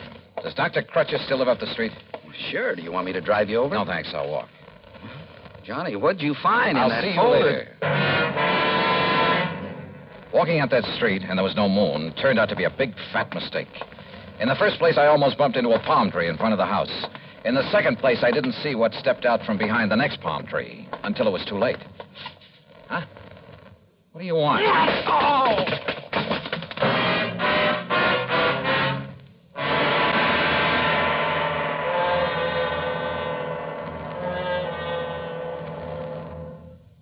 Times have changed, and so has the man.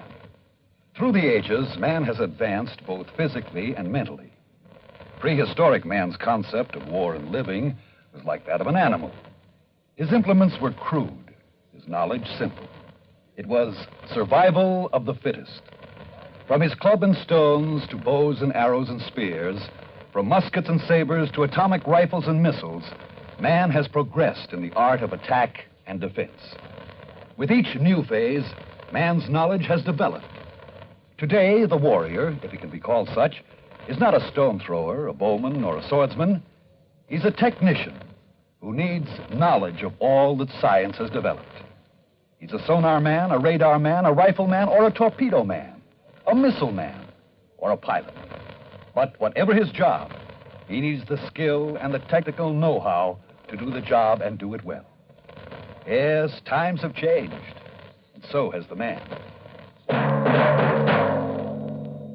And now, Act 4 of yours truly, Johnny Dollar.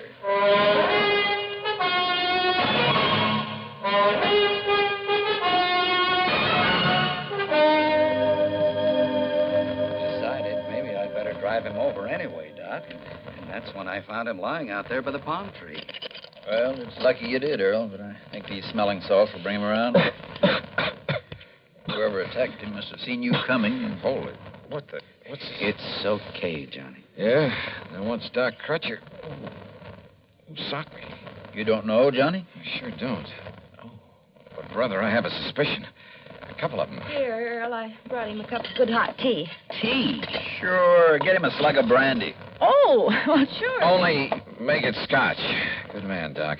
You feel okay now? Yeah. Earl, listen. Yeah? Get on the phone. Call the motels where those boys are staying. Tell them to get over here immediately. Better still, I'll drive over and get him. Meantime, Doc. Yeah?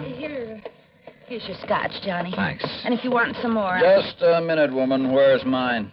Oh, of course, Doc. I'm sorry. Neglect me, huh? Hey, listen, Doc. I want to ask you a couple of questions. What about? Heredity. Heredity? Yes. Okay. Shoot.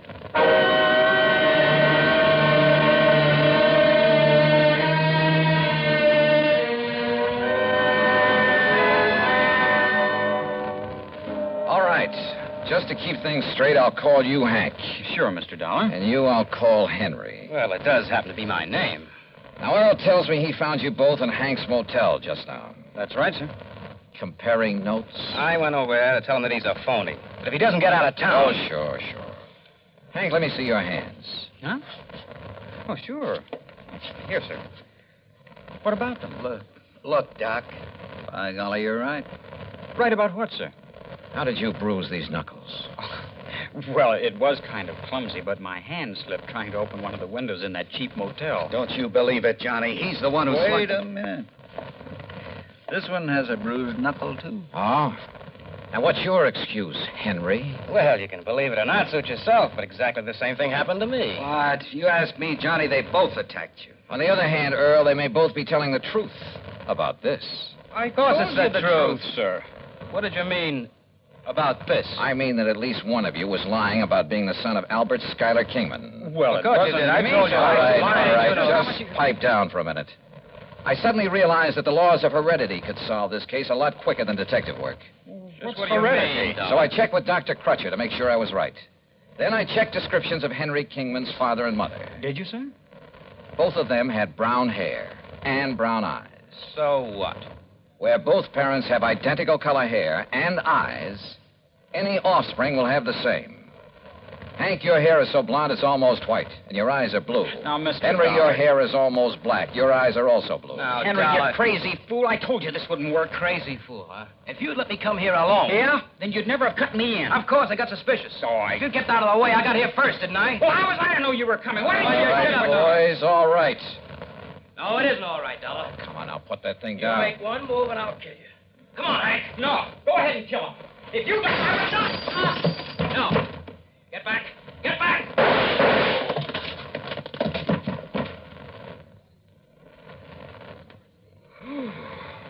Johnny, you outdrew that Henry like... Wow. Yeah. Take a look at what happened to Hank. Huh? Is everything all right, boys? Holy... Gertrude, what did you hit him with? Earl, I never did like that old vase anyhow.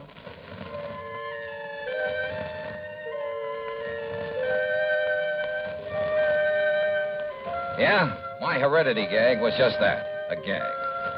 But it certainly brought things to a head in a hurry. How did they know so much about the real Henry Kingman? Well, listen. As soon as we locked them up, I called the National Press Services, had them put the story of this attempted fraud in the headlines all over the country. Result? A phone call from the head of an orphanage where the real Henry had been taken in as a child, where he still lived. And, yeah, the phonies were a couple of kids who'd run away from that orphanage after he'd palled around with them, told them all about himself. As for why they both appeared to make the claim, sure. Each of them saw the company's ad and tried to get in ahead of the other.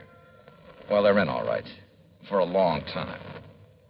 Expense account total, including incidentals and fare back to Hartford, $178.70. Yours truly, Johnny Dollar.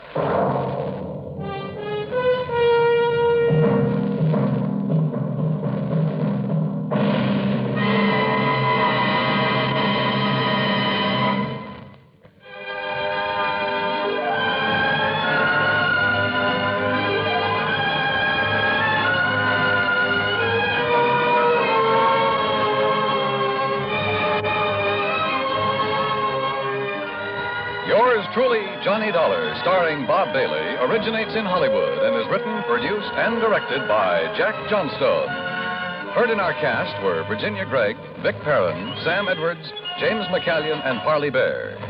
Be sure to join us next week, same time and station, for another exciting story of yours truly, Johnny Dollar. This is Dan Gubberly speaking.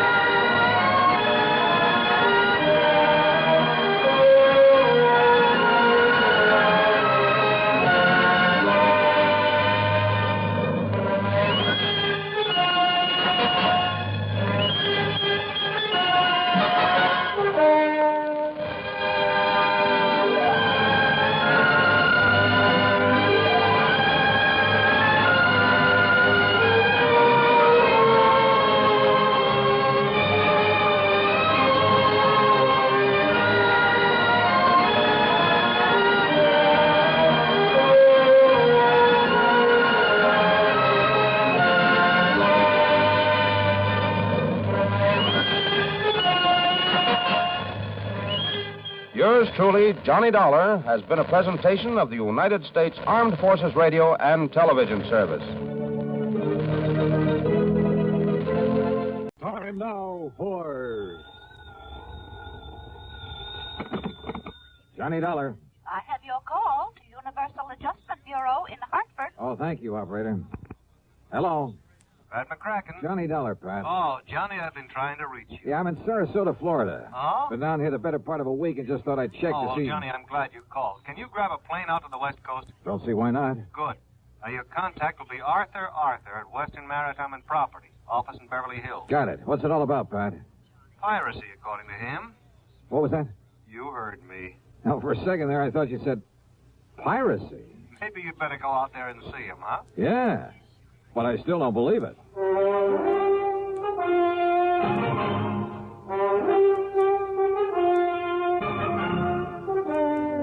Bob Bailey in the exciting adventures of the man with the action-packed expense account. America's fabulous freelance insurance investigator. Yours truly, Johnny Dollar.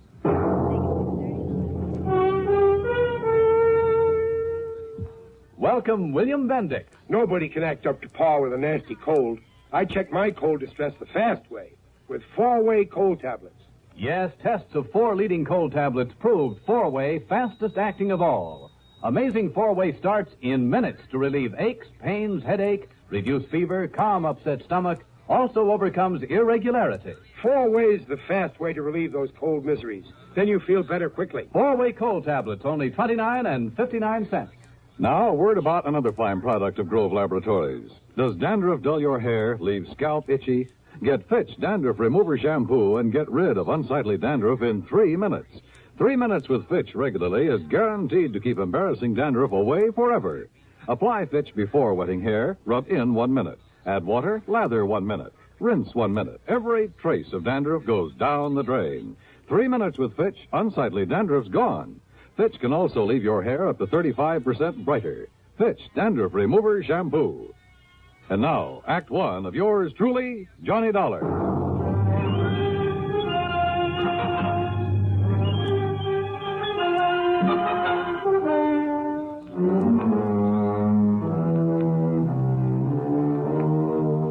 Expense account submitted by Special Investigator Johnny Dollar to the Western Maritime and Property Insurance Company, Beverly Hills office. Following is an account of expenses incurred during my investigation of the Baldero matter.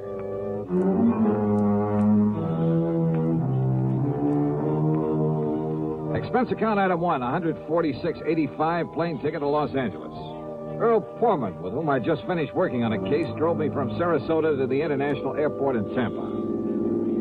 Well, I don't know why not, Johnny. Oh, are you kidding? In this day and age, a bunch of bearded gorillas stripped to the waist, bandanas wrapped around their heads, waving cutlasses. I didn't say that, Johnny. And Long John Silver, I suppose, leading the boarding party. Oh, Earl, that kind of stuff went on a couple of 100 years ago. Sure. But do you remember that palatial yacht that was boarded and taken over just off San Salvador about a year ago? Well, yes. Convicts from a prison colony on the island of Isabella. They had control of that yacht for 3 days, Johnny. And when they left, they took along everything of value they could get their hands on. Yeah, I remember. You don't call that piracy?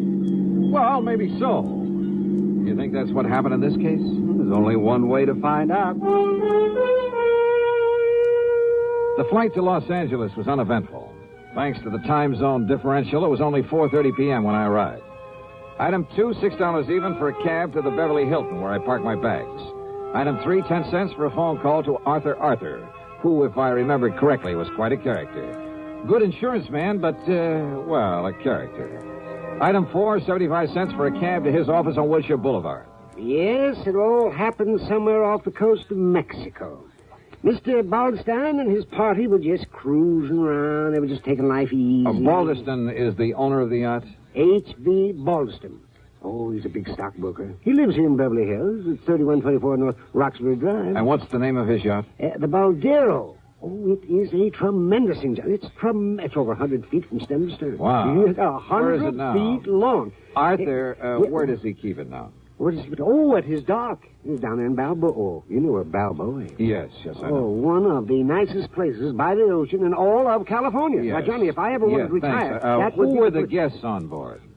Well, let me see. His wife, of course, and Mr. and Mrs. Gerald Hooper, and young Richard Spidle, and Lee Woolway. Just cruising around, huh? Yes, but they'd planned to sail on up to San Francisco for that big charity ball up there on the 30th. Oh.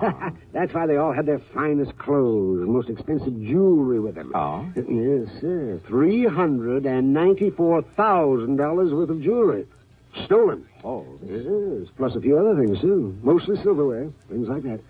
Actually, it was reported to me by one of the guests on the yacht. These pirates simply pulled alongside in the middle of the night, held them at gunpoint, took the stuff and left. That's right. There were two of them. Oh, my, they must have been horrid fellas. Just where off the coast of Mexico did this happen? Well, I'm not quite sure. Mr. Baldeston was, he was kind of vague about where it happened. You know, he's kind of vague. Maybe I better talk to him. Yes, by all means, John. Yeah. Art, I'll see you later. Item 5, $50 deposit on a rental car. I drove to the Baldeston's home on North Roxbury. It was a tremendous place in one of the most wealthy parts of Beverly Hills. A snazzy-looking sports car was parked in the broad driveway, and as I walked up to the front door, another car, a big sedan, pulled in the drive. A heavy-set, well-dressed, rather nice-looking man of about 50 got out of it and came over to me. Are you looking for someone, young man? Well, I believe this is the Baldeston residence. That's right. And I'm Harry Baldeston. Oh, well, my name is Dollar, Mr. Baldeston. Johnny Dollar? The insurance investigator that Mr. Arthur sent for? That's right, sir. Well, come in. We'll have a cocktail or two. I understand it's that time of day, and I'm sure you won't object. Not a bit. Good. And I'll tell you all about the unfortunate affair aboard the Baldero. Happened just night before last, you know. So I understand. But I'm not quite clear as to just exactly where you were when it happened. Down off the Mexican coast, Dollar. Sit down. Thanks. Yes, it took us nearly 12 hours to get back to Balboa. And at 11 knots, well, you can figure it out for yourself. Mary Lee. Yes, Harry? Come on down, dear. I want you to meet Mr. Johnny Dollar. Oh, all right, dear. Now, I'll pour us a drink and tell you all about it. So he poured. His wife joined us, and we talked. But I'm afraid I didn't learn much more than I already knew. They'd both been asleep when it happened. The so-called pirates had come aboard very quietly. Both they and their guests had been held in their respective cabins by one of the men while the other gathered the loot. The men had worn long oilskin raincoats, had nylon stockings pulled over their faces to conceal their identity. Only one of the guests, Lee Wilway, had even seen the boat they'd used. Balderston never did tell me definitely where it happened. And the more I listened, the more suspicious I got. Yeah, suspicious of him. Act 2 of yours truly, Johnny Dollar, in a moment. There goes a treasure car. There goes another. And another. And one of them may be your car. Yes, folks, you may have a Fram treasure hunt filter in your car worth $1,000 and not even know it. A Fram filter worth 1,000 silver dollars. A filter change is important to today's cars, so important that Fram Corporation, in conjunction with its silver anniversary, is paying $60,000 in cash to get you to check your filters now. Last year, 10,000 secretly numbered Fram filters were distributed all over the United States and installed in cars during regular servicing. These filters are worth from $1 to $1,000. You may have one in your car and not even know it. A Fram filter worth 1,000 silver dollars. Check your oil filter and air filter now. If there's a specially numbered Fram filter in your car, you will win up to 1,000 silver dollars, and your dealer will win the same amount. Get in on Fram's big silver treasure hunt. Check your car filters now. And now, Act 2 of yours truly, Johnny Dollar and the Baldero Matter.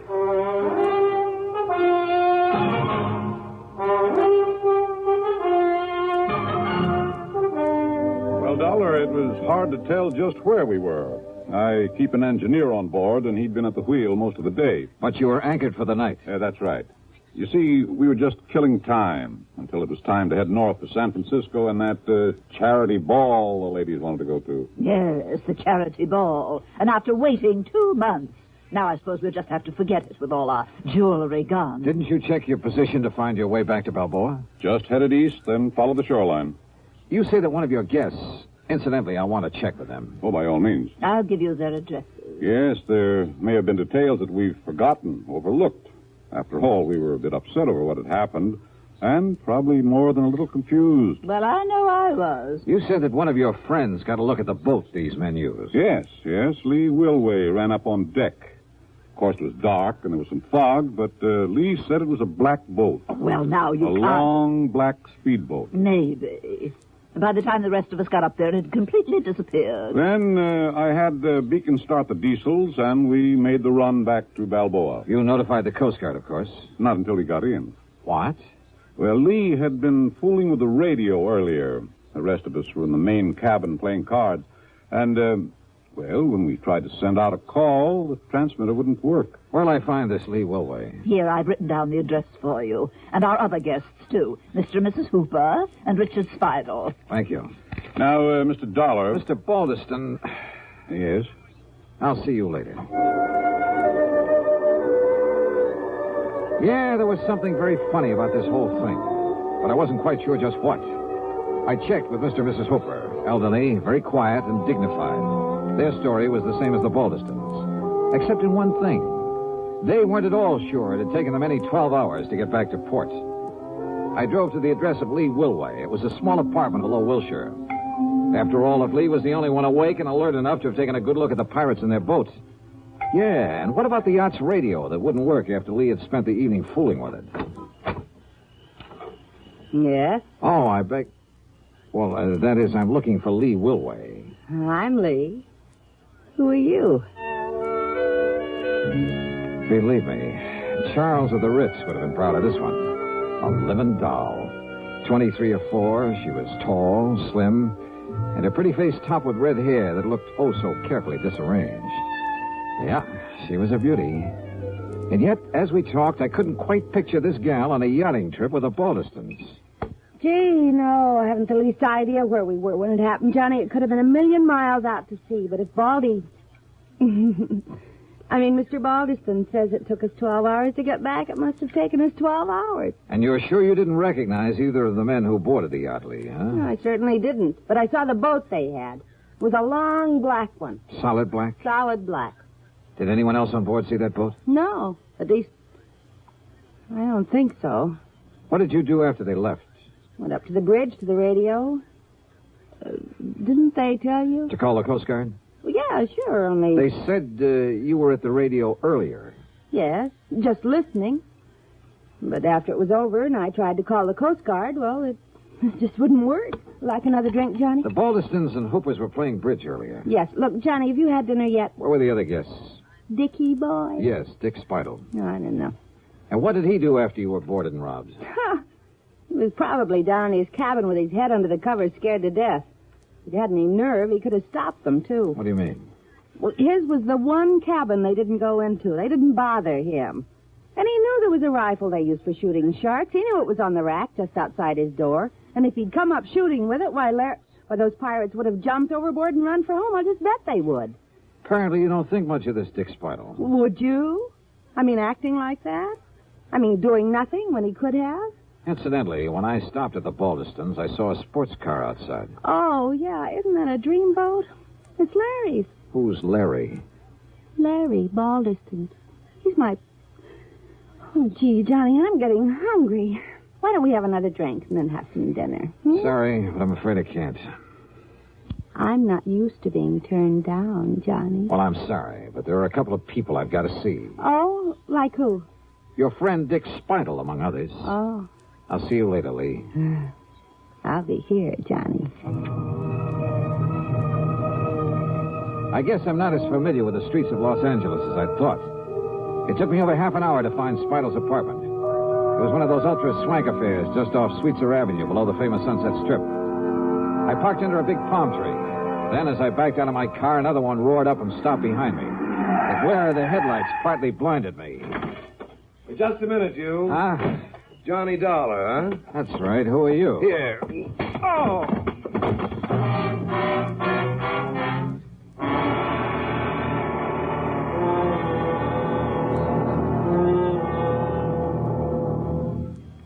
Act 3 of yours truly, Johnny Dollar, in a moment. Ever have trouble sleeping nights because of acid indigestion, heartburn, or gas? Then remember, for acid indigestion, nothing but Tums works so fast to make you feel so good so long. Tums work fast. Get rid of the burning excess acids that won't let you sleep. In a matter of seconds, you begin to feel better, and Tums relief stays with you. You relax, go to sleep pleasantly, because Tums bring complete relief. Get rid of burning excess stomach acids completely. Nothing but Tums work so fast to make you feel so good so long. So when acid indigestion keeps you awake, take Tums. Keep a handy roll of Tums on the night table, within easy reach. And remember, there's no mixing or fixing with Tums. You don't even need to get out of bed. Get the very best. Get Tums, 10 cents. 3-roll pack, a quarter. Or get the new 6-roll pack with free metal carrier, only 49 cents.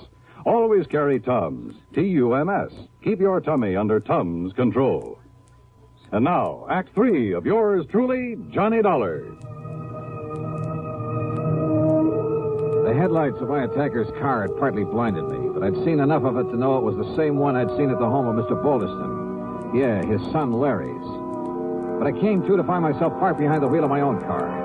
And lying on the seat beside me were 5 crisp $100 bills and a note. Take this money and get out of town, it said. You have no case anyway because the things that were stolen off the yacht have been returned. So you may as well leave while you have your health. No signature. There was only one person in the world I wanted to see at that moment, Larry Balderston. But I felt a bit rocky since I was at the front door of Dick Spidle's apartment, since I'd really come to see him, and if I was lucky, he might have a good stiff drink handy. Feeling better now, Mr. Dollar? Yeah, I am. Thanks, Dick. It's Richard, if you don't mind. Oh, yeah, sure. But go on with what you were saying. Well, the whole thing was absurd, of course. But the only reason Mrs. Balderston insisted on taking Lee on that yachting trip and to the charity affair, and of course I was supposed to be her escort, was to shame her, to show her up. How do you mean? Well, after all, in spite of her beauty, she is a rather common person, rather cheap. So Mrs. Baldeston hoped that facing her with the ladies and gentlemen who attend the ball would embarrass her. Oh, I see. And that she'd realize she has no place among people like ourselves. People like you are just too good for her. Well, to put it bluntly, yes. In any event, Mrs. Baldeston hoped it would break off this rather sordid romance. Romance? She and Lawrence Baldeston. Larry, she calls him. And Lee is only after his money. But I take it Larry got wind of this little plan. Lawrence said that he would prevent its being carried out if it was the last thing he ever did. So he staged the piracy bet. Oh, I'm sure it was he. He's always done silly things like that, Mr. Dollar. Rich, headstrong, spoiled as he is. So when I heard the noise up on deck, I simply locked myself in my cabin and refused to budge when he and whoever he had helping him boarded the yacht. All because you were scared? I beg your pardon. Thanks a lot, Dick. It's Richard. You've been a lot if of you help. Oh, and incidentally... Yes? You think Lee Wilway was in on it, too? That's why she spent so much time on the ship's radio earlier in the evening? Indubitably, so that she could guide him to the yacht in his speedboat. His speedboat, of course, has all sorts of radio equipment aboard. What color is that speedboat? A mahogany. Why? Lee said the pirates were using a solid black boat. Which simply proves she was onto his plan. What do you mean? Well, the wench was lying, that's all. Maybe you're right. Thanks, Dick. It's Richard, if you don't...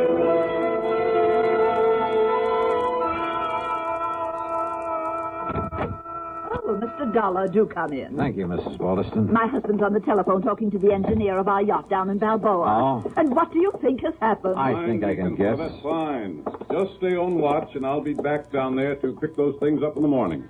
Goodbye. It's true, Mary Lee. Oh, splendid. Whoever took them from us returned everything to the boat. Everything is... Oh, Mr. Dollar.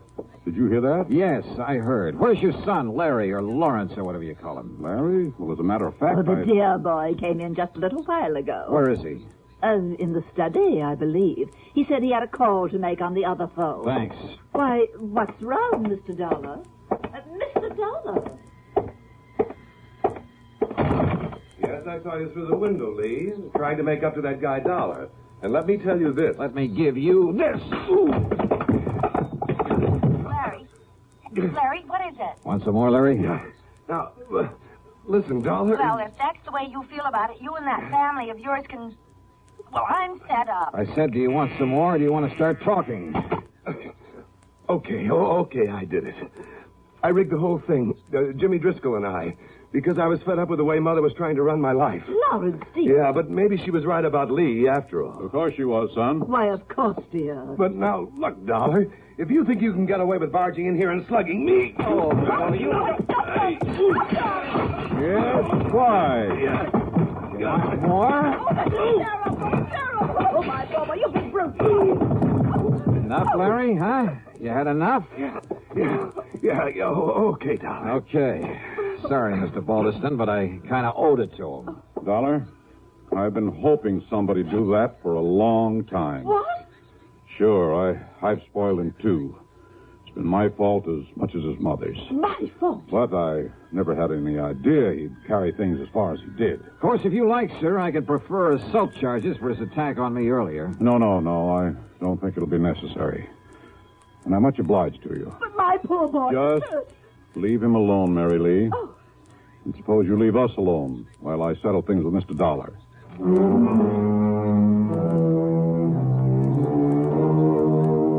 Fee on this case? Forget it. The $500 that Larry mistakenly tried to bribe me with, plus a nice fat check for Mr. Baldeston. Well, much as the thought of it hurts me, let's forget the expense account, too. Okay? Okay. Yours truly, Johnny Dollar.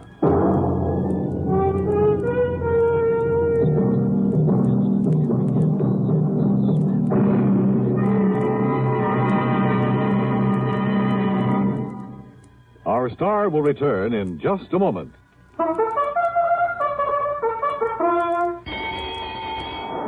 Hey, who's gonna win the Thoroughbred Kentucky Club's Thoroughbred? Who's gonna win that horse and make it pay? Lots of money, well, Kentucky Club. Pipe Tobacco has to find the winner. So the horse is here, the time is near. Get your entry blank today. Yes, enter the annual Derby Day contest sponsored by Kentucky Club's 9 brands of pipe tobaccos. First prize, a thoroughbred bay colt, son of famous oil capital, who won over $580,000. Jockey Ted Atkinson helped select this prize colt. You'll name him and he's yours. He could win a fortune for you. Get Kentucky Club Derby Day contest entry blanks free at tobacco counters now. Hey, who's gonna win the thoroughbred Kentucky Club's thoroughbred? Who's gonna win that horse and make it pay? Lots of money, well, Kentucky Club. Pipe tobacco has to find a winner. So the horse is here, the time is near. Get your entry blank today. Now, here's our star to tell you about next week's story. Next week? Oh, wait a minute. Belated congratulations to station WJLS in Beckley, West Virginia on its 20th anniversary. Next week, I really go fishing. Yeah, for a body in the middle of Lake Mead. Join us, won't you? Yours truly, Johnny Dollar.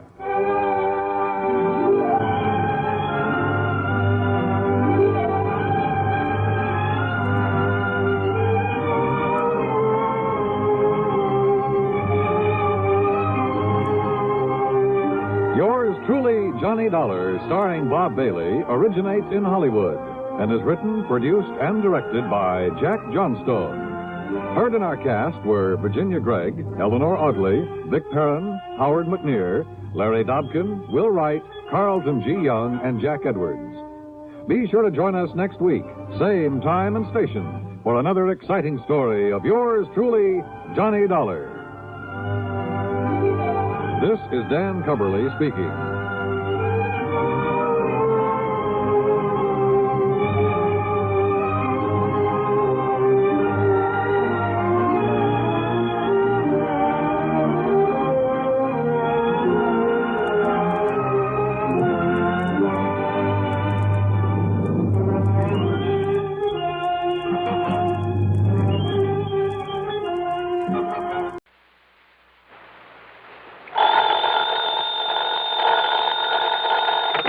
Johnny Dollar. Hi there, Johnny. This is Helen Daner. Helen Daner? That's right. I live out here in Morro Bay, California. I see. Insurance with one of the companies you represent, the Greater Southwest Insurance Company. Oh, yeah, I do a lot of work for them. But also, Johnny, do you mind if I call you Johnny? Well, no, not at all, Miss Daner. Or is it Mrs.? It's Miss. Or better still, just Helen. As I started to say, I not only have that insurance, but, Johnny, I never miss that radio program of yours where you tell all about those exciting cases you solve. Sometimes I just don't see how you do it. Well, I hope you never find out about the ones I miss out on. But now, Miss Daner... I don't think I've missed a single one of your programs. Good. I'm your most loyal listener, and I think you're wonderful. Well, thanks. And that's why I'm calling you instead of the police about this. Well, look, Miss Daner, Oh? Yes. Calling about what? Johnny, if the police weren't able to nab them, isn't that what you say, nab them? Yeah, sure, but go on. Well, Johnny, these terrible people might suspect that I'm the one who told the police about them. What people, Miss Daner? And if that happened, well, I guess you can just imagine what they might do to me. Well, who are these people you're talking about, and just what is it they're up to? All right, Johnny. Now listen carefully. Yeah. Yes? Miss Daner? Hello? Hello? Hello?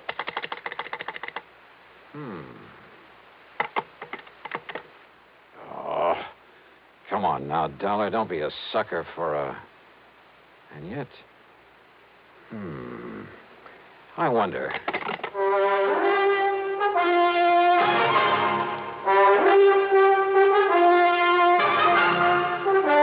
Bob Bailey in the exciting adventures of the man with the action-packed expense account. America's fabulous freelance insurance investigator. Yours truly, Johnny Dollar.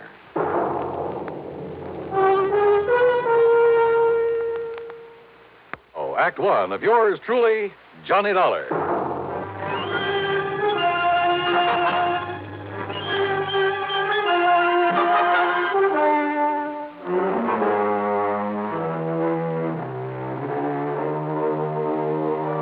Expense account submitted by Special Investigator Johnny Dollar to the Greater Southwest Insurance Company, Home Office, Los Angeles, California. Following is an account of expenses incurred during my investigation of the Big H matter. Expense account item 1, 275, long-distance telephone call to Hollywood 82124. That is to say, the office of Royal J. Harkins, contact man at Greater Southwest Insurance in Los Angeles. It was late in the day, but luckily he was still in his office. Nice to hear from you again, Johnny. What can I do for you? Roy, I'm putting this call on expense account. Oh? But that ain't all. If I could make connections down to New York, well, let's see. There's a plane leaving for the West Coast a little after midnight, so I'd arrive in L.A. early in the morning. You coming out here? Unless somebody's been pulling my leg. Roy, do you have a policy holder named Helen Daner? Yes, we certainly do. Well, now, what's that mean? She's an elderly woman, a spinster, who lives up in the little town of Morro Bay. That's about 200 miles north of here. Johnny, she called this office early this afternoon. She demanded your phone number there in Hartford. And? Well, I didn't give it to her. Why not? Because she wouldn't say why she wanted to get in touch with you. Oh, fine. And knowing how busy you always are, well... But then, just a few minutes ago, I began to wonder about it. Yes? Well, after all, if she wanted to contact you about some insurance matter... Yeah. What? Well, did you call her back? Yes, since we handle all her insurance. That is, I tried to, but I got no answer. Then, Roy, I'm going to grab that plane I was talking about. Well, now, wait. Did she get to you? Did you talk to her? Yes. And it has something to do with her insurance? Plenty. So I'm flying out there, Roy, at your company's expense. Now, just a minute, Unless, Johnny. of course, you'd rather pay off her insurance to some beneficiary. Johnny. Then just be sure to have a rental car waiting for me when I pull into the airport. Item 2, 162.85 plane fare. The big mainliner took off from New York's International Airport promptly at 12:30 a.m. At 6:30 Pacific time, I stepped off the plane at L.A. International. Dollar, oh, this way. Oh, hi, Roy. I didn't exactly expect you to be here in person this early in the morning. Well, I am. I've got a rental car ready and waiting for you out at the curb. Good. But listen, you still haven't told me what this is all about. Because I'm not too sure myself. But you sounded over the phone as though something's happened to the old lady. Miss Helen Daner, I mean. That's exactly the way I meant it to sound. And since I still haven't been able to get her on the telephone... Well, what? What's happened to her? I don't know. This my car? That's right. Oh, start making some sense, will you? I wish I could. Well, do you actually know that something's happened to Miss Daner? Nope. But if it hasn't, I've got to do everything I can to prevent it. Johnny, prevent what? Royal, I only wish I knew. Johnny!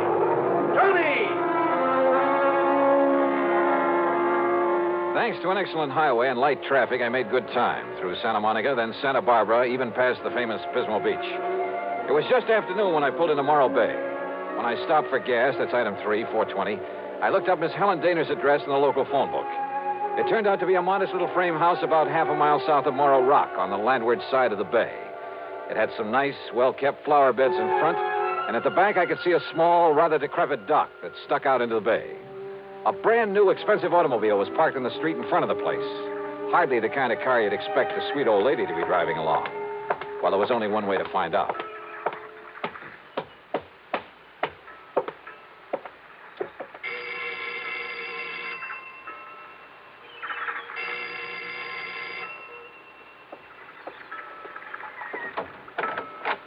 Yes? Miss Helen Daner? No, I'm Bessie Daner, Helen's sister. And who are you, young man? Johnny Dollar. I'm from Hartford, Connecticut. Is your sister? Oh, yes. I've heard Helen speak of you. You're an old friend of hers, aren't you? Well, yes, I guess. Won't you come in? Well, is she here, Miss Daner? Well, she ought to be back from the market any minute. The market? She hasn't been at all well, you know. That's why I've come to live with her, sort of take care of her. I see. But I did think it was all right to let her walk down to the market this morning. Would you like to come in and wait for her? Which market, Miss Daner? Well, it's the first one down the street. Now, do you see it? That little supermarket just 2 blocks away. Oh, yeah, I see. So if you'd like to come in and wait... No, thanks. I'll pick her up there. Well, but Mr. Dollar... Thank you very much. Mr. Dollar...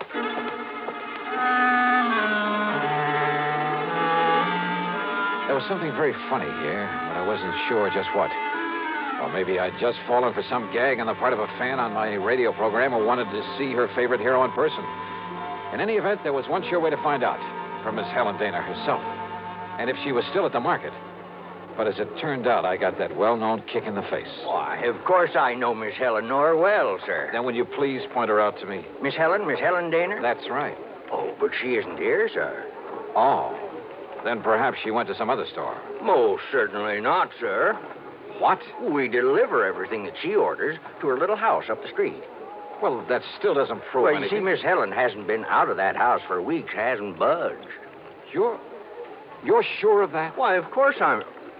Why, what's the matter, sir?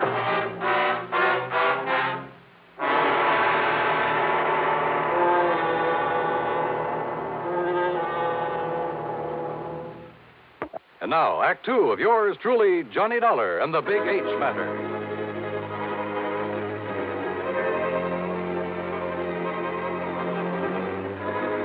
If old Miss Helen Daner, who telephoned me in Hartford, asked me to come out here to Morro Bay in California, if Miss Daner hadn't budged from her little house in weeks, why had her sister told me she was at the market? Could all this somehow tie in with the terrible people she tried to tell me about on the telephone? I jumped into my car and drove back to the little home on the bay.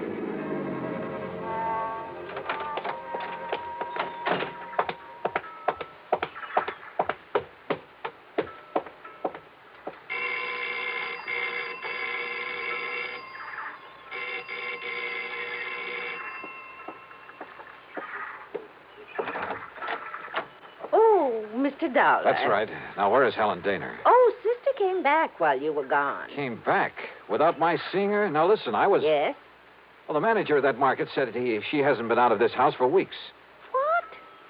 Oh, you must have gone to the supermarket. Well, where else? And just because she isn't shopping there anymore... Oh, now, look, Miss Daner, you told me... Won't you come in?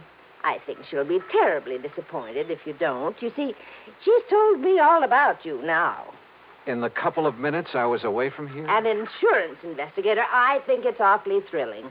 But now come in and see her. I think she's been kind of expecting you. Yeah. And if you'd like to know what I think, Miss... Good Lord.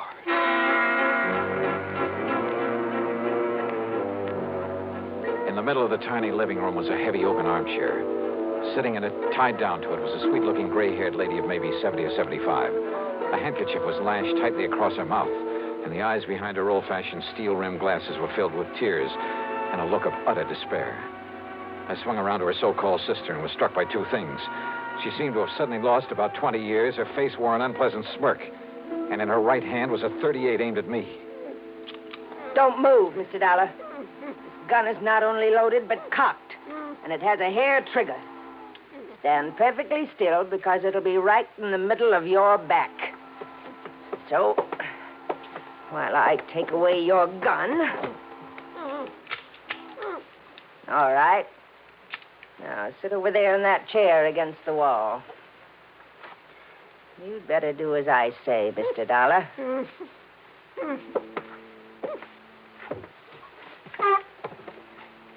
Now, we may have to wait a little while. So get one thing straight. Any move, any tricks, and I pull this trigger.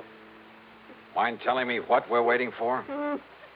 You'll see. And why you've tied her up that way? That is Helen Daner, isn't it? Why, what's the matter, honey? Getting a little short of breath with that gag in your mouth? Well, then why don't I take it out for you? No, Dollar. Not a single move. Just crossing my legs. Sure. Here now, honey. Don't want you to conk out on it. After all, you may be of some use before we're through with this caper. There you are. Johnny, I don't know what... These terrible people, they sneaked in while I was phoning you. Yeah, Helen, I guessed that. If only you hadn't come, but I thought maybe... They're smugglers, Johnny, of the worst possible kind. You tell them, honey. It'll help to kill time while we're waiting for Pete and Dollar. Okay. They're smuggling in narcotics, heroin, from the way down in Mexico. Oh, pretty smart picking a spot as far up the coast as this. If only I'd known. When this man, Pete, asked if he could use my dock. He said it was to tie up his boat at night when he came in from fishing. How did you get onto them, Helen? When they saw I turned my lights out so early every night, they thought I was asleep.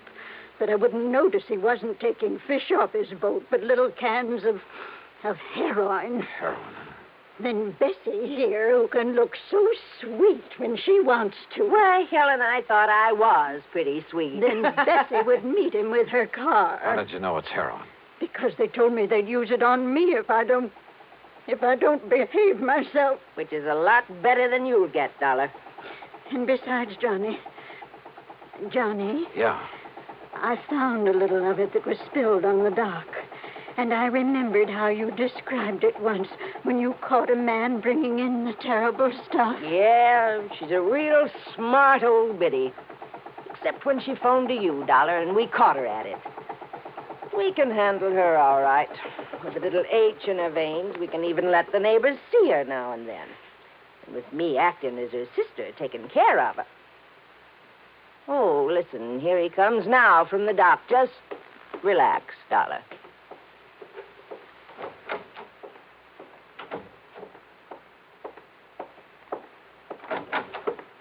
Well, what a charming little party. Johnny, this is... Nice work, Bessie. Dollar, huh? That's right. You want to take care of him, Pete? So you made the mistake of coming out here. Believe me, mister, it was a mistake. I said, are you going to take care of him? Why, of course, right away. We don't want him lying around here. Which is to say, Dollar, we're going to do something I haven't thought of since the old days in Chicago. You and I are going to take a little ride.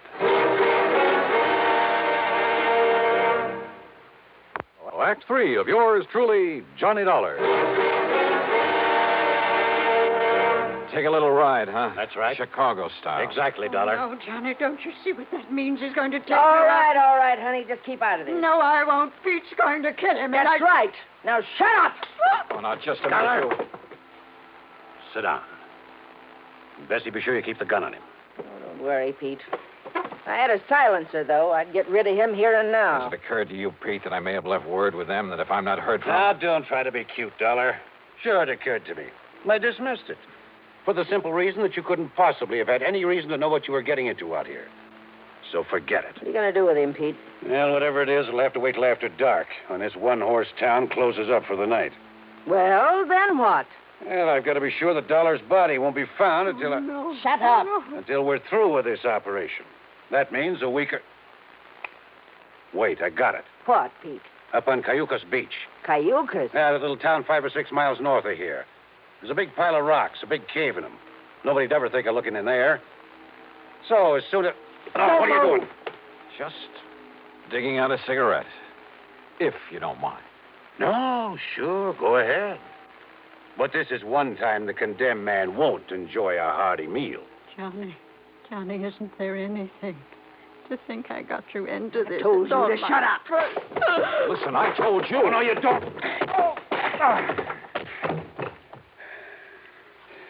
Finish him off, Pete. No, we'll wait for dark and do it right.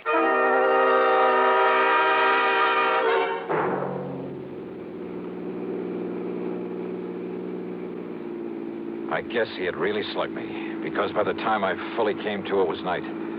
I was in the back seat of a car driving along the highway beside the ocean. Pete was at the wheel. Beside him, leaning over the back of the seat watching me, was Bessie. And the .38 in her hand was aimed straight at my head. You're sure the old lady won't be able to work herself loose, Bessie? I'm sure. If we'd had any sense, Pete, we would have brought her along on this ride, too. It would have saved us a lot of trouble. Oh, so you've woke up, Dollar. Yeah. Well, just stay put in that back seat. Any funny business? I said any funny business. Just trying to dig out a cigarette. Stay back in that seat. Yeah.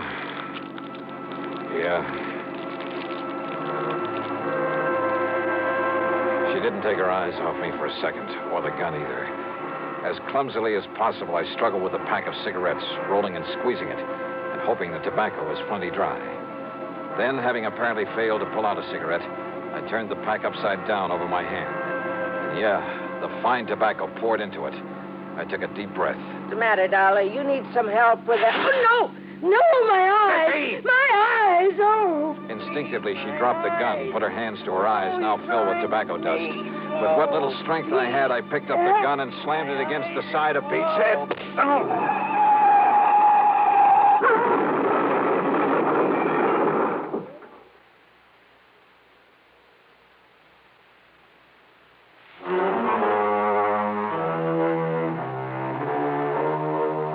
It was a commercial trucker driving one of those big interstate trailer jobs who pulled off the highway to give us a hand. Yeah, somehow those boys are always around when you need them. And he used his head. When he found my credentials in my pocket, he saw the whole picture in a flash. So he hailed down the first police car that came along and turned both Pete and Bessie over to them. Miss Helen Daner? Bless her heart. The spunky little old character was tickled pink to be involved in the whole thing. Yeah, she just can't wait to go to court and testify against those two. Expense account total, including the trip back to Hartford, $447.45. Yours truly, Johnny Dollar.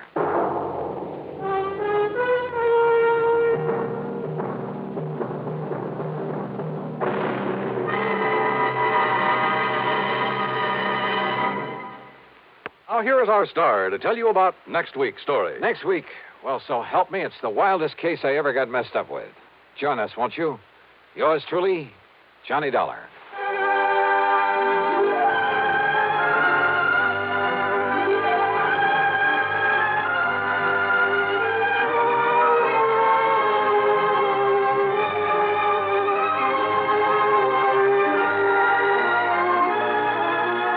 Yours truly, Johnny Dollar, starring Bob Bailey, originates in Hollywood and is written, produced, and directed by Jack Johnstone. Heard in our cast were Peggy Weber, Virginia Gregg, Bartlett Robinson, Joseph Kearns, and Russell Thorson. Be sure to join us next week, same time and station, for another exciting story of yours truly, Johnny Dollar.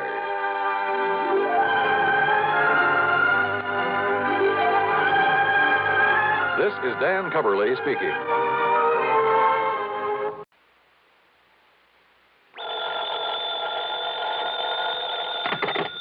Johnny Dollar. This is Al Turner at New Britain Mutual. Hi, Al. What goes with you these days? Johnny, one of our important clients is very anxious to get in touch with you. Says that she's an old friend of yours. Oh, who's that? Her name is Mrs. Virginia Haskell. Virginia Haskell? That's right. Sorry, Al, but I'm afraid I never heard of her. Before she got married, about a year ago, her name was Van Doren. Chinny Van Doren? Yes. Oh, well, now that's something else again. And I mean something. Well, then you do know her. One of the most delectable bits of feminine pulchritude I ever ran up against. Believe me, a young man's fancy didn't have to wait for spring to turn to thoughts of her. Now, what's that mean? Oh, Al, even I had serious ideas about that gal at one time. Oh? Yeah, right after college. Isn't every kid of that age intrigued by the idea of marrying into a fortune? And very beautiful. At least she was when I knew her. Still is, Johnny. So she's married to somebody by the name of Haskell, huh? Gordon Haskell. They live on Birch Brook Road, down in Bronxville, New York. Funny. What? Well, when I knew her, that blonde charmer didn't have eyes for anybody but Paul Snowden. Who's Paul Snowden? Childhood sweetheart, that sort of thing. Poor boy, making good on his own, you know the bit. Ah, yes. Too proud to marry her because of her money. But she swore that she'd never marry anybody else, that he was her one true love. But I guess she changed her mind. What did she want to see me about, Al? She didn't say. She did make it clear, however, that it has to do with some of the family insurance. Well, that's as good an excuse as any. Well, then, do you want to run on down there? For a longing look at the gorgeous Ginny Van Doren? But it'll cost you money, Al. Listen, Johnny, with the premiums we get for all the insurance she carries, life, house, property, and so on, the sky's the limit. Brother, have you stuck your neck out? Well, now, that doesn't mean you have Albert, to... I'll be in touch.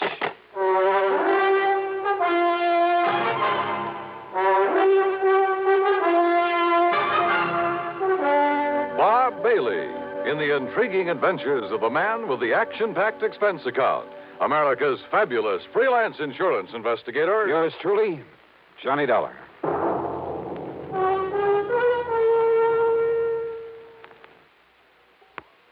And now, Act One of yours truly, Johnny Dollar.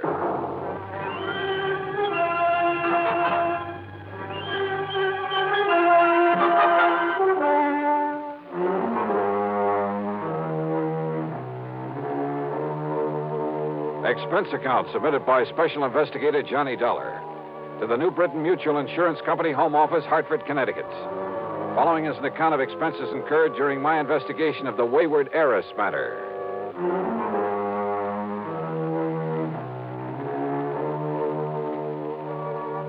I decided it might be handy to have my own car along for this one, so expense account item 1, $4.25 for a tank full of gas. I picked up the freeway and headed south and west to fashionable Westchester County, New York. To me, Bronxville has always been one of New York's most charming suburbs. Only about 20 miles north of the big city, it's full of beautiful homes with lots of trees and expensive landscape properties. There's a lot of wealth in Bronxville. The Haskell home on Birchbrook Road was a huge English-type affair, built of stone and stucco, the kind of place that'll last 100 years. 18 or 20 rooms, I'd guess, and surrounded by well-kept lawns and flower gardens, oak and sycamore trees and neatly trimmed hedges.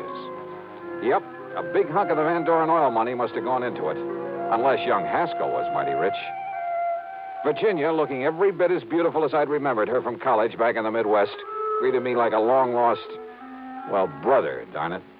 And, Johnny, I'm so glad you could come. I'm worried, sick. Worried about what, Jenny? Gordon, my husband. Well, look, it's none of my business, but it kind of surprised me to learn you'd married somebody other than Paul Snowden. It's Paul who has me worried, Johnny. Oh? Yes. How? Well, back in the old days in college, I wasn't interested in anybody in the world but Paul. I mean, seriously. Yeah, I remember. The rest of us couldn't get to first base with you. I loved him, Johnny. And I hoped that as soon as he could get established in a business of some kind, he'd ask me to marry him. Well, what stopped him, Jenny? Money. When Father died and all the Van Doren money came to me, Paul suddenly changed. He stopped seeing me. He even avoided me. So then, well, I guess what I did was make a mistake. What was that? I went to see him at his little plant there in Chicago. Chicago? That's where we were living then. And, Johnny, the only reason he stayed there was to be close to me. So you went to see him? Yes. And I proposed to him. Oh? Also, well, this was the big mistake. I offered to finance the machine tool business that he was trying so hard to build up. But he didn't like that and told me so. I'm afraid there was quite a scene there. You've just been looking down your nose at me all these years. It's been nothing but pity. Paul! Yeah, poor, timid little me. Needs help. Maybe needs mothering by somebody who pities him. By somebody who can afford to support him. Paul, that isn't true. Then why do you come offering help, offering money? I don't want pity. Somebody holding up my head for me. I've got to work this out alone. It may take me a long time, but I'm not going to... Oh, I'm sorry, Jenny, but don't you see I love you? I'll never love anybody else. Then why don't you let me Don't you understand? I'll never get anywhere on your charity. You're feeling sorry for me. Paul, darling, please. All right. All right, the less we see of each other now, the better. Maybe sometime, but... Well, no, not now. You find somebody else, Jenny. Somebody who can give you the things you need and want. Uh-huh. A little too much pride for his own good, I'd say. It upset me terribly, Johnny. Especially when he told me to go out and find somebody else. But I take it you did. Then Gordon came along. Sort of caught me on the rebound, I guess. Tall, good-looking. He fell in love with me the first time we ever met. I guess he kind of swept me off my feet. But now that the honeymoon's over... He's been wonderful to me. And I love Gordon, Johnny. I love him very much. As much as Paul? Not perhaps in the same way. But we're very happy together. And there's never been any strain or tension because of this difference in our fortunes. Gordon isn't wealthy either? Well, he hasn't what I have, of course. But he manages to get along. And I'm being a good wife to him. Oh, I'm sure you are, Jenny. And don't you see, if Paul, because of his jealousy, were to kill Gordon... Jenny, you mean you honestly believe he might? Yes. That's exactly what I mean. That's why I sent for you. But good heavens, gal. And Johnny, you've got to stop him.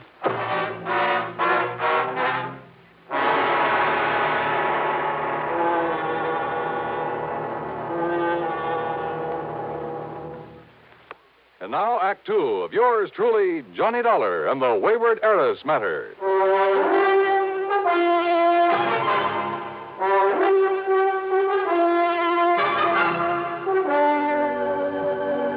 All right, now, Jenny, listen to me. It's true, Johnny. I'm sure of it. Paul Snowden has come here to kill my husband. He's... He's told you as much? Haven't you been listening to me? Well, of course I have. Maybe my marriage to Gordon was on the rebound, on the spur of the moment. Call it anything you like, but it was Paul who turned me down. At least for the time being. I told you what he said. And simply because of a misguided sense of pride, because you had money and he didn't. Yes.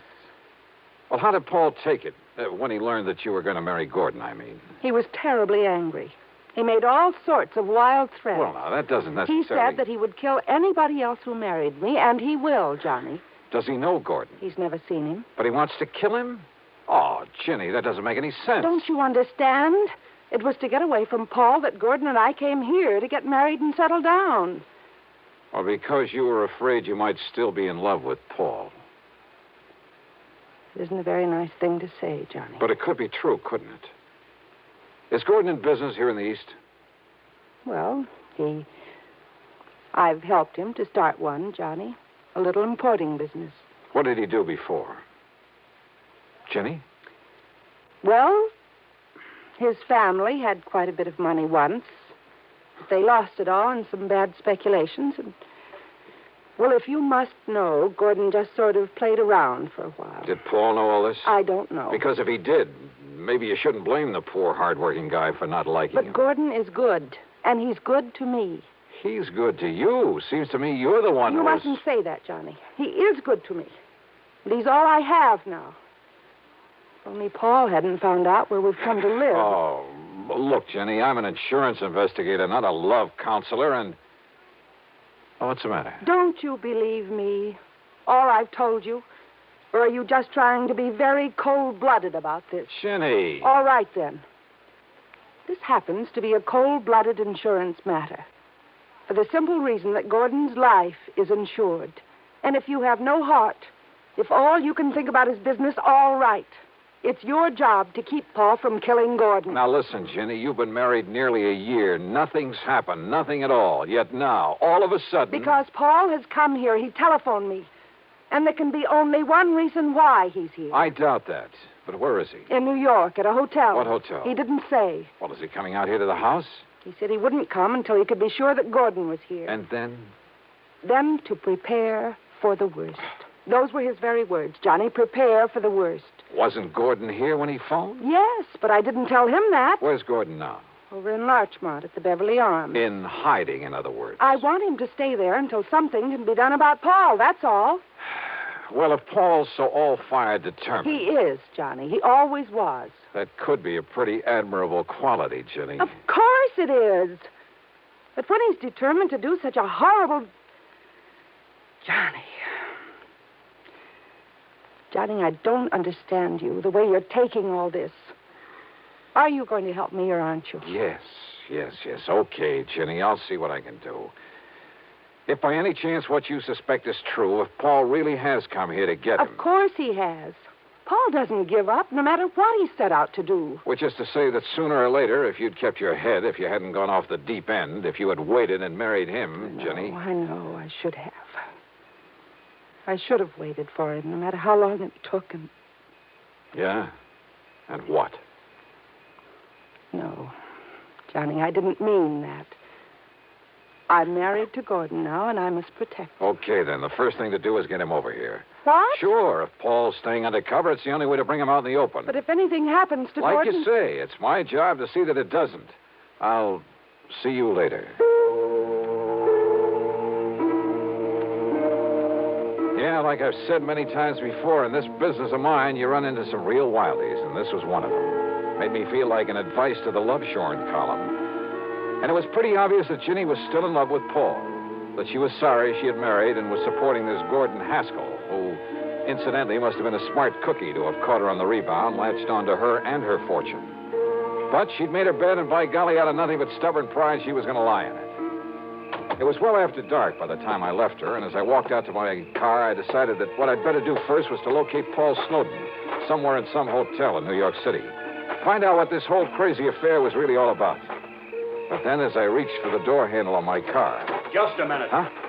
Yeah? I've been waiting for you. Oh? Who are you? As if I couldn't guess. Mister, I found out all about you, why you came here. Me? Oh, well, now, If just you a don't minute. believe me, take a look at these photostats from the police files in half a dozen western states. Well, now, just take it easy. Let me put on the dash light so I can take a look at them. You'll have plenty of time to look at them when I'm through with you. Just a Mister, minute. I ought to kill you.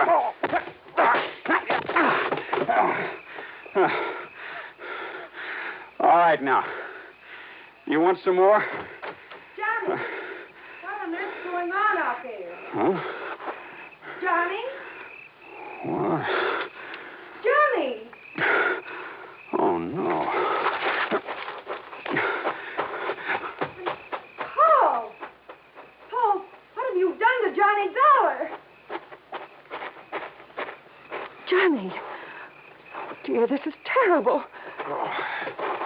Well, it ain't exactly good. That was Paul. I saw him. Yeah, so I figured. He must have found out that I sent for you.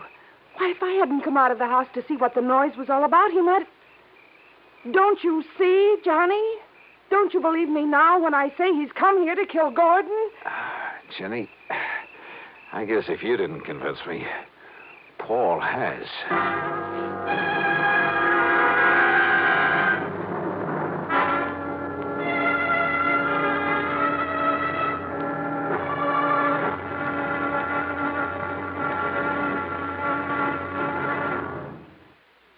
Now, Act 3 of yours truly, Johnny Dollar.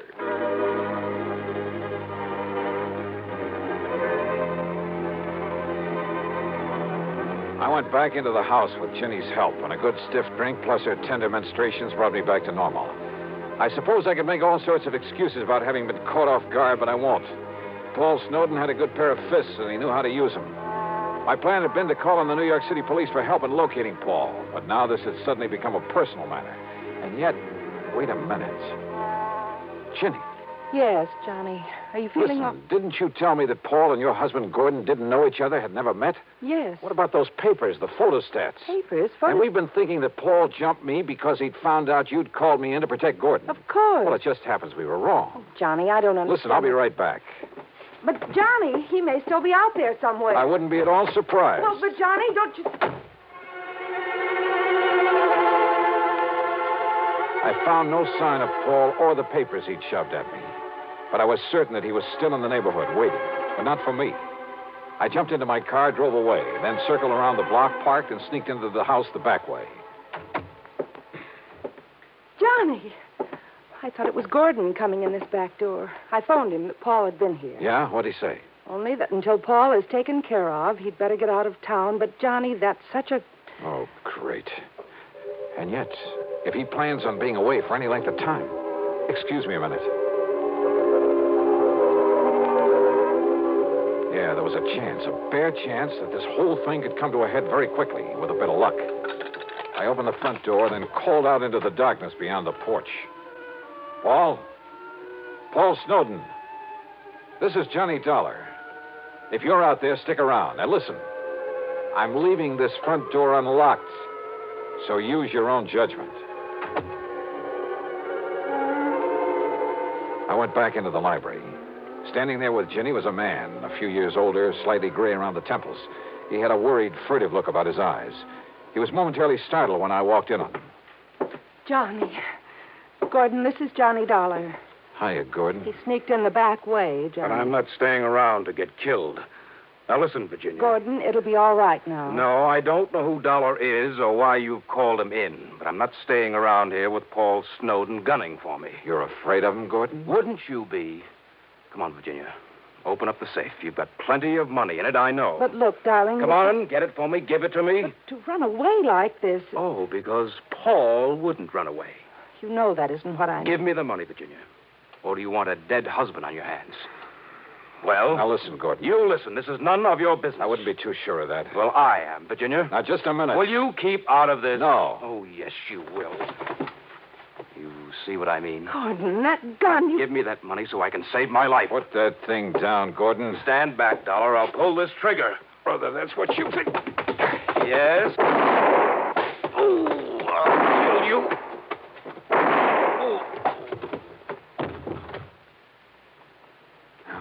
Thanks, Paul. I aimed low, Dollar.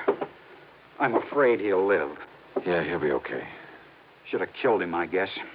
But I'd rather see him face the courts. Oh, what are you talking about? Those photostats you have? Yeah. Police files all over the West. He has a record as long as your arm, under various names. Wealthy women. Married them, took their money. Oh, no. Yes, Jenny. And some of them, well, he killed them. Paul, I didn't know. I didn't know. I'm sorry, Dollar, about what happened outside earlier, but in the darkness, I thought you were Gordon. It's, okay, Paul. You've, more than made up for it.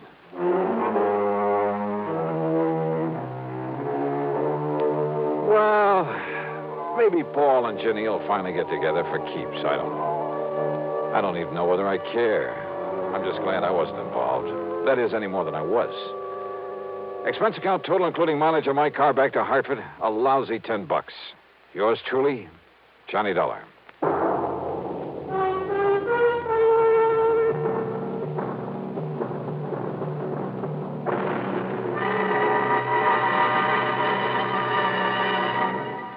Our star will return in just a moment. Now, here's our star to tell you about next week's story. Next week, a sweet little old lady involved in one of the dirtiest rackets I know. Join us, won't you? Yours truly, Johnny Dollar.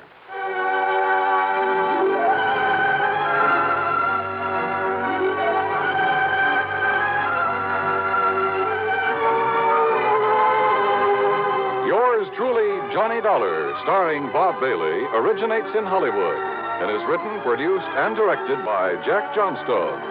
Heard in our cast were Virginia Gregg, Les Tremaine, Sam Edwards, and James McCallion. Be sure to join us next week, same time and station, for another exciting story of yours truly, Johnny Dollar. This is Dan Cubberly speaking. Universal Adjustment Bureau. Hi, Pat. You've been neglecting me. Yeah, but think of all the trouble it saved me. Huh? Now, what's that supposed to mean? Well, I haven't had to bleed over one of those fancy expense accounts of yours for nearly a month. Oh, Pat, you cut me to the quick. Oh, sure. But no, well, looks as though I'll have to stick my neck out again. So, what's the problem? Well, Johnny, it's a real funny one. So I'm laughing already? No. I don't mean funny, ha-ha. I mean funny, peculiar. Hey, you know, the last time you said that, I got shot at, banged on the head, nearly run over by a truck, and half a dozen other pleasant little things. So come clean, Pat. What is it? Johnny, maybe you better run over here so we can talk about it. It'll cost you money. I'll risk it. Okay, then. I'm on my way.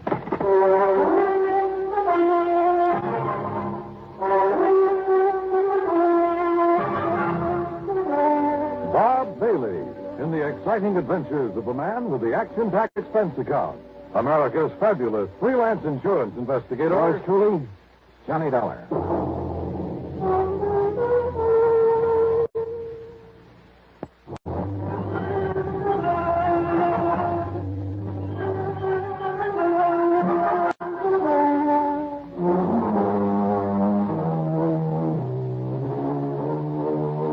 Expense account submitted by Special Investigator Johnny Dollar to the Universal Adjustment Bureau, Home Office, Hartford, Connecticut. Following is an account of expenses incurred during my investigation of the Wayward Sculptor matter.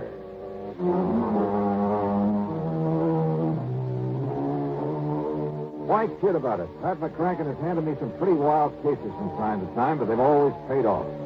So expense account item $1, $1.20 for a cab to his office at Universal Adjustment Bureau. Well, all right, sit down, Johnny. Make yourself comfortable. Yeah. Hiya, Pat. Cigarette? Oh, thanks. Here you are. Oh. Thank you. Well, Johnny, you know that one of our big problems is discouraging and prosecuting insurance fraud. Not only against us, but against the companies we serve. Well, I should hope so. Now, what I've called you about is something that's been going on for a long, long time. Okay. What kind of fraud is it this time? We never know. Huh? Look here. Yeah? A while back, International Life and Casualty received an envelope containing $520 in cash, and with it this note that reads, "Please put this in company treasury. It is money I took from your company on false pretenses. Now I can have a clear conscience." And it was signed Debtor. That's spelled D-E-T-T-E-R. Funny. Yeah, that's what I said to you over the phone. Here's another one. $800 enclosed. The sender identifying himself only as a sorry sinner. More conscience money, huh? Yeah, that's right. People who collected on fraudulent claims or felt they didn't deserve the money they collected. I see. And, Johnny, there have been dozens of them over the years. Most of them have been small amounts, under $1,000. Some of them only $5 or $10. In other words, not worth investigating to see what fraud they perpetrated and when. Yes, exactly. But now, look here. This list of payments anonymously received, all of them from the same person. $833.34 received on July 21st, 1956. Right. $833.34 on August 21st, 1956. Mm-hmm. Yeah. Same thing, September 21st. Same thing, the 21st of every month since. And no letter with him? Only with the first one. Here. You read it for yourself. Wilson Trust and Insurance Company, gentlemen. This is only a beginning against the amount paid out on me last month. Be assured I shall make full restitution if it takes 5 years. Oh, good for him. Or her. I hope it keeps coming in. No, Johnny, I want to know who's sending this. Now, Yes. Not only the law, but company policy demands that we prosecute anyone perpetrating a fraud. If you can. All the other conscience money has been in single payments. No way to trace them whatsoever. Also, the amounts have been, well, negligible. Have all these come from the same post office? They've all come from New York City, but from as many different post offices as the number of payments that have been made. But now, Pat, if the man is paying up all he took... Oh, well, how do we know, Johnny? How do we know he'll come through his promise? Well... And we don't know who he is, so we can't know how much he owes us or for what. So all you want me to do is comb through 7 million people down in New York and somehow find the one man... Yeah. Oh, now, I admit it's a challenge, Johnny. It sure is. But knowing you... You're right. There's only one thing to do. That's it. Give up. Oh, now listen. No. Wait. Give me a pencil and a piece of paper. Oh, here you go. All right. He said even if it took him 5 years, Yeah. that's 60 months. And at $833.34 a month... What are you doing? 60 is... 3.3, $50,000.40. So? All right. He started in July of 56 on money paid out the month before, he said. Yeah. So, find me a policy where Eastern Trust and Insurance paid off $50,000 in June of 1956. Oh. And on what type of policy, might I ask? Life insurance? Oh, really, Mr. Detective? Why? Well, you change those monthly payments to $833.33. But who would cut a penny in the third? Johnny, you're right. In 5 years, it comes out to exactly $50,000. And even figure like that is usually for life insurance. Yes, isn't it? usually. So find the policy issued by Eastern, paid off in June of 56. Yeah, it's a chance, Johnny, but let's try it.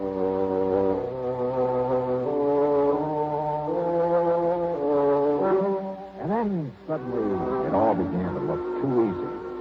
In June 1956, the total number of $50,000 benefits paid came out to just exactly one. On the life of Henry Davidson Pollock, a once famous sculptor. Beneficiary, his wife, Sarah Norton Pollock. And it gave her address in New York City. So Pollock didn't really die at all, but she collected his insurance. Now, conscience-stricken, she is paying it back. That's what it looks like. But it's still fraud, so go to it, Johnny. Right. Expense account item $2.08 train to New York in a cab to the apartment house at 614 East 49th Street. Failing to find Mrs. Pollock's name on the mailboxes, I got hold of the building superintendent. Mrs. Pollock? Sure. Mrs. Pollock lived here for years. Well, where is she now? Do you know? You trying to be funny? What do you mean? I mean, she died last fall. Oh, Greg. Then it's too late. No, wait a minute. Those payments are still coming in. What's that? You're sure that she's dead? I was with her when she died. Then, mister, what's going on around here happens to be just plain impossible.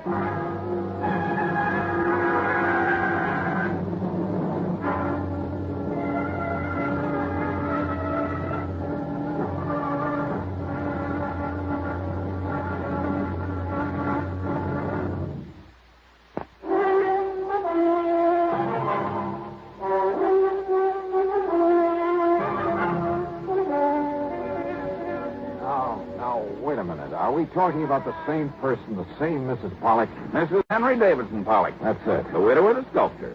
That's the one, all right. And he lived here in this apartment, too. That is, before he died. That was back in 56. Left all his money, all his insurance to his wife, though goodness knows why. How did he die? In that big plane crash out over the desert. Don't you remember? Not a single survivor. What kind of a man was he? Oh, kept to himself. Didn't like people much. And his wife? Okay, I guess. She was a lot younger than him. Spent all his money all the time, and he didn't like it. Man like that shouldn't be married. Oh, but he must have thought a lot of her to leave her everything. He just didn't like being married, tied down. Let it interfere with his work.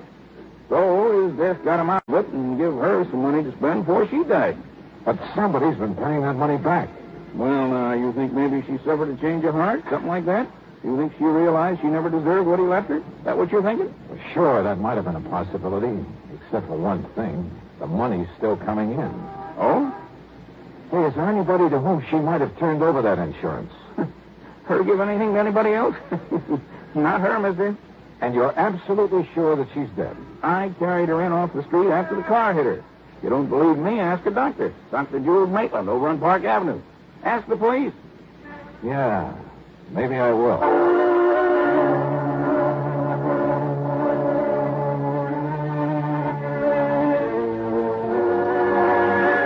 Item 3, 50 cents for a phone call to Pat McCracken back in Hartford. But, Johnny, if it was his wife who got that money and she wasn't the kind to pass it off to someone else, she'd have to be the one paying it back.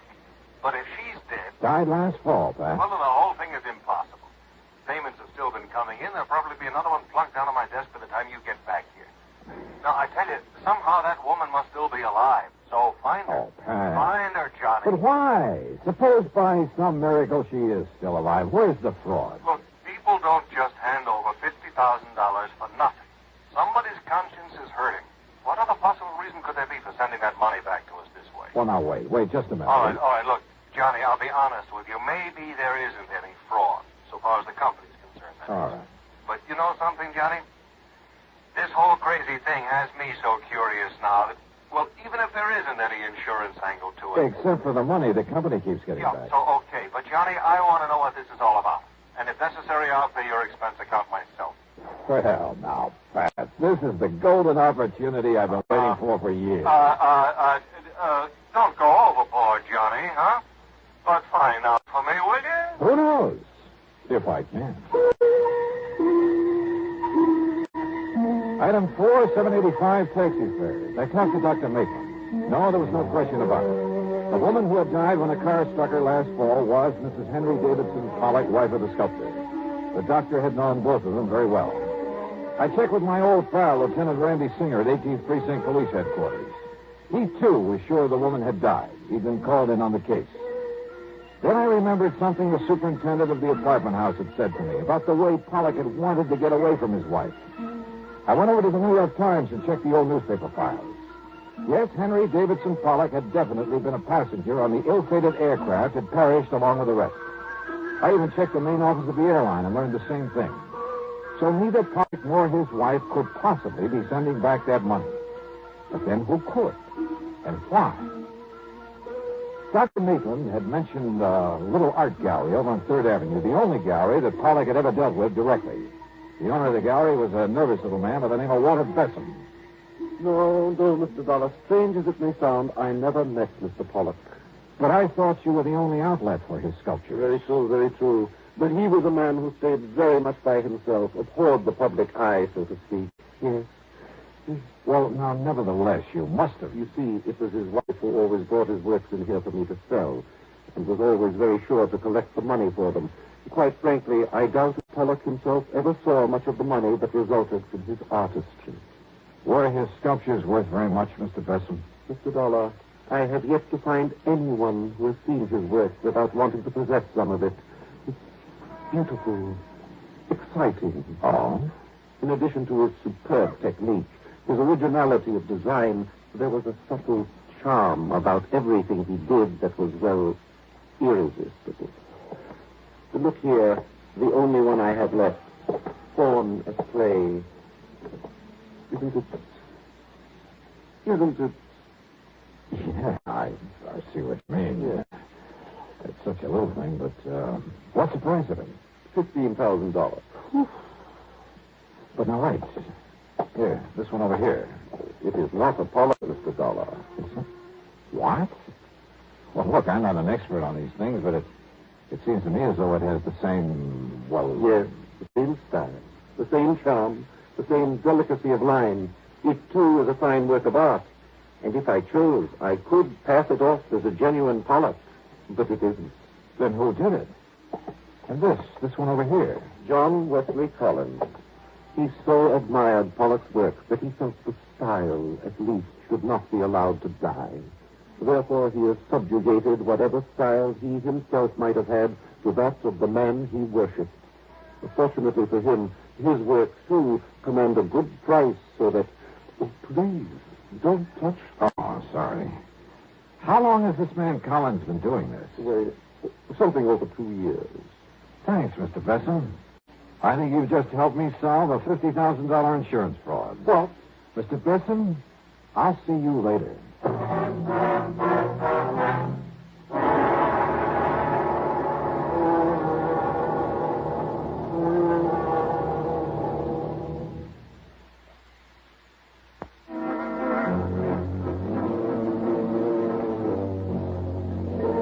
walked out the front door of the little art gallery on 3rd Avenue.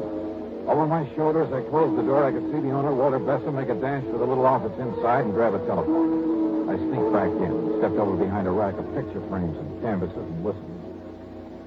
Henry, this is Walter Besson. Listen.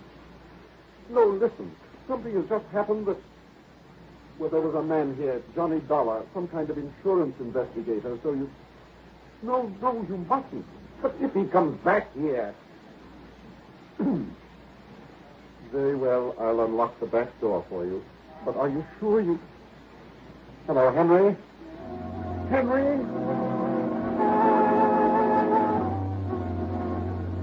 While Besson went to the back door, I quietly slipped out the front. I found a telephone booth at the drugstore on the corner. Item 5, a dime for a phone call to Dr. Jules Maitland. Yes, Mr. Dollar. As I told you when you were here, they were both patients of mine for several years. All right, Doctor, tell me this. Did Henry Davidson Pollock have a scar, a deep scar on the thumb, one hand, the right hand? Yes. He told me that when he was a child, he cut through the tip of that thumb very deeply, all the way down to the bone. That's all I wanted to know. Well, now, tell me, Thank sir. you, Doctor. Thanks a lot. The trip to the corner and that phone call couldn't have taken me more than 5 or 6 minutes. And when I went back to the art gallery, Besson was coming out of the little office, careful to close the door of it behind him. Well, Mr. Dollar, I didn't expect you to return, at least not so soon. Have you decided to buy one of the sculptures by John Wesley Collins, perhaps? No. Of course, insofar as the one remaining genuine Pollock is concerned. What's the matter, sir? Besson, would you like to sit down and write a statement for me? Statement? I'm afraid I don't understand. Or would you rather I call in the police? What are you talking about? I told you before, Mr. Besson, fraud. What? And since it's pretty obvious that you're an accessory... Fraud, an accessory? You mentioned the great similarity between the sculptures of Henry Davidson Pollock and John Wesley Collins. Yes, and I told you the reason for it. Did you? Of course. All right, look here. This one. Fawn at play, you called it. It's a Pollock, the genuine Pollock. You'd swear to that? Of course I would. And how could you prove it? Well, there's one way. The marks left by the artist's right thumb. Here. And here, for instance. Because that thumb was split on the end, left its imprint on the clay.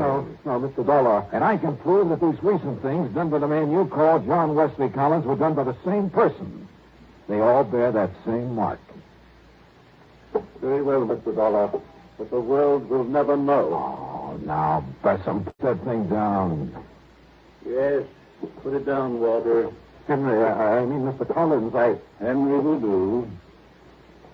Mr. Dollar, I suppose I should have known that sooner or later. Well, I give myself up to you. But, Henry, the story is a simple one, Mr. Dollar. I suppose you'd like to hear it. Yeah, I certainly would. Now, you see, I wanted to get away from my wife for reasons that we don't really have to go into. I planned to fly out to the West Coast to disappear. But at the last minute, I gave the plane ticket to someone else. On the plane that crashed out there over the desert? Yes.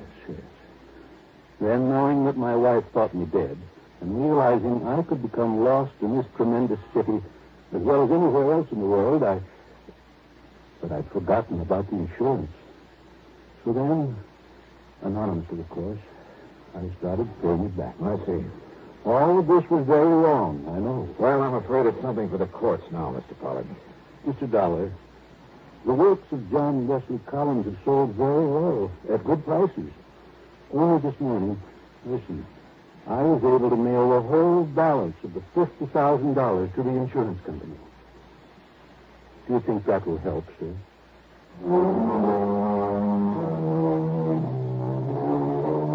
So, Pat, there you have it. And you can take whatever action you may think is necessary. Pollock is waiting for the company or the courts or whoever. And Walter Dustin is too scared to go anywhere. As for the expense account, I think the company can afford it. The total, including the trip back to Hartford, is $26.15. Yours truly, Johnny Dollar.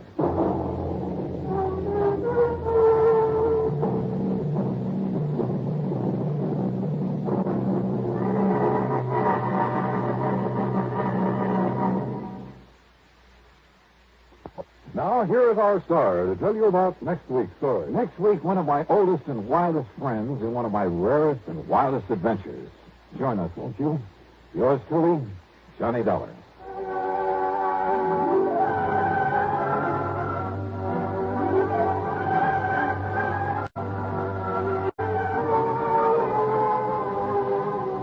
Yours truly, Johnny Dollar, starring Bob Bailey, originates in Hollywood and is written, produced, and directed by Jack Johnstone. Heard in our cast were Herb Vigran, Edgar Barrier, Carlton G. Young, Will Wright, and Lawrence Dobkin. Be sure to join us next week, same time and station, for another exciting story of yours truly, Johnny Dollar. This is Dan Coverly speaking.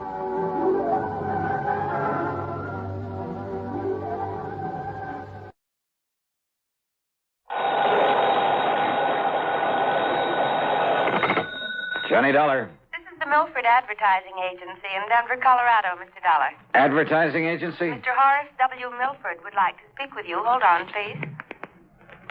Hello, Dollar. That's right, Mr. Milford. Yes, can you come out here to Denver to see me right away? Well, now, look, sir, if you're interested in buying commercial time on my weekly radio program, you'll have to contact CBS Radio in New York. No, Dollar. This is a purely personal matter that I wish to see you about, that I must see you about. Well, I'm sorry, Mr. Milford, but unless there's insurance involved... Well, yes. Yes, there is. The same company that's insured my life. One of the outfits I work with? Tri-Western Life Insurance Company? Yeah, that's one of my clients. Well, then, please, come out here right away. Well, I'd better check first with the company and get their authorization to... What was that? No, by all means, do not contact the insurance company. Not yet. Well, there's a little matter of my expense account. That will be taken care of, most adequately. Okay, whatever you say. Now, what's this all about, Mr. Milford? Mr. Dollar, here on the phone, I can only tell you it's a matter of preventing... Yeah? Yes? Of preventing a murder.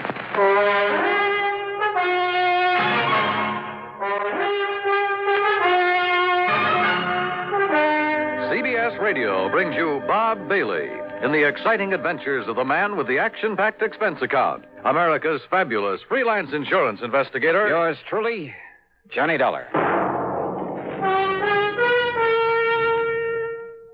And now, Act One of yours truly, Johnny Dollar.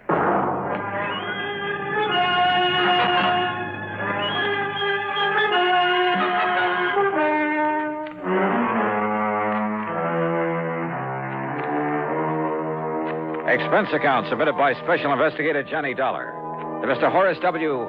No, to the Tri-Western Life Insurance Company. You'll see why later on. And following is an account of expenses incurred during my investigation of the hired homicide matter. Expense account item 1, $77 plane fare. The big mainliner took off from Bradley Field in Hartford at 8:25 p.m. and set me down at Stapleton Field in Denver at the ungodly hour of 3:35 a.m. Item 2, $5 for a cab into the Brown Palace Hotel, where I added some sleep to the few hours I'd had aboard the plane. Breakfast was item 3, $1.50. And then I walked over to the office of the Milford Advertising Agency on California Street. Horace W. Milford was tall, gray-haired, and with a very dignified bearing. He got to the point immediately. and yet in a kind of roundabout way. Mr. Dollar, I must emphasize that this whole thing must be completely confidential. Oh? Well, now that depends. I will pay you well. Very well. You sound as though there might be something illegal about whatever it is you want me to do. I can only hope that you can prevent something illegal from happening. Something terribly wrong. You mentioned murder. I said prevent a murder. Whose, Mr. Milford? Yours? I'll be as brief as possible, Mr. Dollar. Time is of the essence. But first, you must know some background. Right ahead, sir. Since my wife passed away some years ago, this advertising business and my daughter Claire have been my sole interests in life. How old is Claire? She was 27 on her last... now, listen, please. I'm listening. I built this business by myself. Until 2 years ago, I made all the client contacts, planned the campaigns, wrote the copy. I bought the space and radio time, everything. And then Tony came along. Tony? Anthony Ferringer. He's my son-in-law. And he works for you, Mr. Milford? Out of pity for a young man who seemed to be struggling to make his way in the world, I gave him a job. Oh. And then by way of repaying me, I thought, he brought the Bonar Electronics account to this office. Bonar Electronics Corporation. Yeah, I've heard of them. Pretty big outfit, I understand. It means annual billings of some $2 million to us. That's a sizable advertising account. Now, the point is, well, he told me later, that his means of getting it were somewhat unorthodox.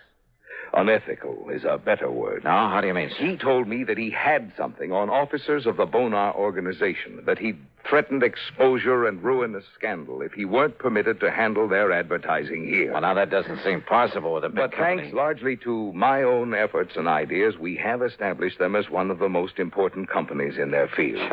Don't ever underestimate the value of advertising, huh? Yes, to the public as well as to the company. Yeah. Well, now, Mr. Once Milford... I took over the account, young Tony was content to sit around, collect his salary and a big commission and do nothing. Nothing, that is, but constantly remind me that he had brought the business here. I see. But, Now... Mr. Dollar, were the account suddenly to go to some other agency, it would ruin me. Oh, how so? Buying this building, setting up the organization adequately to service such an account cost me everything I had. I'm not a young man anymore. Well, is somebody else gunning for Bonar Electronics? Oh, far worse than that. Mr. Dollar. Now, wait a minute, please. I'm afraid we've got far away from the subject of murder that you talked Mr. Dollar, about. far worse than his simply falling down on the job is the fact that Tony Ferringer, against my will, mind you, because I knew him well enough not to trust him, courted and eloped with my daughter. Well, now, and Mr. it wasn't because he loved her, believe me. It was only a further step in a plan to get his hands on this advertising business of mine. You're sure of that? He had the nerve, the audacity to say so himself. I can see him now, sitting right there where you are, with a smirk on his face, blandly telling me that now that he'd lost her, he'd have to resort to other tactics. Oh, wait a minute. That he'd have to take this important account away from me by opening his own agency, and that I couldn't stop him. Wait a minute, please. You said lost her. What did you mean by that? Because of his duplicity, what he'd done to me, because of the miserable way he treated and tortured her. Claire, my daughter, my only child. Claire took her own life. Oh, I'm sorry. Oh, the shock of it almost killed me, Dollar. Tony Ferringer was bringing my whole life crashing and crushing down upon my head. I hated him. With every fiber of my being, I was beside myself. I could see only one thing left for me to Mr. do. Milford, please, But if then, you're leading up to then what my I think clients you at are. Bonar came to me 2 days ago, and they told me they realized what had happened and why. And they assured me there was nothing Tony could do or say that would hurt them and that they would stand by me. Well, that straightened me out, Mr. Dollar. It made me realize that killing Tony, there was no point, no use in it. Well, I'm glad of that, sir. But then I'm afraid I don't see why you sent for me. Because it was too late. What? Because I had already hired a man, a professional killer. To murder him? Yes. Well, then, good heavens, man, call him off. I can't. Sure, get in touch with him and...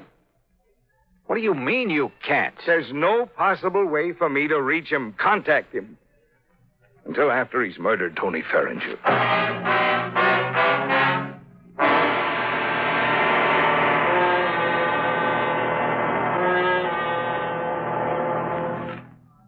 And now, Act Two of yours truly, Johnny Dollar, and the hired homicide matter.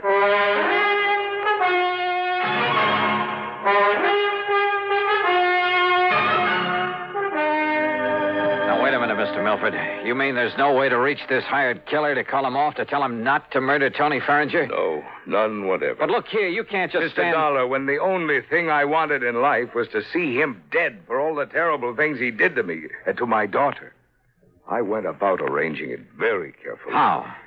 By means I don't need to go into here. I finally established a contact in the underworld here in Denver. Sort of a stool pigeon, I suppose you'd call him. A man named Eric Blinker. Yeah? For a price, Blinker had the killer contact me at my home. Do you know the name of this killer? Well, he only told me that if he felt it necessary to phone me or to contact me in any way before the job was done, he would identify himself as Blackie. Oh, great. Then the only thing you can do is contact this Eric Blinker again. No. Tell him to call off Blackie. Have Blackie get in touch with you. No, Mr. What do you mean, no? Eric Blinker's body was found floating down the Platte River yesterday afternoon, just before I called you. Oh, but don't you see, Mr. Dollar? Unless we can somehow contact this Blackie, he'll go ahead with the murder. The murder I arranged. It must not happen. All right, how much do you know about Blackie? What does he look like? I don't know. But you just finished telling me that he called on you to make arrangements for the killing. He came to my home at night. He insisted on talking to me from outside a window where I couldn't see him. I couldn't see him. All right, did you give him any money? $5,000 in cash. Marked? Huh? Marked bills? No. Oh, fine. Well, he said that if any of the money was marked in any way, that he would know about it and that he wouldn't hesitate to kill me. All right. When was he to do the job? He would only say by the end of the week. And this is Friday. This is Friday. And you can't give me anything to go on to find this man, Blackie? Nothing, unless he calls. Well, if that happens, you don't need me. Mr. Milford. Yes? Have you told Tony Farringer anything of this? Good heavens, Dollar, you don't know the man. Can't you see what would surely happen if I did? He would bleed me for everything I have. Me, accessory to a plot to murder him. Don't you see what that means? Yeah, sure I do. And if you were to call in the police, it would be just as... Oh, yeah, Mr. Milford, you've really stuck your neck in a noose. Somehow you've got to get me out of this. You? What about Tony? Right guy or wrong, he's the one who's going to be killed. Well, I meant stop this thing. I don't want his blood on my hands, not anymore. Somehow you've got to stop this killing. Oh, yeah, sure, great. But how? You got any good ideas? Hey, a phony telegram, something like that. What? Yeah, some kind of a message telling Tony to get out of town. But if it weren't to reach him soon enough, or if he were to disregard it. If you were to go to the police. Oh, I'd sooner kill myself. I might as well. Or contact them, an anonymous warning, maybe. There is only one place from which Tony Farringer might expect trouble. From me. Mr. Milford. Well... Oh, I don't know. So help me, I don't know. I'm not even sure you deserve help after what you've done. I beg you, Mr. Dollar. Hey, you told me on the phone there's insurance involved in all this. Well, when he first came with me, Tony had his life insured. He named some distant relative as the beneficiary. Through Tri-Western Life? Yes. But he didn't even name Claire in it when he married her. Yeah, well, that's beside the point now. Do you have an idea, Mr. Dollar? Is something, is some way... No. I was just thinking it's not only your neck I've got to look out for now, but I got to keep the insurance company from having to pay off on Tony. Well, you could watch over him. Oh, yeah, sure. Sit on his lap for 24 hours a day without his knowing it? Where is he now? I don't know. Well, where does he live? Well, then you will watch over him. We'll see. Scribble down his address and phone number for me. Oh, yes, of course. He lives at 425. Now, what does he look like? About the same height and weight that you are. Here. Very good. 425. But his hair and complexion are somewhat different. Tony! That's right, Papa. And who are you, mister? I take it you're Tony Farringer. That's right. Oh, Tony. Oh, listen, you old fool. I just found out you spoiled my chances of starting my own agency. That you can't bone our electronics into staying with you. No, it's because you lied to me about the way you got us that account. Oh, but so Tony, you finally caught on. Tony, will you listen to me? You listen to me. I'm not going to let you get away with this. Please, Tony. Or maybe you will. Maybe I can't stop you. But believe me, you're going to pay me plenty. Tony, will you please... Why? I haven't figured that out yet. But you'll pay me, Papa. Just remember that. Wait. Oh, dear. I don't know. I don't know what to do. Just keep your shirt on, Mr. Milford. Yeah. What? Yeah. And wish me luck.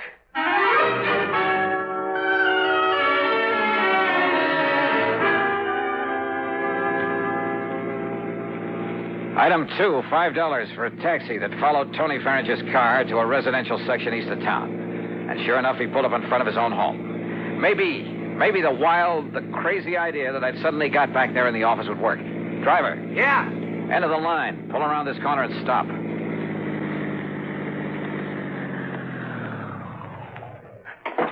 All right, here's a 5 spot. Stick around for a while. Instead of walking up to Tony's front door, I sneaked around to the back, half hidden by a hedge at the side. I hoped that none of the neighbors would see me and raise a fuss or report me as a prowler. I rang the buzzer at the back door, then stood aside, flat against the wall, so that whoever opened it wouldn't see me. I hoped. Yes? Yes? Hello, somebody ring this door buzzer? Yeah. And now,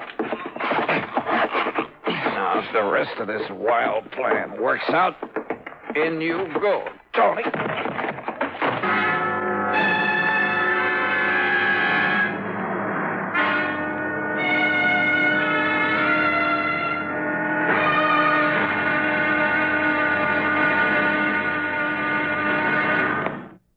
And now, Act 3 of yours truly, Johnny Dollar.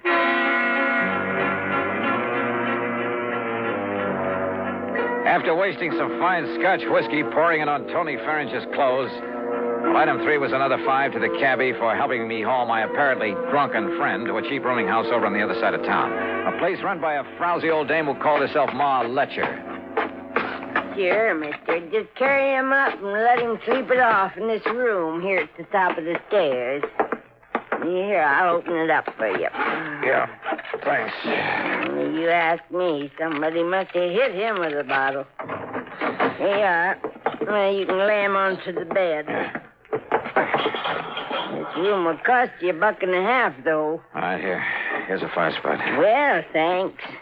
Well, who'll I tell him? And here's another for telling him a taxi driver brought him in here. Somebody you never saw before. Oh, don't worry. I know how to keep my mouth shut when I get paid for it.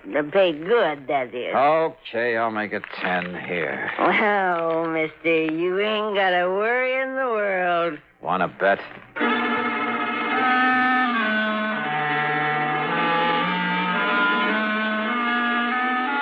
Item 4, $1.10 for another cab back to Tony Farringer's house. Again, hoping none of the neighbors would see me, I let myself in the back door with a key I'd taken out of his pocket. I figured all I could do now was sit around and wait until the killer showed up. But as I walked through the doorway into the living room... Just hold it. And don't turn around, mister. Hands up high. Blackie? That's right, Blackie. Well, carrying a gun, huh? No, don't turn around. Just walk over to that bench now and sit down. The piano bench. There, in front of you. Now, look, if you think I'm Tony Farringer... Sit down. Now, keep facing that way. Well, I suppose I haven't got much choice. I know you're not Tony, but you know who I am. That means you know what I was hired for. That means you know too much. All right, now listen, Blackie. Face front. I was afraid Eric Blinker might talk, but I didn't dump him in the river soon enough. And listen. I'm listening. You think I won't get Tony? Well, you're wrong. I saw you take him into that crummy rooming house. I saw what you did to him, too. He won't be moving out of there for a while. That means I have plenty of time. Hey, Blackie, so, listen. mister, I hate to do a killing without getting paid for it. But as long as you know so much, well, I'm afraid you don't give me much choice, do you? Are you talking for your own amusement? I'm giving you a chance to say your prayers, if you still know how. Hey, Blackie, look, Face we can... front. Well, what difference does it make? What? If I should see you, I mean. If you're going to kill me... Let's just say I prefer it this way. Are you ready? Are you kidding? You think you're going to get away with this? I'm absolutely sure of it. And I asked you, Do you think I'd come here looking for you without taking precautions? I think you've said enough. Now, do you feel this gun in the back of your head? I could tell by his voice that he stood directly behind me. I put my right heel tightly against the leg of the piano bench. And then as I felt the cold muzzle of his gun against the back of my head, I suddenly dropped to the floor, kicking the bench against his legs.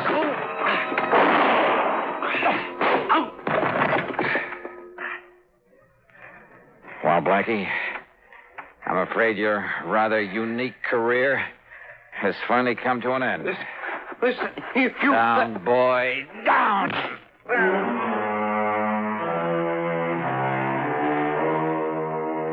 Nailing Blackie for the murder of Eric the Stoolie made it easy for me to keep Mr. Milford out of the picture completely. Nor did Blackie talk. Some code in the underworld, I guess. As for the expense account, well, in view of the fee that was handed to me, you can forget it.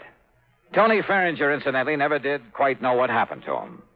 Now, will somebody please give me a nice, clean case to work on? Yours truly, Johnny Dollar.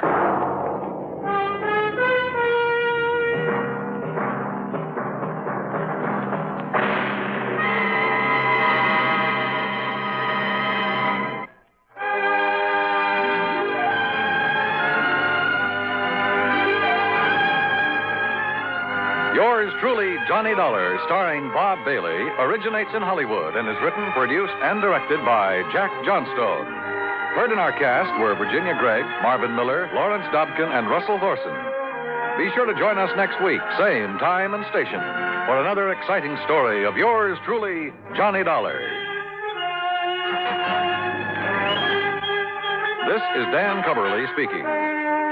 Johnny Dollar has come to you through the worldwide facilities of the United States Armed Forces Radio and Television Service.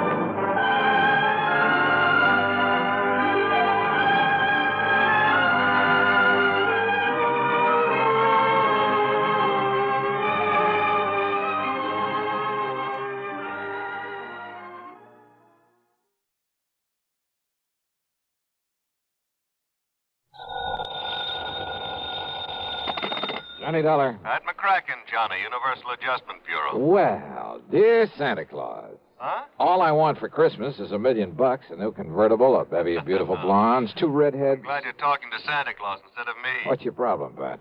Plain old-fashioned greed. Greed? Plus a no-good Samaritan.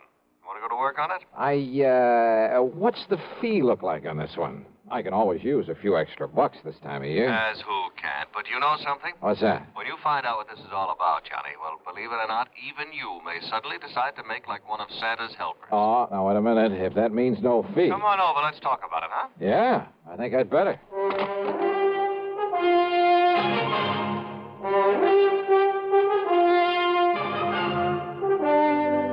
CBS Radio brings you Bob Bailey in the exciting adventures of the man with the action-packed expense account, America's fabulous freelance insurance investigator. Yours truly, Johnny Dollar.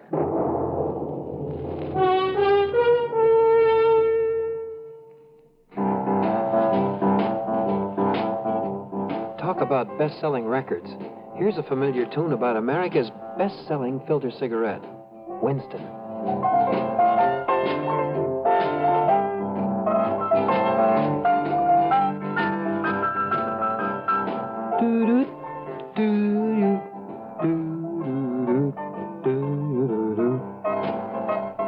Winston gives you real flavor, full, rich tobacco flavor.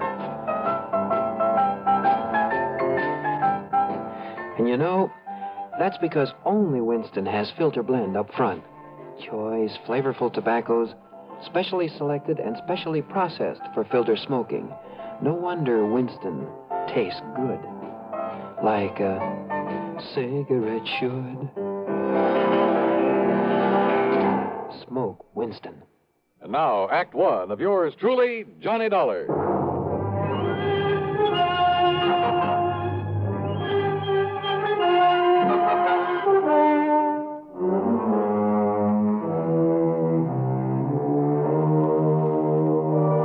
Expense account submitted by Special Investigator Johnny Dollar to the Universal Adjustment Bureau, Home Office, Hartford, Connecticut. Following is an account of expenses incurred during my investigation of the sudden wealth matter.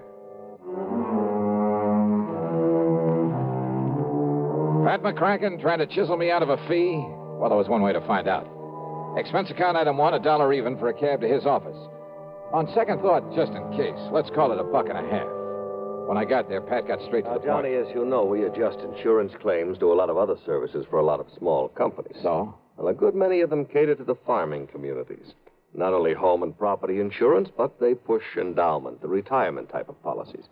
Companies like, Amalgamated Life, Trinity Mutual, New Britain Mutual, and so on. I think I've worked for all of them. Well, then you know the sort of clientele they cater to. So what's happened? 2 years ago, out in South Dakota, in a big agricultural area. Just a few days before Christmas? Wow. Now listen, Pat, Huh? We suddenly got notice that a lot of people in a town near Sioux Falls were cashing in their insurance. Well? Well, then a little over a year ago, the same thing happened in a farming section near Fayetteville, Tennessee. And about 6 months ago at a small town near Macon, Georgia. And these people are not only cashing in their policies, but they were borrowing on their land, hawking their furniture, raising cash any way they possibly could. For what purpose? To invest in the stock market. Oh, well, maybe you can't blame them. Johnny. Own a few shares myself, some AT&T, Sure. some GE, some Union Carbide. Yeah, but you buy those blue chips, and through a legitimate broker. Well, doesn't everybody? Not these people. They were handing their dough over to some guy who moved into town and promised to double any money they gave him inside of 3 weeks. Oh, no. That old racket? That old racket. They'd give him $100 to invest for them, and 3 weeks later he'd return them $200? Yes. And when the word got around, everybody in town would start handing him his life savings. Yes. And out of the money coming in, he'd pay off the early suckers. Pay them 2 for 1. So they and all the rest of the pigeons would keep handing him more and more. And then, of course... Oh, sure. As soon as he got a really big bundle in his hands, he'd disappear. Exactly. Oh, brother. One of the oldest, dirtiest, meanest rackets in the world. And the poor, greedy people are still falling for it and getting burned. And the authorities haven't been able to catch up with this guy? By the time they have, he's been gone. And now the latest series of policy cancellations started coming in only a few weeks ago from a town called Enterprise, New Jersey. Well, then, Pat, there may be time to nab him. I hope so. But why aren't the local authorities doing something about it? Well, the man is still paying off, Johnny. You know, the early investors. You can't nab him for that. Oh, well, what he's really doing, though, is setting up the later suckers for a big killing. Of course. But isn't anybody wise to what he's up to? Who knows? Maybe there are a few who are smart enough to get in at the beginning during the big build-up. Yeah, but they'll get their money back. Why, sure, doubled. But then, when he gets enough new money... Well, aren't the police wise to him? Suppose they are, Johnny. What can they do so long as he keeps paying off as promised? Oh, brother. Of all the dirty, rotten... Well, you want to go look? I sure do, Pat. And you can pay my expense account, but that's all. You know, on account of Christmas or something. I kind of thought you'd feel that way about it. Yeah. I'll be in touch.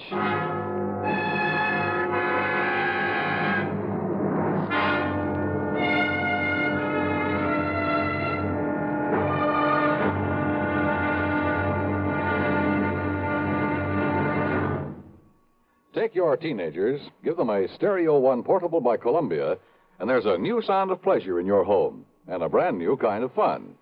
Only Columbia gives you a big 6-speaker stereo portable phonograph with all the rich tone and range of big console models, and it's only $139.95. Columbia has a wide selection of portable phonographs, and they're all flawlessly engineered by CBS Electronics.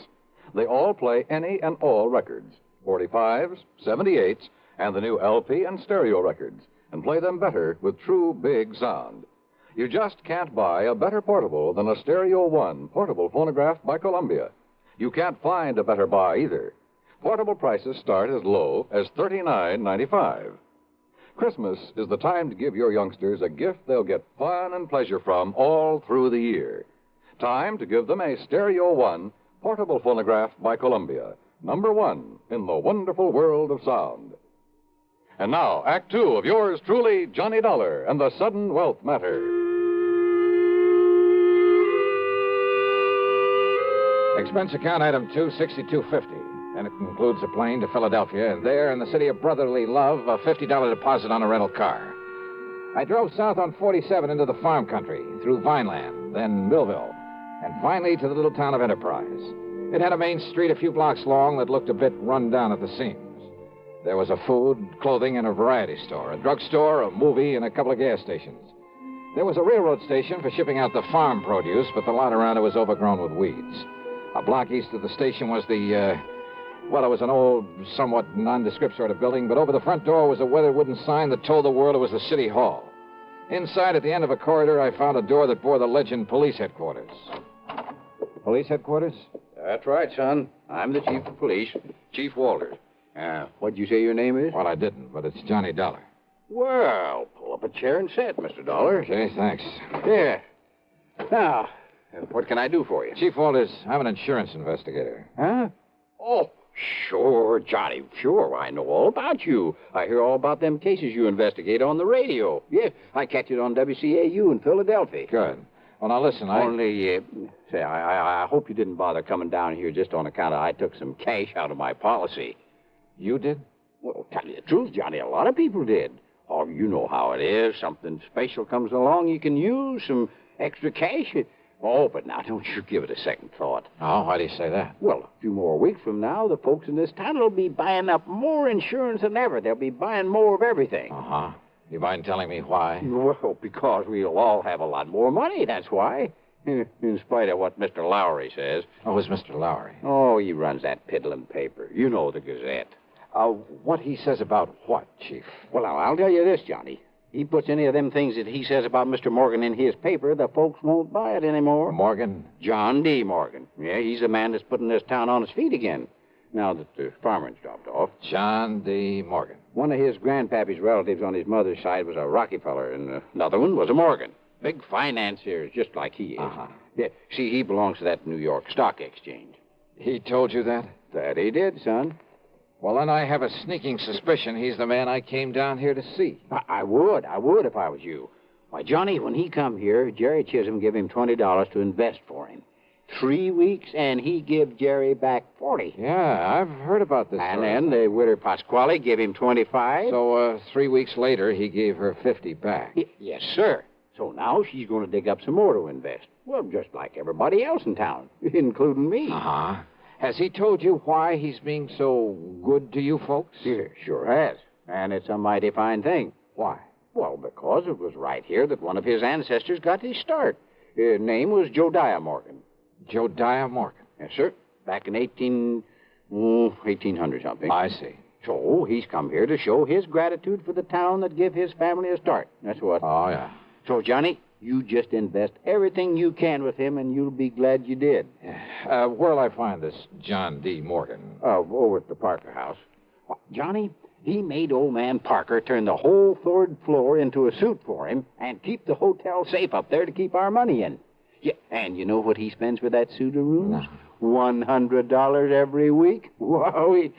Okay, Chief, thanks very much. Oh, of course, you being from out of town, though. Well, are you on pretty good terms with him? Oh, sure am. Well, I probably sent him more folks with their money than anybody. Oh, well, then maybe you can do me a favor, then. Well, sure, Johnny, sure. Anything you say. Well, look, Chief, call him up. Tell him you'll send me over. Tell him I'm, one of the hometown boys who made good in selling on the road, and that I've come back here for the holidays. Yes. All right. Now, I'm sure he'll let you in. Yeah, just like he tells us, Johnny, the more money he can get a hold of, the more he can make for all of us. Oh, sure. Only, well, why is it you don't want him to know what you really do? Well, personal reasons, and he might think I don't need the extra money. Okay, Johnny, anything you say. Yeah, good. Meantime, I'll call on Mr. Lowry at the Gazette. Yes, well, now, don't you believe him, Johnny. That suspicious old crackpot don't know what he's talking about. All he is trying to do is to make up a lot of scandal for that lousy paper of his. Yeah? Yes, sir. We'll see.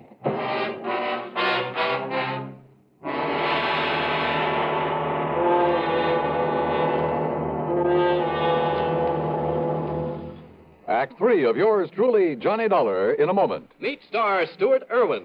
Nothing's worse for an actor than a nasty cold. To feel better quickly, I take wonderful four-way cold tablets. The fast way to relieve cold distress. Right. Tests of all the leading cold tablets proved four-way fastest acting. Four-way starts in minutes to relieve muscular pains, headache, reduce fever, calm upset stomach, also overcomes irregularity. Take my advice. For your next cold, take four-way cold tablets. The fast way to relieve those cold miseries. Four-way, only 29 cents. And now here's a word about another fine product of Grove Laboratories. Does dandruff dull your hair, leave scalp itchy? Get Fitch Dandruff Remover Shampoo and get rid of unsightly dandruff in 3 minutes. 3 minutes with Fitch regularly is guaranteed to keep embarrassing dandruff away forever. Apply Fitch before wetting hair. Rub in 1 minute. Add water. Lather 1 minute. Rinse 1 minute. Every trace of dandruff goes down the drain. 3 minutes with Fitch, unsightly dandruff's gone. Fitch can also leave your hair up to 35% brighter. Fitch Dandruff Remover Shampoo. And now, Act 3 of yours truly, Johnny Dollar.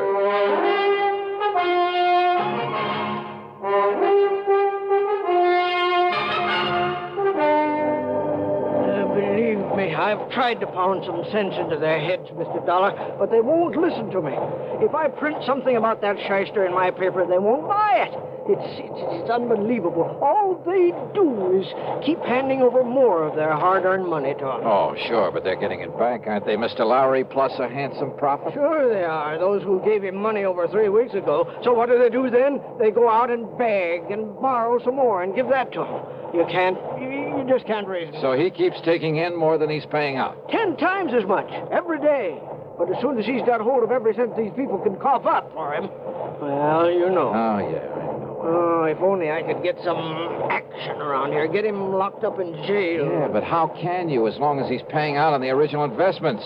You have no case against him. I know. Why, he'd sue for false arrest and have you over a barrel. Of course. Oh, the suckers would rally to his side and you couldn't prove a thing on him. I know. You simply can't touch him, Mr. Lowry, until he makes a break for it. Yes, but who knows when he'll try it. If he's clever enough to do what he's doing, and with the stupid one-man police force in this town... Wait a minute. Yes? There's one way of knowing when he'll try to duck out of here. How? By giving him the necessary encouragement. The only encouragement you could give to a man like him would be in the form of money. That's right. Now, look, I got a plan, Mr. Lowry. It'll take your complete cooperation. Yeah. And it may take the use of some of your money. My money? It's a chance, but the one chance we have. Now, that's carrying things a little too far. Hey, look. Are you on my side or his? Well, you know the answer to that. Okay. Then our job right now is to convince him that we're on his side. What? Yeah, sure. The only thing that'll make this John D. Morgan pack up and leave is more money. Well, of course. When he gets all he can out of the people. So listen to me, please. I want you to do 2 things. Now, I hear the press running back there. Yes, I started the run of today's paper just before you came. Stop the press. What? Yeah, set up a new front page. An apology for your previous attitude toward him. Apology? You know, now that you've seen with your own eyes what a good Samaritan he really is, what he's done for these people, what he'll continue to do for them. Mr. Dollar, I and don't... Look, call in every kid in town if you have to, but get that paper in circulation. Then you call on Morgan. Call on? Yeah, with every penny you can scrape up. Give it to him to invest for you. Hey, is the local bank still open? It will be in for a couple of hours, but now look here, Mr. Dollar. Then I'll try to get hold of some money myself to give to that crook. You? Well, Dollar, don't you see Do you think he'll hang around once he's got his hands on a real bundle? Hey, don't you understand, Mr. Lowry? Well? Why, yes, of course. Sure. It's the only way to make him try to leave town with it. Yes, it's a chance, though, Mr. Dollar. Have you got a better idea?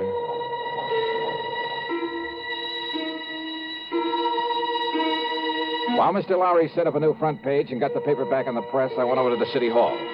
Under protest, Chief Walters went through the old town records. And when he found no record of any Jodiah Morgan, he kind of changed his mind about John D. Then I spent item 3, $1.50 for a call to the Securities and Exchange Commission in New York. They'd never even heard of our shyster friend.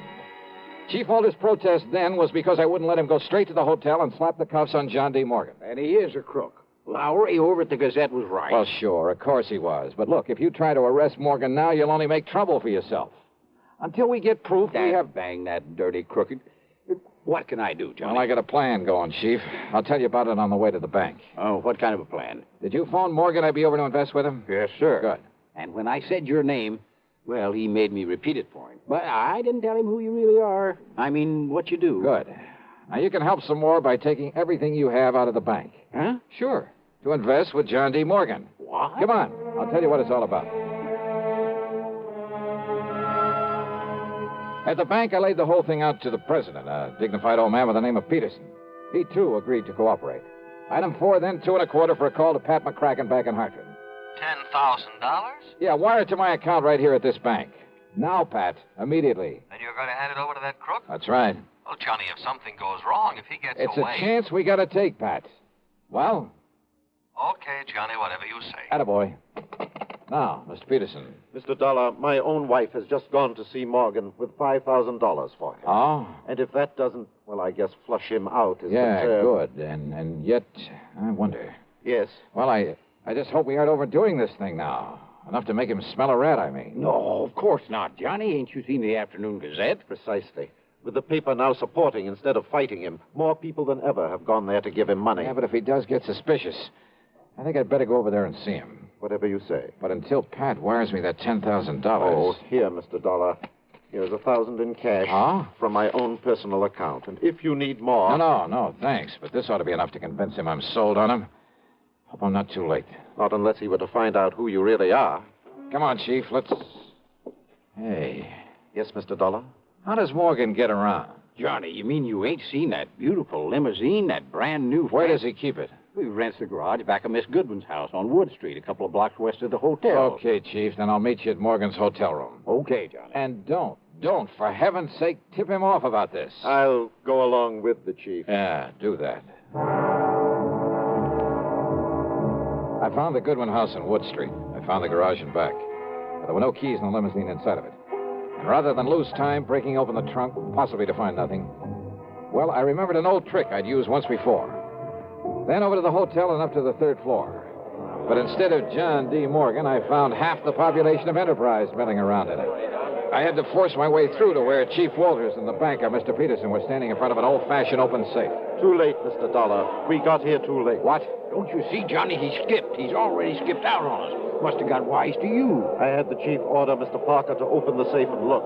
Look at what everybody who came in here thought were bundles of money. Their money in it. Wads of paper with bills on the outside to make them look Dollar, listen to me. Yeah, Mr. Lowry. These people feel that you were responsible for this.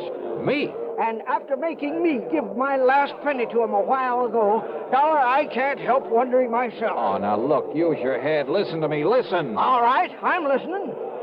Well, doesn't anybody know where he went? He must have went out the window in the back room when he seen me and Mr. Peterson coming. The back window, huh? Okay.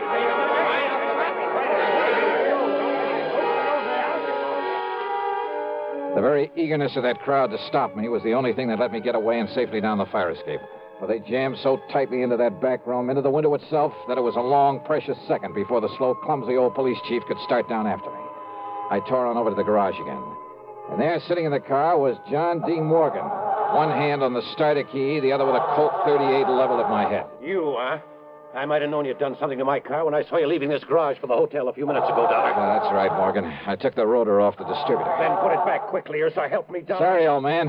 It stays right here in my pocket. And you give me no choice. I'll have to kill you and take it away. All right, wait a minute, Morgan. Look out there on the street. Oh, those people. Yeah, that's right. And I don't think they like you anymore. You see their faces? Not very pleasant looking, are they? Oh, no, let me... Oh, help me. They'll kill me. Maybe. You had that money for him? Well, yes, it's in the trunk of this car, all of it. Then you'd better open it up and be ready to give it back to them.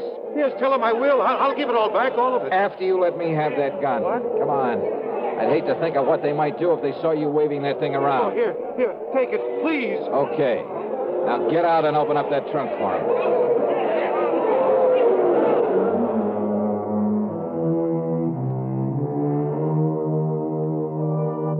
That mob, slowly, menacingly moving in on us, was something I won't forget for a long, long time. Matter of fact, it was Morgan tossing out the money, shrieking out a confession, promising to pay them all back that saved me from them.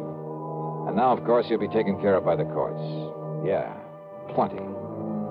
Expense account total less the $50 deposit on my rental car, $38.25. Yours truly, Johnny Dollar.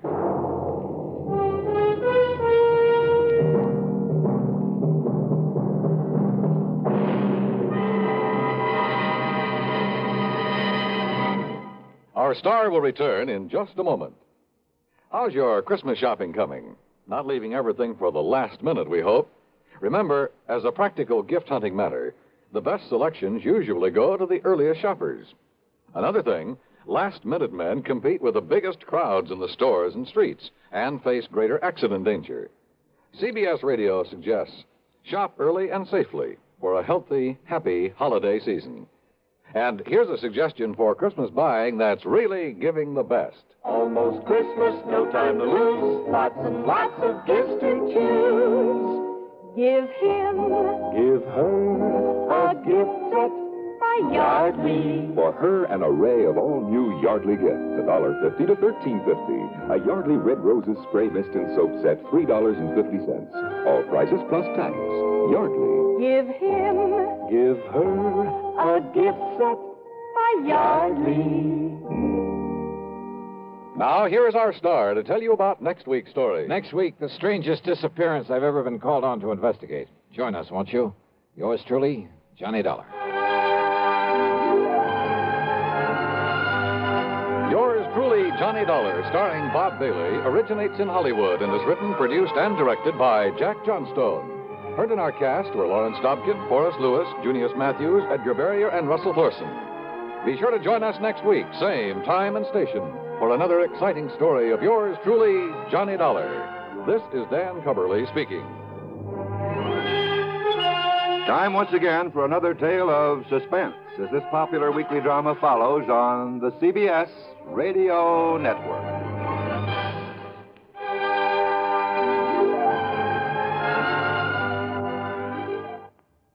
As you smoke a Duke, you get a sense of ease and comfort that grows with every puff. Because new king-size Duke is king-size in the filter, where it matters most. According to figures from the National Safety Council, 4,400 youngsters under 15 were killed last year in traffic accidents. Your first reaction will probably be that these accidents were the driver's fault. In many cases, you would be absolutely right.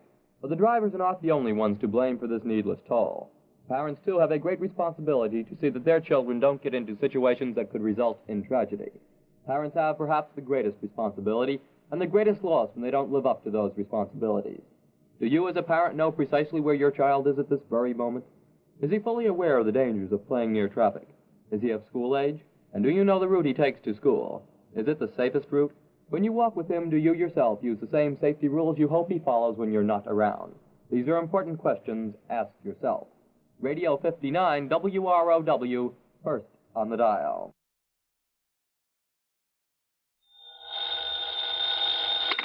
Johnny Dollar. Henry Bascom, Johnny, at Four State Insurance Company. Well, hiya, Hank. It's been a long, long time. Yeah, I know. Johnny, are you free to come down here and look into something for us? Henry, as long as somebody pays my expense account, and of course a nice fat fee, I'll go anywhere. Johnny, for once, you're not going to be able to pad that freewheeling expense account of yours. Any bets? Why not? Because the investigation I want you to make is right here in New York City. Oh, well, there's always the fee to fall back on. How much? Usual percentage of the face value of the policy. Okay, only how big is the policy? Johnny, hold your hat. It's about 200... Well, I mean, it's what? just under... $200? Johnny. Listen, Hank, my cut on a policy as small as that wouldn't buy me a sandwich and a cup of coffee. No, listen. And I suppose you'll question every penny I put on the expense account. Look, you didn't Why don't you just pay it off and save you and me and the company a lot of time, labor, and soap? What kind of a policy is it? Straight life. Huh?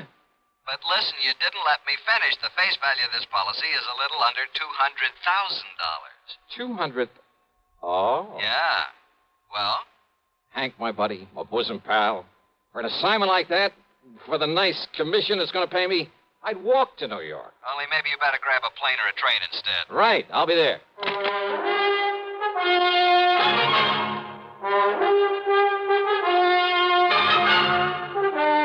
CBS Radio brings you Bob Bailey in the exciting adventures of the man with the action-packed expense account, America's fabulous freelance insurance investigator. Yours truly, Johnny Dollar.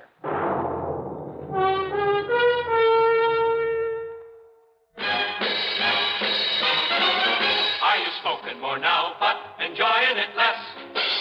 Have a real cigarette, have a Camel. The best tobacco makes the very best smoke. Have a real cigarette, have a Camel.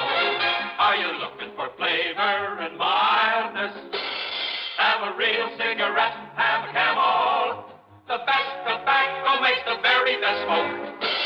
Have a real cigarette, a real cigarette, a real cigarette. Have a Camel. If you're smoking more today, but enjoying it less, try Camels. The Camel blend of costly Turkish and domestic tobaccos has never been equaled for rich flavor, easygoing mildness, real smoking satisfaction every time you light up. The best tobacco makes the best smoke. Have a real cigarette, a real cigarette, a real cigarette. Have a Camel. And now, Act One of yours truly, Johnny Dollar.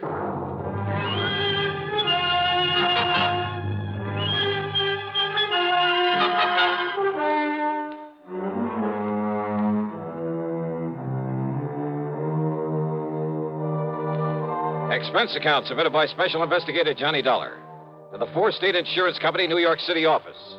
The following is an account of expenses incurred during my investigation of the Evaporated clue matter.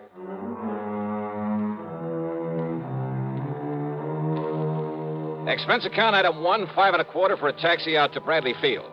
Item 2, $13 even for a plane to New York and a limousine to Grand Central Station. Then I walked over to Henry's office at 500 Fifth Avenue at the corner of 42nd Street. Johnny, you really made time. Sit down. Yeah, thanks. That's because of the tempting offer you made to me over the phone. A policy worth $200,000. $189,000 to be exact. Straight line. Mm-hmm. On whom? Mr. Jonathan R. Kenworthy. Kenworthy? Very, very wealthy. Retired some years ago after selling off the Kenworthy copper mills. Oh, yeah, sure. Been living here in New York for the past 20 years. Big fancy apartment overlooking the East River. 714 East 52nd Street. Expensive neighborhood. Oh, I told you he was loaded. So what happened to him? He was murdered, Johnny. Oh? Yeah. And who was the beneficiary of this nice, juicy hunk of insurance? His grandson, Carlton M. Kenworthy. And that's the answer to your next question, too. Now, what do you mean by that? I was going to ask you if you or the police have any idea who might have killed him. Yeah, that's right. And I told you, this young Carlton Kenworthy, his grandson, who is also the sole heir to all the rest of his estate. Oh, no, wait a minute. That's a pretty strong accusation, Hank. You have any proof? None whatsoever. Nor have the police. But I take it you figure that Carlton had the motive and the opportunity. And a perfect alibi. Oh? Yeah. Then what makes you think he did it? And the police, too? And the police, too. Well? Motive, Johnny. It's as simple as that. All right, keep talking. It's simply that nobody else in the world could possibly benefit by old Mr. Kenworthy's death. Well, now, Hank... Plus the fact that he had no enemies. None whatsoever, Johnny. You sound pretty sure of that. I am. I not only knew him, but I knew a great deal about him. Oh, but after all, a man who's been head of a company as big as Kenworthy Copper Mills, you know, some disgruntled employee with some imaginary grievances. Over 20 years ago? Well... But even if he'd only retired from that business last month, I'd still say no. Kenworthy was one of the best-loved men I've ever heard of. As for his employees, why, they're the ones he left the business to. He never had a strike, any other kind of labor troubles, despite the size of his plant, because he treated every one of his employees like one of his own kids. This sounds pretty unusual, Johnny, I know. But he was an unusual man. Oh, I see. But now about this grandson, Carlton Kenworthy. Well, about as useless a hunk of human being as I've ever seen. How old is he? Oh, 30, 32 or 3. What's he do for a living? Well, that's the point. He doesn't. Nor has he ever done anything. Despite the fine education, all the world travel his grandfather lavished on him. Johnny, if you want a perfect definition of a playboy, I can give it to you in 3 words. Carlton Manson Kenworthy. And he gets the whole estate as well as the insurance. He's known in every nightclub on Manhattan Island. He and that Leach Allen something or other who pals around with him. Allen? Yeah, Barker or Baxter or something. Theaters, nightclubs, expensive restaurants, all the racetracks when they're open, wherever they're open. And they toss money around like confetti. Where does Carlton get it? From his grandfather, who's always sponging off. What about this pal of his, this Allen, whatever his name is? Barker. That's his name, Alan Barker. Well? He sponges off Carlton. Oh, they're quite a pair, Johnny. Well, did the grandfather approve of this kind of stuff? I don't think he really knew what was going on. According to the old man's attorney, who was a friend of mine, he was led to believe that Carlton was investing in various business ventures. Oh. The point is, the boy needed money. And the surest way of getting it, plenty of it, Was by having his grandfather dead? Yeah, well, you've built up quite a case, Hank, but it still isn't enough to hang him, not by a long shot. Have the police been able to pin anything on him? Not yet, apparently. I told you he has a perfect alibi. When did it happen? Last Tuesday. Who's handling the police investigation? Lieutenant Randolph Singer at the... Randy Singer? Great. Randy just happens to be one of the best homicide men in this fair city of yours. Well, he certainly hasn't Hey, impressed listen, me. if they've got him working on it, and if you have got a case against Carlton Kenworthy, Hank, I'll see you later. Where are you going, Johnny? Over to see Randy Singer.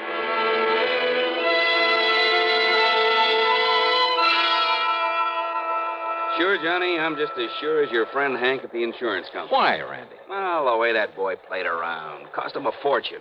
Even more than his grandfather gave him. You're sure of that? What do you mean? Well, the way I get it, Grandpa gave him plenty. Yeah, but Carlton is up to his ears in debt. Every time the boys raid a plush gambling joint, there he is. He and that hanger-on of his, Alan Barker. Like peas in a pod, those two. Then he probably welcomed the raids. Sure. Probably kept him from having to pay off some of his losses. Yeah, he's still in up to his ears. And as long as he's the only one who could possibly benefit from Grandpappy's death, as long as we're sure that nobody else had any reason for killing him, and we are... How and when and where was he killed? Tuesday night in his apartment. He was struck on the back of the head with a heavy wrought iron poker from the fireplace. One good wallop, and he was done for. Hank says that Carlton has an alibi. Yeah, airtight. I checked it every way I can. From here, that is. And where's your case against him? But if you can break that alibi... But, Randy, if you've checked it I out... said from here. But if that company of yours will pay your expenses to Alaska... Alaska? That's right. Oh, look, with such flimsy evidence... Will you do it, Johnny? But now listen, Just Randy... to, let's say, to get me off the hook. But I'm still not convinced that... Johnny... Okay, Randy, sure.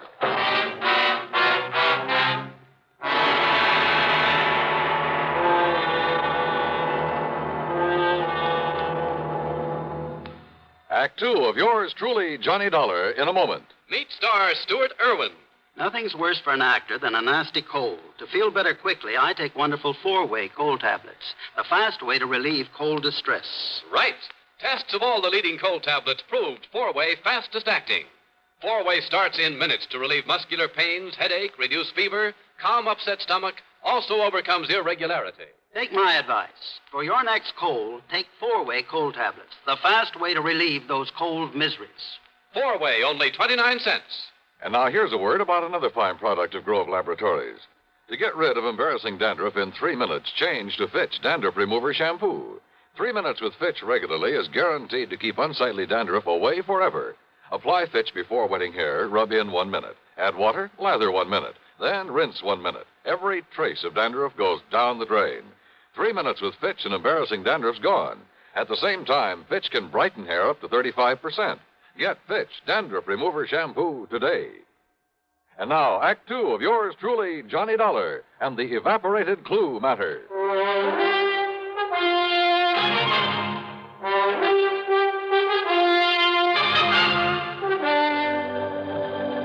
But why Alaska? Because that's where Carlton Kenworthy says he was when his grandpappy was murdered. Well, Randy, that ought to be easy enough to check out. So I did, Johnny. He made the airline reservation. He was aboard the plane. He got the Juneau on Monday afternoon.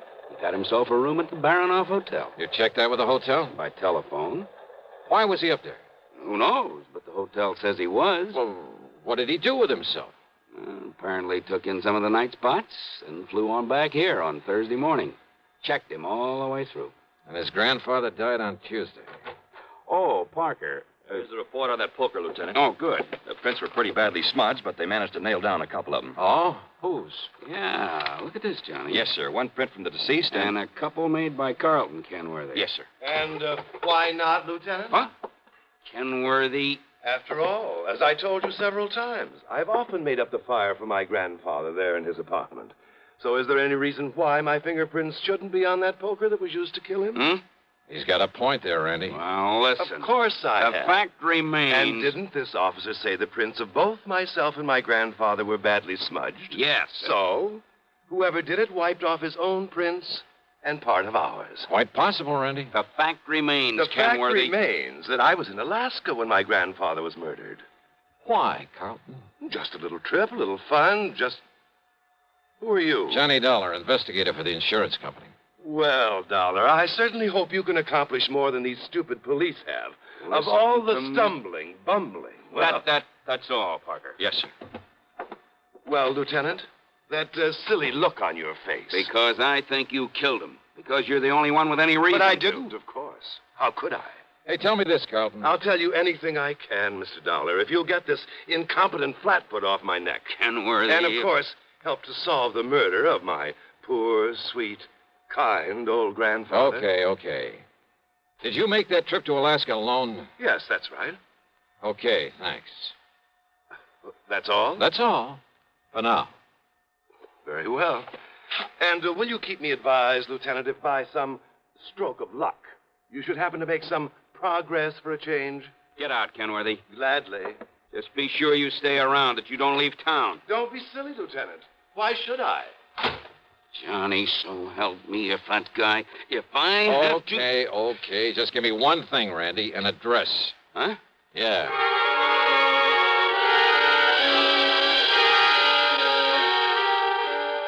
I could see why Randy'd harbor no love for Carlton Kenworthy.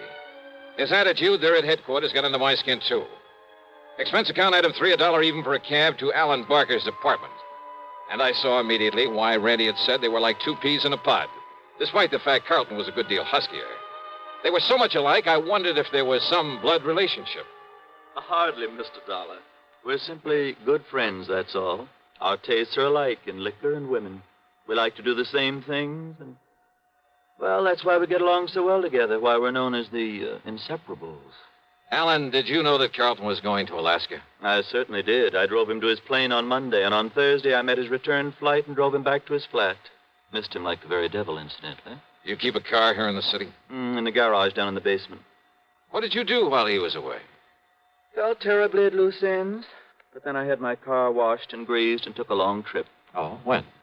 I left Monday evening. Where'd you go? Oh, I drove several hundred miles. Took little side roads and byways that probably aren't even on the map. Think perhaps you could retrace your route? Good heavens, no. Oh, I did end up somewhere near Albany before starting back Wednesday morning. Uh-huh. Did you stay in Albany? My memory's a bit vague, Mr. Dollar, but I'm quite sure I didn't. Well, where did you stay over?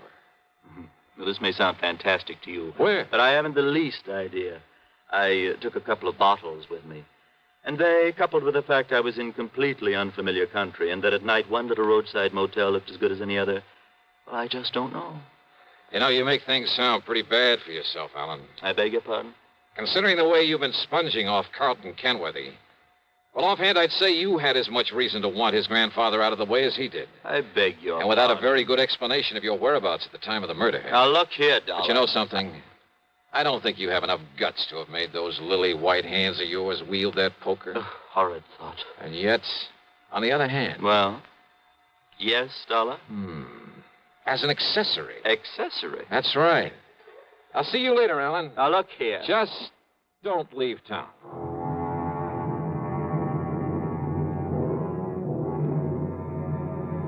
Carlton? Possibly. Alan? Well, I don't know. I don't pretend to be an expert judge of character. But I'd swear that Alan wasn't capable of killing a man. And yet, as Randy had said, unless we could somehow break Carlton's alibi. And then I got an idea. It would take time, it would be expensive. But with $189,000 of insurance involved, yeah, I decided to take a flyer. Stick my neck out all the way. We'll return to yours truly, Johnny Dollar, in exactly 1 minute. Constipation is something people don't talk about much, but it can be a problem for anyone, even doctors. And when constipation occurs, it's interesting to see just what doctors consider important about a laxative they might use or recommend. Well, a majority of the doctors we heard from had this to say. A laxative should be effective, gentle, as close to natural acting as possible, and a medicine that can be used with complete confidence. Now, X-Lax has been popular with many doctors and millions of people over the years because pleasant-tasting chocolated X-Lax is effective. Overnight, it helps you toward your normal regularity. X-Lax is gentle. Next morning, it gives you the closest thing to natural action. And that's why many doctors and millions of people use X-Lax with complete confidence. X-Lax, the laxative that helps you toward your normal regularity gently, overnight. Is X-Lax in your medicine cabinet? And now, Act 3 of yours truly, Johnny Dollar.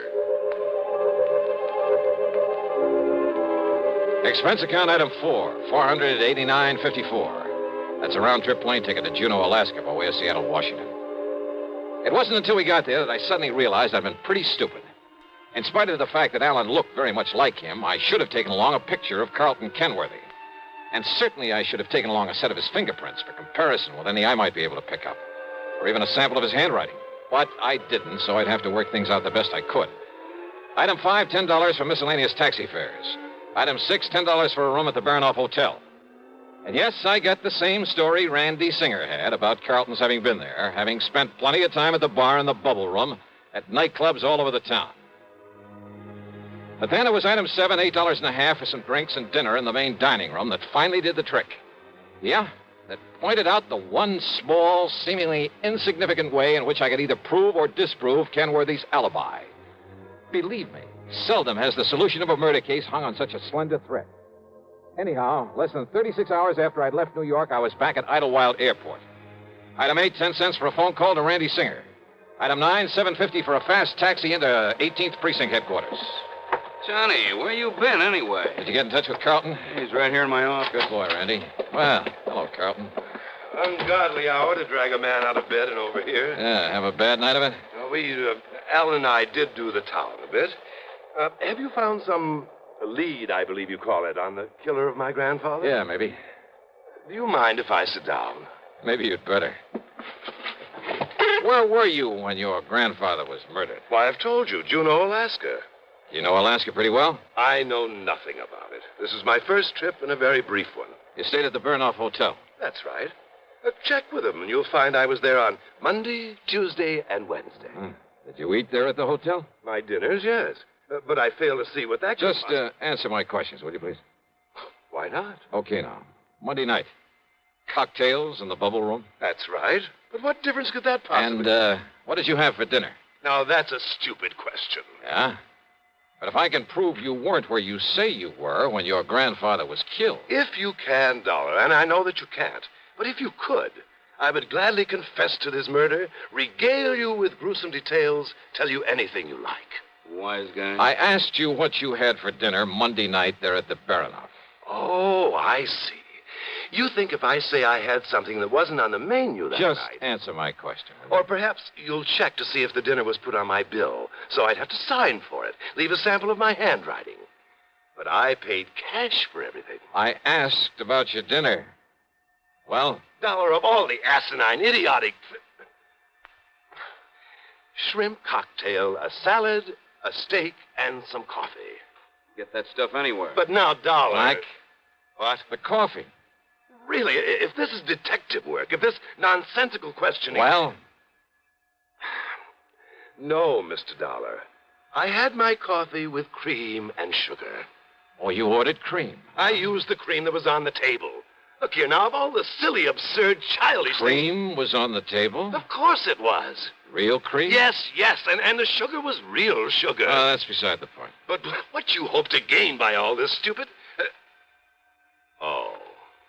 Oh, you mean you solved this heinous crime without knowing about the sugar, little boy? That's right. Because you'd already told me you were never there.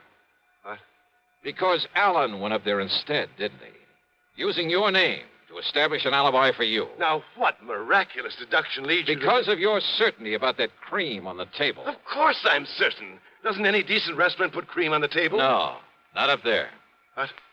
What's that, Johnny? But he didn't tell me that. I don't know why, Randy. Maybe no big dairy farms yet. Maybe just plain habit. Maybe they like it better. Dollar, how did you find out about But on that? every table, even in the best places, you'll find no cream. But a little can of evaporated milk. Like to check on it? Well, I'll be doggone. It was Alan. Did Alan tell you that? Did Alan give me away because he thought he could get the money if I knew he was my friend only because of the money I could give him, but listen... He's as guilty as I am, Mr. Dollar. Is he? Of course he is, because he helped me kill my grandfather. Well, isn't he? I'll prove it. I'll prove I couldn't have killed him without his help. Do you hear me, Dollar? Do you hear me? You think that's going to help you in court?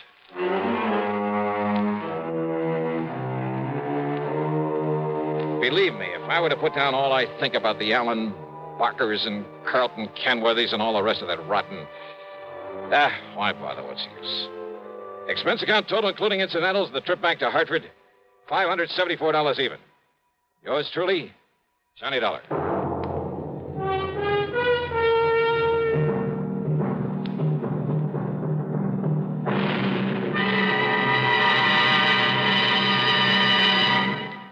Now, here's our star with a word or two about next week's program. And a welcome to a couple of more stations that have joined us. WBRK in Pittsfield, Massachusetts, and WKNY over in Kingston, New York. We're glad to have you with us. And, man, how this network grows and grows. As for next week, well, I wonder just how you'd feel sitting on top of a nuclear explosive device, knowing the darn thing may go off any second and blow you to kingdom come. I know how I feel. And I'll tell you all about it on my program next Sunday, as usual, right here on the CBS radio station that brings you all the best in programming. The story's a real cliffhanger, and I'm sure you'll like it. Join us, won't you? Yours truly, Johnny Dollar.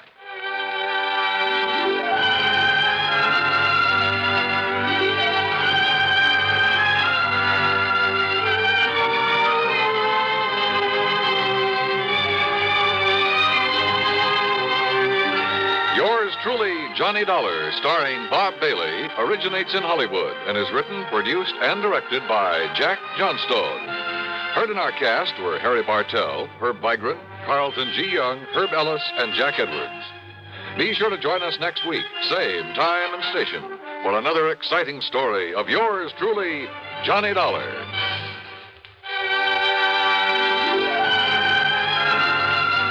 This is Dan Cumberly speaking.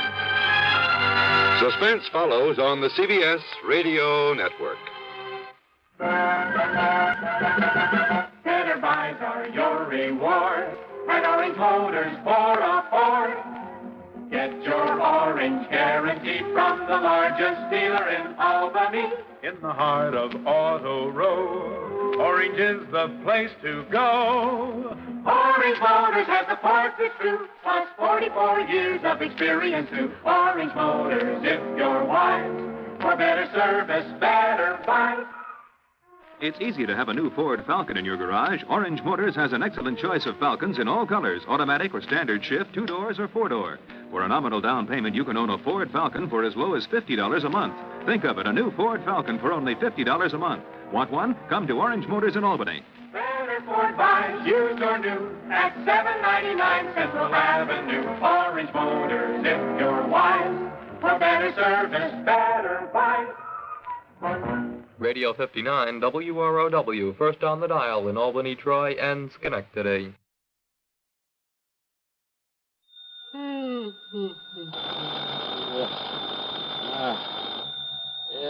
Just... Johnny Dollar. We're all clear, Johnny, because I've assured them that you have more than adequate federal security clearance.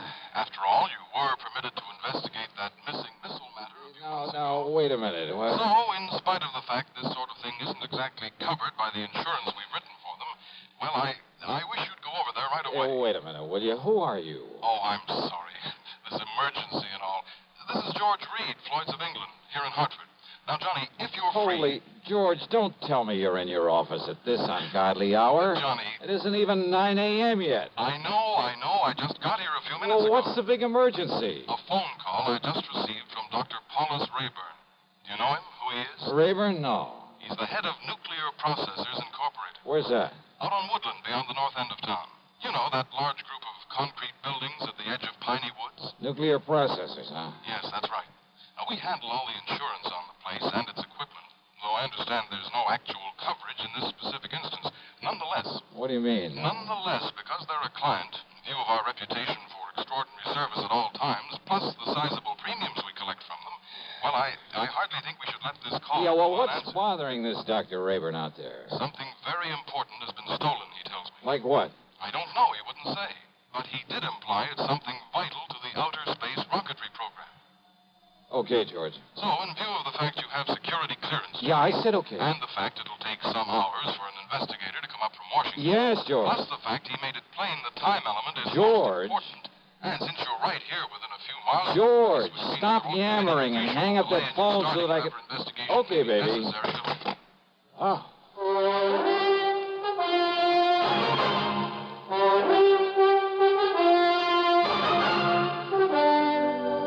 CBS Radio brings you Bob Bailey in the exciting adventures of the man with the action-packed expense account, America's fabulous freelance insurance investigator. Yours truly, Johnny Dollar.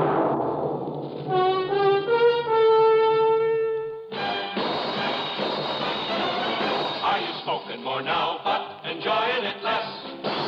Have a real cigarette, have a Camel. The best tobacco makes the very best smoke. Have a real cigarette, have a Camel. Are you looking for flavor and mildness? Have a real cigarette, have a Camel. The best tobacco makes the very best smoke.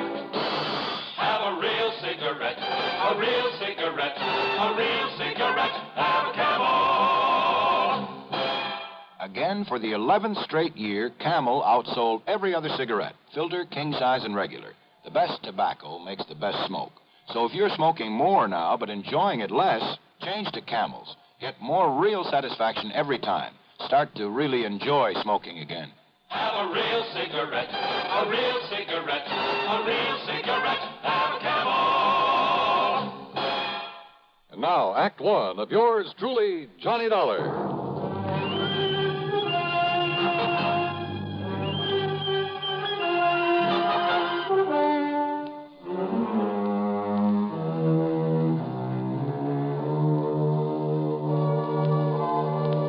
Expense account submitted by Special Investigator Johnny Dollar. To Floyd's of England, North American Office, Hartford, Connecticut. The following is an account of expenses incurred during my investigation of the nuclear Goof matter. Expense account item 1, 40 cents for some coffee and a couple of soggy donuts along the way during my drive out to nuclear processors. A tall, heavy wire fence surrounded a group of squat, windowless buildings, partially hidden by the huge oak and fir trees of Piney Woods. At a sort of glorified sentry box beside the gate stood not one, but 3 armed guards. One of them was chewing out the other 2. But he stopped long enough to look over my credentials, make a phone call from inside the sentry box, then open the gate for me. He directed me to a big steel door in the otherwise unbroken face of one of the nearby buildings. There, after I'd parked my car, another guard took me inside. He led me through a perfect maze of long, narrow corridors with heavy wooden doors at the sides, all of them closed. From somewhere in the building came the almost ominous hum of machinery. Big, powerful machinery. Or maybe I felt it rather than actually heard it. Finally, we came to a door with a single name Rayburn on it.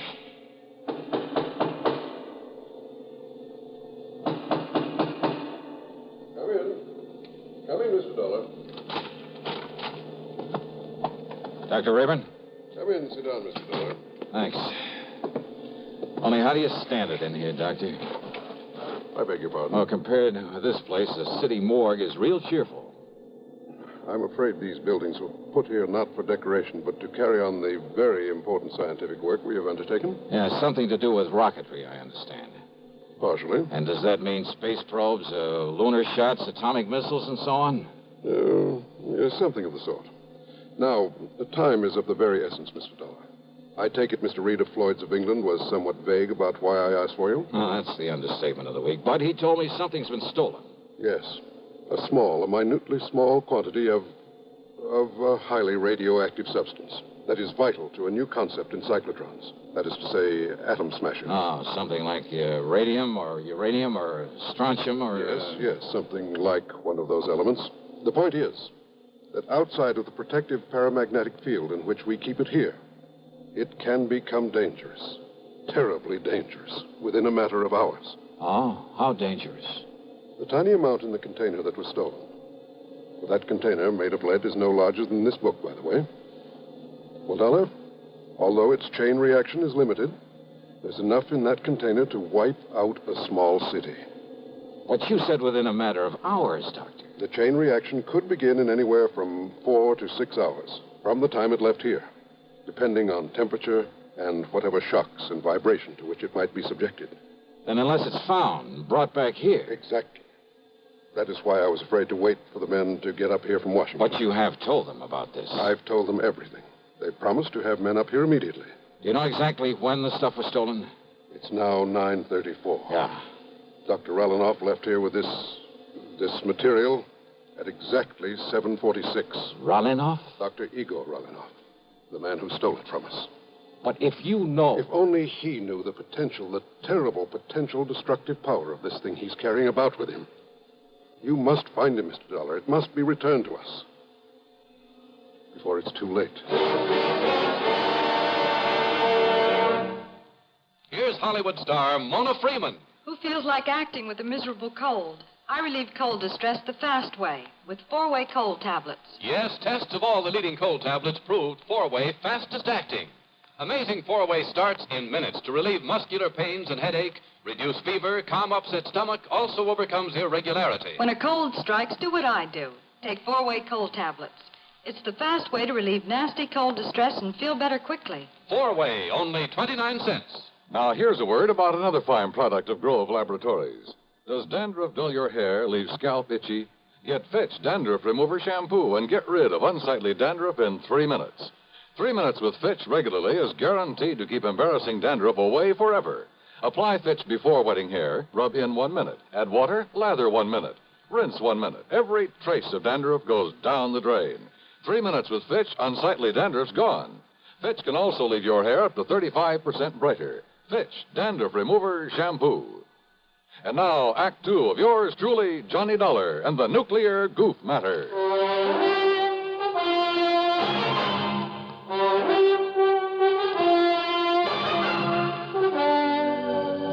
Yes, Mr. Dollar. Dr. Igor Sergei Rolinoff, whom I myself called in to work with us on one of our important secret projects.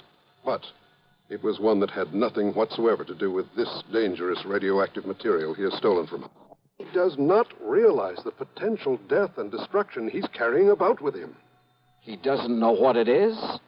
Then why did he steal it? Not knowing what it was, not knowing its destructive power, he nevertheless must have realized it would be of importance to, shall we say, to a foreign government. Rolinoff. You see, because of pressure from Washington on the project to which I had assigned him, well, I had employed him. I alone am responsible for bringing him here before obtaining a final security clearance on him. Oh, then I guess you're in real trouble. If you can find him, if you can return that leaden container with that deadly material in it... And you have no idea where he might have gone when he took off from here? We have only his address and a list of the names of some of his friends here in Hartford. Then let me have them.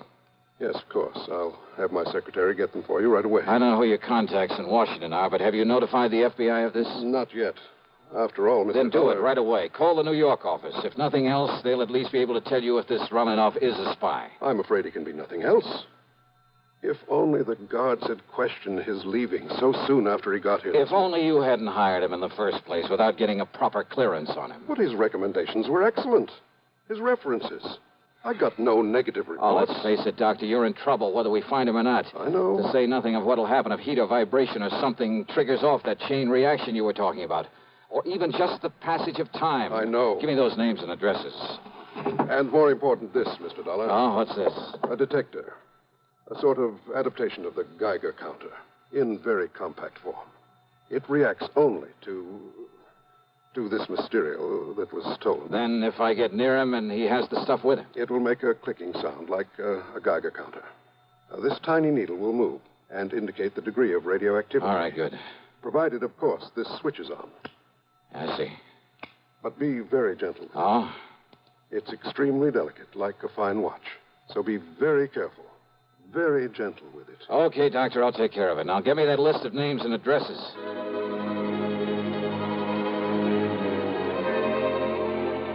Expense account item 2420 for a tank full of gas, and I really stepped on it getting back to town.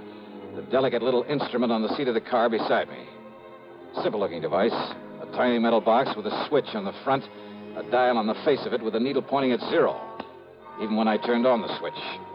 Even the radium on the dial of my wristwatch got no response from it. I decided to go first to Rolinoff's address, way the other side of town, south of Colt Park.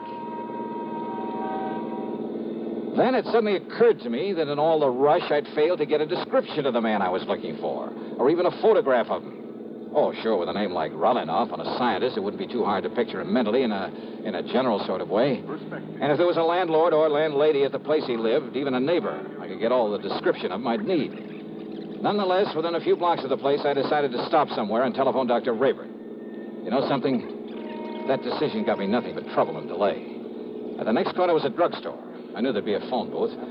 I watched the bus pull away from the corner, then drove in to park, not seeing the young fellow who just stepped off the bus until it was too late. Good Lord, I've killed him.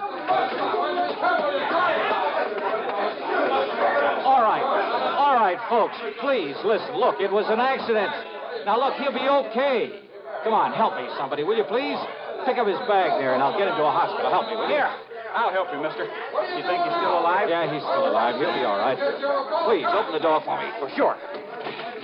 And here's his briefcase. Toss it in back. Sure. There. Now, when the police come, tell them I've taken him over to General Hospital, please, will you? Yeah, sure.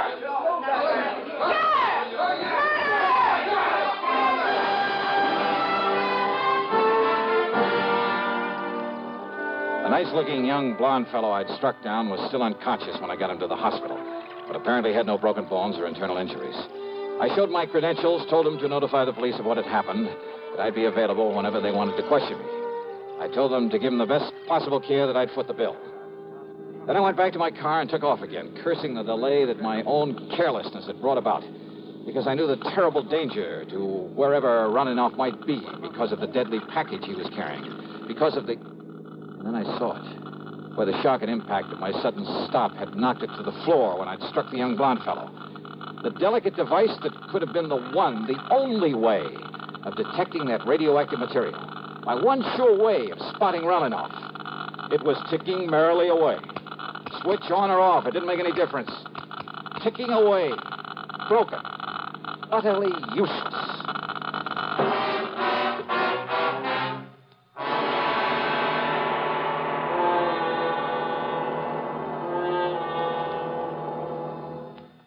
We'll continue with the third act of yours truly, Johnny Dollar, in exactly 1 minute.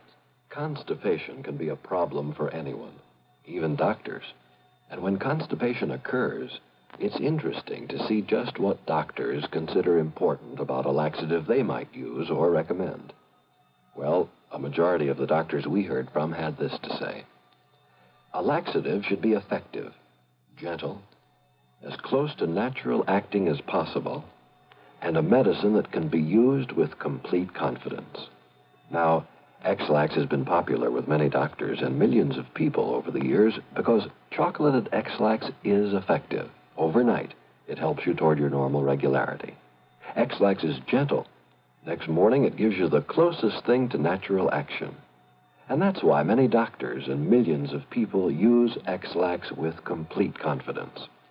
X-Lax, the laxative that helps you toward your normal regularity gently, overnight. Is X-Lax in your medicine cabinet? And now, Act 3 of yours truly, Johnny Dollar, and the nuclear Goof matter.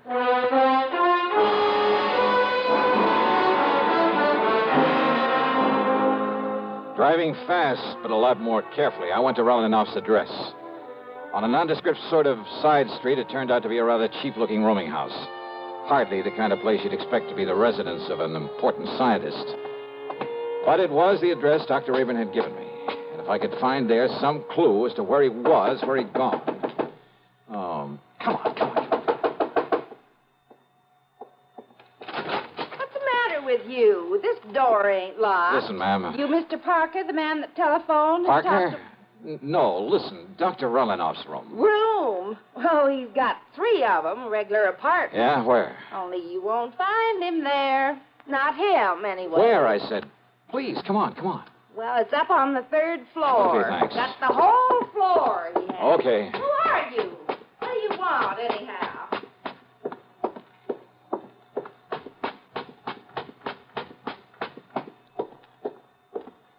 Oh, great. I didn't get the key from her. Well, there's no time for that now. Here we go. The shades and drapes were tightly drawn. The room was dark. I felt my way along the side of the wall looking for a light switch, then gave up and headed over toward one of the windows. I never got there. You're not Parker. Huh? I thought not. Yes, sir.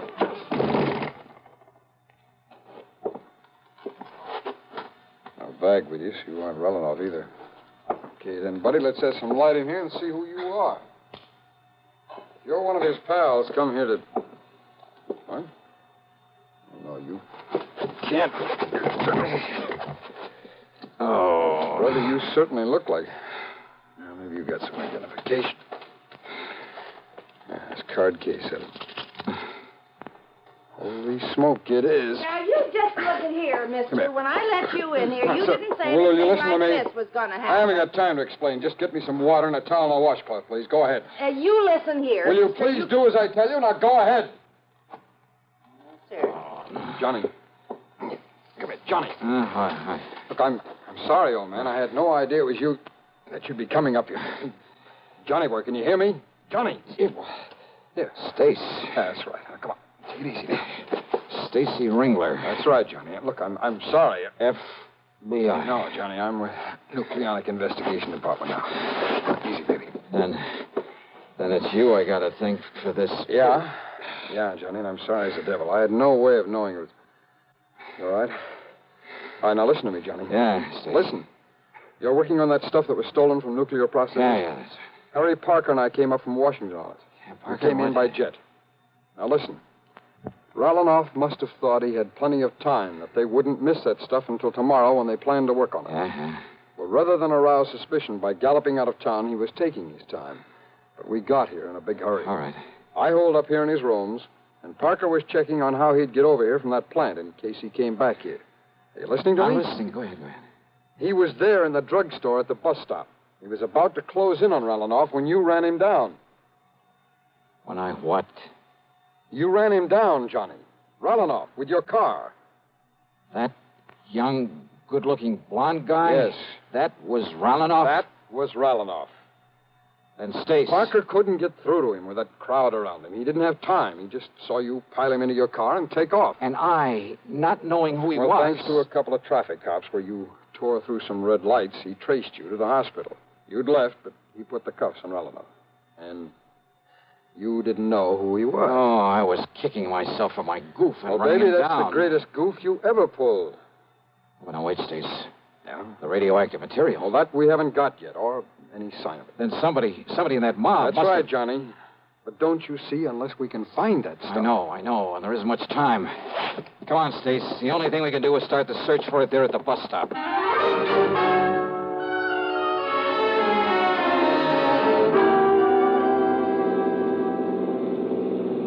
Johnny, unless we can locate every one of the people who were there. And Parker said there was a big crowd by the time he got out of that drug... Hey, where'd you get this?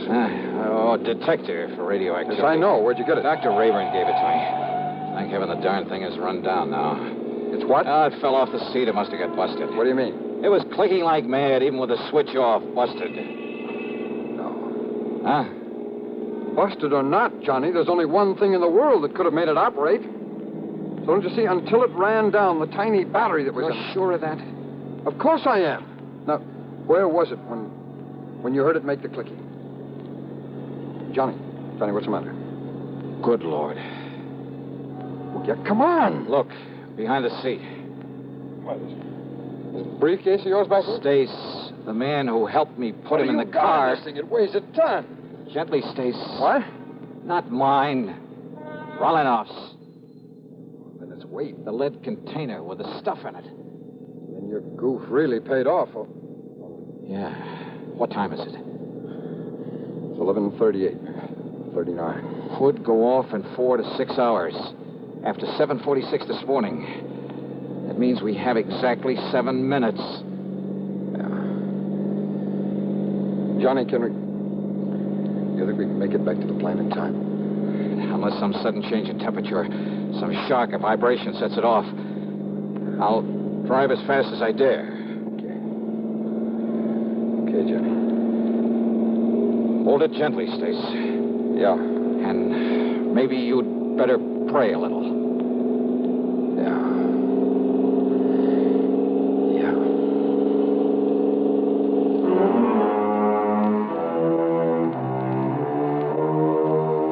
So, by some miracle, we made it.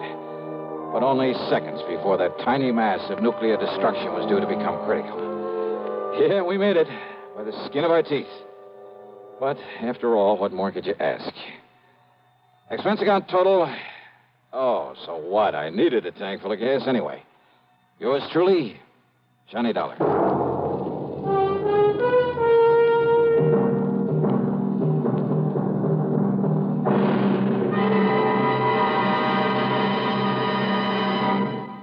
Now our star has a word or two for you about next week's show. Thank you, Daniel. You're a good man. Well, thank you, Johnny. We're going to miss you. Next week, well, let's face it. The case I have to work on has more twists and turns and angles than anything you can imagine. It's called the merry-go-round matter, and believe me, the name fits. It all starts out with the loss of a valuable object of art, but from the collection of the wildest, most unpredictable old character I've ever known. What's more, he has a friend along, another character, just to complicate matters. And I'll tell you this, you'll get more than one shekel out of the whole affair. So join us, won't you? Yours truly, Johnny Dollar.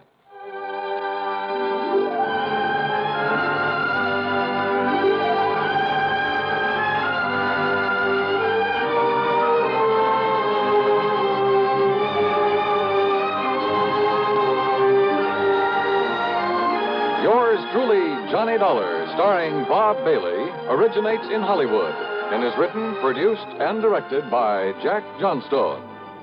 Heard in our cast were Virginia Gregg, G. Stanley Jones, Bartlett Robinson, Sam Edwards, and Stacey Heiress. Be sure to join us next week, same time and station, for another exciting story of yours truly, Johnny Dollar.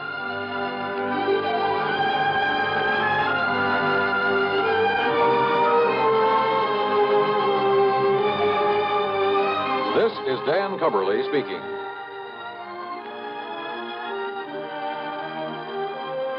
This is the CBS Radio Network. Better buys are your reward. Red Orange Motors for a Ford.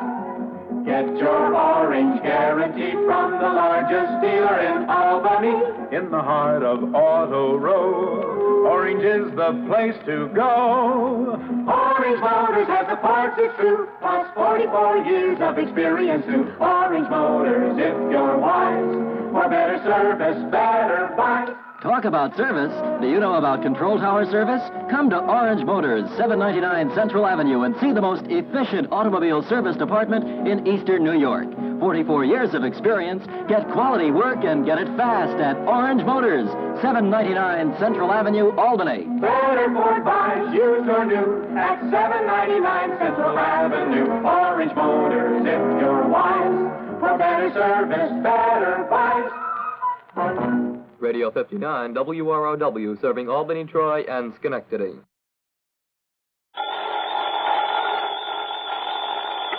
Johnny Dollar. Paul Peters, Johnny, at Western Indemnity Company. Oh, hiya, Paul. How's the weather out there in the City of the Angels? Johnny. Yeah? Can you come out here right away? What's up? Well, put it this way. How would you like to give some much-needed help in the race for outer space? Oh, well, if you mean take a ride in one of those experimental space capsules... No, I mean... Thanks, Paul, but I'll stay in the cheering section for a while. No, I mean put a stop to the trouble that's threatening to... But, Johnny, we have no proof. No proof at all. No proof of what? That these deaths were anything but accidental. That they weren't incidental to something much bigger. Paul... But if you can find out who's in back of them, who's in back of all this... Hey, look, will you start making sense? What? The race for outer space, remember? Yes, Johnny, and you know its importance. Yeah, and I take it some company, some client of yours has a hand in it. Yes. But they're having trouble. Yes. What? Because although there's no proof, I think... I'm convinced, Johnny. Yeah? Well, come on, Paul. All right. Sabotage. Oh? Yes, Johnny. Sabotage.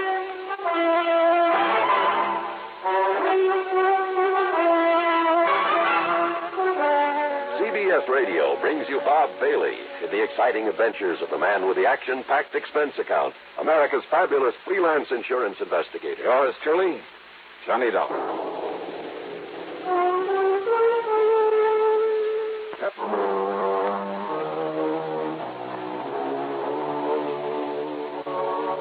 Expense account submitted by Special Investigator Johnny Dollar to the Western Indemnity Company, Los Angeles office. Following is an account of expenses incurred during my investigation of the Flask of Death matter.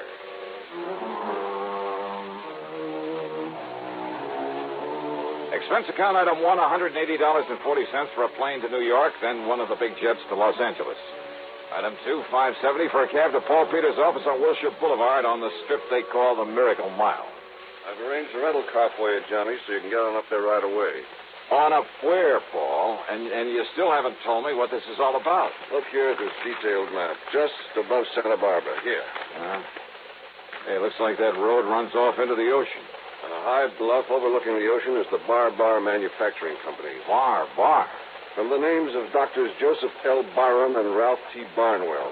They're a couple of top-grade scientists. So what do they build? Spaceships? Ostensibly, they make small aircraft components. But actually, well, after they were dropped from governmental service, they begged and borrowed a lot of money to set up a little plant.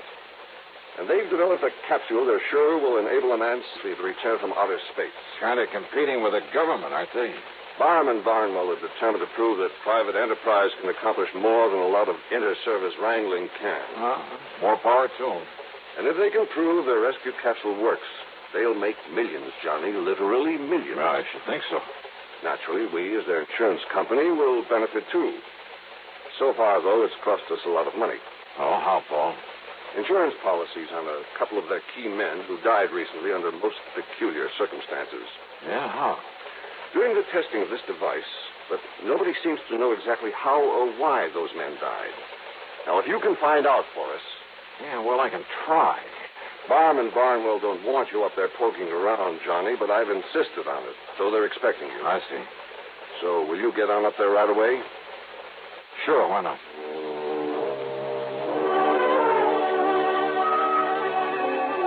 Thanks to a good freeway system, I arrived at the Bar plant shortly after 2 p.m. One of the guards led me onto a long steel platform that stuck far out over a wide cove at the edge of the ocean. At the end of it, surrounded by a lot of complicated machinery, attended by half a dozen men, was Dr. Ralph Barnwell at the controls of a gigantic hoist. A long, heavy steel cable on it was pulling something out of the deep waters of the cove. Much to my surprise, Dr. Barnwell didn't seem to resent my presence at all. Yes, Dollar. Here comes the space capsule. This time the test has to be successful. They, tell me, Dr. Barnwell. Twice before it was plunged, fired into this deep hole at the edge of the ocean under conditions simulating a return from outer space. Everything within the capsule functioned perfectly. The tests were a complete success. Except for one thing. Yeah, what's that? For no apparent reason. For no reason at all. Yeah? The man inside it was dead. I see. Easy now. Lower, Doc. Yes. All right now. Ready on the cradle. And that's why, Mr. Dollar. That's why my partner, Dr. Joseph Barron, insisted on making this test himself. All right, men. Release the pressure so we can open the door of the capsule. All ready? Good. All right, now come along, Dollar.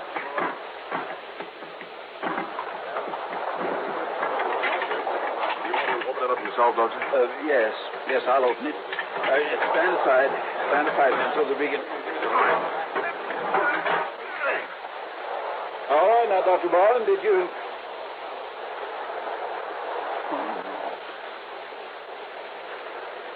Joseph. Doctor. Like the others, sir. Dr. Barham's dead.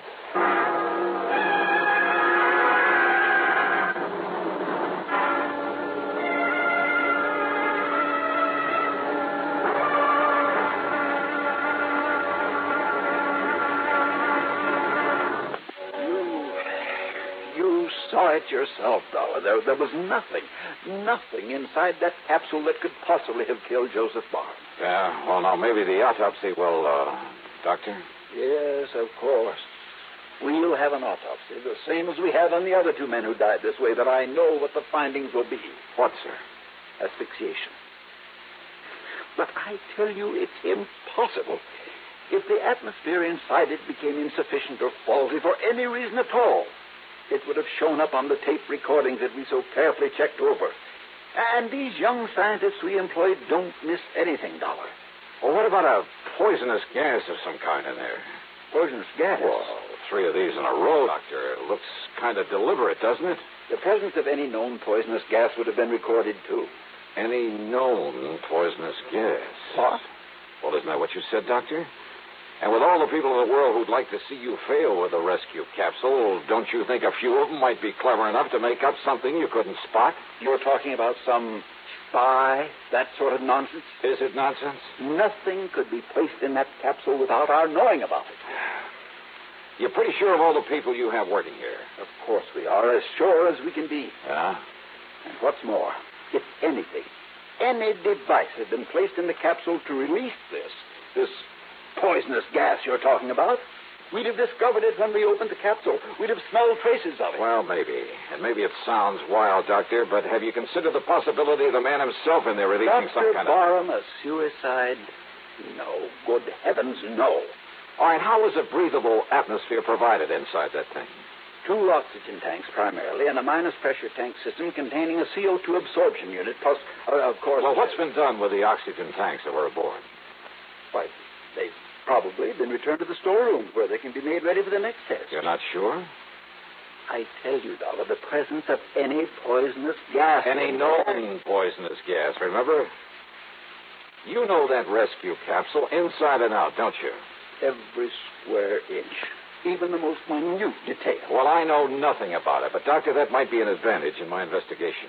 What? Because I have no preconceptions about why or how some device couldn't be put aboard.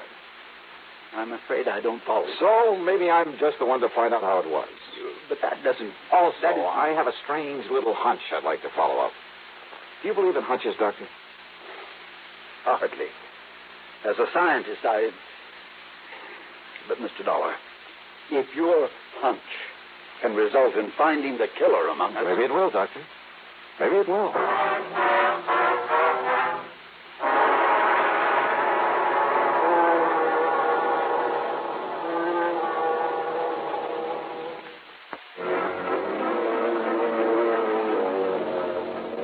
My hunch was a long shot, and I knew it. But my hunches usually pay off.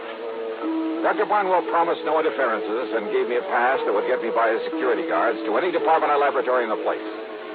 I talked with some of his bright young scientists and engineers and other technicians, not because I expected to get anything from them, and I didn't, but to hide my real purpose. Then I wandered into the storeroom where the oxygen cylinders were kept. I talked to a rather dull-witted character named Pete Prosser. Oh, just about to empty out these here little oxy bottles and go home. Say, didn't I see you up there on the dock with Dr. Barnwell this afternoon, Mr. Dollar? Yeah, that's right, Pete. And, aren't you the one who opened some of the valves on the outside of that capsule just before Dr. Barnwell opened the door of it? Well, release valves, they call them, Mr. Dollar. Yeah. I open them up real slow so as to let the inside pressure get what you call equalized with the outside air. Or to release whatever was inside that killed him. Oh, what you say, Mr. Dollar? Pete, where do the oxygen bottles come from that are used to provide an atmosphere in that capsule? Right here in my storeroom, Mr. Dollar. Oh, you fill them up yourself? From a master cylinder of the stuff, something like that, huh? Oh, no, sir. I only issue them out when I get the orders, Mr. Dollar. I guess they don't think I got brains enough for anything much else. But I really have, Mr. Dollar. I got a lot of... Well, who does fill them up for use? Well, now, that's a funny thing, Mr. Dollar. I don't exactly know. You don't know? But it must be some of the scientists they got all around here. For all I know, Mr. Dollar, is they're always full and ready when I get the orders to deliver flask number so-and-so and so-and-so up to the dock. I come down here and get them and then help install them. What happened to the bottles that we used this afternoon?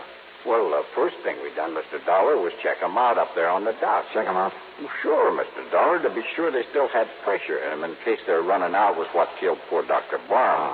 But it wasn't. On account of they still had plenty of pressure. You emptied them up there? Oh, no, sir, Mr. Dollar. That's what I was going to do when you come here just now. You see them here on this rack? Yeah. What have you hooked them up to? That pipe through the ceiling there. What's that? Oh, that's the exhaust. You see, I just put this valve, and they empty out in the air where they can't cause no explosion or nothing. No, wait. Close that valve. Oh, sure. Only we can't fill them up fresh if we don't empty them first. Hey, Pete, well, listen, Pete. Yes, sir, Mr. Dollar. Well, I've kept you after hours, and I'm sorry for that. Oh, that's all right. So, why don't you run along and I'll take care of emptying these flasks for you, huh? Well, now, that's real nice of you, Mr. Yeah, Dollar. sure, sure. I'll see you in the morning. Yes, sir. Well, good night, Mr. Dollar, and thank you, sir. When he was gone, I tore over to one of the laboratories I'd visited earlier. There I borrowed a couple of healthy-looking white mice. Then back to the storeroom. I hooked a tube onto each of the oxy bottles and slowly fed the contents, supposedly pure oxygen, into the cage with the mice. Well, for a while, they cavorted about very merrily, and I wondered if for once my hunch had been a wrong one. But then, suddenly, the mice keeled over, lay there, gasping for breath. And by the time I could shut off the valve, both of them were stone dead.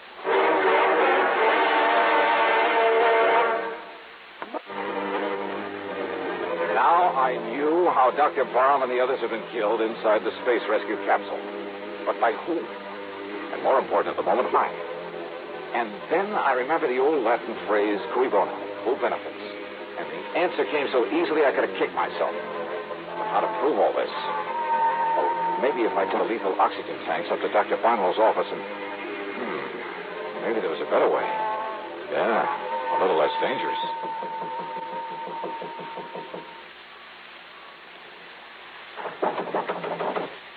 Yes, come in. Oh, come in, Mr. Dollar. Hi, Doctor. Well, as long as you're still around, why don't we have dinner together? And what's that you have there? Oh, it's just one of the oxygen bottles that was taken off the rescue capsule this afternoon. Yeah, I'll fit it here by the door. May I ask why? Well, because I think the valve has developed a leak, and I just thought you ought to know about it. The valve? It leaks? Sure. Did you hear it? Yes. Yes, well, then we'd best get it out of here. Oh, no, that's all right. Sit down, Doctor. I want to talk with you. Yes, but a lot of additional oxygen in here. If you were to forget and light a cigarette, light a match. I won't forget. Probably wouldn't do a thing anyway. Now, Mr. You know, in spite of your nice reception, I understand you didn't want me to come up here and poke around. Well, I'm sorry if you got that impression. It's probably because Dr. Barham and I thought that... you and Barham got out of government service, didn't you? Why, yes, we did, because the security boys found out some things about you they didn't like? I know, that's ridiculous. Doctor, I'm not going to beat around the bush any longer. I should have known there was something phony about your ordering the pressure released in that capsule before you'd opened it up this afternoon. What? It was really to dissipate the poison gas in it, wasn't it? What poison gas? Mr. Dollar, I told you my opinion of your poison gas theory earlier. But now about this flask of oxygen you... Doctor, now that the capsule works, it's worth millions, isn't it? Works? By killing 3 good men? The first 2, I suspect, were to convince everybody it was accidental. What? Sure. So nobody'd be suspicious when Dr. Barham... Dollar. Yeah. Leaving everything to you immediately. What is this nonsense? And listen, about this leaky bottle of oxygen... Well, now, why get so upset about it? I'm not upset. Then sit down. No, Doctor, I said sit down. What do you mean? Gun? Yes, sir, that's right. Now move over so I can call the police to come and pick you up for murder. No, you can't prove it. And listen to me. Well? Listen, we must get out of here quickly. Oh, I'm in no hurry. Now, Dr. Barnwell... Listen, that flask there by the door leaking the gas in here. I thought it was harmless oxygen. It is, of course it is. Only just... Please, let me out of here. Doctor, you try to move and I'll pull this trigger so help. But that gas... That hydrogen oxygen gas. Oh, is that what you really put in that harmless-looking little flask? Yes. The same slow-acting gas you used to kill your partner and the other 2, huh? Yes. Then you admit it, huh? Yes, I killed him. I killed Barron to get the plant for myself. You'll put that in writing? Anything, but let me out before the gas kills me, too. I can feel it now. We're too late, Dollar. We're too late. Oh, stop blubbering and get up on your feet. Too late, we'll die. Wrong, Doctor. This flask isn't one of those out of the capsule. What? No. I pulled this one off the shelf. All it holds is pure oxygen. I hope.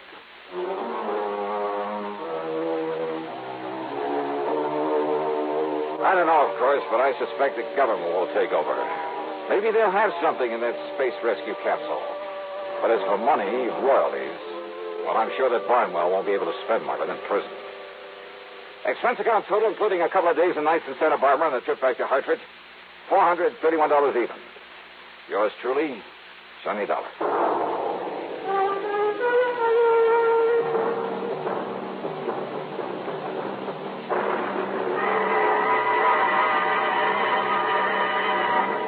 A story that's called The Wholly Unexpected Matter. And believe me, the title fits.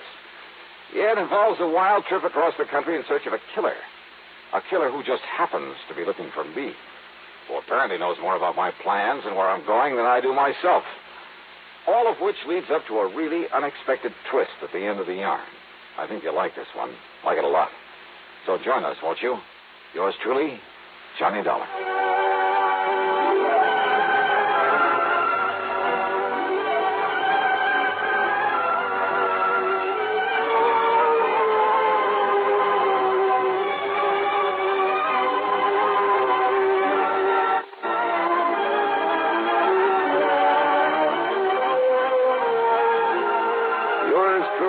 Johnny Dollar, starring Bob Bailey, originates in Hollywood and is written, produced, and directed by Jack Johnstone.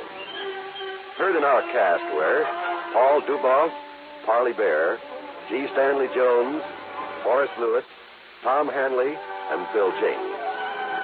Be sure to join us next week, same time and station, for another exciting story of yours truly, Johnny Dollar.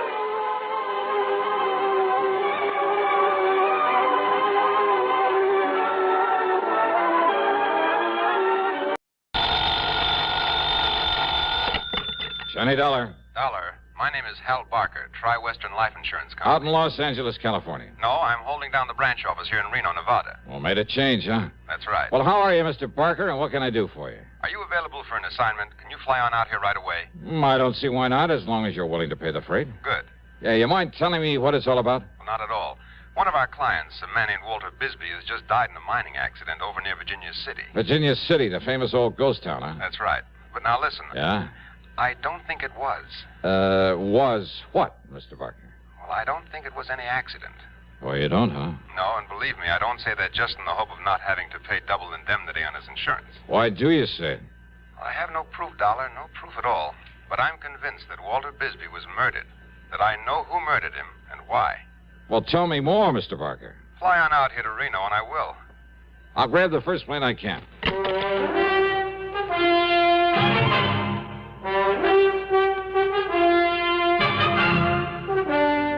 CBS Radio brings you Bob Bailey in the exciting adventures of the man with the action-packed expense account, America's fabulous freelance insurance investigator. Yours truly, Johnny Dollar.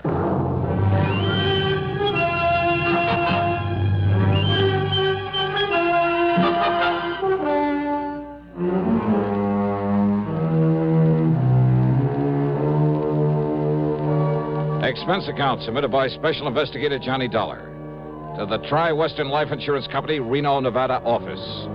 Following is an account of expenses incurred during my investigation of the Stope of death matter.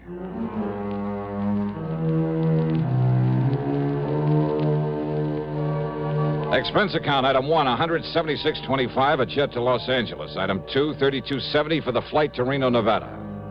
Hal Barker met me at the airport, and we headed south on 395, then southeast on 17 toward Virginia City. Virginia City, by far the largest and most famous of the old mining towns of the West, with its quaint, colorful streets and fascinating buildings left over from the days when the Comstock Lode was the richest silver strike the world had ever known. Where it didn't take much imagination to visualize the grizzled old characters with burrow and pick and shovel who roamed the desert hills in a stubborn search for gold-bearing quartz, who worked and fought and often died violently to keep others from getting their hands on the precious yellow metal, and who finally realized that the heavy blue mud they'd been discarding was the real bonanza, was loaded with rich silver ore. Yeah, you can almost see their ghosts walking the streets or stopping for a drink at the fabulous Crystal Bar or the lowly Bucket of Blood Saloon, depending on their luck. During the 23-mile ride over to this fascinating historical spot, Hal Barker filled me in. Yeah, thanks to modern methods, modern tools of the trade, so to speak, Walter Bisbee and his partner did fairly well, Dollar. Uh-huh. They'd explored these old abandoned mines around here, Supposedly all worked out. And they locate new ore strata that would pay off. Like I say, with modern, efficient recovery methods that weren't even known about during the gold rush days. Yeah, like the big petroleum companies have found ways to get more oil out of wells the old-timers thought were pumped dry. That's it exactly. And Bisbee and Hargrave would locate these profitable veins and take a royalty from whoever worked them. And they'd go off and hunt for another spot. They made no fortune, but, well, they did pretty well. For a while, at least. Hey, you said Hargrave. Bisbee's partner, Hal? That's right, Bill Hargrave. Each of them claimed he couldn't do the job without the help of the other, so we wrote a partnership policy for them. How much? Upon the death of either one, the other was to receive $35,000. Double that for accidental death. And now Bisbee is dead. Want to tell me just how it happened, Hal? Well, the old mine where it happened is up here just off the 6 Mile Road, the old Catterwall number 2. Catterwall number 2? That's the name of a mine? Yeah, well, you should hear the name of some of them. Anyhow, old Bill left Walter at the mine a couple of days ago, exploring one of the stopes, while he drove into Carson City for supplies. When Bill finally got back here to the Catterwall, he says he found the ceiling of the stope had collapsed. Hey, wait a minute. He says. Why do you put it that way, Hal? According to a state geologist I talked to early this morning, a man who knows the mine, has been inside of it many times, there was no reason in the world why it should have happened. Unless somebody helped it to. Oh? Well, that set me to thinking about the bad luck Bisbee and Hargrave have been having lately. And about how much it would benefit either one of them to have the other one die. Especially accidentally, on account of the double indemnity clause in that insurance policy. Oh, well, now, Hal, that's... And then, when the geologists found where somebody had planted a charge of nitro... Well, are they holding Bill Hargrave? Why? Why? Well, unless the police find Bisbee's body, there's no actual proof he's dead. Remember, Dollar, Hargrave was in Carson City when it happened. Plenty of witnesses to that. I see. But he's the only person, I'm sure of it, Johnny, he's the only person who could possibly benefit by Walter Bisbee's death. Oh, now, Hal, that doesn't make a case against him. Yeah, now they're up ahead. That's the old Catterwall number 2. Hey, what are they doing there? They're trying to get into the stope and find Bisbee's body. Oh. Hey, there's a surprise on that hill on top of the mine. The man standing there by that block and tackle they've rigged up there? Hey, that's Bill Hargrave. Uh-huh. And he was perfectly willing for them to try to get in there and look for the body? Well, yes, he was. And look, by the way he's waving and shouting to that police officer down there. It looks like he's found something. Come on, Johnny. We'll see what it's all about.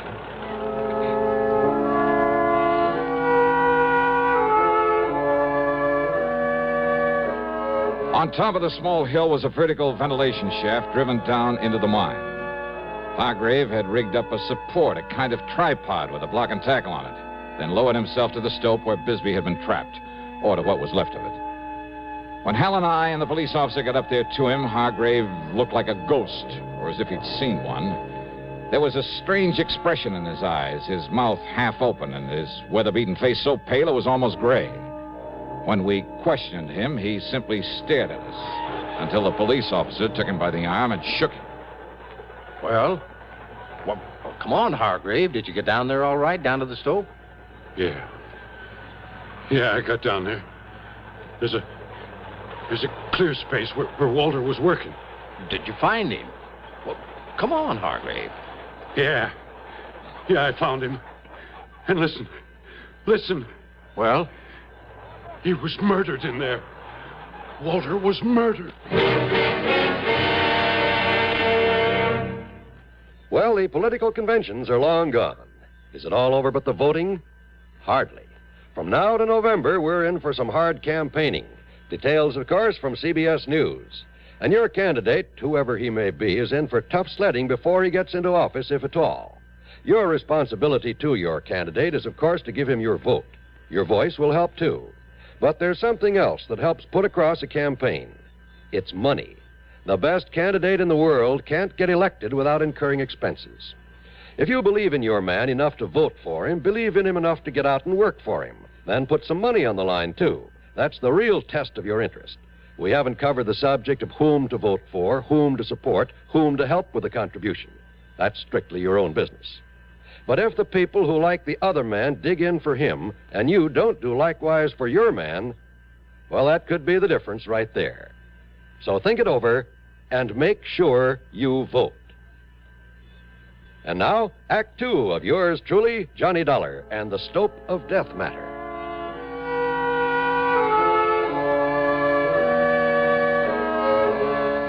When Walter Bisbee died in the gold mine cave-in, when a state geologist hinted that maybe a charge of nitro had caused the cave-in, both Hal Barker and the police figured it might have been done by Bill Hargrave to get rid of his partner, to collect the insurance on him. But as they started clearing away into the Stope to look for Bisbee's body, it was Hargrave who took the lead. He rigged a kind of makeshift hoist above an air shaft, lowered himself into the mine. And down below, in a small space cluttered with the rocks and shoring and other debris piled up from the collapse of the ceiling of the Stope, he'd found what was left of his partner. Beaten to death. Walter, my partner, beaten to death down there.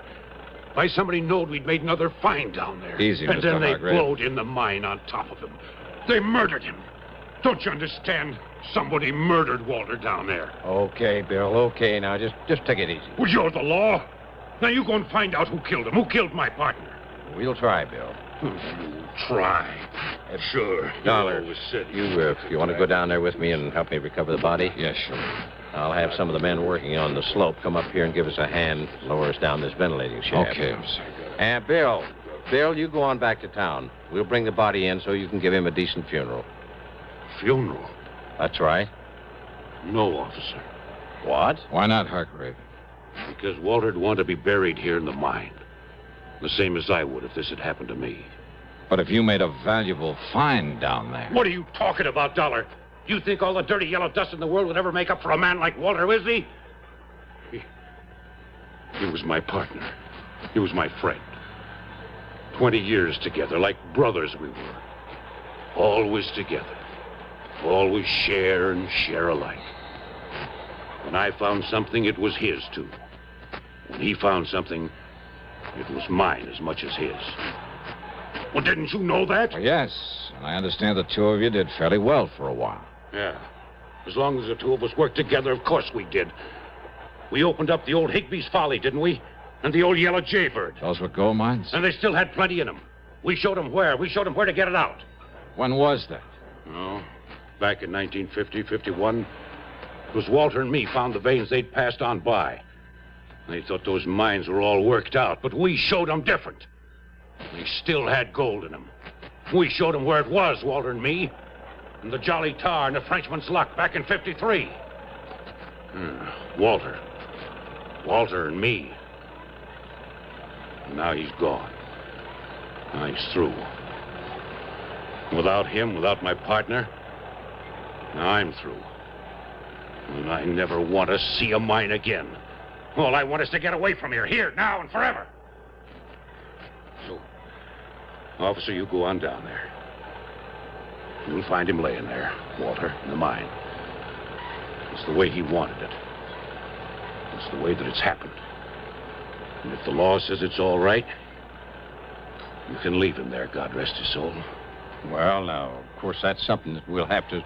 And with those machines you got there on the slope, you can fill up this shaft and bury him. The way he'd have done for me, if I'd gone first. Well, maybe we can do that, Bill. Officer, I'd be mighty beholden to you if you would.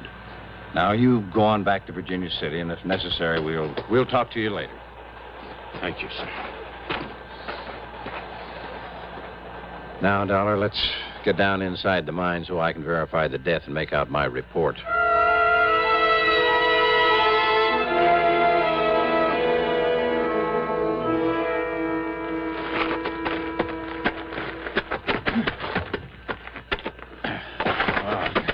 I'm afraid I'm not used to one of these miner's lamps, Dollar. Yeah, I know what you mean.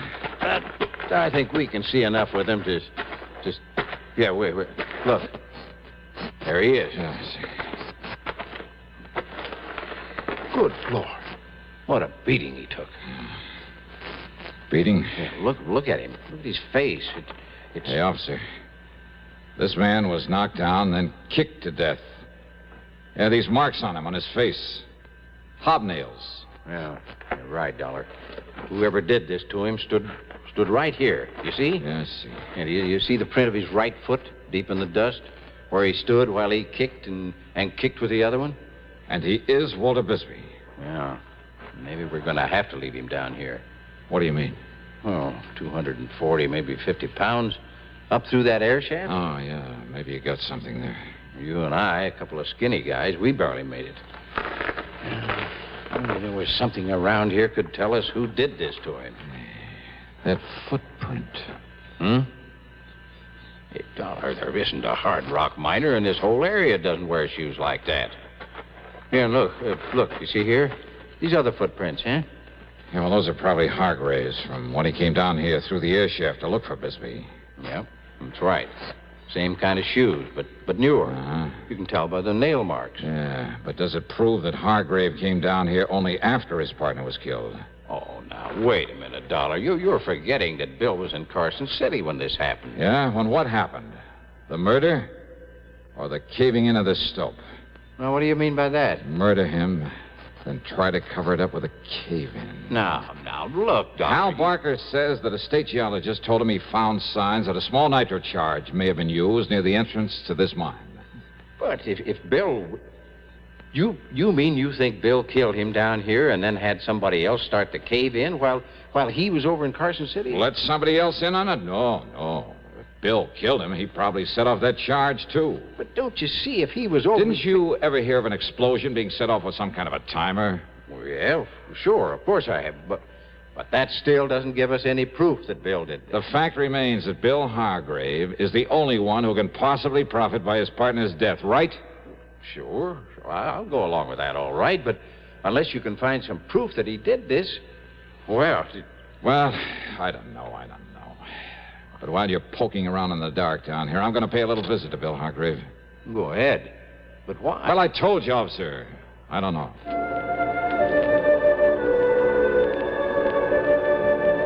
The police officer stayed inside the mine in the hope of finding some definite clue to the killer of Walter Bisbee. Several things convinced him that Bill Hargrave hadn't done it. What Bill had said about his partner, their relationship over the years, Bill's known presence in Carson City at the time the mine collapsed, and my theory that an explosion was set off by some timing mechanism was only a theory. Even the fact that Bill was his partner's beneficiary didn't prove anything. And Bill had been among the first to volunteer to help and try to recover the body, and found a way to get down to it that nobody else had thought of. Yeah. Very convincing. Almost too much so. At least enough to make me more suspicious than ever. Suspicious of Bill Hargrave. Just a little sort of shack on the edge of town, Johnny. Okay, then let's head for it, Hal. Well, of course, he may have gone over to Miss Crutch's boarding house to take care of Walter's things. Hey, you mean in spite of all their palsy-walsy over the years, they didn't share the same living quarters? Well, up to a few months ago, yes. So maybe they had a falling out, huh? In spite of Hargrave's pretty little speech. Well, Johnny, I must confess, I believe what he said. And they were still working together. Maybe Bill just got tired of Walter's cooking or vice versa. Oh, after 20 years. Well, sure. Look, Hal, you're the one who was suspicious of Bill Hargrave right from the beginning. I know, Johnny. I know. Well... But unless you can find some proof that he did it, after his behavior back there at the mine... You better do this, Hal, after you let me off at Bill's place. Go on back to the mine and bring that policeman over here to join me. Oh? Well, now, Johnny... Just do as I say, will you, huh? Well, did you see something? Have you discovered something you haven't told me about? Or the officer? No, yes, maybe. I don't know. Hal, I honestly don't know. But there was something back there. Something you or the officer told me? I don't know. Something down there in the mine. Well, here we are. Here's the shack Bill lives in. Wait a minute. What, yeah? Maybe that's it, yeah. What, Johnny? Yeah. Hey, listen. Before he leaves that mine, tell the officer to take one more good long look at the footprint we found in the dust. Huh? Well, just exactly what is that? Tell him that, Hal. Then tell him to get on over here fast. Well, then you have thought of something to pin it on Hargrave. I told you, Hal. I don't know.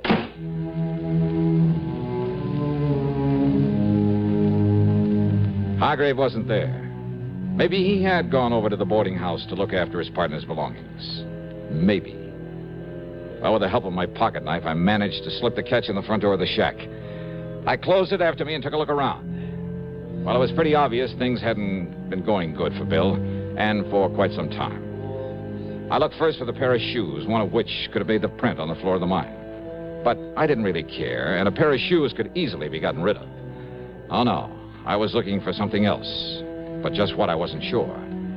That is, until I found it, hanging on the wall above the cot where he slept, just to one side of the door. Yeah, it was an old lever-action rifle. Unusual in this part of the country? Hardly. There were thousands of these old 30-30s around here. Guns of this make and type had been part of the history of the Old West. Still were a part of it. Oh, no. There wasn't a thing unusual about finding this kind of a gun hanging on the wall of a miner's shack. But about this particular one, there was something unusual.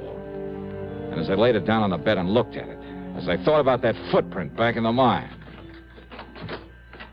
Hey! Oh, why, Mr. Dollar. Yeah, come in, Hargrave. Sure. Yeah, what are you doing here? Oh, just, looking around. You mind? Oh, of course not, only... You see, when a man's partner gets killed, I like to know all I possibly can about him. His habits, where he lives, how well he's been doing. Yeah, but this is my place. I know. Walter was living over at Miss Crutcher's boarding house. I was just over there taking care of his... Oh, you mean you want to know all about me? That's right. Well, now, Mr. Dollar... Sit down, Bill. And tell me just what kind of a timer you used to set off an explosion in that gold mine. What? Or do we have to tear that hill apart in the hopes of finding bits and pieces of it? What are you talking about, Mr. Dollar? Too bad the blast didn't fill up that stope completely, though, isn't it? What? Yeah, then the rocks would have pounded Walter's body enough to hide any sign of the way that he was kicked to death. Well, now, look, sir, So when you came back from Carson City and found the police were going to clear a way into that stope, you played it smart. Dollar, you don't You played along with them. You found a way into the mine through the ventilating shaft. You found the body. You told us that Bisbee had been murdered. Well, it really fooled him, Bill. It convinced him you were clean. But you overlooked one thing. You don't know what you're saying. That footprint down there in the dust. Oh, you changed shoes after you killed him. And no doubt you got rid of those old ones where no one would ever find them. And you left new prints with the new shoes you're wearing now to show they're different. But that one footprint, Bill. What about it, Dollar? When you stood there and kicked him, stood on your right foot and kicked him with your left. So what? What about it? And then when I came here a few minutes ago and found that rifle there on the bed, found the shiny spot on the right-hand side of the stock. Yeah, look, there. See how shiny it is?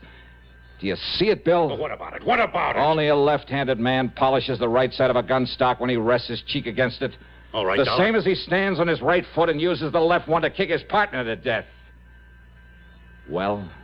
All right, so I killed him, but you won't live to tell anybody that. Oh, you're a fool, Hargrave. You're going to be a dead one. Do you think I would have left that gun on the bed with the shells in it? You mean... I mean this! Phew. Son of a gun. I guess I really should have thought to take the shells out of that thing.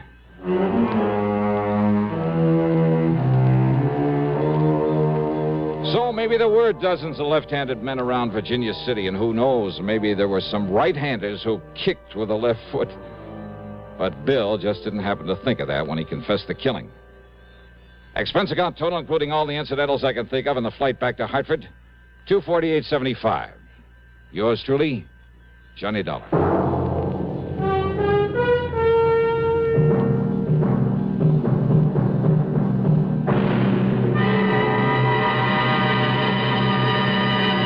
Constipation is something people don't talk about much, but it can be a problem for anyone, even doctors. And when constipation occurs, it's interesting to see just what doctors consider important about a laxative they might use or recommend. Well, a majority of the doctors we heard from had this to say. A laxative should be effective, gentle, close to natural acting. A medicine that can be used with complete confidence. Now, X-Lax has been popular with many doctors and millions of people over the years because pleasant-tasting chocolated X-Lax is effective. Overnight, it helps you toward your normal regularity. X-Lax is so gentle, so close to natural acting, there's no upset. That's why many doctors and millions of people use X-Lax with complete confidence. X-Lax, the laxative that helps you toward your normal regularity gently, overnight. Now, here is our star to tell you about next week's story. Next week, a most unusual case where murder isn't murder at all. Where the whole thing is based on the confession of a dying man to something he did some years before. Oh, his confession is true. It's backed up by all the facts in the case. There can be no question of them or the confession itself. And yet the twist at the end of the story, well, all I can tell you is it'll take you completely by surprise. So join us, won't you? Yours truly, Johnny Dollar.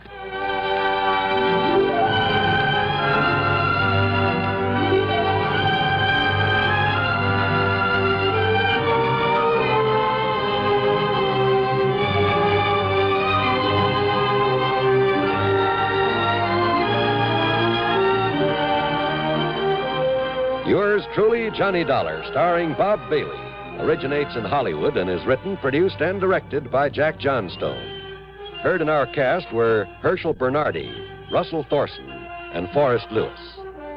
Be sure to join us next week, same time and station, for another exciting story of yours truly, Johnny Dollar.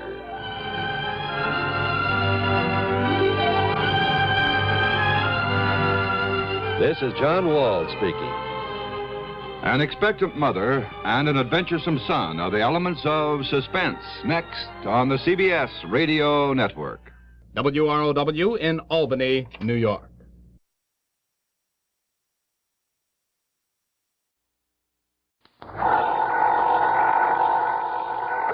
Johnny Dollar. Dollar, this is Michael J. Kendry at the San Francisco office of International Life and Casualty. Mr. Kendry. No, I'm not in my office. I'm over at Lake Tahoe. You know the place?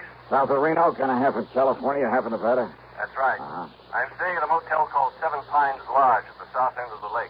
On the map, the town's called Al Tahoe. Seven Pines Lodge in El Tahoe. Yeah, got it. Oh, and I understand there's some pretty great fishing in that lake. So, Kendry, I'll grab the first plane I can. Fishing, huh? What? Maybe that's what you'll end up doing, all right. Great. For the body of a man named Marvin W. Smedley. Huh?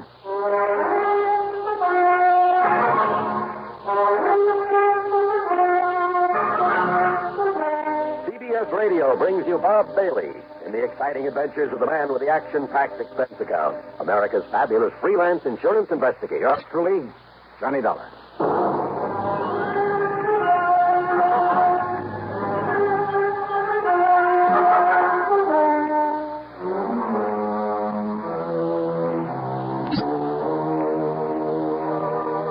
Expense account submitted by Special Investigator Johnny Dollar to the International Life and Casualty Insurance Company, San Francisco office.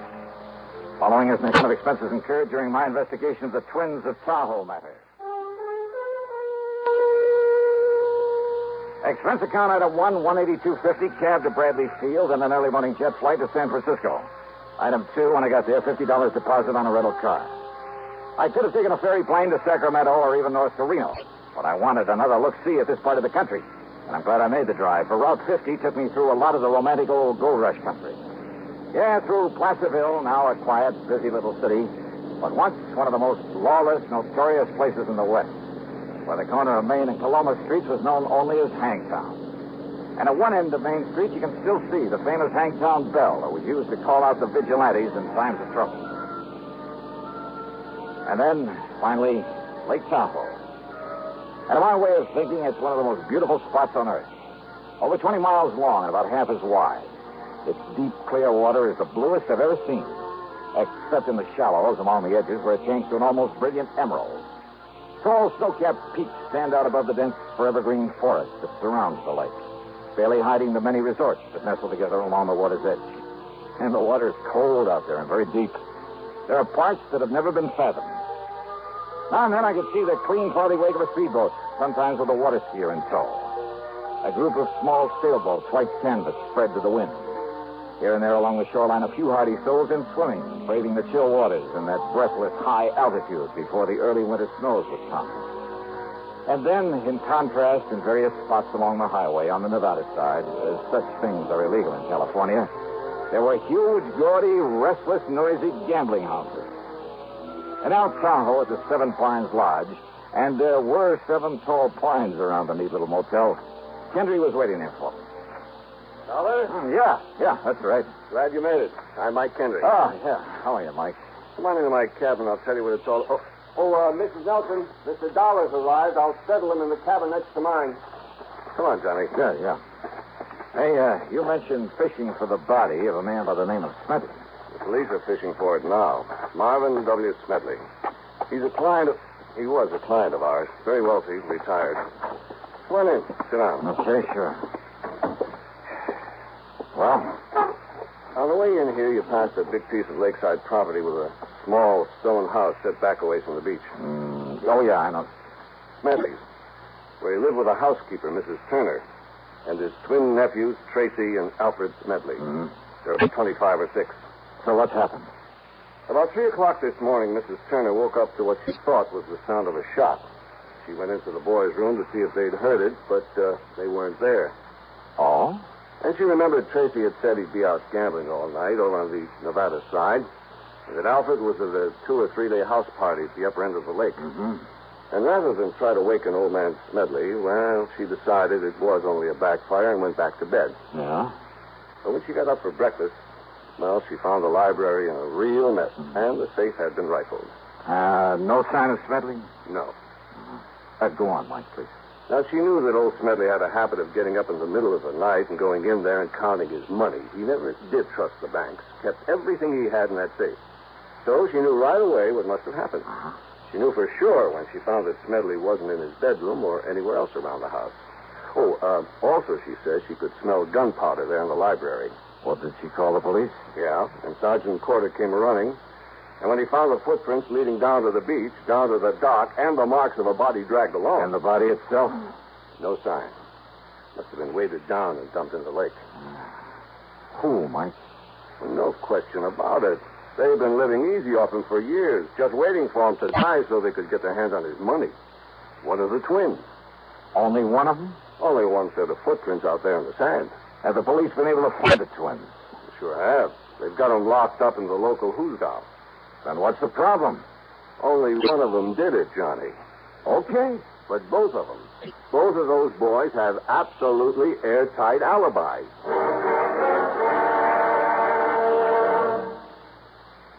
Crime, delinquency, threats of war. These are the subjects that dominate our news headlines these days. Not very pleasant subjects, are they? You may say that somebody ought to do something about cutting down on crime and delinquency and in promoting peace among nations. But that there's nothing you personally can do about it. Well, that's where you're wrong. You can wage your own fight against crime and delinquency in your own family by taking the family to the church or synagogue of your faith this week. The inspiration and guidance you and they will receive from spiritual contact will strengthen moral background and faith. Regular attendance at religious services will help your family to work out its own problems and give them comfort in facing the tensions of our present-day life. Worshipping together brings your family closer together, too. And supporting your own religious institution provides funds to help those individuals and families who, unlike you, are unable to help themselves. Find the strength for your life.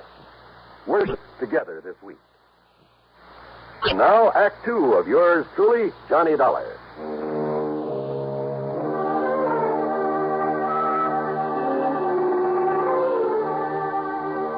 The police had roped off a lane from Smedley's house to the beach to the dock, where it was obvious from the tracks in the sand that somebody had dragged the old man out there, piled him into one of the rowboats, then dropped him into the lake. Sure, it was one of those twins, Mr. Dollar. It had to be. Well, now, why do you say that, Chief? Sergeant Bill Corder. Okay, Sergeant. Well, not only because of what Mr. Kendry told you about him, but because the footprints that hauled him out of here was made by the shoes of one of them. Which one? Either Tracy or Alfred. But you don't know which? Well, that's the trouble. Not only because it was a pair of brand new shoes that didn't have any what you might call identifying marks, even where they showed up clear in the damp sand, but because those two young punks always dressed exactly alike. You know, so as to cover up for each other. How do you mean? I mean, not only because they were always... Those boys were always mischief makers, Johnny. They sure were and still are. They just didn't have anything else to do. One of them would provoke a fight at one of the gaming casinos or borrow somebody's car without permission or such nonsense. And each of them would swear it was the other. Yeah. And because they look and talk and act exactly alike so that nobody can ever tell which is which, well, the police here, never knowing which one they could legally hold, and they were always threatening the super false arrest. And you'd be as mad as we are over how many times they've gotten away with that, Dollar. That's right. And not only because witnesses to whatever they did couldn't tell them apart, but that fool uncle of theirs would always come along and pay a fine or something before we could nail down the right one. That's it. And you say they both have alibis for whenever it was this thing happened? Yes, sir. About 3 o'clock this morning. And you're sure about those footprints? Sure I am. Found the shoes that made him in the house, in the clothes closet. Found the sand on them. In whose closet? Tracy's. Oh? Yes, sir. And Alfred's. Ah. Same closet. Sergeant Corder, Mike and I went on into the house to talk to Mrs. May Turner, Smedley's old housekeeper. Tall, raw-boned, but erect and strong in spite of her years, having worked hard all her life. She looked as if nothing in the world could ever face her. But obviously the death of her employer had. If only he'd have listened to me, Mr. Dollar. If only he'd have listened. Because I knowed something like this would happen to the poor old man. Him keeping all of his money here in the house instead of down to the bank where he ought to. How much money, Mrs. Turner? Oh, goodness knows, Mr. Dollar. But it was all he had, and he was a rich man, and everybody knowed that he kept it here, and that he'd come down in the middle of the night and count it all out to himself, and look. He didn't even pull down the shades, so as anybody and everybody could see him sitting here with all his money, and I told him, and now it's happened. Oh. In other words, Sergeant, almost anybody around here could be suspect. If it wasn't for the footprints out there in the sand. Well, Footprints, did you say? Well, to be honest about it, that's why I came in here earlier, Miss Turner, to look at the boy's shoes in their closet. You see, whoever did it and hauled him out and threw him in the lake, well, that is... You don't need to tell me, officer, because I kept telling him about them, too. About the way he was spoiling them for that, giving them everything they wanted. I told him that sooner or later one of them would get so greedy he'd turn on to him. But which one, Mrs. Turner? Which one? They're the only relatives that he had. So it was Alfred. Oh? Oh, it was Tracy. Oh, yeah. My next move was to go on down to the jail and talk with the twins. Oh, they were identical, all right. I wondered how they themselves knew which was which. But in spite of what seemed to be the general opinion of them, they impressed me as just a couple of rather nice, normal, high-spirited kids. So, what if we did raise a little cane around town now and then, Mr. Dollar? None of it ever really did any harm, and we had to do something with our time. All right, now look here, Tracy. No, I'm Alfred. Oh, well, I'm... And what I mean is, it's no reason to pin a lousy thing like this on us, even though we aren't too sorry that he's gone. After all, what did he have to live for? Oh, I mean, just having to drag on maybe 10 or 15 years more with that lung trouble he had. Now, look, you boys never had to do a lick of work in your lives. Well, not since we got through school. But do you know why, Mr. Dollar? Why, Alf? I mean, Tracy? Because Uncle Marv didn't want us to. He'd worked so hard as a prospector and a miner, accumulating his pile, and he wanted somebody to enjoy his money. And that old skinflint ever want somebody else to enjoy it? That's right, Trace and me. We're his only kin. Yeah, that's why he told us he was leaving us all his insurance. And what about the rest of the estate? We don't know and we don't care. After all, he did plenty for us. I mean, even before this insurance we'll get. Not if it's proved that you killed him, Tracy. Oh, now, wait, Mr. Dollar. Have you got any proof that Uncle Marv was killed? Proof that... Well... What? I mean, sir, that unless you find his body... Don't you worry about that, Tracy. Alf. My boys will find his body if they have to drag that entire lake. But unless you do, you won't really have a case against us or anybody, will you? We'll find it, all right. And why don't you suspect somebody besides us? Yeah? Like who? I'll tell you who, Sergeant. What about all those old prospectors from the old days that he did out of mining claims that have kept coming back to him for handouts? Oh, you're a fine one to talk about handouts. Now, listen. Don't tell me you aren't glad that he's gone. Yes. Trace and me and that old witch Turner and all the other people. Now, you look. Wait a minute. If Miss Turner hadn't taken care of him all these years... Oh, sure. All right. I understand you boys have pretty good alibis for 3 o'clock this morning. Do we have to go over all that again? What, afraid you might slip up retelling them, Alf? I'm Tracy, Mr. Dollar. Okay. Now tell those alibis to me. Okay, Mr. Dollar. Whatever you say.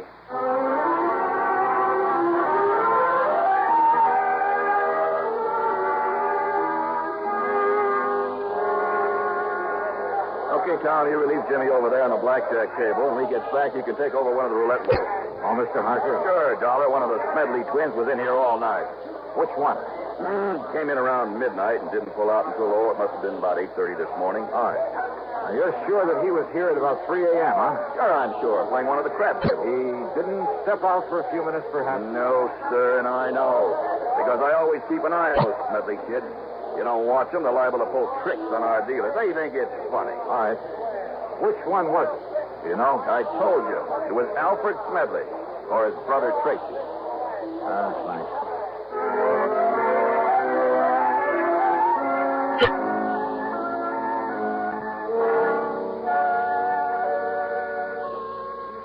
Come in and have a little refreshment, Mr. Dollar. No, thanks. Just go on with what you were saying, please.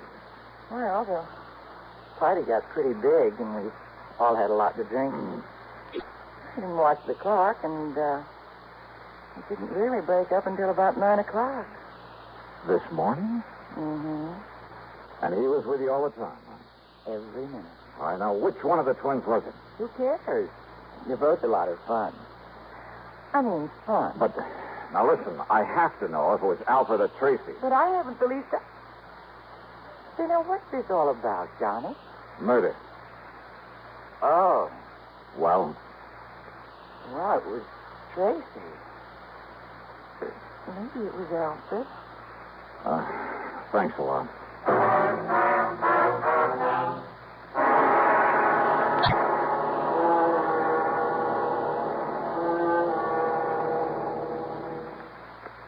In a world of doubting Thomases decades ago, it never would have been possible for stars to shine in the daytime. But in this day and atomic age, anything's possible. Thus, it's not only possible, but a fact that only on stations of the CBS radio network, stars do indeed shine in the daytime. You'll find them illuminating an entire segment of your daytime listening every Monday through Friday. These stars have all been named by celestial authority vested in their forebears. Those names are Arthur Godfrey, Art Linkletter, Bing Crosby, Rosemary Clooney, Gary Moore, and Durward Kirby. You won't find them in your books of the planets and stars, but no compendium of show business luminaries would be complete without them. Monday through Friday, your radio set is your personal telescope on this star-studded display, on your CBS radio station. To list them once again, Arthur Godfrey, Art Linkletter, the house party man, Bing Crosby and Rosemary Clooney in tandem, and Gary Moore and Durward Kirby. Enjoy them often. Now, Act 3 of yours truly, Johnny Dollar, and the twins of Tahoe Matter. So both Tracy and Alfred Smedley had alibis, if for no other reason than that neither of them could have been in two places at once. And those alibis might be pretty hard to break. Yet, according to what little actual evidence there was, one of them must have killed their uncle, for the insurance... Oh, no, wait a minute. Yeah, there was something that Alfred, or Tracy... Anyhow, there was something that one of them had said that suddenly gave me a hunch. Expense account item 370 cents for phone calls to locate Smedley's lawyer on Mr. Kenneth McManus.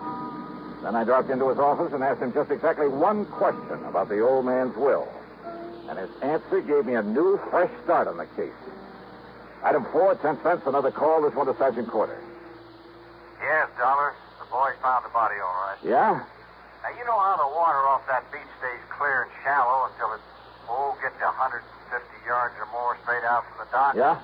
And it drops off over 300 feet straight down, just like that? And the body had been dumped over that ledge?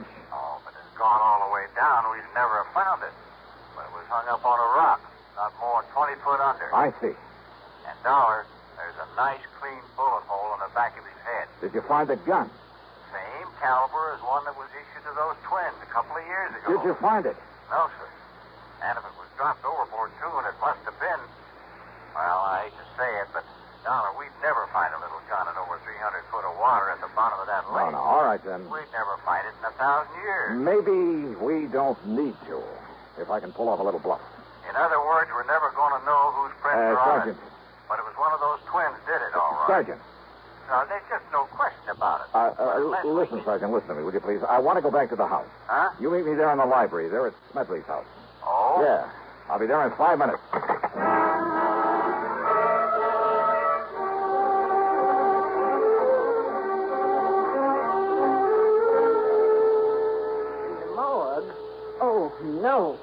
That's right, Miss Turner. Oh, that's terrible.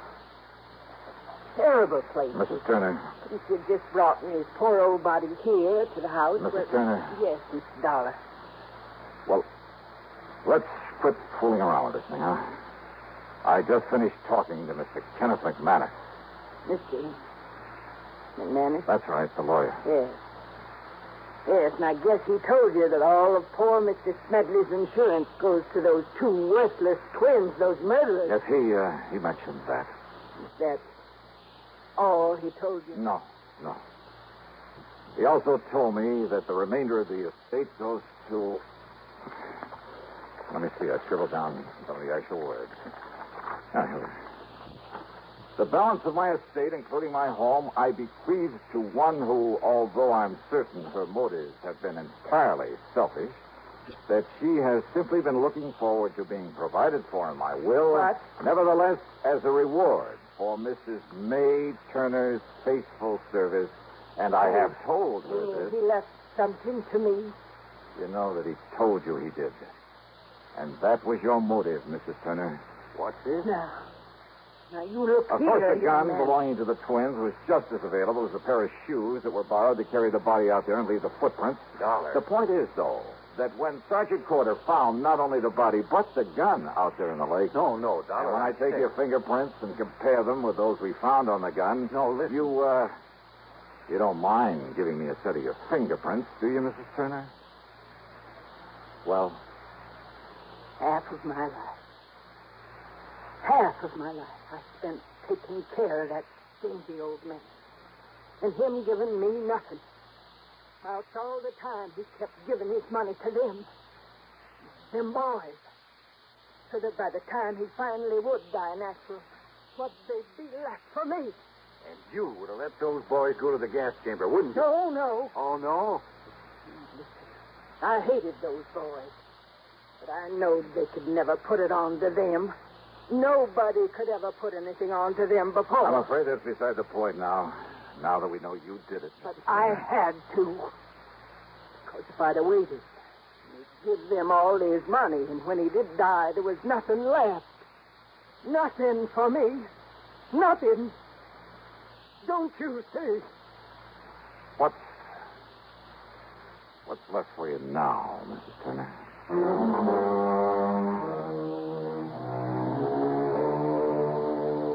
Oh, sure. From here on in, it's up to the courts. And no doubt the whole estate will go to the twins. You know something? I hate this kind of a case. It leaves a bad taste in my mouth. Expense account total, including incidentals and the trip back home, $416 even. Yours truly, Johnny Dollar.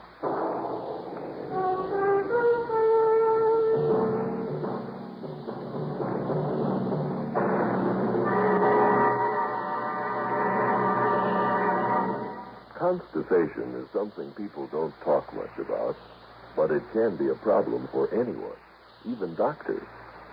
And when constipation occurs, it's interesting to see just what doctors consider important about a laxative they might use or recommend. Now, a majority of the doctors we heard from had this to say. A laxative should be effective, gentle, close to natural acting. A medicine that can be used with complete confidence. Well, pleasant-tasting chocolate X-Lax is effective. Overnight, it helps you toward your normal regularity. X-Lax is so gentle, so close to natural acting, there's no upset.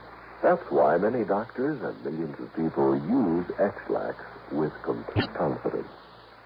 X-Lax, the laxative that helps you toward your normal regularity gently, overnight. Now, here is our star to tell you about next week's story. Next week, one of the most beautiful, most charming girls I've ever known, involved with a killer. But now, don't misunderstand me. I didn't say how she's involved. As a matter of fact, it's to protect her from a killer that I take on the case. And it just so happens that among the people on this man's list of intended victims, that is, the people who had a hand in sending him off to prison, well, yeah, you guessed it. He's also after me. Join us, won't you? Yours truly, Johnny Dollar.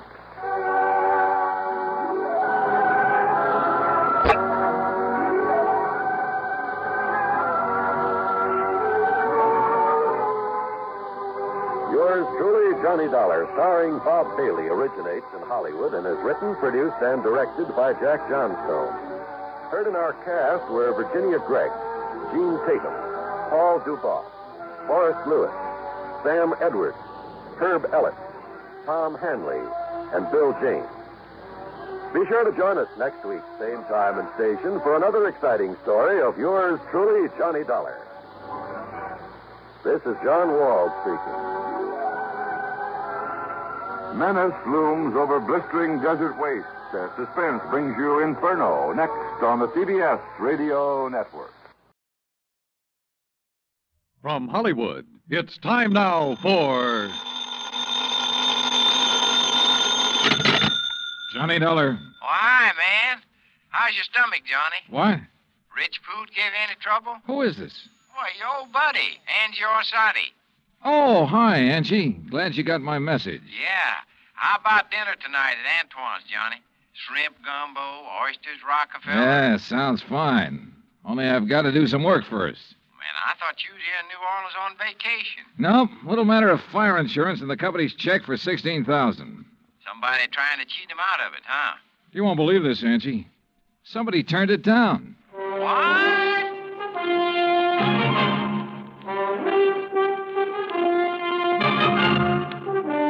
Bob Bailey in the exciting adventures of the man with the action-packed expense account.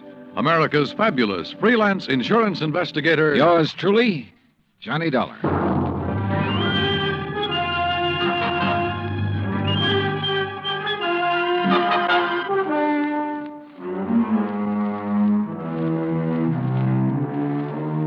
Expense account submitted by Special Investigator Johnny Dollar to Providential Fire and Marine, 787 Greenleaf Avenue, Hartford, Connecticut.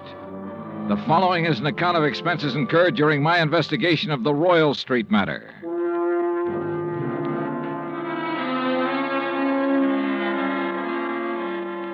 Expense account item 1, $103.82, transportation to New Orleans. Item 2, $4.20, cab from the airport to the Roosevelt Hotel. After unpacking